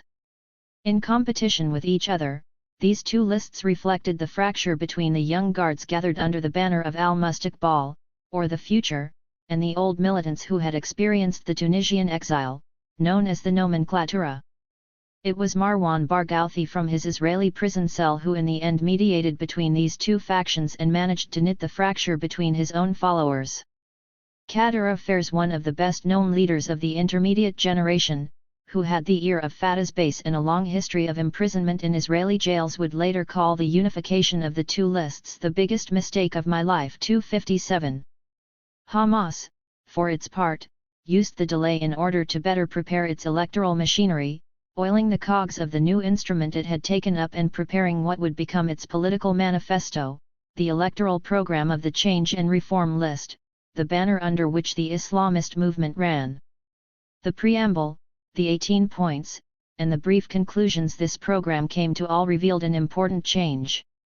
With the decision to take part in elections, Hamas had chosen to restrict its geographical ambitions and to become in a sense even more exclusively Palestinian than it already was. 258. The manifesto, however, remained Hamas's most important public document since the 1988 charter, as the Islamist movement's leaders readily admit, especially those who agreed to participate in the first Hamas government explicitly based on that manifesto. For example, Nasser al-Din al-Sha'ir, an independent and one of the best-known intellectuals in Nablus, later appointed to the post of executive deputy prime minister by Ismail Haniyeh, considered it to be the document from which Hamas's political transformation begins. 259. The manifesto is light years away from the foundational mithaq, written at the outset of the movement's life to mobilize the masses of the Intifada and motivate new activists. The electoral manifesto was in its every fiber a manifesto for a government. It was detailed, in depth, and not at all vague in defining social, educational, health, and youth policies. It was specific in calling for Sharia to be the principal source, and one should note well that it did not speak of Sharia as being the absolute source of legislation in Palestine, just as it was specific in stating that Islam and its cultural results constitute our framework of reference and our way of life in all its political, economic, social, and legal aspects. 260. The military front remained in the background, as a simple reference to the need not to abandon the resistance. For the remainder of the text, the question of armed resistance was given no space at all, rendering the document therefore exclusively civilian, and implicitly delegating resistance to the military wing and to armed factions in general. By the same token, however, The manifesto of the Change and Reform list included a range of terms from a political dictionary light years away from the one used in 1988, a semantic arsenal very close, in fact, to that of Western-style democracies. For example, the list attempted to build an advanced Palestinian civil society that is based on political pluralism and the alternation of power, and called for a separation of judiciary, executive, and legislative powers in the Western European mold. Most importantly, in the section entitled Public Liberties and Citizens' Rights, the manifesto talked of citizens equal before the law and of citizens equal in rights and duties for whom security and protection for his or her life and properties had to be provided. Toward the general public, therefore, a policy of equal opportunities had to be adopted, reinforcing the culture of dialogue and respect for all opinions that do not contradict the people's faith or their civilization heritage. 261 Within the general body of the citizenry, it was necessary to guarantee women's rights and accomplish the legislative frameworks for supporting them and endeavor to enable women to contribute in social, economic, and political development, as well as to highlight the role of women in building the society, albeit within an Islamic framework. 262 In line with the choice of terms through which the list presented itself to voters, Change and Reform Hamas indicated point by point what reforms were necessary and what change it envisaged, both in terms of the Islamist movement itself and in terms of wider Palestinian society. From a certain point of view, it was from this document that, according to some experts, the new Hamas could be dated, a less revolutionary and more bureaucratic organization, a Hamas that would over the course of the following 2 years try without success to seek acceptance from the international community. Hamas itself had already undergone the experience of administering those towns it had won control of at the ballot box during the 2005 municipal elections, an experience that it could cash in on in its relations with international actors. In the months during which Hamas led these municipalities, the common trait shared by all Islamist administrators was pragmatism. There were no ideological overtones, and aside from a few exceptions, no attempt to ride the wave of Islamization in the main cities. Indeed, according to international crisis group experts, through its pragmatism, and even willingness to deal with Israel on day-to-day operational affairs, Hamas rule at the local level has been almost boringly similar to its predecessor.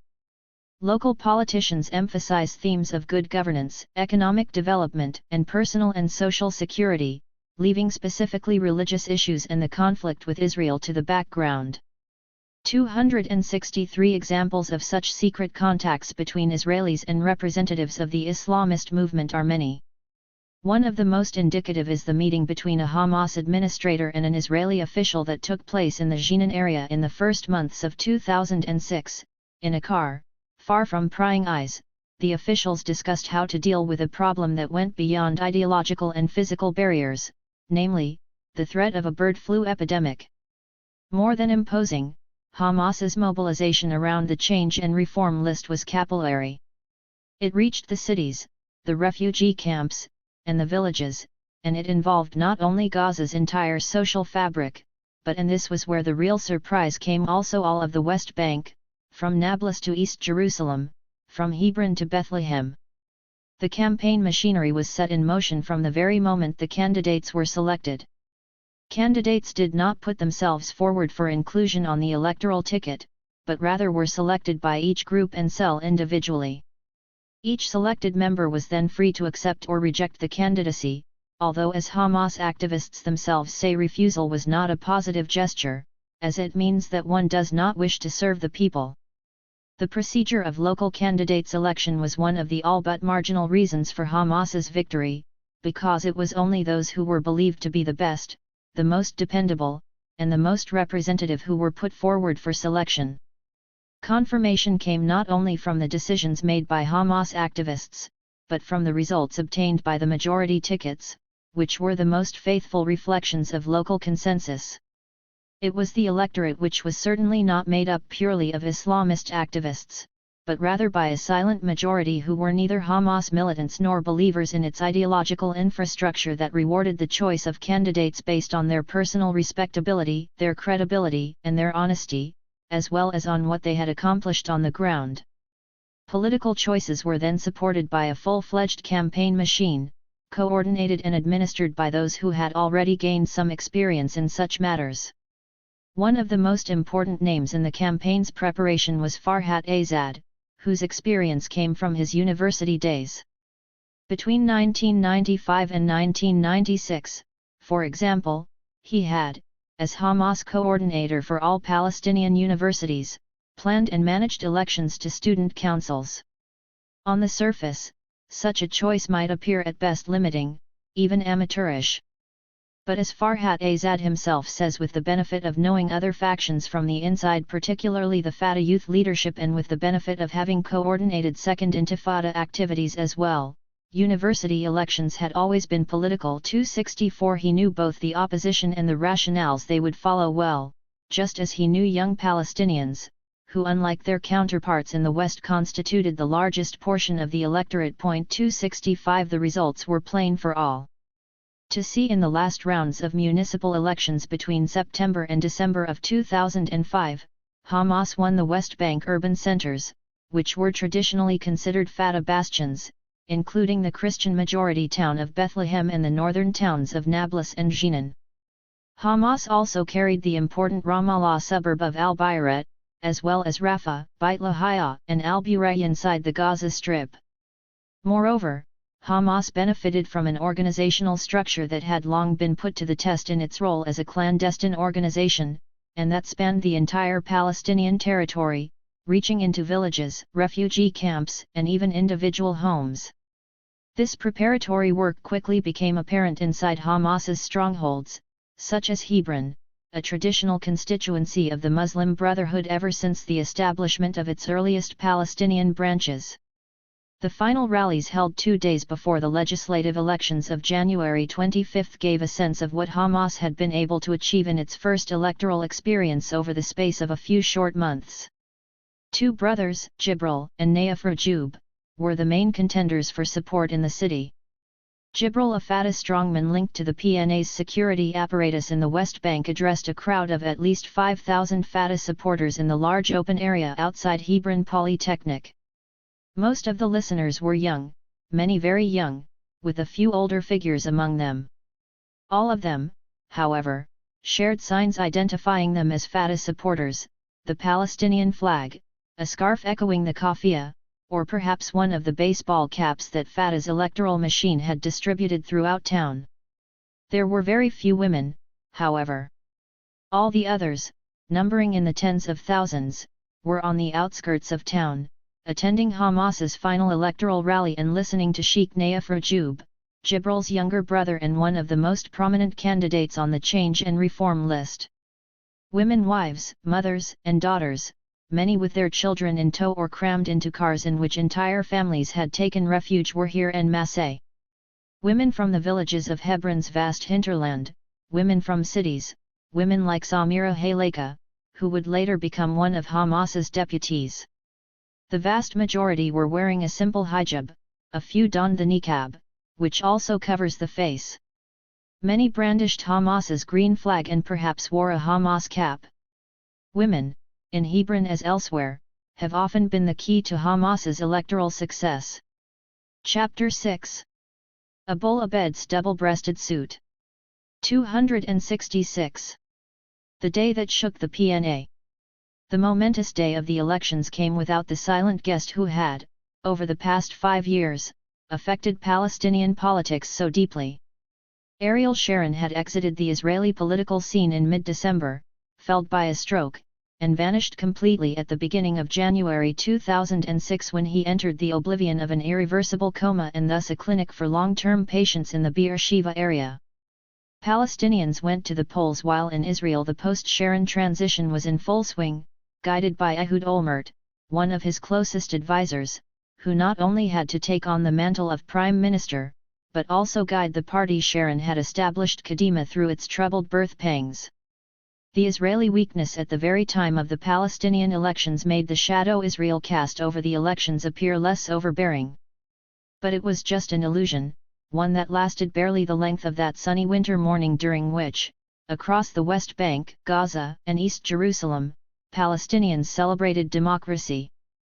The head-to-head race continued throughout day, up to the last voter who crossed the threshold of one of the more than 1,000 polling stations that had been set up.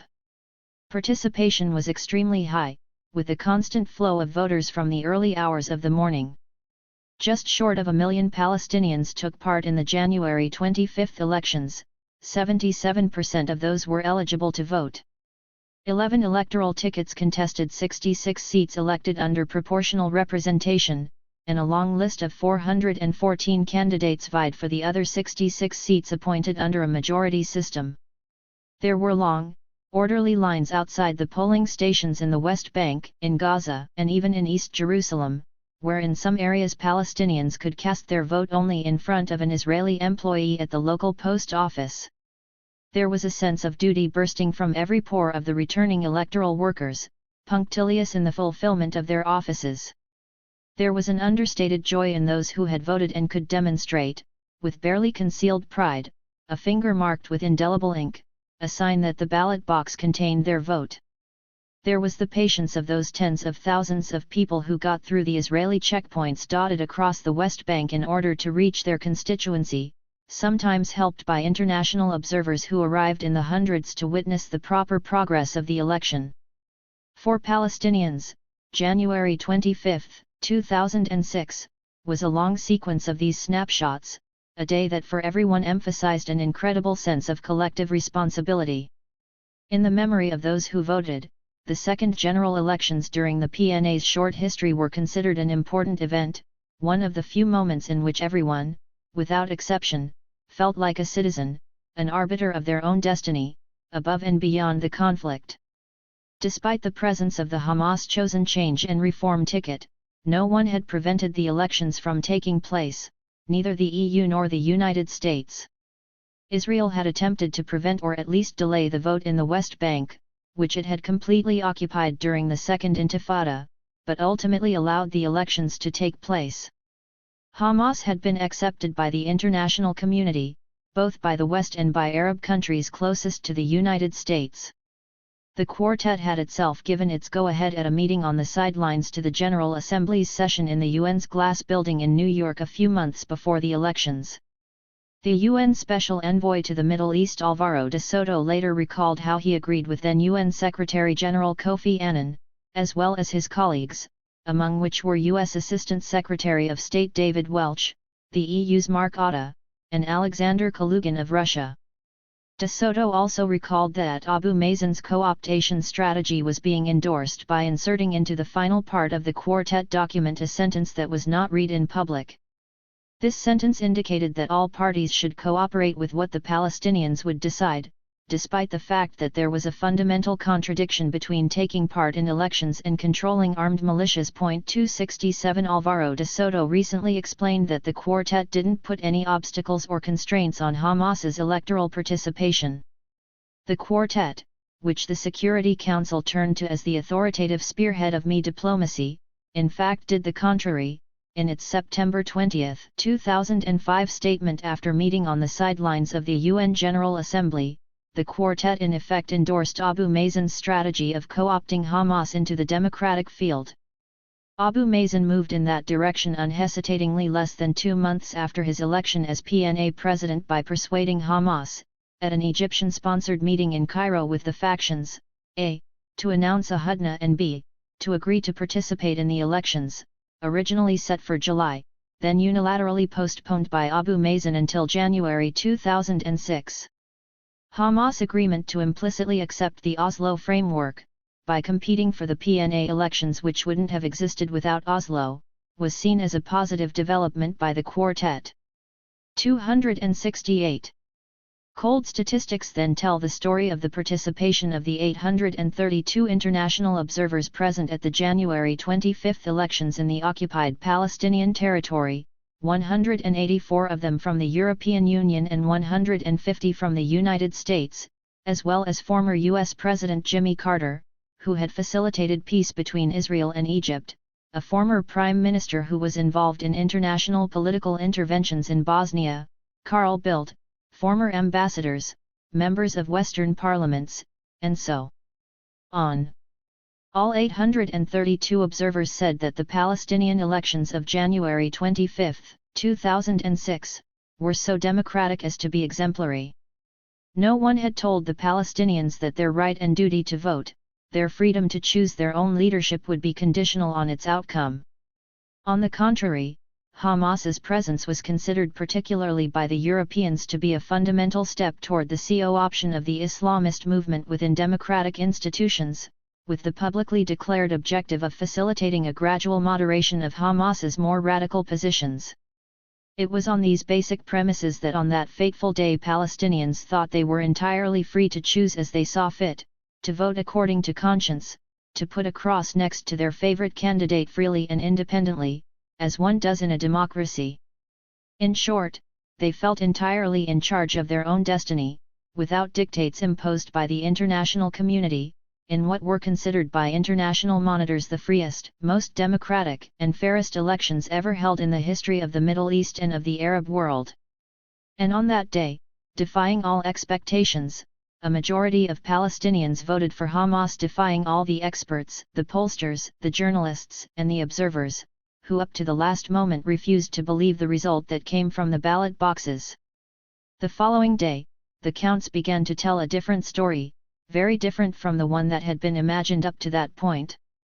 The official result, published by the Central Election Commission and approved by hundreds of international observers from all over the world, said Hamas won 74 seats, while only 45 deputies would sit in parliament to represent Fatah. Minor tickets shared the remaining 13 seats.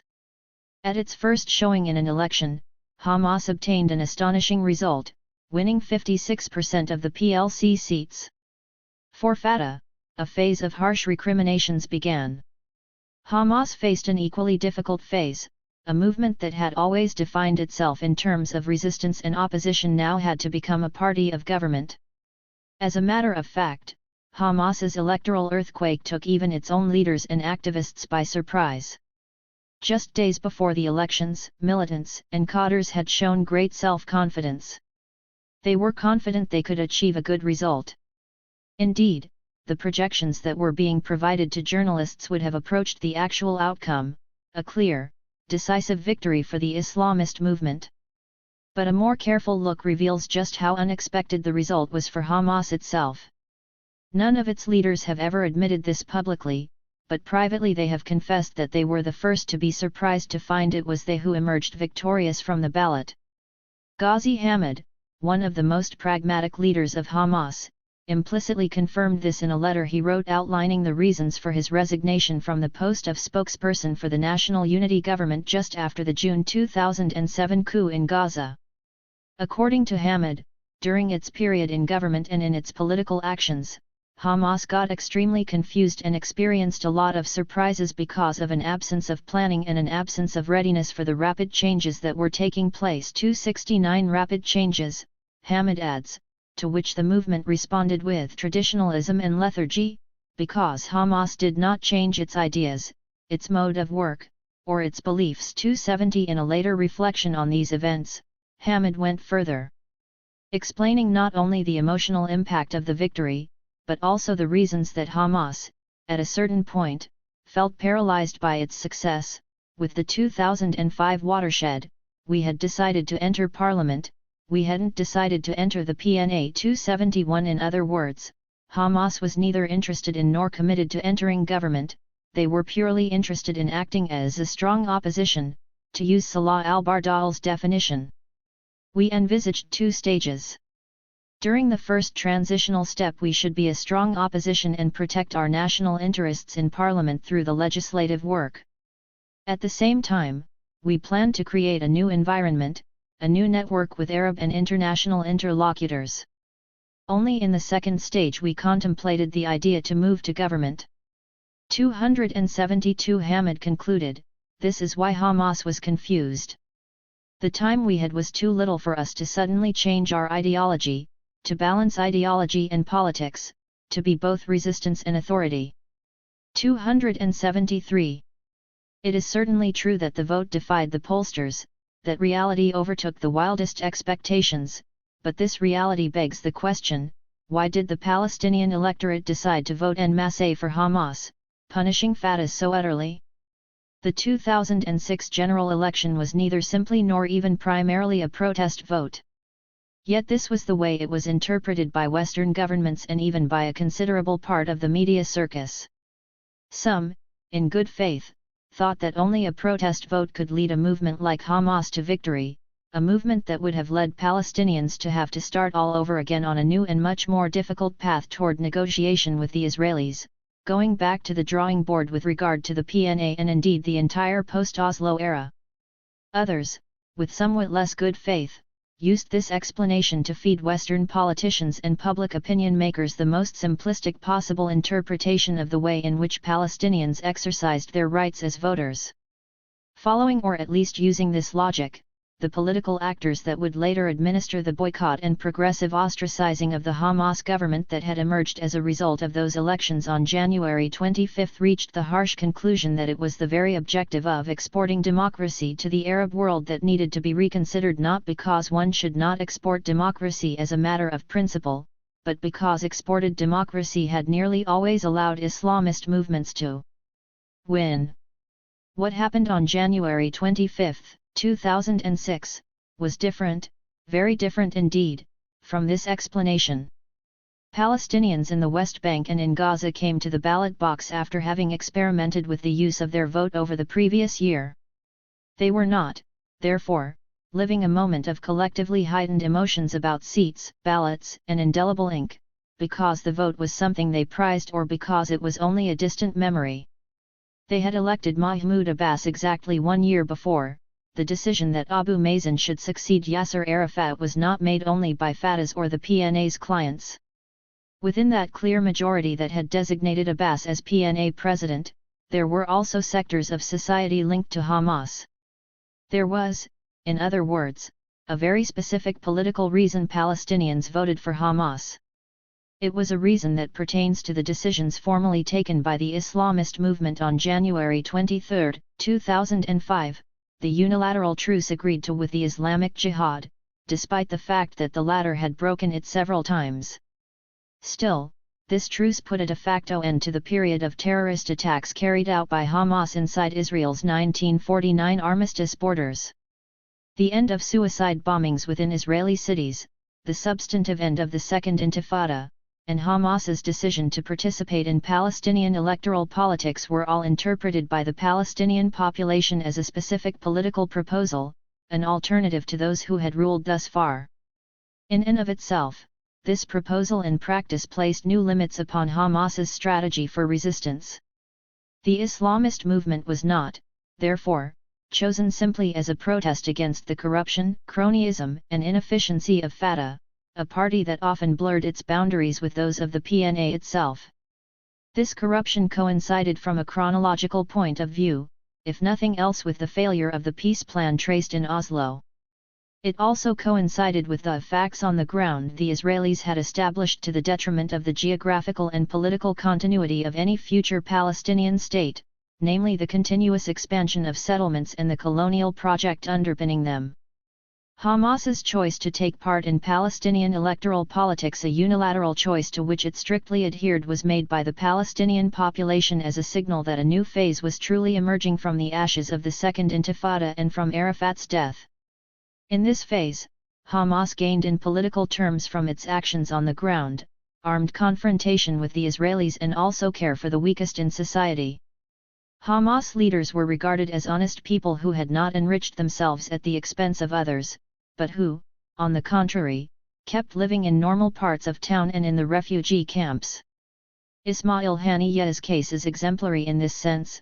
He lived in Gaza's Shadi refugee camp, home to many among Hamas's middle generation, as well as, for a long time, to Sheikh Ahmed Yassin.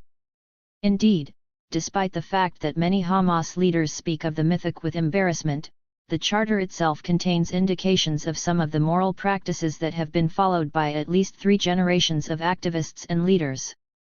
Article 21 says, "It is a duty of all members of the Islamic resistance movement to share the people's happiness and grief, and they must consider it their duty to meet the demands of the people and to do what benefits them. 274 It was precisely this presence within society, bringing together administration of public life and participation in that life, that paradoxically mended that fracture between state and civil society that scholars have often pointed to in Palestinian politics. It was a fracture between institutions and social networks, between a power structure that, under Arafat, was managed in a paternalistic and authoritarian manner and a network of organizations that constituted an entirely parallel reality. It was Moussa Abu Marzouk who offered just such an interpretation in a surprising interview with the Washington Post barely a week after the electoral victory. Abu Marzouk defined the electoral result as a grassroots alternative that grew out of the urgency of this situation. 275 The second-in-command of Hamas's Politburo abroad therefore confirmed the theory of the twin-track approach the organization took to the question of political participation in the West Bank and Gaza after the Oslo Accords took force. From the birth of the PNA until the January 2006 elections, there have been two ways of taking part in public life. One could take part within the PNA structure, and therefore from inside the power system established by Yasser Arafat, or one could take part within civil society. In Palestine, this meant a complex structure of NGOs, charities, trade unions, professional orders, women's rights associations, and local committees dotted across the land, any of which might be secular or religiously inspired organizations, progressive or conservative. Often these organizations emerged during the First Intifada, grew over the following 2 decades, and had flexible relations with the PNA itself.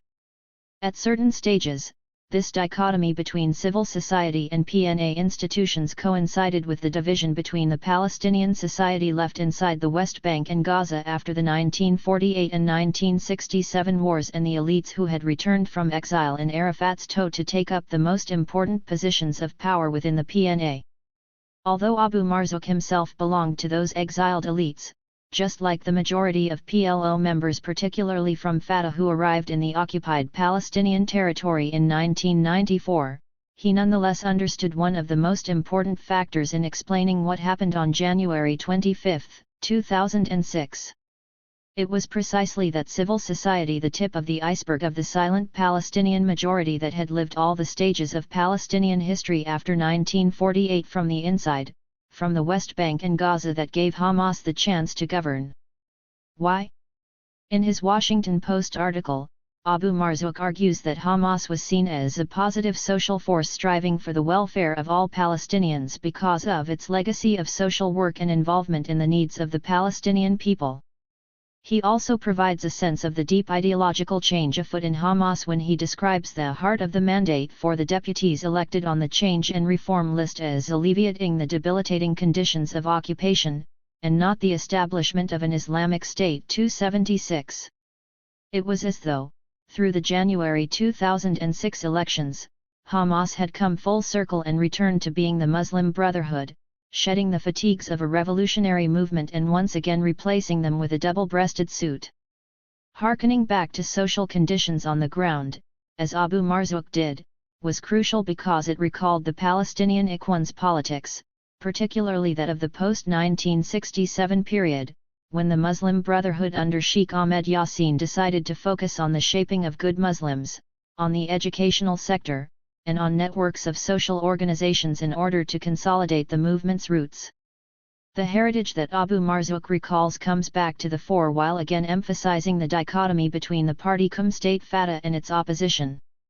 This opposition had chosen to grow and to seek representation within civil society organizations alone, to the point that in referring to secular groups and NGOs, some people even say that civil society is the opposition. 277 In this definition, which at first sight might appear too simplistic, one finds the key to understanding the 2006 elections.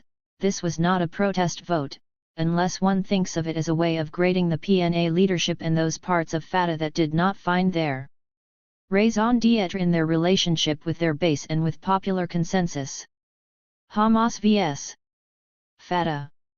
An old family car proceeds slowly along the narrow road that winds around the perimeter wall of the Muqatta, the presidential palace where Yasser Arafat rests and in which Abu Mazen resides. The car attempts to make its way through the jungle of cameras, microphones, and reporters from all over the world.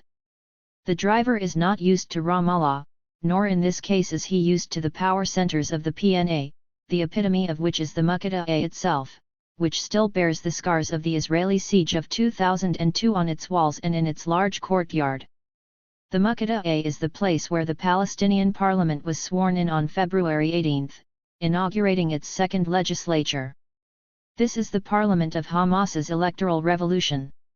The car's windows cannot conceal the disoriented looks on the passengers' faces, men only, in this case crammed into the seats, with their beards neatly trimmed and dressed in their best suits for the occasion.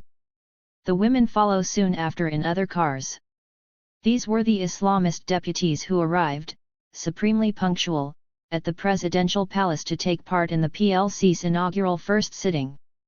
On their faces a little lost, but not at all cowed, was the look of those who are about to enter a political game they are not used to, which is made of a particular code of conduct, of a certain care in one's presentation, and of the rules of protocol. Not to mention power. Hamas's new deputies were not used to the circus that is politics, just as they were not used to the assault of journalists who were waiting for them en masse outside the gates of the Muqtada's back entrance. The journalists were there for them, because Hamas's representatives were the only novelty in an assembly that on the basis of the composition and performance of its predecessor would not have otherwise attracted much interest outside Ramallah. Newcomers to the parliamentary game, the new deputies betrayed the embarrassment that grips all those who are about to take such a step into the unknown. They betrayed as well what they call their spirit of service toward the Palestinian community.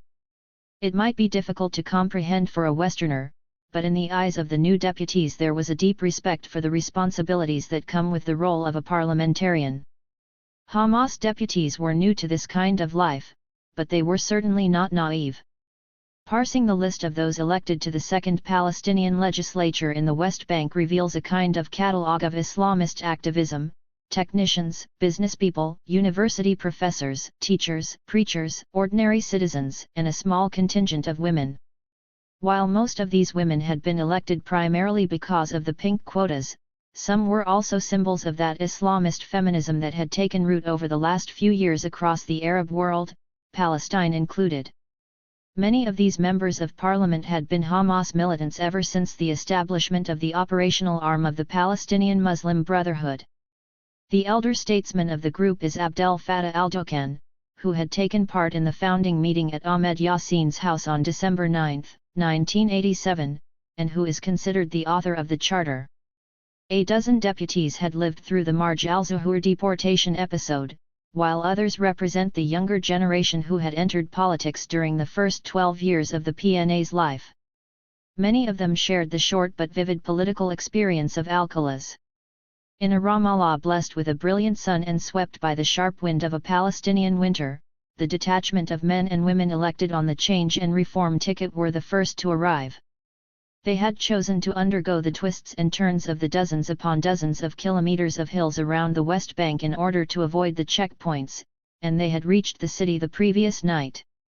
From Nablus, from Hebron, from Jenin, from Bethlehem, from all their constituencies, the distance is barely half an hour's car ride, an hour at the most. But the West Bank is dotted with hundreds of Israeli roadblocks that split the land, and the deputies had chosen to avoid unpleasant surprises. The rumor that would not go away was that the Israeli army had decided to block Hamas's parliamentarians, preventing them from arriving on time for the PLC's inaugural session and President Abbas's speech. Those fears of a boycott by Ehud Olmert's government were all but unfounded. There were several absences that day in Ramallah. Of course, those held in Israeli prisons who had been elected to parliament were missing, a group that included such prominent names as Fatah's Marwan Barghouti and PFLP leader Ahmed Sadat, who was held in a Palestinian jail in Jericho, from which location an Israeli military raid captured him a month later. But not just the incarcerated were missing. Most visible among the absences were the Hamas deputies from Gaza, whom the Israeli authorities had prevented from traveling to Ramallah. Gaza's Fatah deputies, on the other hand, had been allowed to travel. The strip grew ever more distant from the West Bank, its only connection now a video conferencing link between Ramallah and Gaza City, conditions that confined the Gazan part of the assembly to a pen isolated from the rest of the world. After the Israeli withdrawal in August 2005, the strip was farther away, surrounded by a cordon sanitaire that closed it off not just along the two land borders it shares with Israel, but also on the southern border at Rafah. This last Gazan town before the Sinai is the gateway to Egypt, where the European Union's monitoring group led by Italian Carabinieri, UBAM, was deployed following the international agreement sponsored in November 2005 by U.S. Secretary of State Condoleezza Rice. Those absences from Ramallah's Muqatta, just like the video conference that introduced the new members of the Palestinian legislature to each other, provided a clear signal of what was happening.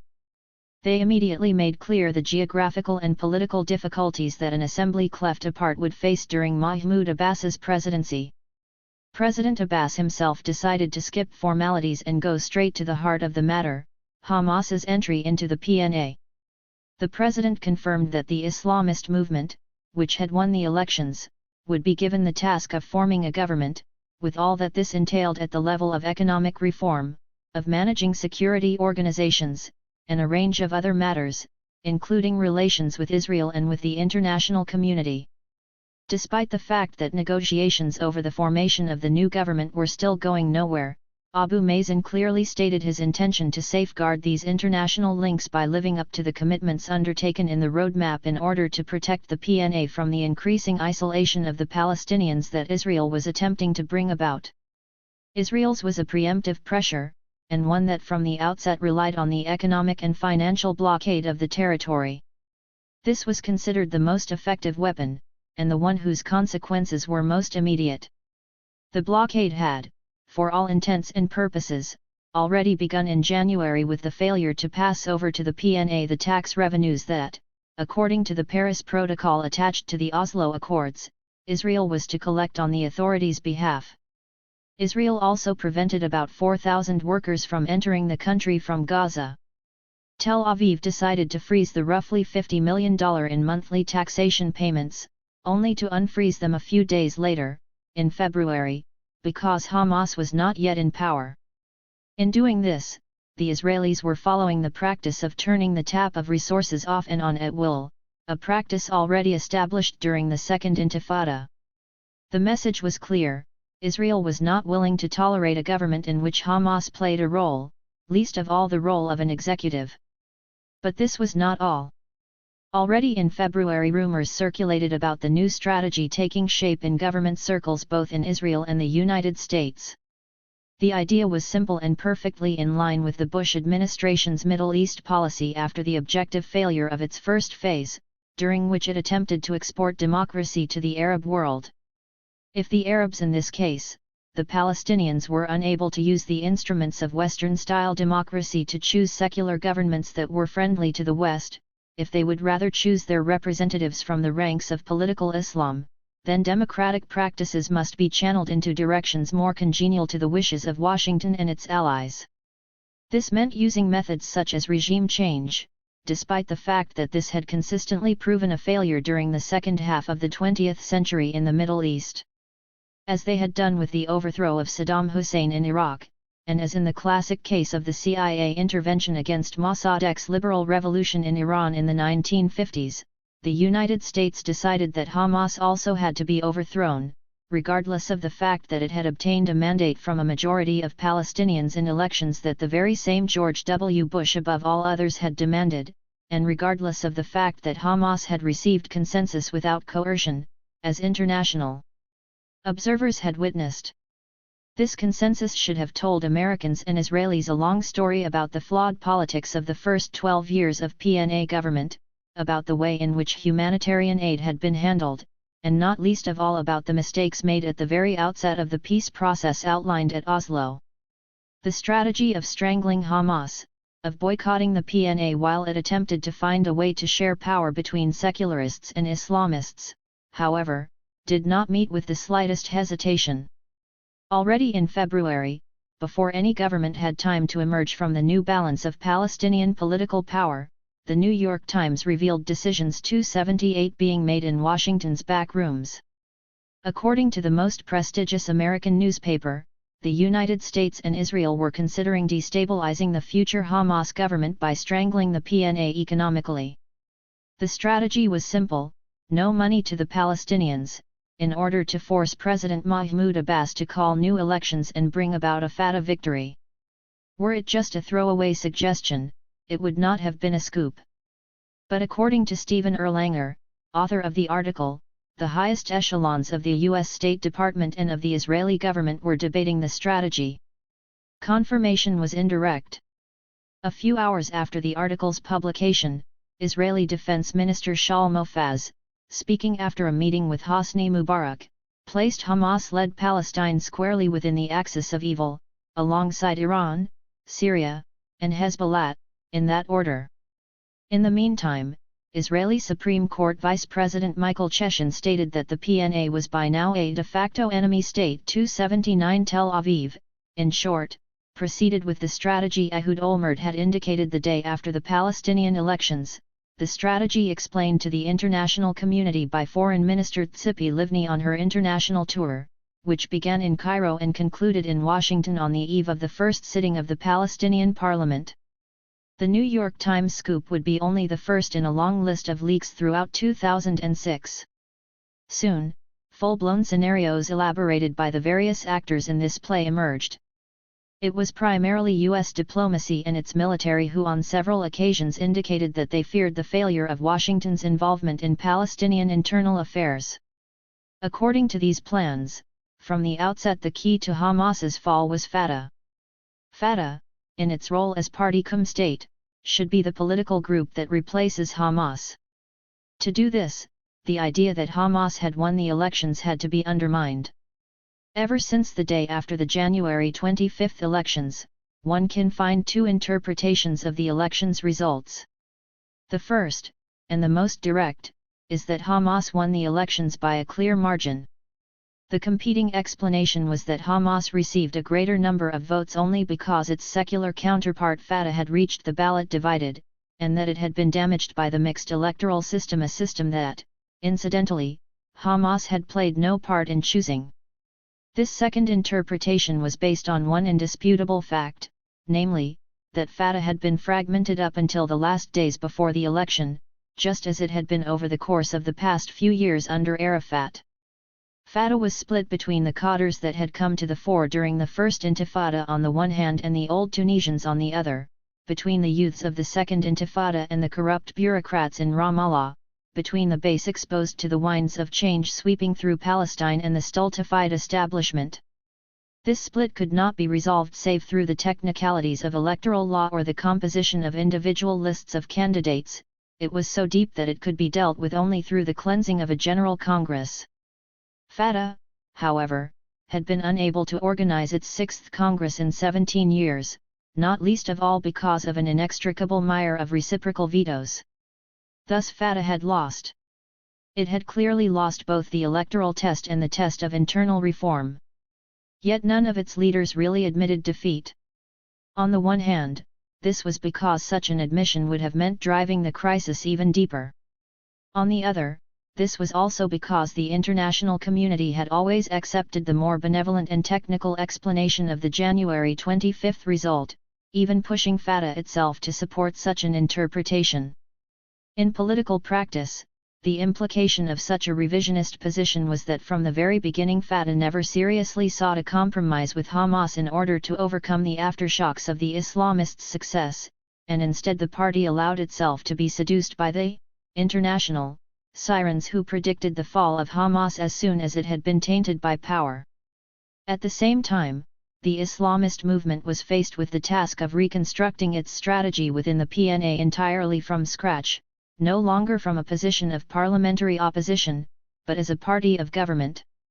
In its report on the Palestinian situation in mid-2006, the International Crisis Group stated that Fatah, unable to fully accept its electoral loss, has continued to act as if it remains in power, treating the new government as usurpers, temporarily in possession of positions and institutions that are rightfully its own, while Hamas, unprepared for its parliamentary triumph and even less to govern alone, has behaved as if it were still in opposition, relying on political posturing and denunciations of subversive plots as substitutes for hard decision-making.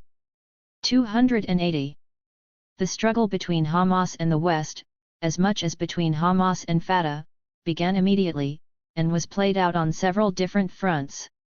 Two of these were decisive for the way in which one of the most difficult and most controversial chapters in recent Palestinian history would play out between 2006 and 2007. The first site of conflict was the international funding the PNA received and the economic blockade that would soon be in place. The second site, and one that was only superficially internal to Palestinian politics, was the administration of security and the use of force within the West Bank and Gaza. In parallel, confrontation with Hamas took place in the media, centering on the question of the Islamist movement's recognition of Israel, since the 1988 mythic had never been formally modified. However, it was on the question of funding that immediate pressure concentrated. The Quartet was a multilateral consultation group on the Middle East established in 2002 during one of the most violent phases of the Palestinian-Israeli conflict in order to breathe new life into the two-state solution through the US-devised roadmap, a peace process to which the PNA and Israel had to adhere in order to reach their objectives. Within the Quartet, the United States had the dominant role, leaving Russia, the EU, and the UN with much ambiguity over their roles and very little room to maneuver. This was especially true of the UN, which over the course of the following 2 years would see the more or less controversial resignations of its various Middle East envoys. It was the United States in particular that pushed for the Quartet to use the instrument of international funding in order to demand that the PNA adhere to its existing agreements, even if Hamas were to lead the new government, while knowing full well that the authorities' very existence depended on the considerable help forthcoming from abroad. After the disaster of the Second Intifada and the ensuing military reoccupation of the West Bank, the unilateral withdrawal from Gaza, and the increasing isolation of the Strip, and not least of all the 12 years that spanned the PNA's existence and that were marked by a corrupt and cronyistic administration of public life, it was not surprising that the Palestinian economy was in a miserable state. A deficit of at least $700 million was growing at a seemingly unstoppable rate, a result in large part of Israel's failure to pass on the tax revenues it had collected.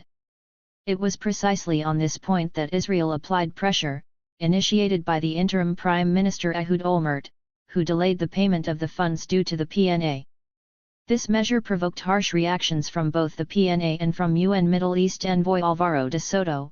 These reactions, however, never resulted in consequences. At the same time, the Quartet began to move. Already on January 30, after having congratulated the Palestinian people on an electoral process that was free, fair, and secure, 281 the Quartet approved a document that established 3 conditions that any future government was expected to meet. With a formulation that was neither an ultimatum nor a threat of sanction, at least not formally, the Quartet was firm in the demands it made of its interlocutor. The document said that the Palestinian people had the right to expect that a new government will address their aspirations for peace and statehood, and welcomed President Abbas' affirmation that the PNA is committed to the roadmap, previous agreements and obligations between the parties, and a negotiated two-state solution. However, the Quartet changed its language when it imposed the condition that all members of a future Palestinian government must be committed to nonviolence, recognition of Israel, and acceptance of previous agreements and obligations, including the roadmap. Then, the corollary, it was inevitable that future assistance to any new government would be reviewed by donors against that government's commitment to the 3 conditions. For the PNA, that word, assistance, meant everything. It meant the enormous amount of funding that the United States, but more especially the EU, provided to the PNA, a body that often ended up acting merely as a kind of accountant, handing out aid, as the Palestinian economy was unable to stand on its own 2 feet and was forced to rely on international assistance.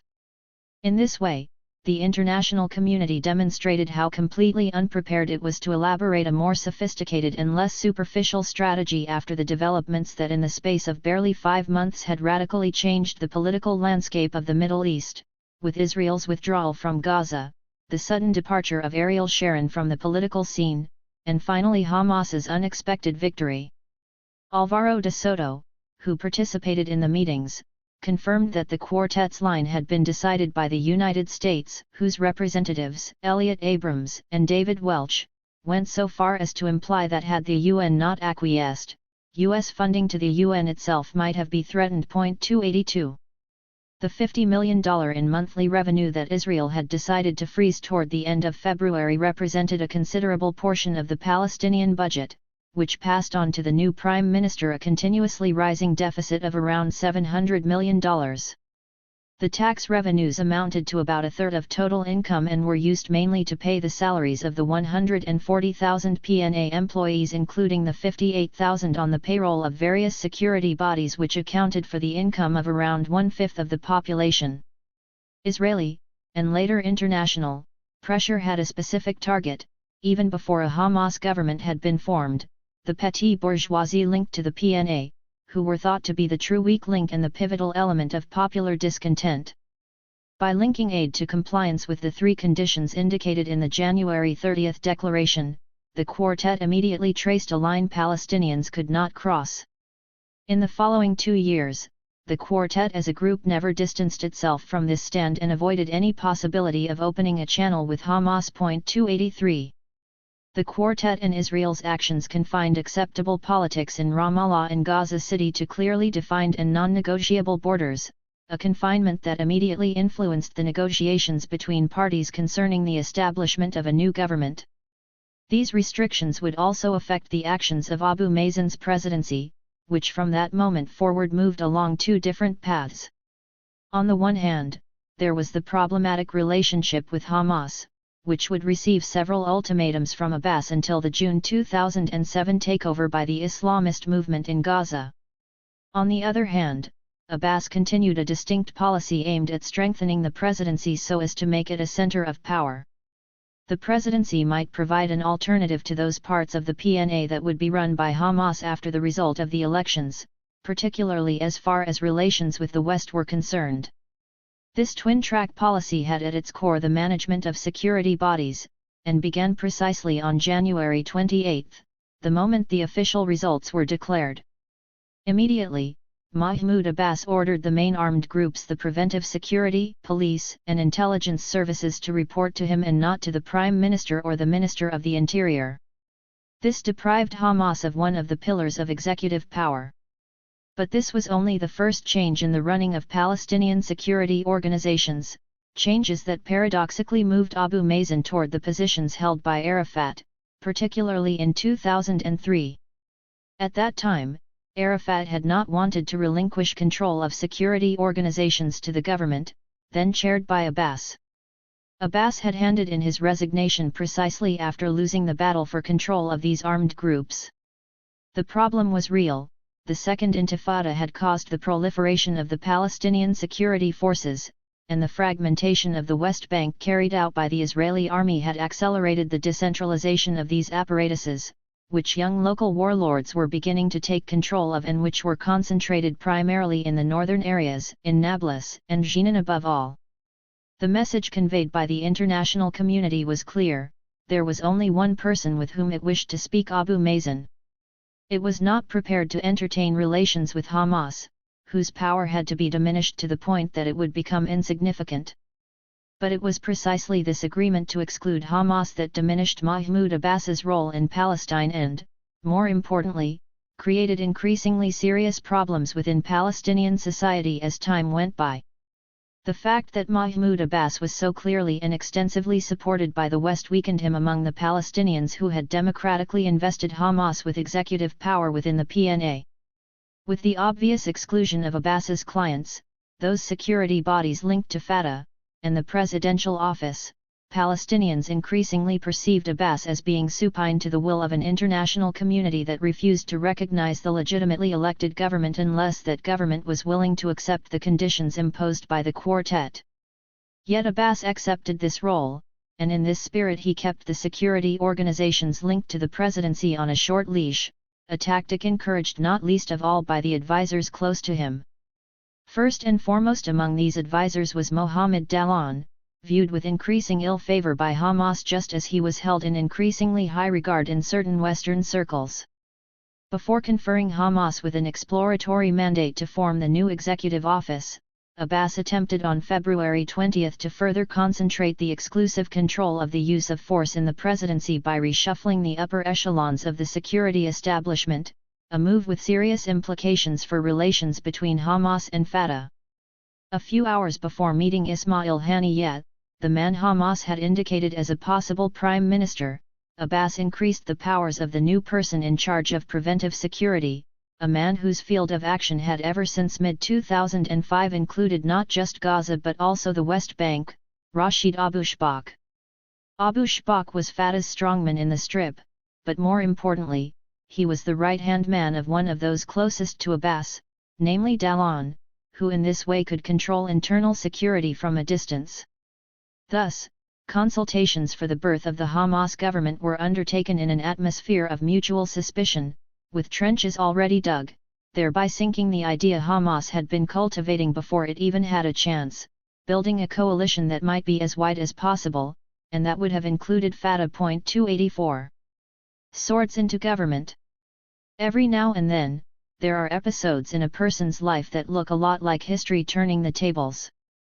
Ismail Haniyeh was 34 years old and was known to few in Gaza outside Hamas circles when he put himself forward as an independent in the 1996 elections for the PLC. That candidacy was withdrawn after only a few days, but perhaps it was this provocation that won him the often-sought role of bridge between the Islamist movement and the PNA. This role was not as important as the one that Ismail Abu Shanab had taken on over the course of those same years, but Haniyeh's relations with Fatah members were certainly good, and his job of maintaining contacts between the PNA and the office of Sheikh Ahmed Yassin had helped that particular facet of Hamas's overall strategy. This strategy was not to seek out confrontation with the Sultan. Rather, Hamas kept channels open through which much took place, including, at times, full-fledged collaboration on issues that concerned the immediate needs of the Palestinian people. Exactly 10 years after his provocative candidacy, Ismail Haniyeh became the symbol, albeit perhaps more for the Western media than for Islamist militants, of what Hamas might become. Hamas in a suit, a movement that might even overcome international ostracism and, with a little effort, come to be accepted. Abul Abed, as everyone calls Haniyeh in Gaza, has built a good name for himself. His reputation starts with his home in Shidi refugee camp, where his family arrived in 1948 after fleeing from the village of Al-Jura, near Ashkelon. The camp was also home to Sheikh Yassin, and Haniyeh served as his assistant from 1997 to Yassin's assassination in 2004. Ismail Haniyeh had lived in Shidi, the beach camp, as its name indicates, ever since 1962. "I was born here, I was raised here, I walked the streets here. I must stay with my people," he told a journalist with the Associated Press 285 to explain why he continued to live in a two-story building in the seaside camp with his family, his wife, his 13 children, his brother, his cousins, his uncle, and other relatives all around him. Ashkelon, barely 15 kilometers away, is just visible in the distance from Shidi. The family lived on a meager UNRWA monthly contribution. And even after Mahmoud Abbas declared him a potential prime minister and charged him with the effort of forming a new government nearly a month after the elections, Haniyeh remained in Shidi. The work desk of Abul Abed could be found in the bedroom of this large but unadorned house, with a side table, Haniyeh's computer, and a television nearby. While he worked, the prime minister-to-be personally supplied the adjacent houses with electricity from his generator. By betting on Haniyeh, therefore, Hamas chose a leader who was an appropriate choice both politically and symbolically. Haniyeh was a rather new face, and one unknown to Western audiences, despite Haniyeh's work in Yassin's office. But most of all, he was a figure who had yet to draw upon himself the extremely harsh attacks that the Israelis had launched upon Khaled Meshal or Mahmoud al-Zahar in Gaza. Ismail Haniyeh was the most expendable name in Hamas's Gazan leadership, which, after the killing of Yassin and al-Rantizi, was said to consist of a triad that comprised al-Zahar, Said Siyam, and Haniyeh. Despite being considered Hamas's moderate face, Abul Abed still sported a curriculum typical of a Hamas activist of his generation. He entered the Muslim Brotherhood during the course of his studies in the Department of Arabic at the Islamic University in Gaza, headed the Islamist student bloc during the mid-1980s, and later took part in the First Intifada, spending 6 months in an Israeli jail in 1988, only to be arrested again the following year and sentenced to 3 years in jail. Haniyeh was also part of the Marj al-Zuhur community in 1992, and worked after his return closely with Yassin. He even was with Hamas's spiritual leader during the first attempt on the sheikh's life on September 6, 2003. The original idea, at least according to the version of events provided by Hamas's leadership in exile, was not to establish a government composed solely of Hamas members. On the contrary, the first effort went toward building a coalition government, in the hope of allowing the Islamist movement a gradual entry into the halls of power. The first to be surprised by the margin of the January victory, in fact, was Hamas itself. The Islamist movement had been prepared to enter parliament and to take on the mantle of a constructive opposition to the established power of Fatah within the PNA. Hamas was ready to set out on the road toward reforming the PNA and the PLO, starting with the PLC from the inside by passing new laws and by taking increasingly effective control over the Sultan's administrative actions. It had studied this role as a constructive opposition so carefully, in fact, that it had described it in great detail on the Change and Reform Ticket's electoral manifesto. Yet while reform and change were to be implemented from within Parliament, Hamas certainly had no intention of implementing them from within the PNA's executive branch. And yet Hamas's pre-election plans became meaningless the day after the voting, when the Islamist movement found itself in power, with the enthusiasm of a solid majority of Palestinians in the streets behind them, yet with no experience at all in the administration of the Sultan. As Ghazi Hamid explains, using an apt comparison, after the victory in 2006, we had no other choice but to form a government. It was a bit like changing tires on a racing car mid-race. 286. Within the leadership, the first reaction was to push for a coalition government. 2 or 3 days after the January electoral victory, Hamas strongly put forward the idea of such a national unity government, trying to find some way to compromise with Fatah's political program in order to obtain its administrative support. Khaled Meshal himself spoke personally of this possibility with Mahmoud Abbas, offering him a president's government. Abu Mazen did not discard the offer and even called it a good idea, one which we should work on. 287. The Hamas leadership interpreted this response as Abbas simply wishing to procrastinate to the point of making the Hamas attempt fail, at which point Abu Mazen himself could appear to be the only person capable of rescuing both Palestinians and Hamas. Confirmation of this interpretation comes from Alvaro de Soto, whose confidential end-of-mission report was handed in a year later, in May 2007, along with his resignation. The report was an impassioned, extremely harsh indictment that brushed nothing under the carpet and that painted a frustrating picture of what the international community had consciously done in order to prevent any reconciliation between Fatah and Hamas, and through this avoid any possibility of Hamas being able to soften its political stance. Coincidentally, de Soto's entire memo would be sent to The Guardian in mid-June, just as the last battle for control of the Strip was raging.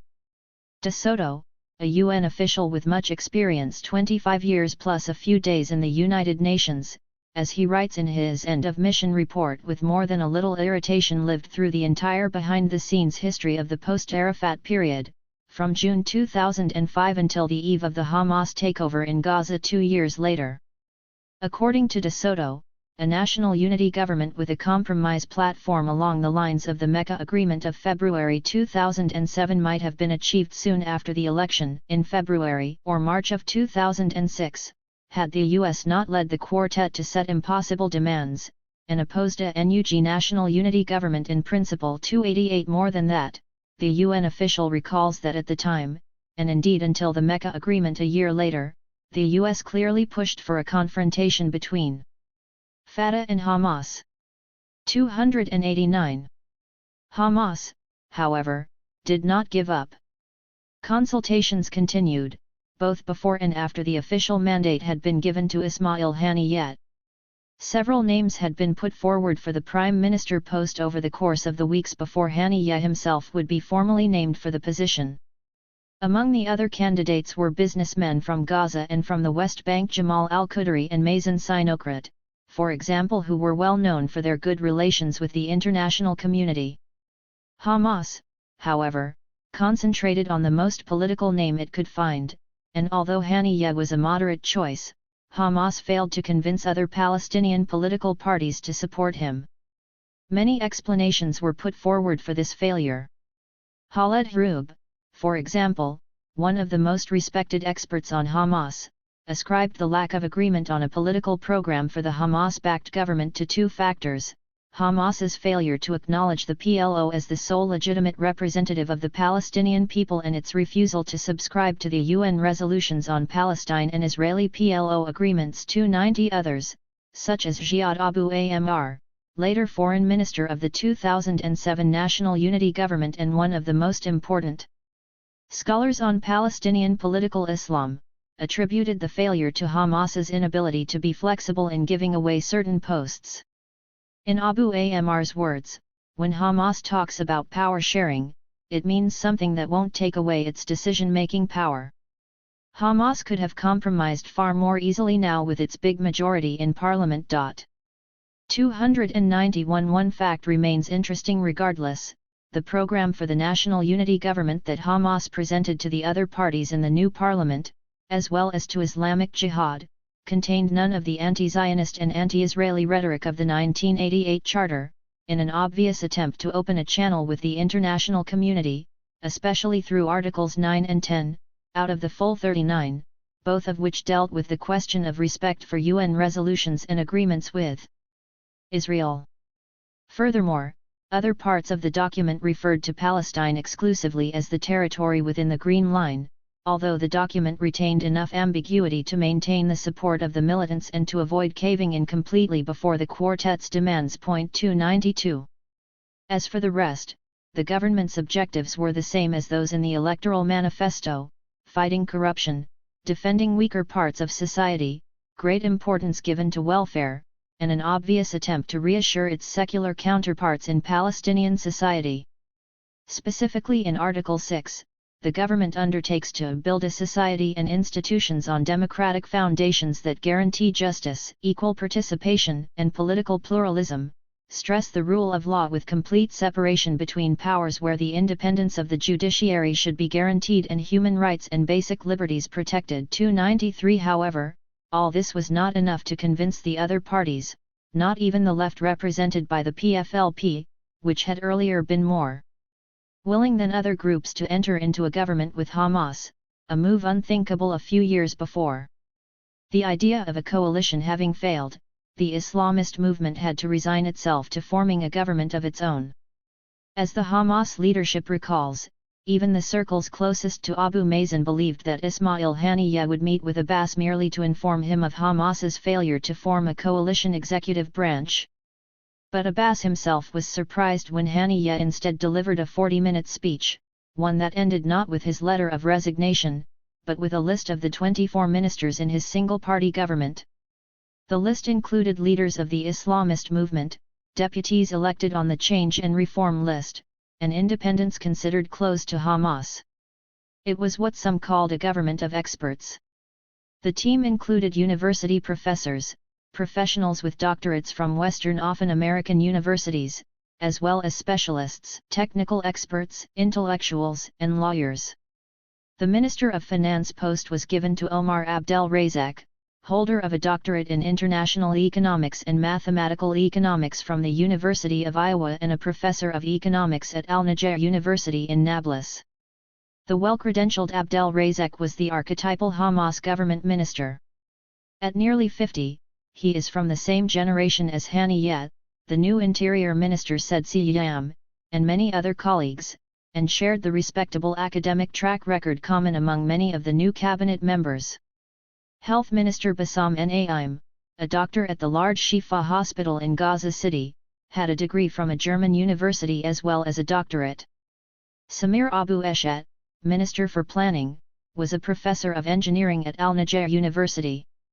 Another 7 ministers were also engineers: Jamal al-Qudri, charged with communications and new technologies; Ala al-Din al-Araj, the businessman appointed to the treasury; Jaude George Merkos, the only Christian in the team who became Minister for Tourism, as well as Minister for Public Works Abdel Rahman Zidane, Transport Minister Ziad Al-Thata, Chief of Staff Mohammed Awad, Deputy Director of the Islamic University, and Khaled Abu Arafat, a businessman.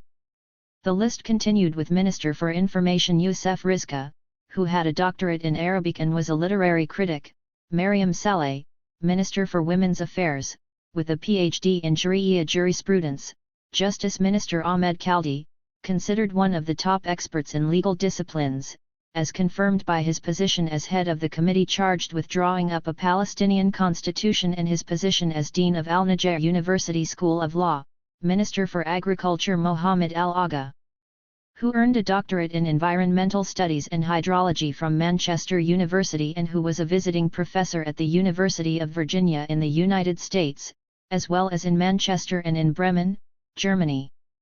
There were also those who referred to themselves as independent, such as Nasser al-Din al-Sha'ir. 2.5 years later, in the autumn of 2008, al-Sha'ir would call his presence in the government a service rendered to our people. The very same phrase is used by another West Bank minister, Labour Minister Mohammed Barghouti, who adds that he would have felt more at ease in the National Unity Government formed in March 2007, given his position as an independent. 294 Al-Sha'ir, one of the best-known intellectuals in Nablus, has a doctorate in comparative religion from the University of Manchester and was for years the Dean of the School of Law and Islamic Studies at Al-Najjar University. He has always described himself as a moderate Islamist along the same lines as Turkey's Recep Tayyip Erdogan, and he has challenged the fact that many experts, scholars, and journalists identified him as Hamas's point man in the West Bank, part of a nomenclatura that remains secret based on the fact that he became Deputy Prime Minister in Haniyeh's first government. He maintains that he had been forced to take on that role because Israel had restricted the freedom of movement of the Palestinian leadership in Gaza, effectively having the real control the Prime Minister had over his government. In his words, something had to be done. 295. The government Hamas had to form single-handedly, thus located itself squarely in the tradition of Hassan al-Banna's Muslim Brotherhood, which had always drawn its activists and future leaders from the liberal professions. The striking number of scholars, professors, and those who held more than one degree in Haniyeh's government, however, did not succeed in appealing to the international community, much less to the Israelis.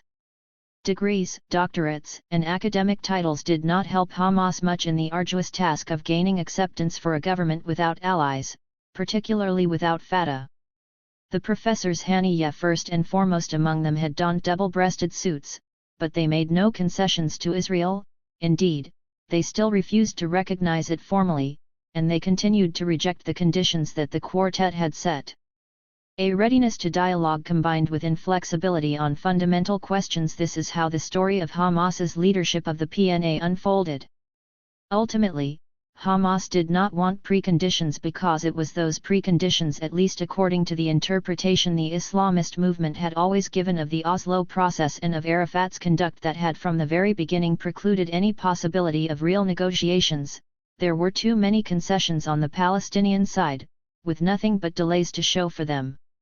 At the same time, Hamas did not want to spook the West, and above all the Islamist movement wished to avoid a situation in which Western governments would rally around Israel in its refusal to negotiate with Hamas. In order to break the negative image and increasing isolation that had come to characterize Hamas over the course of the last 12 years, ever since the suicide bombings began inside Israeli cities, the Islamist movement undertook a media offensive aimed at showing the world a different face of the movement. No longer would the name Hamas signify attacks on Tel Aviv buses or Jerusalem cafes, instead it would signify a movement that had committed itself to the parliamentary route to trace a possible path to peace, albeit one that followed a different path than Oslo's. The task of painting a new political picture of the Palestinian Islamist movement was left to those leaders who had greater access to Western media. This is what Khaled Meshal and Moussa Abu Marzouk, the two highest-ranking members of the movement's leadership abroad, did through 2 interviews published simultaneously on January 31 in The Guardian and in The Washington Post. There were significant differences between the interviews. Meshel was more concerned with reassuring the millions of refugees who had fled in 1948, while Abu Marzouk sought an opening among American liberals when he asked the United States to abandon its position of isolation and join the rest of the world in calling for an end to the occupation, assuring the Palestinians their right to self-determination. 296.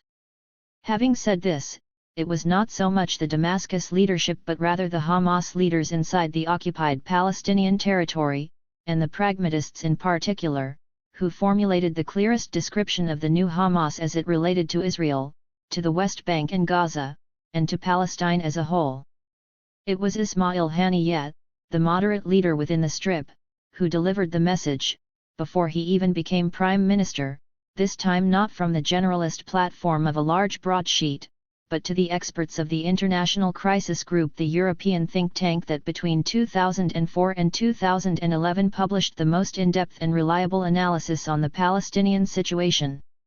According to Haniyeh, the real problem is that we are not a state but the government of an authority existing in territory that does not meet the criteria of a state. I say clearly that if Israel wants to end this situation, it must agree to a fully sovereign Palestinian state. If this does not happen, the conflict will continue. Abul Abed went further, reaching the crux of the matter. The solution is a sovereign Palestinian state encompassing the West Bank and Gaza Strip, with its capital in East Jerusalem. This does not obligate me to recognize Israel. The reality is that Israel exists and is a state recognized by many, and I have to deal with this. There is no law compelling me to recognize it. The subject of recognition is not on the agenda. The solution is in the hands of the Israelis.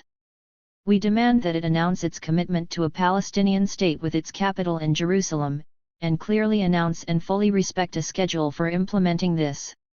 We are under no obligation to offer initiatives and we do not provide political positions free of charge. 297. We expected some difficulties, but we didn't expect a boycott of that magnitude against the Hamas government. We foresaw that the international community would impose some conditions on us, but we didn't think that it would impose a yes-no alternative, Salah al-Bardawi recalls. 298. Consequently, Hamas was playing a game on a razor's edge, a game in which the Islamist movement pulled on a rope without thinking that it might break at any moment, a game in which flexibility could all too easily be mistaken for a breach in Hamas's defenses, one that the opposition might exploit. This was a game that also clashed with Tel Aviv's absolute inflexibility in the run-up to the Israeli elections scheduled for March 28. If Hamas continued to call for the liberation of the occupied Palestinian territory, albeit signaling several times that it meant the land within the 1949 borders, then most Israeli politicians continued to regard an agreement with the PNA as impossible. During one of the most delicate periods of the Israeli-Palestinian conflict, Hamas's single-party government, guided by one of Sheikh Ahmed Yassin's advisors, was formally installed on March 29, the day after the Israeli elections that confirmed the victory of Kadima, the centrist party established by Sharon. Additionally, the racist right made major inroads in the Israeli elections, as epitomized by Avigdor Lieberman's Yisrael B'Tainu, a movement supported primarily by immigrants from the former USSR. After Kadima's partial success, would-be Prime Minister Ehud Olmert restated his promise: if it was not possible to reach an agreement with the Palestinians on peace, Israel would continue its unilateral policy of disengagement from certain areas of the West Bank. The United States under George W. Bush followed Israel's script, and from 6 p.m. on March 29, at the very moment Ismail Haniyeh's ministers were sworn in, the Bush administration forbade U.S. representatives from having any contact with the Hamas government. An uncompromising confrontation became inevitable, one that took the form of a progressive and near-complete economic blockade of the PNA, a blockade whose consequences Gaza would suffer above all others. Indeed, even before the Hamas government had been approved by the parliament, the Strip's economic isolation was already a reality. On March 11, 2006, Israel closed the Erez crossing completely to Gazan laborers. In March, the flour crisis began, a food crisis caused by Israel's closure of the Caridi commercial crossing into the Strip, which prevented food from entering Gaza for 48 days out of the previous 2 months. UNRWA sounded the alarm, as a week of continuous closure at the crossing not only forced Gaza's bakeries to close, but also reduced to a bare minimum the UN food reserves that provided aid to Palestinian refugees. It fell to the Fatah government led by Ahmed Correa, Fatah's eldest leader, who held power in the days leading up the swearing-in of the Hamas government, to stigmatize the closure of Caridi and the crisis it caused. Mazen Sinokrat, the Minister of Economy in the Correa government and a West Bank businessman well known both for his wafer biscuits and his moderate Islamist stance, laid the blame for the humanitarian disaster squarely on Israel's decision to close the border crossing for security reasons, with only occasional and unpredictable periods at which the crossing was open. The decision to keep Caridi closed left Palestinian agricultural produce that was ready for export rotting in trucks. This included produce from the former settlers' greenhouses, which James Wolfensohn, the former head of the World Bank and the Quartet's special envoy for Israel's disengagement from Gaza, had vigorously struggled to allow Palestinians to keep after the withdrawal. Palestinian leaders all reached the conclusion that Israel was using the Caridi closures for political reasons. The closures put pressure on the PNA, not just on Hamas. In the case of this particular crisis, the situation was resolved, albeit only partially, thanks to negotiations involving Israelis, Egyptians, and Palestinians that were carried out at the residence of the American ambassador in Israel.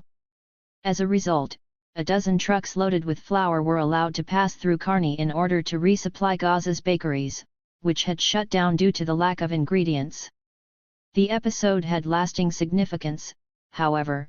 It epitomized the way that border crossings with Gaza would work over the coming years, a situation that culminated in the border being completely sealed off after Hamas's coup in June 2007. The border would be opened or closed depending on several variables, foremost among them the Qassam and other rockets fired towards Derat and other towns in the Negev by different armed groups within the Strip. In addition to this, there were security procedures requiring borders to be closed on Jewish holidays, for example. Thus, the humanitarian emergency in Gaza, Hamas's stronghold, developed in parallel with the transition from the old PNA, which had been in power for the past 12 years, to the new PNA, through which the Islamic resistance movement made inroads into the nerve centers of Palestinian public life. Yet even given these inroads, little seemed to have changed for Hamas. The diplomatic isolation, the political pressure, and the political discourse that either failed or was unwilling to move beyond the adversarial dimension of Palestinian history all remained from the days when Hamas had adopted terrorism as a tool of political struggle. The little change was for the worse. To these problems was now added the economic blockade, which struck not just the Islamist movement but Palestinian society as a whole. Given that it would be too simplistic to lay full responsibility for this lack of change solely at Israel's door or at that of the international community, the most important question is this: what was the root of Hamas's inability to display any flexibility when faced with the demands made by the international community? One possible answer is internal. All of a sudden, without any sort of transitional phase, Hamas went from being an opposition movement to being the group responsible for governing the territory administered by the PNA, an institution it had never wanted to be a part of. It would be impossible for such a sudden change not to have a major impact both on Hamas's ideology and on its politics. And yet, in reacting to this change, Hamas was unable to move beyond its pre-existing political and organizational structure, which represented the main obstacle to responding swiftly to external demands. Hamas's democratic centralism, the very decision-making process it had always followed, involving internal debate and full consultation of its 4 constituencies, was responsible for the sluggish pace of Hamas's reaction to changing events, the pace at which it still reacts today. Its responses made purely by means of statements from the leaders who have the highest media profile resulted in statements that often remained ambiguous.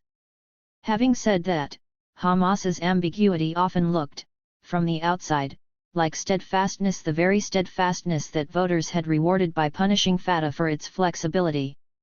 The first few months of the Haniyeh government were extremely difficult. Funds were scarce, especially after Israel ceased handing over tax revenues, and the PNA's deficit increased from month to month as a result. The European Union was at a loss for how to react. It did not wish to interrupt aid to the general population, but at the same time it did not want to have to work through a Hamas government to deliver that aid. In June, it would find a way of resolving the dilemma by means of a temporary international mechanism, TIM, that would allow at least a part of the PNA salaries to reach employees, for a total of around $140 million. The UN encountered greater procedural difficulties. They maintained relations with the cabinet ministries while avoiding as much as possible any contact with individual Hamas-affiliated ministers. Their interaction thus became entirely bureaucratic. The government attempted to parry this blow, but had to enter into the organizational machinery without any help from its predecessors in those same ministries. At the same time, Hamas had to resolve immediate problems such as the payment of public employees' salaries in arrears, a real sword of Damocles hanging over the government's head. Teachers, for example, represented a third of the salary bill to be paid, and as Nasser al-Din al-Shayar, himself a teacher, said at the time, some of them haven't been paid for 9 months, it's an accumulated problem. There's not a single dollar left in the ministry. The private sector is suffering too. We can do nothing without aid. People are already suffering. We don't know how long they'll be patient. 299 Hamas's leaders attempted to convince its counterparts that the lack of monies would strike all Palestinians, without regard for political parties. Salah al-Bardal, Hamas's parliamentary spokesperson, used his own case as an example. Toward the end of November 2006, nearly 1 year after turning in his resignation at his previous job in order to run in the general election, he had only once received half of his deputy's salary, along with 2 down payments that amounted to $300 and $400 respectively. $300 The government tried to provide some respite for its employees by handing out down payments on salaries when it could, but this was ultimately useless. Strikes, particularly among the public sector employees where Fatah's presence was very strong, were a constant thorn in the Hamas government's side throughout the year it remained in office. Among Islamists, it was argued that the strikes were politically motivated, but this didn't change the result. Because of the lack of funds, the population was on its knees. The Hamas leadership attempted to take on these insurmountable problems in various ways. At the same time as it attempted to open a breach in the barrier that the West had put up, it sought support elsewhere. Support from Iran was a foregone conclusion, but this was not enough, especially from a political point of view. The goal was to win the support of Hamas's Arab brethren, but the Arab League was increasingly divided. There was the Moderate Front, which included the pillars of U.S. Middle East policy led by Egypt and Jordan. Then there were the Gulf countries, which felt increasingly uneasy because of the growing tension all around Iraq and Iran, and finally countries like Syria, which during this phase was increasingly associated with the axis of evil drawn up in Washington. To obtain the support of an organization like the Arab League, increasingly fragmented and unable either to formulate a vision for a Palestinian future or mediate effectively between Abu Mazen and Hamas, was practically impossible, and at any rate the Arab League's support did not go beyond promises of massive financial help. Of the tens of millions of dollars that had been promised, however, not much would actually make it into the Palestinian territory. Moreover, Hamas was unable to distinguish between its role as a movement and its role as a government, between political leaders and members of the executive branch. Khaled Meshal, for example, immediately attempted to position himself as one of Hamas's most authoritative leaders by setting out on a tour of those capitals that were willing to extend their welcome. Meshal's role helped Hamas overcome its isolation on the one hand, but on the other it diminished the role of the Hamas-led government itself. Keeping in mind that the movement itself, which never shed its veil of secrecy, even after entering the PNA institutions, has never been easy to decipher, the few statements made in this regard by the Hamas leadership play down the evident distinction between Hamas as government and Hamas as movement. There should have been no ambiguity, however, at least in theory. Yet Khalil al-Hayya, one of the best-known public figures in Gaza, explains that taking on an important position in the government automatically meant losing one's role in the movement's decision-making bodies. Al-Hayya points out that they remain members of Hamas and contribute to its internal discussions, but you can't, for example, be a PNA minister and at the same time remain a member of the Consultative Council Majlis al-Shura or Politburo Maktab Siyasi. 301 If this is true from the standpoint of internal organization, the image that the public and other governments perceived was that Meshel was taking on multiple roles at the same time. He was at once the leader of the movement and the ambassador of a government whose members could hardly leave Gaza and the West Bank, the public face that governments registered and to whom they reacted. Meshel's Palestinian critics argue that his main objective was to become a kind of new, Islamist Arafat. Be it as it may, it was Meshel who succeeded in breaking the Palestinian government's isolation by going to Ankara for his first meeting with a foreign state of note. Turkey is a NATO member and has at that time mitigated tensions with its neighbor, Syria, which plays host to the Hamas leadership abroad. As such, it would be in an ideal position to take on the mantle of facilitator for negotiations. Moreover, Turkey also remained the only state in the region that could claim to be a traditional friend of Israel, as a state that was readying, albeit with some difficulties, to join the European Union. Finally, Turkey's government is also the first in the Near East to have chosen the path of moderate Islamism, as represented by the AK party led by Prime Minister Recep Tayyip Erdogan. It was not a coincidence, then, that Meshel asked Ankara's leaders for a meeting, nor that the Turkish government was very careful in its handling of that visit in mid-February 2006, yes to a meeting with then Foreign Minister Abdullah Gül, no to a one-on-one meeting with Prime Minister Erdogan. For Khaled Meshel, the Turkish leg of his tour was in any case already a media success. Even more important would be his meeting in Russia, one of the Quartet states that was vying to raise its profile in the Middle East once more. Vladimir Putin wanted a greater role in the Quartet and decided to meet with Hamas. This happened not least of all because, from a formal point of view, Putin was the only Quartet leader who could meet with Hamas. The United States included Hamas on its blacklist of terrorist organizations, with the EU eventually following suit, not least of all thanks to the encouragement of the Italian government led by Silvio Berlusconi during Italy's 6-month presidency of the EU in 2003. Moscow, on the other hand, was bound by no such commitments, and Meshel could in this way break international ostracism to launch his offer to Israel from the Neretva stage. Hamas's political bureau abroad said, if Israel declares that it is ready and shows commitment to withdraw from the lands occupied in 1967, if it guarantees the return of refugees, dismantles the colonies, and demolishes the separation wall and releases prisoners, our movement will take steps towards peace. 302. This offer, however, was not followed by any thaw in relations whatsoever, neither by Israel nor by the Quartet. For the international community, Hamas could not make any half-hearted commitments to recognize Israel. Recognition was either full or nothing. This position, however, made no concessions to the first law of diplomacy, negotiation. Yet Hamas was unable to move beyond a position of principle, a position consolidated by too many failures in various peace processes over the years, not least among them Hamas's own terrorist phase, which had ensured the failure of any steps forward, and which provided Israel with an argument for its having established its facts on the ground.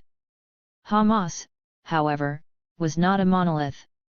If Haniyeh was its moderate face, if Meshel was the leader who in time was making concessions to pragmatism, there still remained a more radical wing that was not limited to the Izz al-Din al-Qassam brigades and that considered themselves independent of the rest of Hamas in certain respects. There were hawks within the strictly speaking political movement as well, notably Said Siyam and to a lesser extent Mahmoud al-Zahar. Moreover, the more conservative wing of Hamas, the one most closely linked to the resistance phase and less closely associated with the political phase, did not make the job of ferrying Hamas toward moderation any easier. On the contrary, the conservative wing undertook actions that only deepened the divide between Hamas and Fatah. These actions mostly centered on questions of security and of the balance of power between the different armed groups in Palestine's security forces, reflecting a mindset in approaching relations with Fatah that had been heavily influenced by the Second Intifada. The actions of the conservative wing spent political capital and diminished the capacity for action by Hamas's moderate wing. They also entrenched the international community's position, which was never much in doubt. Other nations would not support Hamas's doves by allowing for diplomatic openings. To do so would only have consolidated the Islamist movement's negotiating power. Chapter 7. Hamas vs. Fatah. Prison diplomacy. The clash over the question of recognizing Israel transcended borders and in particular went beyond the streets of Palestine, which faced its own immediate and more pressing problems, salaries, of course, but especially violence among armed factions. As the factions committed to one side or the other of the duopoly that had come to dominate the PNA leadership, it was above all the Gaza Strip that paid the price for the tension that had by now become a staple of everyday life. Weapons appeared on the streets, shots were fired in broad daylight, people were hit in the legs, the opponent's militants were kidnapped for a few hours here and there, warnings were issued. In Gaza the safety of the population, even that of children going to school, was no longer put at risk by Israeli soldiers, but by the Palestinian militants. It was Hamas versus Fatah, and the clashes got worse by the day. The armed groups linked to the two main Palestinian factions became the real protagonists of the confrontation, both as instruments of political conflict and as groups who exerted pressure on their own leaderships. The friction reached all the way into the security institutions, which in spring 2006 were still in the process of being reformed. In April, Abbas reinforced the Presidential Guard and made it answerable directly to him, and also established an organization tasked with monitoring the borders, which in practice meant the crossing between Gaza and Egypt at Rafah. Hamas responded by establishing the Security Forces Unit, a body that took its orders from the Haniyeh government's Interior Ministry, thereby challenging Abu Mazen's authority. Heading what would later be called the Executive Force 303, or Tanfisiyya in Arabic, was Said Siyam, well known as one of the movement's hawks and one of the men who had contacts not just with Hamas's military wing, but with other armed factions within the Strip. Indeed, many say it was Siyam himself who pressed for the force's establishment. The executive force brought together the groups that had been established and consolidated during the Second Intifada. Thus, it was not just Hamas's militants who joined the executive force, but more importantly the members of the Popular Resistance Committees, PRC, as well. The PRC was itself heterogeneous and not integrated into the Islamist movement.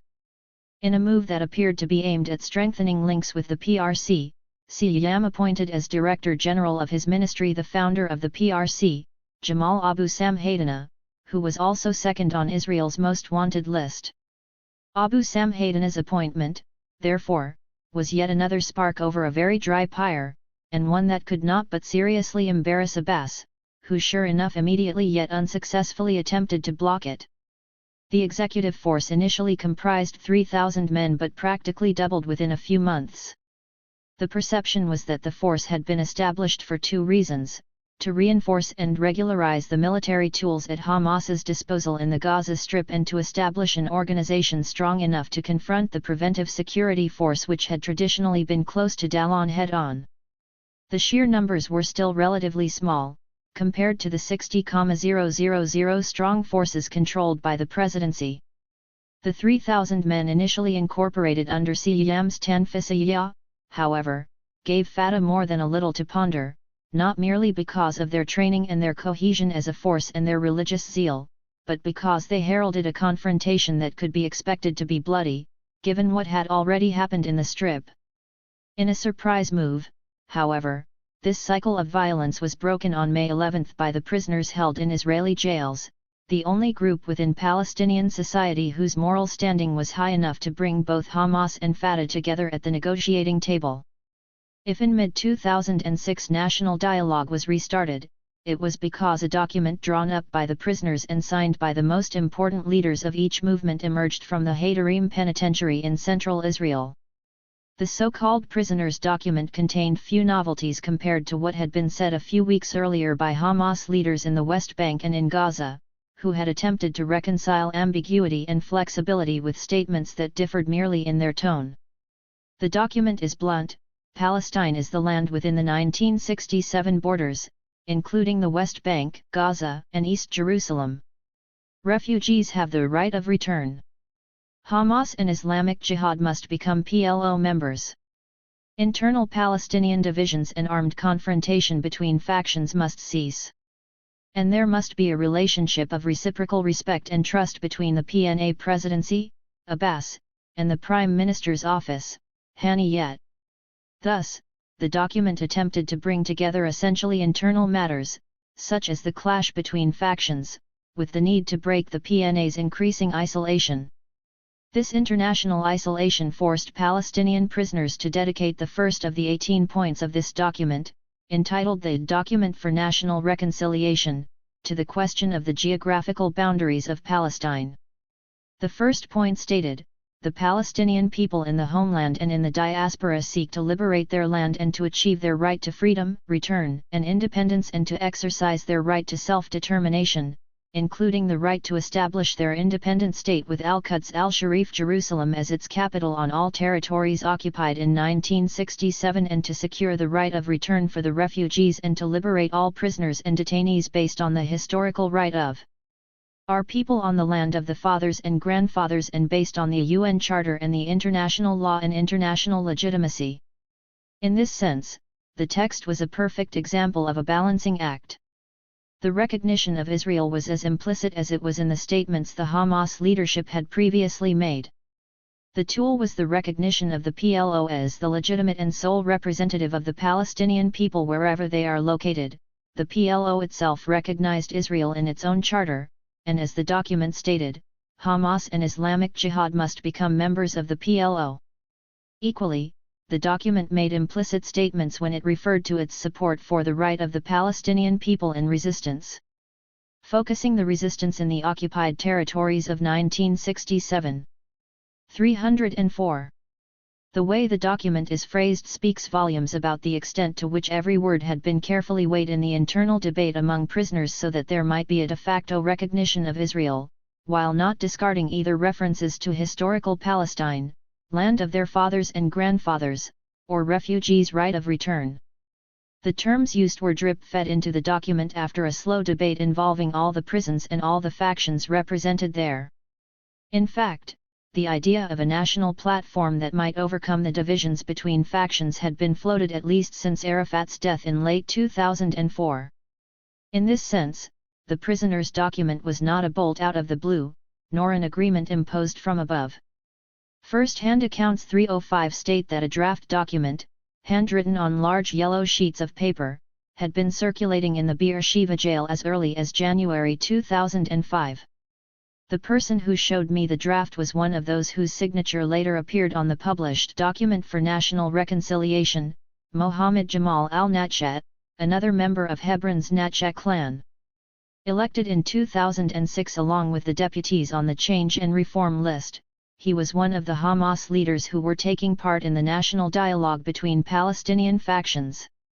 Those sheets of paper, poured over in a cell in the Beersheba prison a year and a half before the publication of the prisoner's document, provide an indication of just how much this political self-analysis was a direct result not of the January 2006 elections, but rather of the generational change brought about by the Second Intifada. This analysis, moreover, was supported from outside the prisons by those among the Hamas leadership who had themselves formerly been detained and who at that point found themselves at the center of the political action in Ramallah or in Gaza City.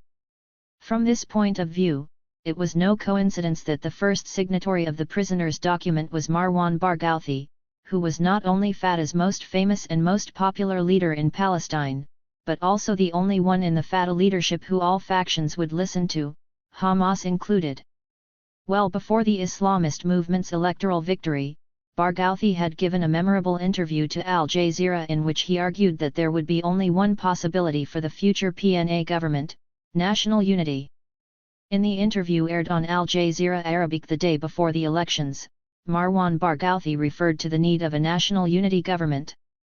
The unity he spoke for was the unity between blood brothers, those who had been brought together by their resistance to the Israeli occupation. In making this claim, Barghouti placed the prisoners at the heart of Palestinian politics. Although at the time this might have appeared merely as an attempt to stop the prisoners from being forgotten by those who were then in charge of public life, it would later become clear that it was a prelude of things to come. If a dialogue between Hamas and Fatah was possible at such a delicate stage in Palestinian politics, it would be achieved only through the prisoners. Reaching an understanding behind bars was not a problem for the two factions.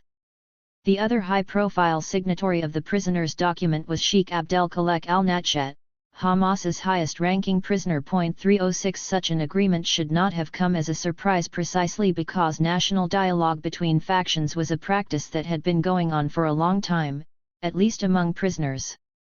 The jails themselves were often organized according to the political affiliation of the prisoners. All those belonging to Islamic Jihad were held together, just as Fatah, PFLP, and Hamas members were. However, prisons were also places in which the forced proximity of detention and the shared nature of their punishment provided a common ground from which a conversation might begin, not least of all thanks to the neutral terrain of the often long detention sentences handed down to many of the detained activists. If anything, the problem lay with those outside the prison walls and at the highest levels of the very same factions whose imprisoned members, from their cells, had reached an agreement while their counterparts continued to confront each other on the streets of the Strip. For the leaders in Ramallah and in Gaza City, the problem was how to diminish the importance of that document written by the prisoners who were the living definition of suffering and of heroism in the eyes of Palestinian society. In the ongoing debate, such a document could not simply be ignored. And so, barely 2 weeks after the prisoners' document's public distribution on May 25, Mahmoud Abbas put the document to a referendum. The PNA president did this at the very beginning of the Conference on National Dialogue to break the impasse that Hamas above all had contributed to bringing about. Hamas had delayed giving its public approval to the document in order to allow its internal debate to take its course. Although Abu Mazen emphasized that his proposal was not an ultimatum, it certainly looked like one, particularly because of the time limits he placed on the discussion, only 10 days' time to agree on a program of national unity, without which a referendum should be called within 40 days. A referendum with a single question: would the PNA approve of the prisoners' document? Mahmoud Abbas was counting on two elements. First, that the document might be decisive in attempting to overcome international isolation, as it contained a de facto recognition of Israel. Second, that from the point of view of internal Palestinian politics, the document pushed Hamas into a corner, since it could neither reject nor accept it entirely without first consulting all of its constituencies. 307 This was also the intention of some of Abu Mazen's closest advisors, as one of them, Yasser Abed Rabo, candidly explained behind the scenes during those days to the officers of the American consulate in Jerusalem. Abed Rabo saw the referendum offer as a useful political ploy to corner Hamas and give Abu Mazen an excuse to dissolve the government if Hamas refused a referendum. 308. Ismail Haniyeh's answer to Abu Mazen's proposal, delivered the day after, during the sermon for Friday prayers, was directed at the second element mentioned above, implied in his request that the document be submitted to a popular vote. Before the gathered faithful, in the tone of a tribune, the Palestinian Prime Minister issued a warning: even if they besiege us from every side, they should not even dream that we will make political concessions. He did not, however, name the assailants or the concessions that would hypothetically be demanded. The imprecision was not a coincidence, because that very same ambiguity gave Haniyeh some maneuvering room in the negotiations that had already begun on a de facto basis. Haniyeh made a move of his own through his interior minister, Said Siyam, whose street reputation was as one of Hamas's toughest leaders in Gaza. While Haniyeh was directing his words of warning toward Abu Mazen, he was also launching his own proposal, a proposal that was perhaps less eye-catching, but certainly more concrete. Said Siyam ordered his men in the support force, a force formally established on May 17 against the will of the presidency, to leave the streets of the Gaza Strip and to confine themselves to the group's headquarters. The intention was obvious, namely, to reduce the friction with the security forces linked to the PNA presidency, and to send Fatah a message of peace after a hard, bloody week that had left at least a dozen dead between the two factions.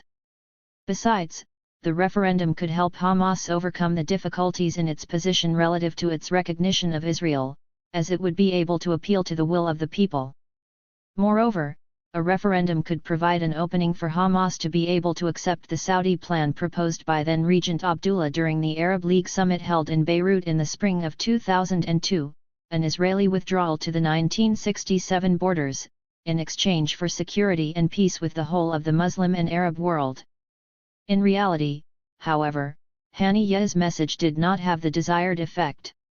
Although negotiations continued, as happens often in the Arab world, by the beginning of June the struggle between the presidency and the Hamas government had nearly reached the boiling point. Without any doubt, the prisoners' document broke the vicious cycle that had begun just after the elections with the quartet's ultimatum. Abdelkhalek al-Nached's signature at the foot of those 18 points, however, shattered the static image Hamas had given itself until that point.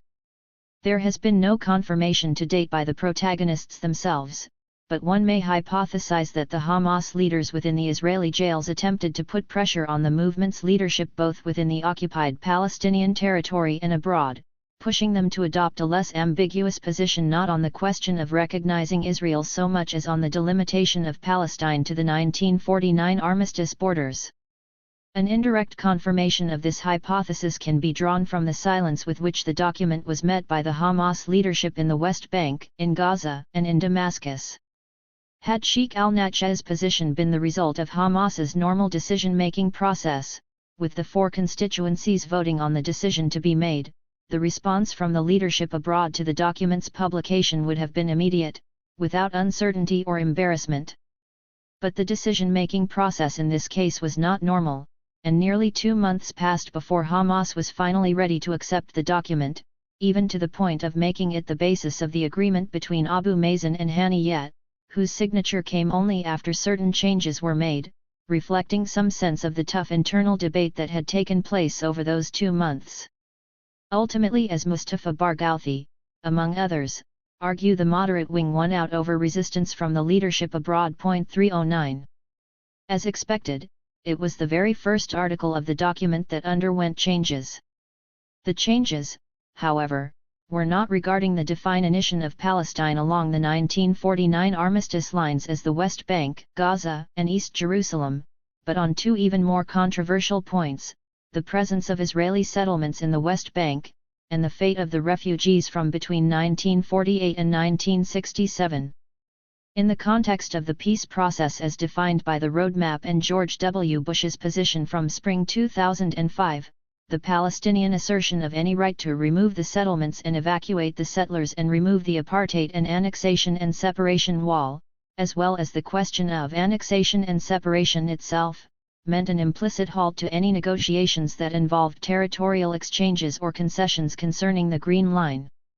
During a meeting with Ariel Sharon the previous year, Bush had clearly modified the U.S. position, declaring that the 1967 line was no longer realistic due to the facts on the ground that Israel had created with its large West Bank settlements.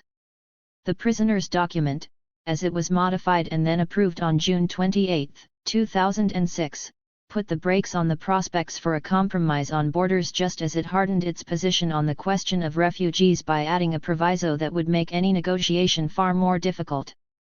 According to the modified version of Article 1, the refugees had the right to return to their homes and properties from which they were evicted and to be compensated for them. 310. That fistful of words added to the document had considerable consequences for the Palestinians' flexibility in any possible negotiation with the Israelis. The changes brought the focus squarely back to the Green Line, and demonstrated just how much the Islamist leadership both in Gaza and in Damascus, both leaderships extremely and personally sensitive to the question of refugees, wished to leave their mark on the document. Hamas had regained its unity after its internal consultation process, and the relationship between the PNA presidency and Haniyeh's government seemed to be growing more and more positive.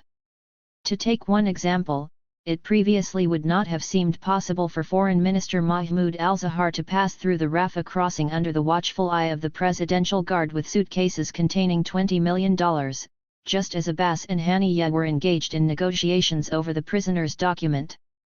Abu Mazen responded to critics by saying that the money would go straight into the Treasury's coffers and would therefore not be available for Hamas's private use. This moneyed crossing was repeated shortly thereafter with Information Minister Youssef Rizka, who carried $2 million in cash across that same border crossing into Gaza, thereby circumventing the increasing isolation that by this point had made it impossible to receive funding from Arab countries through foreign banks. Hamas and Fatah reached an agreement over the prisoner's document, but it came too late. At dawn on Sunday, June 25, a number of militiamen carried out an ambush on Israeli soldiers just beyond the Kerem Shalom crossing. The attack took a heavy toll for Israel. 2 soldiers were killed and a young Israeli corporal, Gilad Shalit, was kidnapped. After 12 years without such a kidnapping, Shalit's dropped like a bomb, not just on internal Palestinian politics, but also on the attempt to build a new relationship between a new and pluralistic PNA and the community of Western states. 3 groups claimed responsibility for the kidnapping, part of the Hamas military wing, the PRC, and a new group that called itself the Army of Islam. In their claim, the authors put forward 2 reasons for their actions. First, the Israeli incursion on Rafah carried out on June 24, the first since Sharon's unilateral disengagement which had left 2 Hamas fighters dead, and second, the targeted assassination that had been carried out on June 8 against Jamal Abu Samhaydana, the leader of the executive force. Some said that the tunnel that the Palestinian militias had dug to reach the other side of the Kerem Shalom crossing had been completed for months, meaning that the operation had been planned far in advance. And yet, the attack also seemed to have been designed by some faction within Hamas's military wing to undermine any possibility of an agreement between Haniyeh and Abbas. It is, however, virtually impossible to establish whether that act, which part of the military wing carried out, had in fact been ordered from within the political establishment. Ever since the Hamas reorganization that Moussa Abu Marzouk had carried out in Gaza, the military wing was independent from its political counterpart from an operational point of view. This decision had been taken after the arrests at the end of the 1980s that had decimated the movement, not least of all due to the information about military activities furnished by collaborators. The independence of the movement's 2 wings had therefore been considered vital in order to avoid the possibility that Israel might attempt to track down and destroy the entire organization.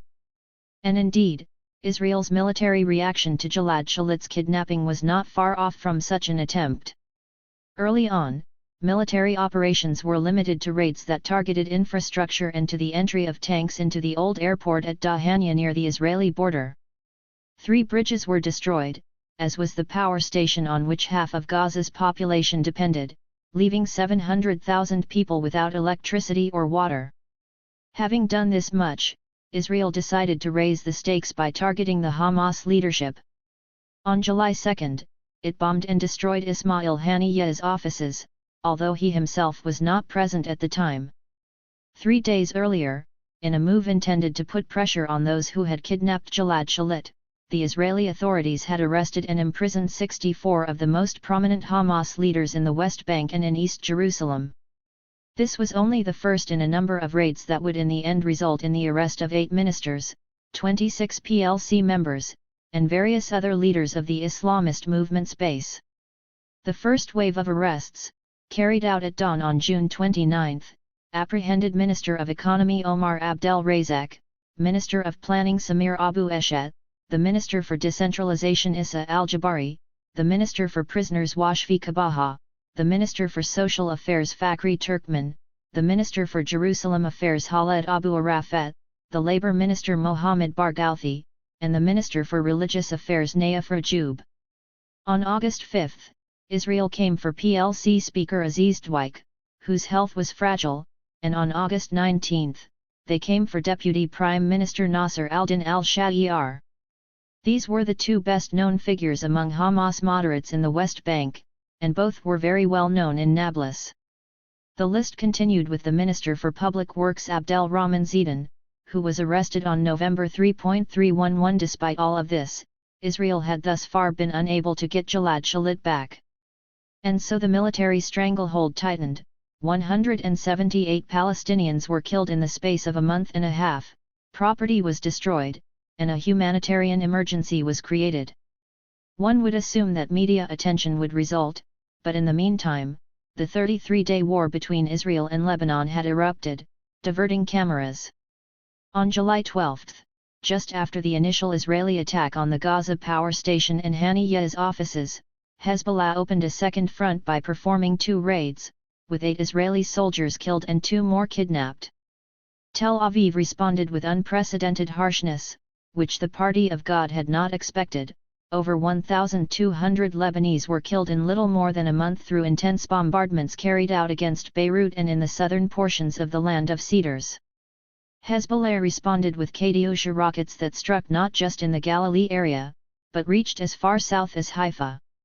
The conflict was finally halted when an agreement was reached, not least of all thanks to the efforts made by the Italian diplomats who succeeded in drawing in the United States, Israel's greatest ally.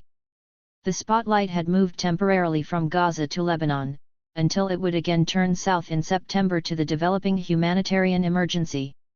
In the meantime, something had changed not only within the Haniyeh government, but more generally throughout Palestinian institutions. Dozens of ministers and PLC members were now in Israeli jails, but the executive had not resigned, as some American strategists had expected. Moreover, the prisoners' document, which had been drawn up over the course of a year and a half of debates, remained the agreed-upon basis for a national unity government. Once again, President Abbas and Prime Minister Haniyeh met to try to reach consensus on such a unity government. The meeting caused the United States considerable concern, not least of all because by this point it was putting pressure on Abu Mazen to dissolve the Hamas government. According to information gathered by David Rose in his now famous investigation published in Vanity Fair, it was the Bush administration's Secretary of State Condoleezza Rice who in early October presented Abbas with an ultimatum. During face-to-face talks with Rice in Ramallah, the PNA president attempted to buy time over an iftar meal for the breaking of the Ramadan daily fast, trying to delay the fall of the government until after the Muslim festivities of Ramadan, and then of Eid al-Fitr, the great feast that concludes the holy month of penitence. Abbas's behavior was indicative of the degree to which he could not be considered an impartial figure inside the Palestinian political and institutional equilibria. According to Rose, Rice quipped after meeting with Abbas that damned iftar cost us another 2 weeks of Hamas government, 312, a comment that demonstrates the hurried nature and recklessness of American foreign policy in the Middle East at the time, a characterization confirmed by Alvaro de Soto's own impressions. According to the UN representative, at least during this period, Abu Mazen never abandoned his attempts to co-opt Hamas. The United States, which appears to listen to a small clique of Palestinian interlocutors who tell them what they want to hear, seemed to believe on any number of occasions that Abu Mazen was just around the corner from taking Hamas on, notwithstanding the fact that this misjudged both the man, and the balance of forces he faced. 313. It was from this point, from early fall 2006 forward, that a race against time began, one in which all participants were attempting to reach goals that were, if not wholly contradictory, certainly very different. On the one hand, Washington was pressing for a resolution to the Palestinian impasse that would involve a straightforward fall of the Haniyeh government and the ejection of Hamas from the corridors of power. The talking points note the State Department drafted for the American consul in Jerusalem, Jake Walls, leaves no room for doubt. Hamas should be given a clear choice, with a clear deadline. They either accept a new government that meets the Quartet principles, or they reject it. The consequences of Hamas' decision should also be clear. If Hamas does not agree within the prescribed time, you Abbas should make clear your intention to declare a state of emergency and form an emergency government explicitly committed to that platform. 314. In yet another struggle, several governments of European Union member states, particularly those where right-wing leaders had recently been replaced by left-wing ones, supported the attempts at mediation provided by Mustafa Barghouti. Barghouti was and is a well-known name in European intellectual circles and had good connections within governments. In addition to these qualifications, he was known as a secularist, had taken part in the First Intifada, and headed one of the Palestinian NGOs that received the most support from abroad, the Union of Palestinian Medical Relief Committees, UPMRC, which had been established in the 1970s. Additionally, he had run against Abbas in the presidential election, receiving a considerable level of support, and was the leader of his own small independent political party. Thus, for many reasons, Barghouti was the ideal candidate to don the mantle of a mediator. From his office in Ramallah, the headquarters of his NGO, Barghouti told his story. My mediation began in early October, a very intense shuttle diplomacy which took place particularly with Khaled Meshal and Mahmoud Abbas. During that period I also met Condoleezza Rice and a considerable number of EU foreign ministers. 315. As he explains, there were objective elements which were pushing in the direction of an agreement. Hamas was suffering as a consequence of the embargo because of the impossibility of governing and because of the strikes. Fatah, on the other hand, had not succeeded in reaching its objective of bringing the government down either through strikes or through the referendum. 316. Barghouti's mediation reached its peak in November 2006, when Meshal and Abbas signed an agreement of which Barghouti possesses the only original copy. This agreement, however, fell through on November 30, when Abbas announced that negotiations had reached a dead end, fading away any hope for an agreement. What had happened? During his interview, Mustafa Barghouti asked for a sheet of paper and was given a notebook with lined pages. With a series of lines, he drew the wings inside both Fatah and Hamas, tracing fractures and factions within each political group. At the close of 2006, Hamas was divided into three groups: the Doves, the Pragmatists in the middle, and the Hawks, a tripartite division that demolished the interpretation then widely circulating in the international media of a movement simply split into Hawks and Doves. The problem was that at a certain point, both Hawks and Doves found themselves agreeing that Haniyeh should stay on as Prime Minister in the new government of national unity, a position that would make such a government increasingly difficult to form. On the other hand, pragmatists by and large, the Hamas leadership abroad would have had no problem in accepting another name for the post. According to Barghouti, among these pragmatists was Khaled Meshal himself. Barghouti's attempt at negotiation was directed primarily at Hamas and aimed at getting the pragmatists to come around to the positions that the other leaders in Gaza and the West Bank had already adopted. As Barghouti himself said, the unfair portrayal of Meshal was pointless. For me, it was important to speak with him. 317. Barghouti believed that Hamas was determined to retain certain posts, such as the post of Prime Minister, but was flexible on other ministerial posts, including the Foreign Ministry and the Treasury. They wanted to become part of the system, of the authority, he argues, and they were especially determined to see the democratization of the PLO. Indeed, in the early stages of negotiations, they wanted the reform of the PNA to proceed in parallel with the reform of the Palestine Liberation Organization. As the negotiations went on, Hamas accepted that these reforms should take place gradually. 318. During the negotiations, Ismail Haniyeh had set off on the Hajj, the pilgrimage to Mecca, on the occasion of the Islamic holiday Feast of Sacrifice. For Haniyeh, the practicing Muslim, this was an essential pillar of faith. For Haniyeh, the politician, it was the beginning of a tour of Arab countries that would allow him to overcome the local and reductive dimension of the Gaza Strip in order to raise his political profile.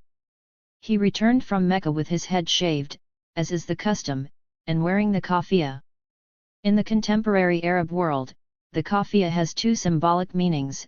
It emphasizes Hamas's nationalist image by bringing Haniyeh's image closer to Arafat's, and it allows Haniyeh and Hamas to present themselves as true Arabs who follow the Sunnah, thus distancing themselves from charges of being Tehran's agent in the Sunni world. The Prime Minister of the Hamas government had decided to cut short his diplomatic tour in order to return to Gaza after a new wave of violence had been sparked by a failed attempt to assassinate a high-ranking member of Fatah's intelligence service that resulted in the death of his 3 children and a bystander. The following day, a judge linked to Hamas was executed. Adding to the extremely high tension on the streets, a struggle for power developed among Haniyeh, Egypt, and Israel. The Tel Aviv authorities were blocking Haniyeh's return due to a suitcase with $35 million that he was carrying in a bid to bypass the embargo. After lengthy negotiations that resulted in the money being deposited in an Egyptian bank, Haniyeh returned on December 14 through the Rafah crossing, still policed by Abu Mazen's presidential guard. At this point violence broke out. One of Haniyeh's bodyguards died and 27 other people were injured in an exchange of fire in what became one of the high points of the armed confrontation between Hamas and Fatah. The accusations made by the Islamist movement were clear: it was Mohammed Dallon who had orchestrated the assassination attempt on Haniyeh, and Abbas was morally responsible because control of the Rafah crossing was in the hands of the Presidential Guard. Fatah rejected the accusations. Abbas threatened to call an early election, and violence spread through the streets and towns of the Gaza Strip, with the risk of spreading to the West Bank, as well. The United States continued to view the Fatah, the chaos into which Palestinian politics had descended, as an instrument through which to topple the Hamas government. The U.S. administration representatives said this plainly in diplomatic meetings. Alvaro de Soto notes in his end-of-mission report that during a meeting with diplomatic representatives in Washington that took place toward the end of January 2007, by which time Gaza's streets had become a battleground for Fatah and Hamas, a near-civil war in which civilians were regularly killed and injured, one of the U.S. envoys twice remarked upon how much he liked this violence because it showed that other Palestinians are resisting Hamas. 319. There were, in other words, far too many external pressures for an entirely internal mediation to have any chance of success. Barghouti continued to carry out his duties as facilitator, but the situation was at an impasse, one broken only by an Arab patron who decided to leave the sidelines and intervene, throwing all his considerable weight into the discussion. This patron was not Egypt, which at this stage appeared to lag behind events, not least of all due to its own internal political problems, to which Hosni Mubarak was paying greater attention.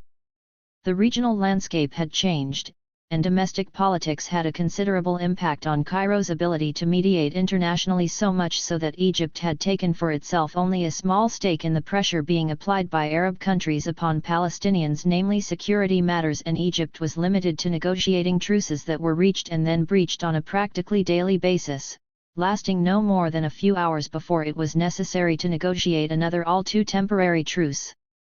Saudi Arabia, on the other hand, took on the lion's share, namely the Gordian knot of the conflict between Fatah and Hamas. The Saudi intervention, which was based on a decision by the recently enthroned monarch King Abdullah, and which brought the king's full influence to bear on the Islamic resistance movement, was based on 2 factors: first, the religious role of the Ibn Saud dynasty in the Sunni world, and second, Riyadh's ability to mediate directly with Washington. Moreover, Saudi Arabia had the benefit of occupying a special place in Palestinian politics, not only because of the financial assistance it had supplied for decades, but also because it was one of the few countries that had long-standing good relations with the Islamist Front, despite being one of the United States' closest allies in the region. And of course the Saudi royal family was the custodian of the 2 holy places, the mosques at Mecca and Medina, in more than just name, a function that was used, along with the perception of Riyadh's neutrality, as leverage in order to place pressure upon the 2 Palestinian groups. Abdullah's decision should not have come as a surprise. In 2002, the then Crown Prince Abdullah had already been the protagonist of a comprehensive peace plan based on the Land for Peace and Security principle. This was the only peace plan the Arab world had offered Israel in nearly a quarter of a century. It was the last wave of violence at the beginning of January 2007, with a bloody outcome of 80 deaths in the streets of Gaza City, that finally prompted King Abdullah to act. In addition, Riyadh was concerned about the growing influence Iran might have gained on the Islamist front and believed the time had come to exert its own pressure in order to rein in Tehran's ambitions. Thus, Saudi Arabia decided that the time had come to force Khaled Meshal and Mahmoud Abbas to sign an agreement. Further, Riyadh decided that this discussion and signing should take place in a highly symbolic location, namely, Mecca. There, the agreement could be debated and signed far from the tense atmosphere of Gaza, and Meshal and Abbas even had their picture taken together at prayer, both presenting themselves in the plain white garb of pilgrimage. According to Osama Hamdan, however, it was Hamas's military pressure in the Gaza Strip that drove Fatah Mohammed Dallon, to be precise, the most strenuous opponent of the National Unity Government, to accept the Mecca negotiations. Dallon himself even took part in the negotiations, at which cameras and photographers captured his darkened and irritated expression. Hamdan argued that in a few hours we had taken the outposts occupied by the preventive security in the north of Gaza. This was the reason why Dallon took part in the Mecca negotiations. He believed he had the support of Israel and of the United States to become the future Palestinian president. 320 Providing a glimpse into the balance of power within Palestinian politics, Hamdan continues, I had told him well before Abu Amr's death, during a meeting in Cairo, after Dallon had attacked us, falsely accusing us of the death of a Fatah member, that one cannot become Palestinian president without Hamas's consent. 321. On February 8, Mahmoud Abbas and Khaled Meshal reached an agreement on a national unity government. It was a detailed agreement, and one that betrayed the difficulties both sides had in trusting one another. Abu Mazen designated Ismail Haniyeh as the new administration's prime minister with a letter of charge that indicated the distribution of roles among the 24 ministerial positions available. Hamas retained the post of prime minister along with another 8 ministerial posts compared to Fatah's 6, while 5 went to independents and 4 to other political groups. Among the most interesting appointments were those of Salam Fayyad, a much-loved figure within the international community, to the Treasury, and Jihad Abu Amr from Gaza, a scholar of political Islam and thus well acquainted with Hamas, as foreign minister. The Islamist movement, on the other hand, lost the key post of Minister of the Interior, but it reserved the right to put forward an independent figure, Hani al-Khawazmet, approved by Abbas. As expected, the president's letter mentioned relations with Israel and with the international community, asking the prime minister to commit to the higher interests of the Palestinian people and to work in order to achieve its national goals as was approved by the PNC, the clauses of the Basic Law and the National Reconciliation Document, i.e., the Prisoners' Document, and to respect international resolutions and the agreements signed by the Palestine Liberation Organization. 322 Haniyeh signed this letter a week later, on February 15, after resigning from his previous premiership. From Damascus, Moussa Abu Marzouk explains the difference between the Hamas leadership and Abbas thus: the main difference between us, perhaps the only difference, regards the agreements previously signed by the PLO. Abu Marzouk adds, it is now a matter of one word. We said we would honor past agreements, Abbas wants us to comply with them. But some of these agreements go against Palestinian interests. We can talk with Israel and others on how best to correct some of these agreements. 323 Mustafa Barghouti echoes this sentiment, emphasizing that the last quartet document before Mecca asked that the National Unity Government reflect the conditions it requested in its program, not that it adhere to these. Then, after the government had been formed, they changed their minds. 324. In practice, the agreement reached in Mecca was in substance the agreement Barghouti had negotiated toward the end of November, with the Saudi seal of approval. The only difference was that the February 8 agreement, unlike the November agreement, contained Ismail Haniyeh's name as Prime Minister. The agreement reached in the shadow of the Kaaba, which the protagonists could see from the windows of the Saudi royal palace in the very heart of the Sunni Muslim world, was received on the Palestinian street as though it were little short of a miracle, a triumph of common sense during a delicate and dangerous phase of the PNA's brief existence. Palestinian politics had certainly been through periods of extreme litigiousness and even insoluble conflicts between strong personalities within the PLO leadership, particularly between the late 1970s and early 1980s, as well as divisions and splits involving the established parties. But the physical level of these clashes had never reached such an intensity or produced such a high level of casualties. The specter of a civil war fought by armed groups, and one which certainly did not extend into or involve the civilian population, was transforming daily life in Gaza. The civil war was limited to security organizations. In the latter years of Abbas's career, the reduction of these organizations had become his major priority and the strategy by which he hoped to reopen the peace process with the Israelis. Despite this, the security organizations had not melted like snow in the sun upon Abu Mazen's rise to the presidency. And yet, in a way, it is precisely the degree to which such clashes involved only armed groups rather than a broad civilian resistance that provided an indication of just how much the street fighting had become a piece of a political game that to different degrees and in different ways involved several international actors, as well as Ramallah and Gaza City. The Bush administration's support for the security organizations linked to the PNA presidency was proclaimed in broad daylight. It was justified in terms of the need to strengthen the only partner that both the Americans and the European Union considered reliable, Abu Mazen. Between the end of 2006 and early 2007, however, the flow of funds, the increasing presence of American officers in Jerusalem, Jericho, and Ramallah, and the preparation of protocols and of training camps in Jordan and in Egypt gradually shifted the emphasis of this support away from simply increasing security within the PNA's territory and toward a full-fledged attempt to shore up one or another side in the conflict. The Presidential Guard, which was divided into different groups, was pitted against the executive force, which took its orders from Said Siyam's Ministry of the Interior. Rashid Abu Shbak's Preventive Security Force, which was Mohammed Dalan's operational arm, was pitted against the Izz al-Din al-Qassam brigades. Yet even given all these factions, the help the West provided to the security organizations linked to the presidency between 2006 and 2007 was so openly known that many more than just Hamas supporters accused the president's security forces of being on the American payroll.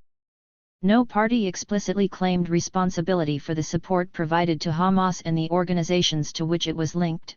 However, even when reports appeared in the international press about the flow of funds from Iran and Syria, even if there had been such funding, the Islamist movement would have steered well clear of advertising the fact.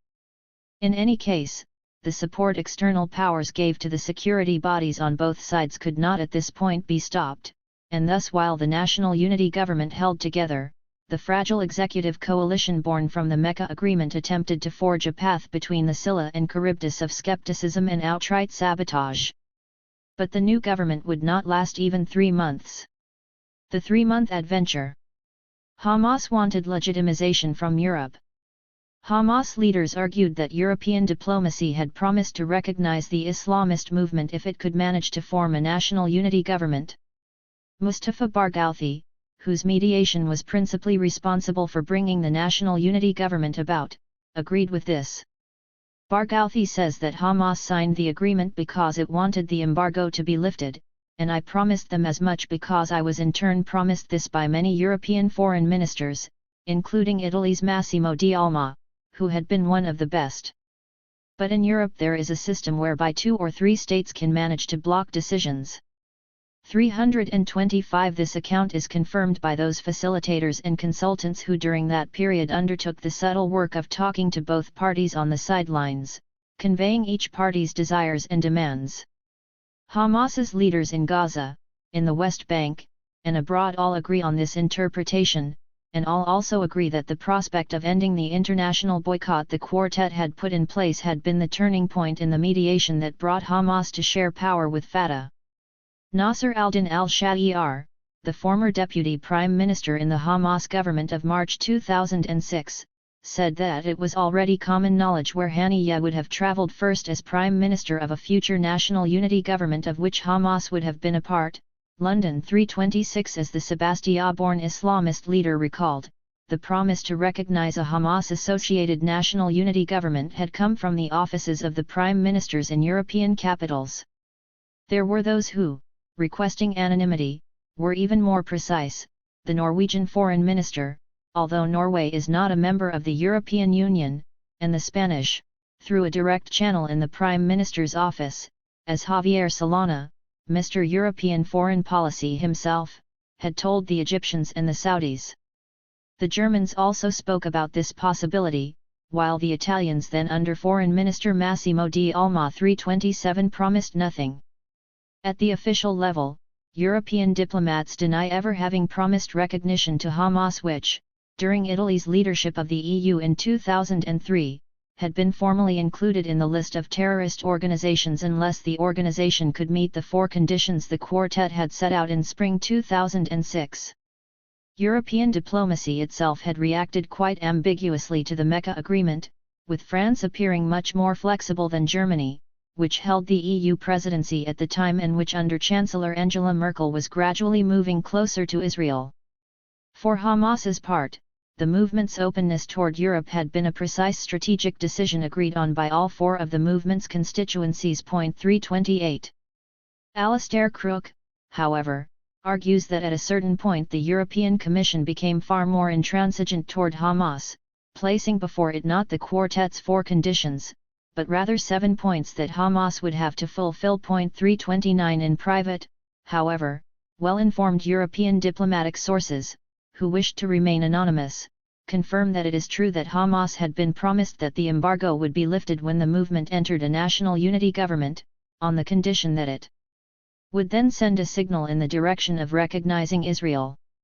That signal was sent, and we found it to be a good starting point. The signal was a statement Khaled Meshal made to Reuters on January 10, 2007, that is, before the Mecca Agreement and the national unity government.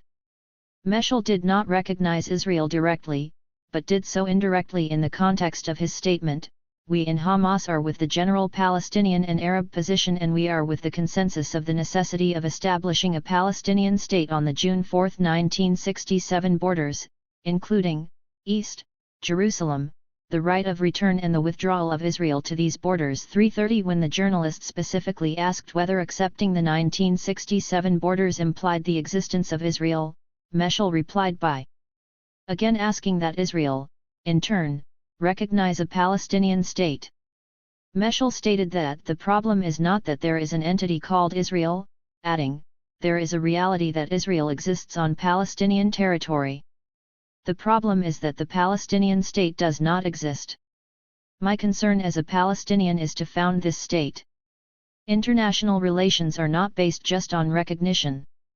331. As if that weren't enough, Meshal had repeated this idea after the establishment of the National Unity Government, and it was no coincidence that he did so in Cairo, the home of Hosni Mubarak, who had notoriously been marginalized by the Saudi mediation. On February 22, Meshal spoke again of a Palestinian state based on the borders of June 4, 1967, including Jerusalem and the right of return for all refugees, confirming that before the conclusion of the Mecca Accord, we received promises from several European capitals suggesting that if a national unity government is brokered they would take steps to lift the sanctions imposed on our peoples in the wake of the election of Hamas 1 year ago. 332. The signal that the Europeans had asked for behind the scenes had come, restated several times not just by Meshal but also by Ismail Haniyeh, for example, in his inaugural speech as Prime Minister of the National Unity Government, as well as by a plethora of other leaders and spokespeople over the next few months. This signal, however, failed to overcome the remaining obstacles to a more incisive as well as gradual diplomatic intervention in recognition of the new Palestinian political reality. From a formal point of view, something did indeed change with the advent of the National Unity Government. Although the movement itself remained listed among terrorist groups, the European Union could now bypass the prohibition on meeting Hamas members. Indeed, the EU organized meetings with independent members of the executive, from Ziad Abu Amr to Mustafa Barghouthi, who had been appointed Minister for Information, to Finance Minister Salam Fayyad, for whom many governments opened their previously closed doors. This stance should not be surprising. Fayyad was the most respected Palestinian abroad, as highly regarded as Abbas. The newly appointed finance minister knew the Western world very well, having earned a master's degree and a doctorate from the University of Texas, worked as an economist in the World Bank for 8 years until 1995, and spent time in Jerusalem as a representative of the International Monetary Fund. Thus, as far as the West was concerned, he was reliable, and he permitted a loosening of the purse strings of international aid as well as of Arab support, which at last allowed the near-empty coffers of the PNA to be replenished. The funds, however, could not resolve all problems. The question of the security organizations remained on the table. The executive force had not disbanded after Said Siyam's resignation from the Ministry of the Interior. Hamas was not launching rockets, but was not preventing smaller factions from doing so, breaking the Qom in Sderot and other Israeli cities in the Negev with the fear of Qassam rockets. The presidency was also making very few steps forward. The atmosphere became overheated when Abbas appointed Mohammed Dallon to the post of National Security Advisor, illustrating all too vividly how important his role was within the presidency. Nonetheless, despite the tensions, the perception of the higher echelons of Palestinian institutions was still one of unity, so much so that both Hamas and Fatah were jointly present on the most important stage for regional politics, the Arab League summit that took place at the end of March in Riyadh. The Palestinian delegation was two-headed, but both Mahmoud Abbas and Ismail Haniyeh presented themselves as a symbol of a rediscovered Palestinian national unity. They shared the same plane to travel to Riyadh and were both received with a high-level welcome by the Saudis. Indeed, King Abdullah took advantage of the spotlight trained on the Palestinians to reiterate the old Saudi peace plan he had set out in 2002 at the Beirut summit at a time when he was still regent and the throne belonged to King Fahd. At the time, Ariel Sharon had rejected Abdullah's plan, which included the idea of a Palestinian state within the 1967 borders, and Hamas responded ambiguously to the request that it accept it as a basis for negotiations. Israeli Prime Minister Ehud Olmert responded in an equally ambiguous but positive fashion. It did appear as though a new phase was dawning in the Middle East, with Hamas leaders carefully considering the Saudi plan, indicating on several occasions that they would be ready to talk about it. Disaster, however, was barely around the corner. Mustafa Barghouti again picks up the story. The agreement lasted 2 months, then violations began on both sides until things deteriorated. It was the extremist wings in Hamas and Fatah who sabotaged the agreement. Dallon and Abed Rabbo, on one side. Al-Zahar and Siyam on the other. 333 Hamas was of course divided into various factions, but Fatah itself also contained within it very different positions with respect to the national unity government. As Barghouti says, there were moderates like Abu Mazen, and extremists like Mohammed Dallon and Yasser Abed Rabbo who were against the agreement and who later played a very important role in weakening it. Abu Mazen supported my effort, he wanted a solution, he did not want a confrontation. The hawks were themselves divided, among them, some were more closely linked to international circles, and some of them were inside the national unity government.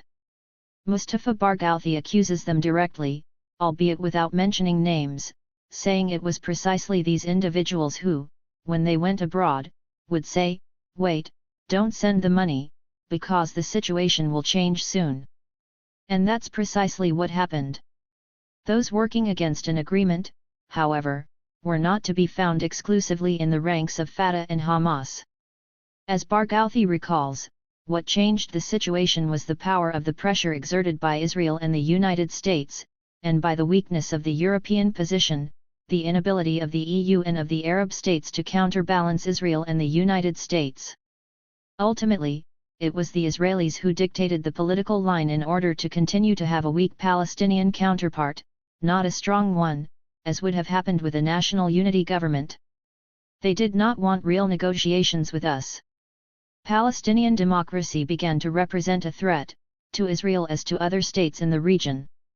Hamas was not the target of the attacks against the national unity government, it was Palestinian democracy itself, because the executive represented 96% of voters. Barghouti was irritated. The government's program was progressive and secular, the part related to women was much better than under Salam Fayyad's executive, and the same can be said for other parts, from education to culture, which were very clear. It was a program which called for a total and reciprocal ceasefire. The Second Liberation. June 2007. Rumors had been circulating for days. It was said that the men of the Preventive Security Force close to Fatah strongman Mohammed Dallon were going to attempt to overthrow Hamas in Gaza. Even worse, the Preventive Security Force was going to carry out its attempt just after the THIRD, the final examinations in high school. It is difficult to think of the THIRD as an event that could so decisively distinguish a before from an after. It is not so difficult to imagine within the Arab world, however, where the THIRD is a rite of passage, a goal to reach to better one's future, and a mark of honor for a family. Students lose sleep and peace of mind for the THIRD, fathers invest their money in private lessons, and the whole family supports the children to the utmost in order to celebrate them as though they had graduated with honors.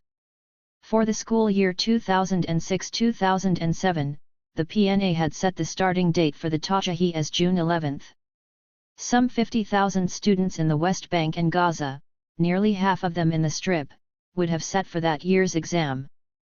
But at least 200 did not manage this, 9 of the THIRD centers in Gaza City and 3 more in Khan Yunis, not far from the Egyptian border, closed due to the battle raging in the streets.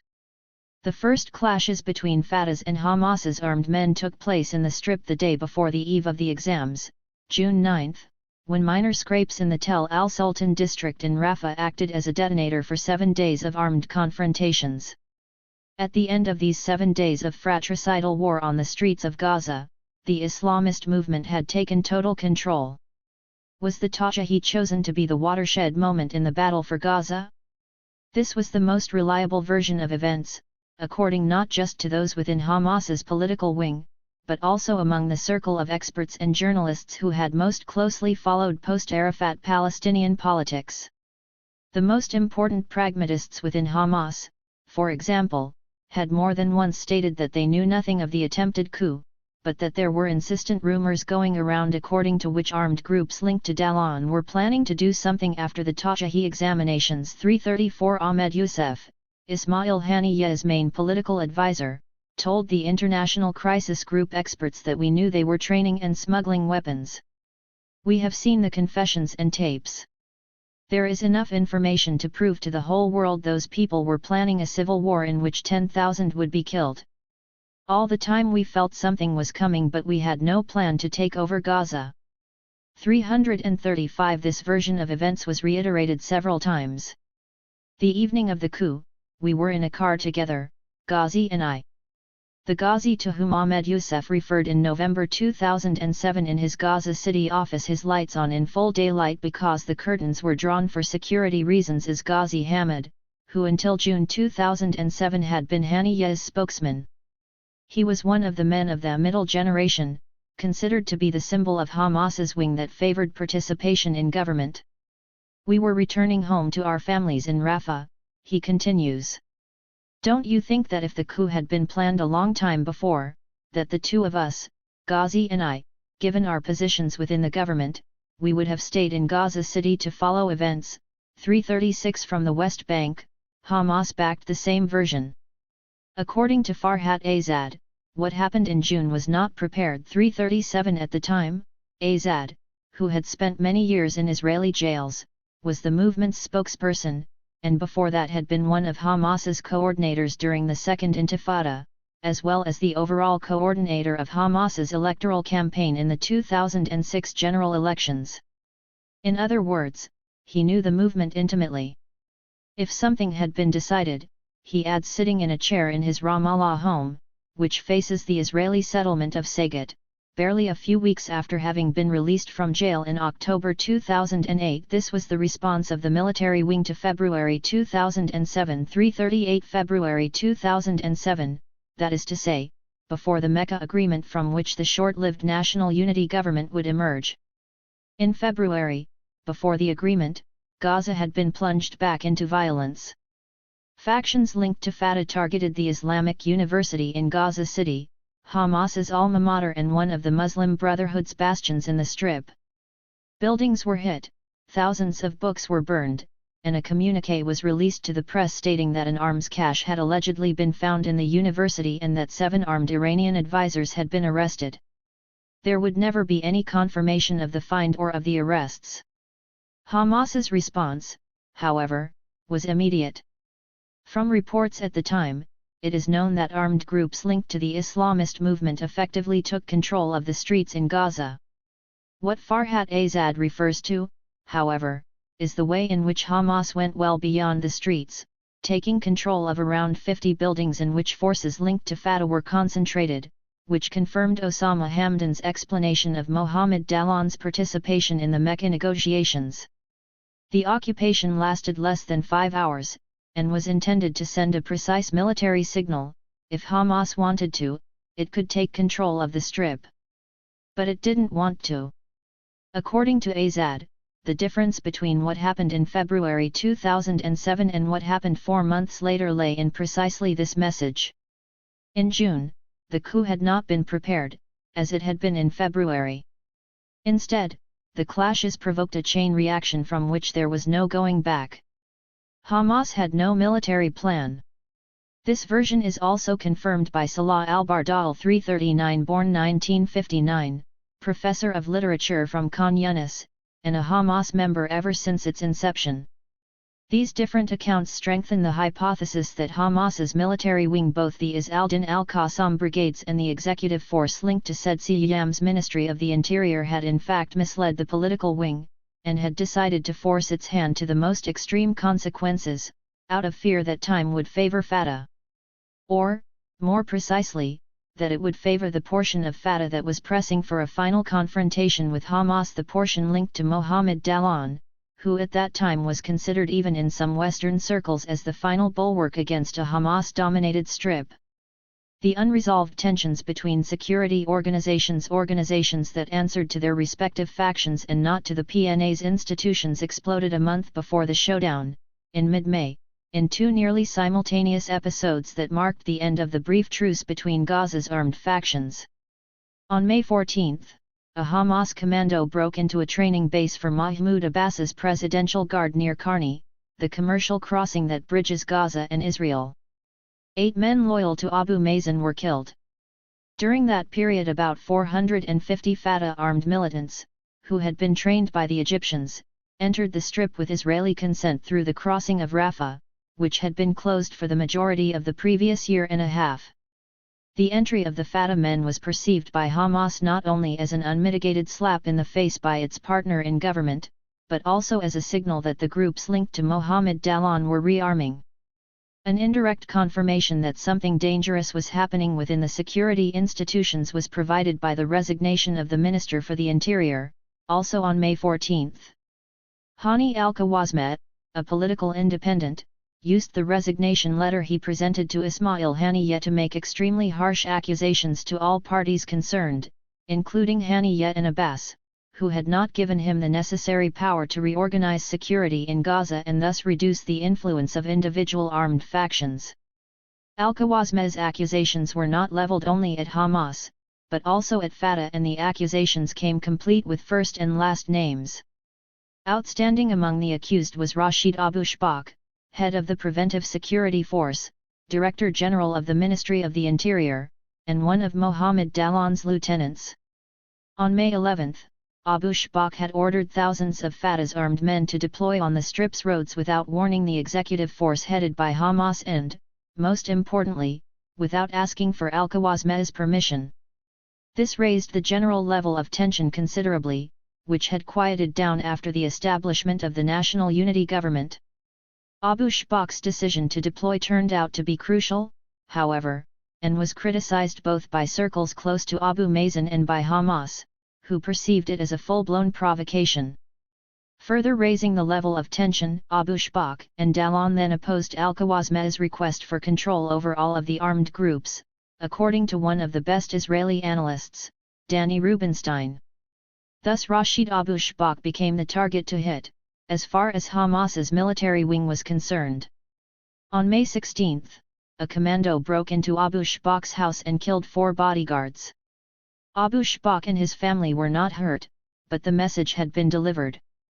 And thus the space for negotiation between Hamas and Fatah grew ever smaller as the two factions' military wings took over. American envoy General Keith Dayton realized that the increased prominence of the military wings was the reason the situation was beginning to worsen. Dayton was in charge of a $59 million assistance program authorized by the U.S. Congress intended to reinforce the Presidential Guard, the Carney crossing between Gaza and Israel, and Abu Mazen's National Security Office by rearming Fatah and training the Presidential Guard.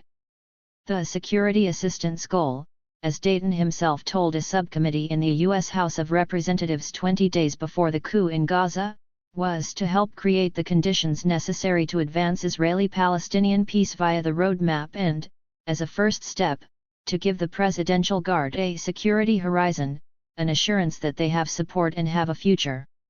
Dayton argued that the NSF National Security Forces and Civil Police, the forces tasked with the day-to-day responsibility for ensuring law and order, do not have that assurance because they had to face a daunting challenge not only by Hamas's executive force but also its military force, al-Din al-Qassam brigades, both of whom continue to receive support from Iran and Syria. 340 Dayton, who served as the U.S. Coordinator for Security from November 2005 to October 2010, had from the beginning adopted a purely military perception of the Palestinian situation. One that focused on armed conflict between factions and worked to ensure that Fatah would prevail in that conflict. 341 The signs that the United States was pursuing this objective were clear, and Dayton had met Dallon several times over the previous few months both in Jerusalem and in Ramallah. This American strategy toward the PNA presidency pushed Quartet envoy Alvaro de Soto to resign, and not quietly. As time passed, rumors abounded in both the local and international press. They spoke of the arrival in the Gaza Strip of the Badr Brigade, a Hashemite unit manned by Fatah-affiliated Palestinians who lived in Jordan. EU and US officials had apparently paid this unit several visits. In May, an internal American document was made public, one that indicated that Mohammed Dallon was the reference point for a plan Dayton had drawn up to stop the launch of Qassam rockets from border areas. The forces under Dallon's command were scheduled to deploy to the target areas by June 21.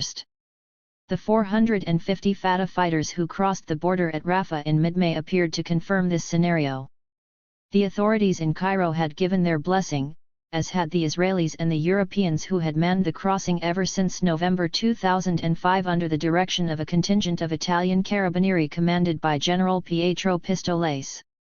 According to calculations by the International Crisis Group, very little had passed through the Rafah crossing, which had remained closed for over two-thirds of the time during the year before the Hamas coup. 342 Even members of the Palestinian government had problems re-entering Gaza with suitcases of money.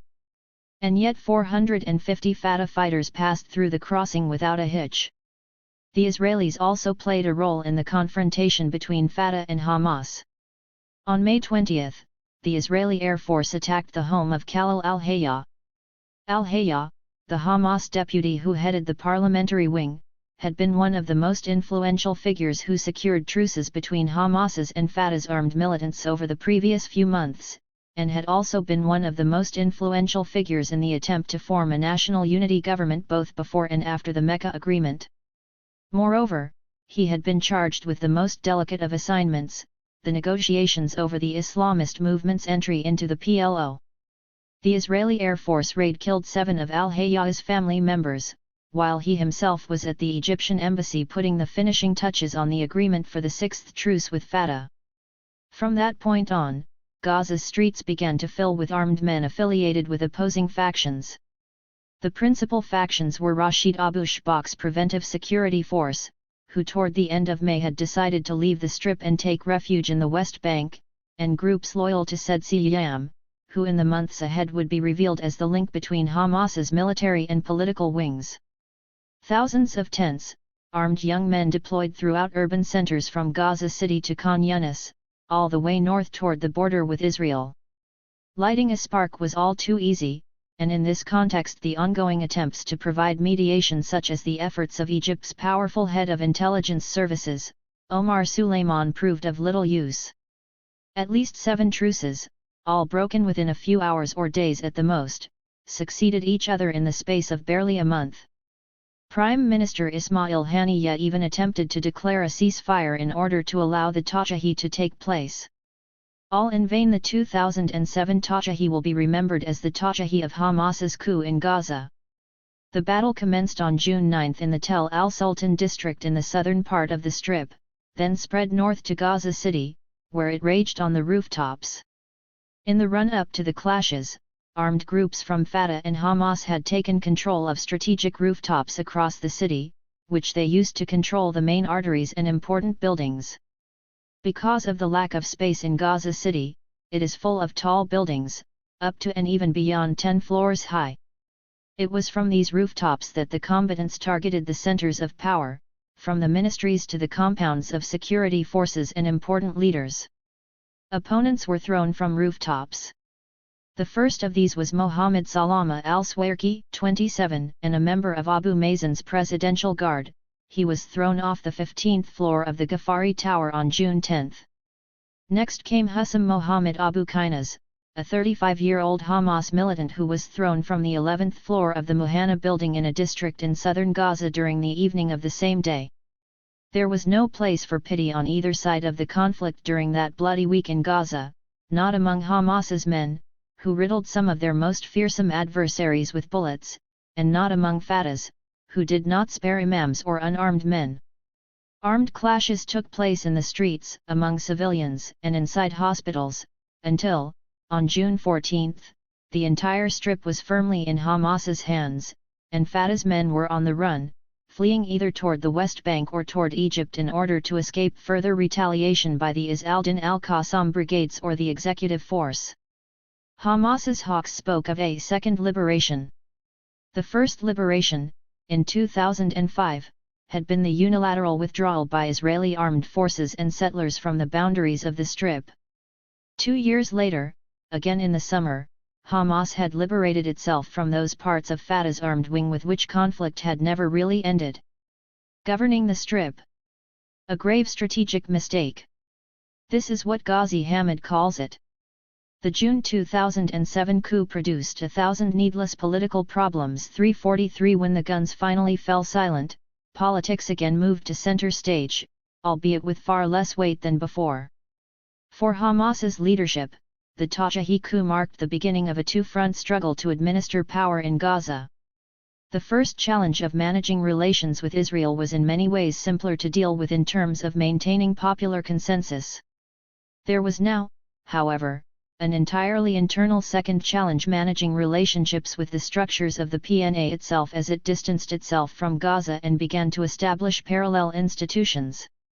In the immediate aftermath of Hamas taking power in Gaza, Mahmoud Abbas did not even attempt to mend the rift, but immediately dismissed Ismail Haniyeh from his position as prime minister and installed Salam Fayyad in his place, as well as a new government in Ramallah, sealing the political break between the two geographically disparate centers of gravity in the occupied Palestinian territory.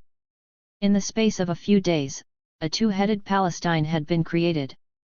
On the one hand, there was Gaza, a small and internationally isolated territory now firmly under Hamas's control, in which the Israeli armed forces were not present. On the other hand, there was the West Bank, which did not suffer from international isolation and was the sole recipient of humanitarian and financial aid, but which saw Israeli soldiers deployed in the countryside, around the Israeli settlements, in the Palestinian villages, and even inside its very cities.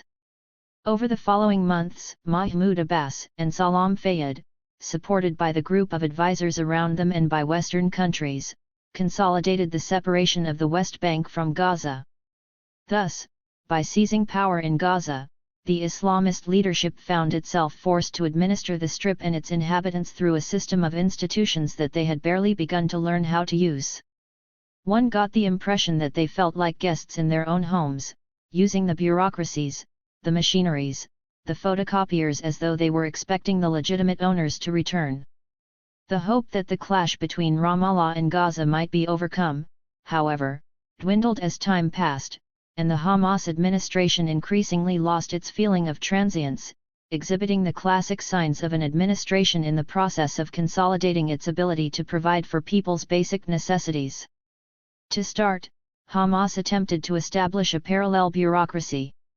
This was especially necessary due to the boycott organized in Ramallah, which continued to pay the PNA officials and employees who still worked in Gaza on the condition that they did not go to work in the offices now controlled by Hamas.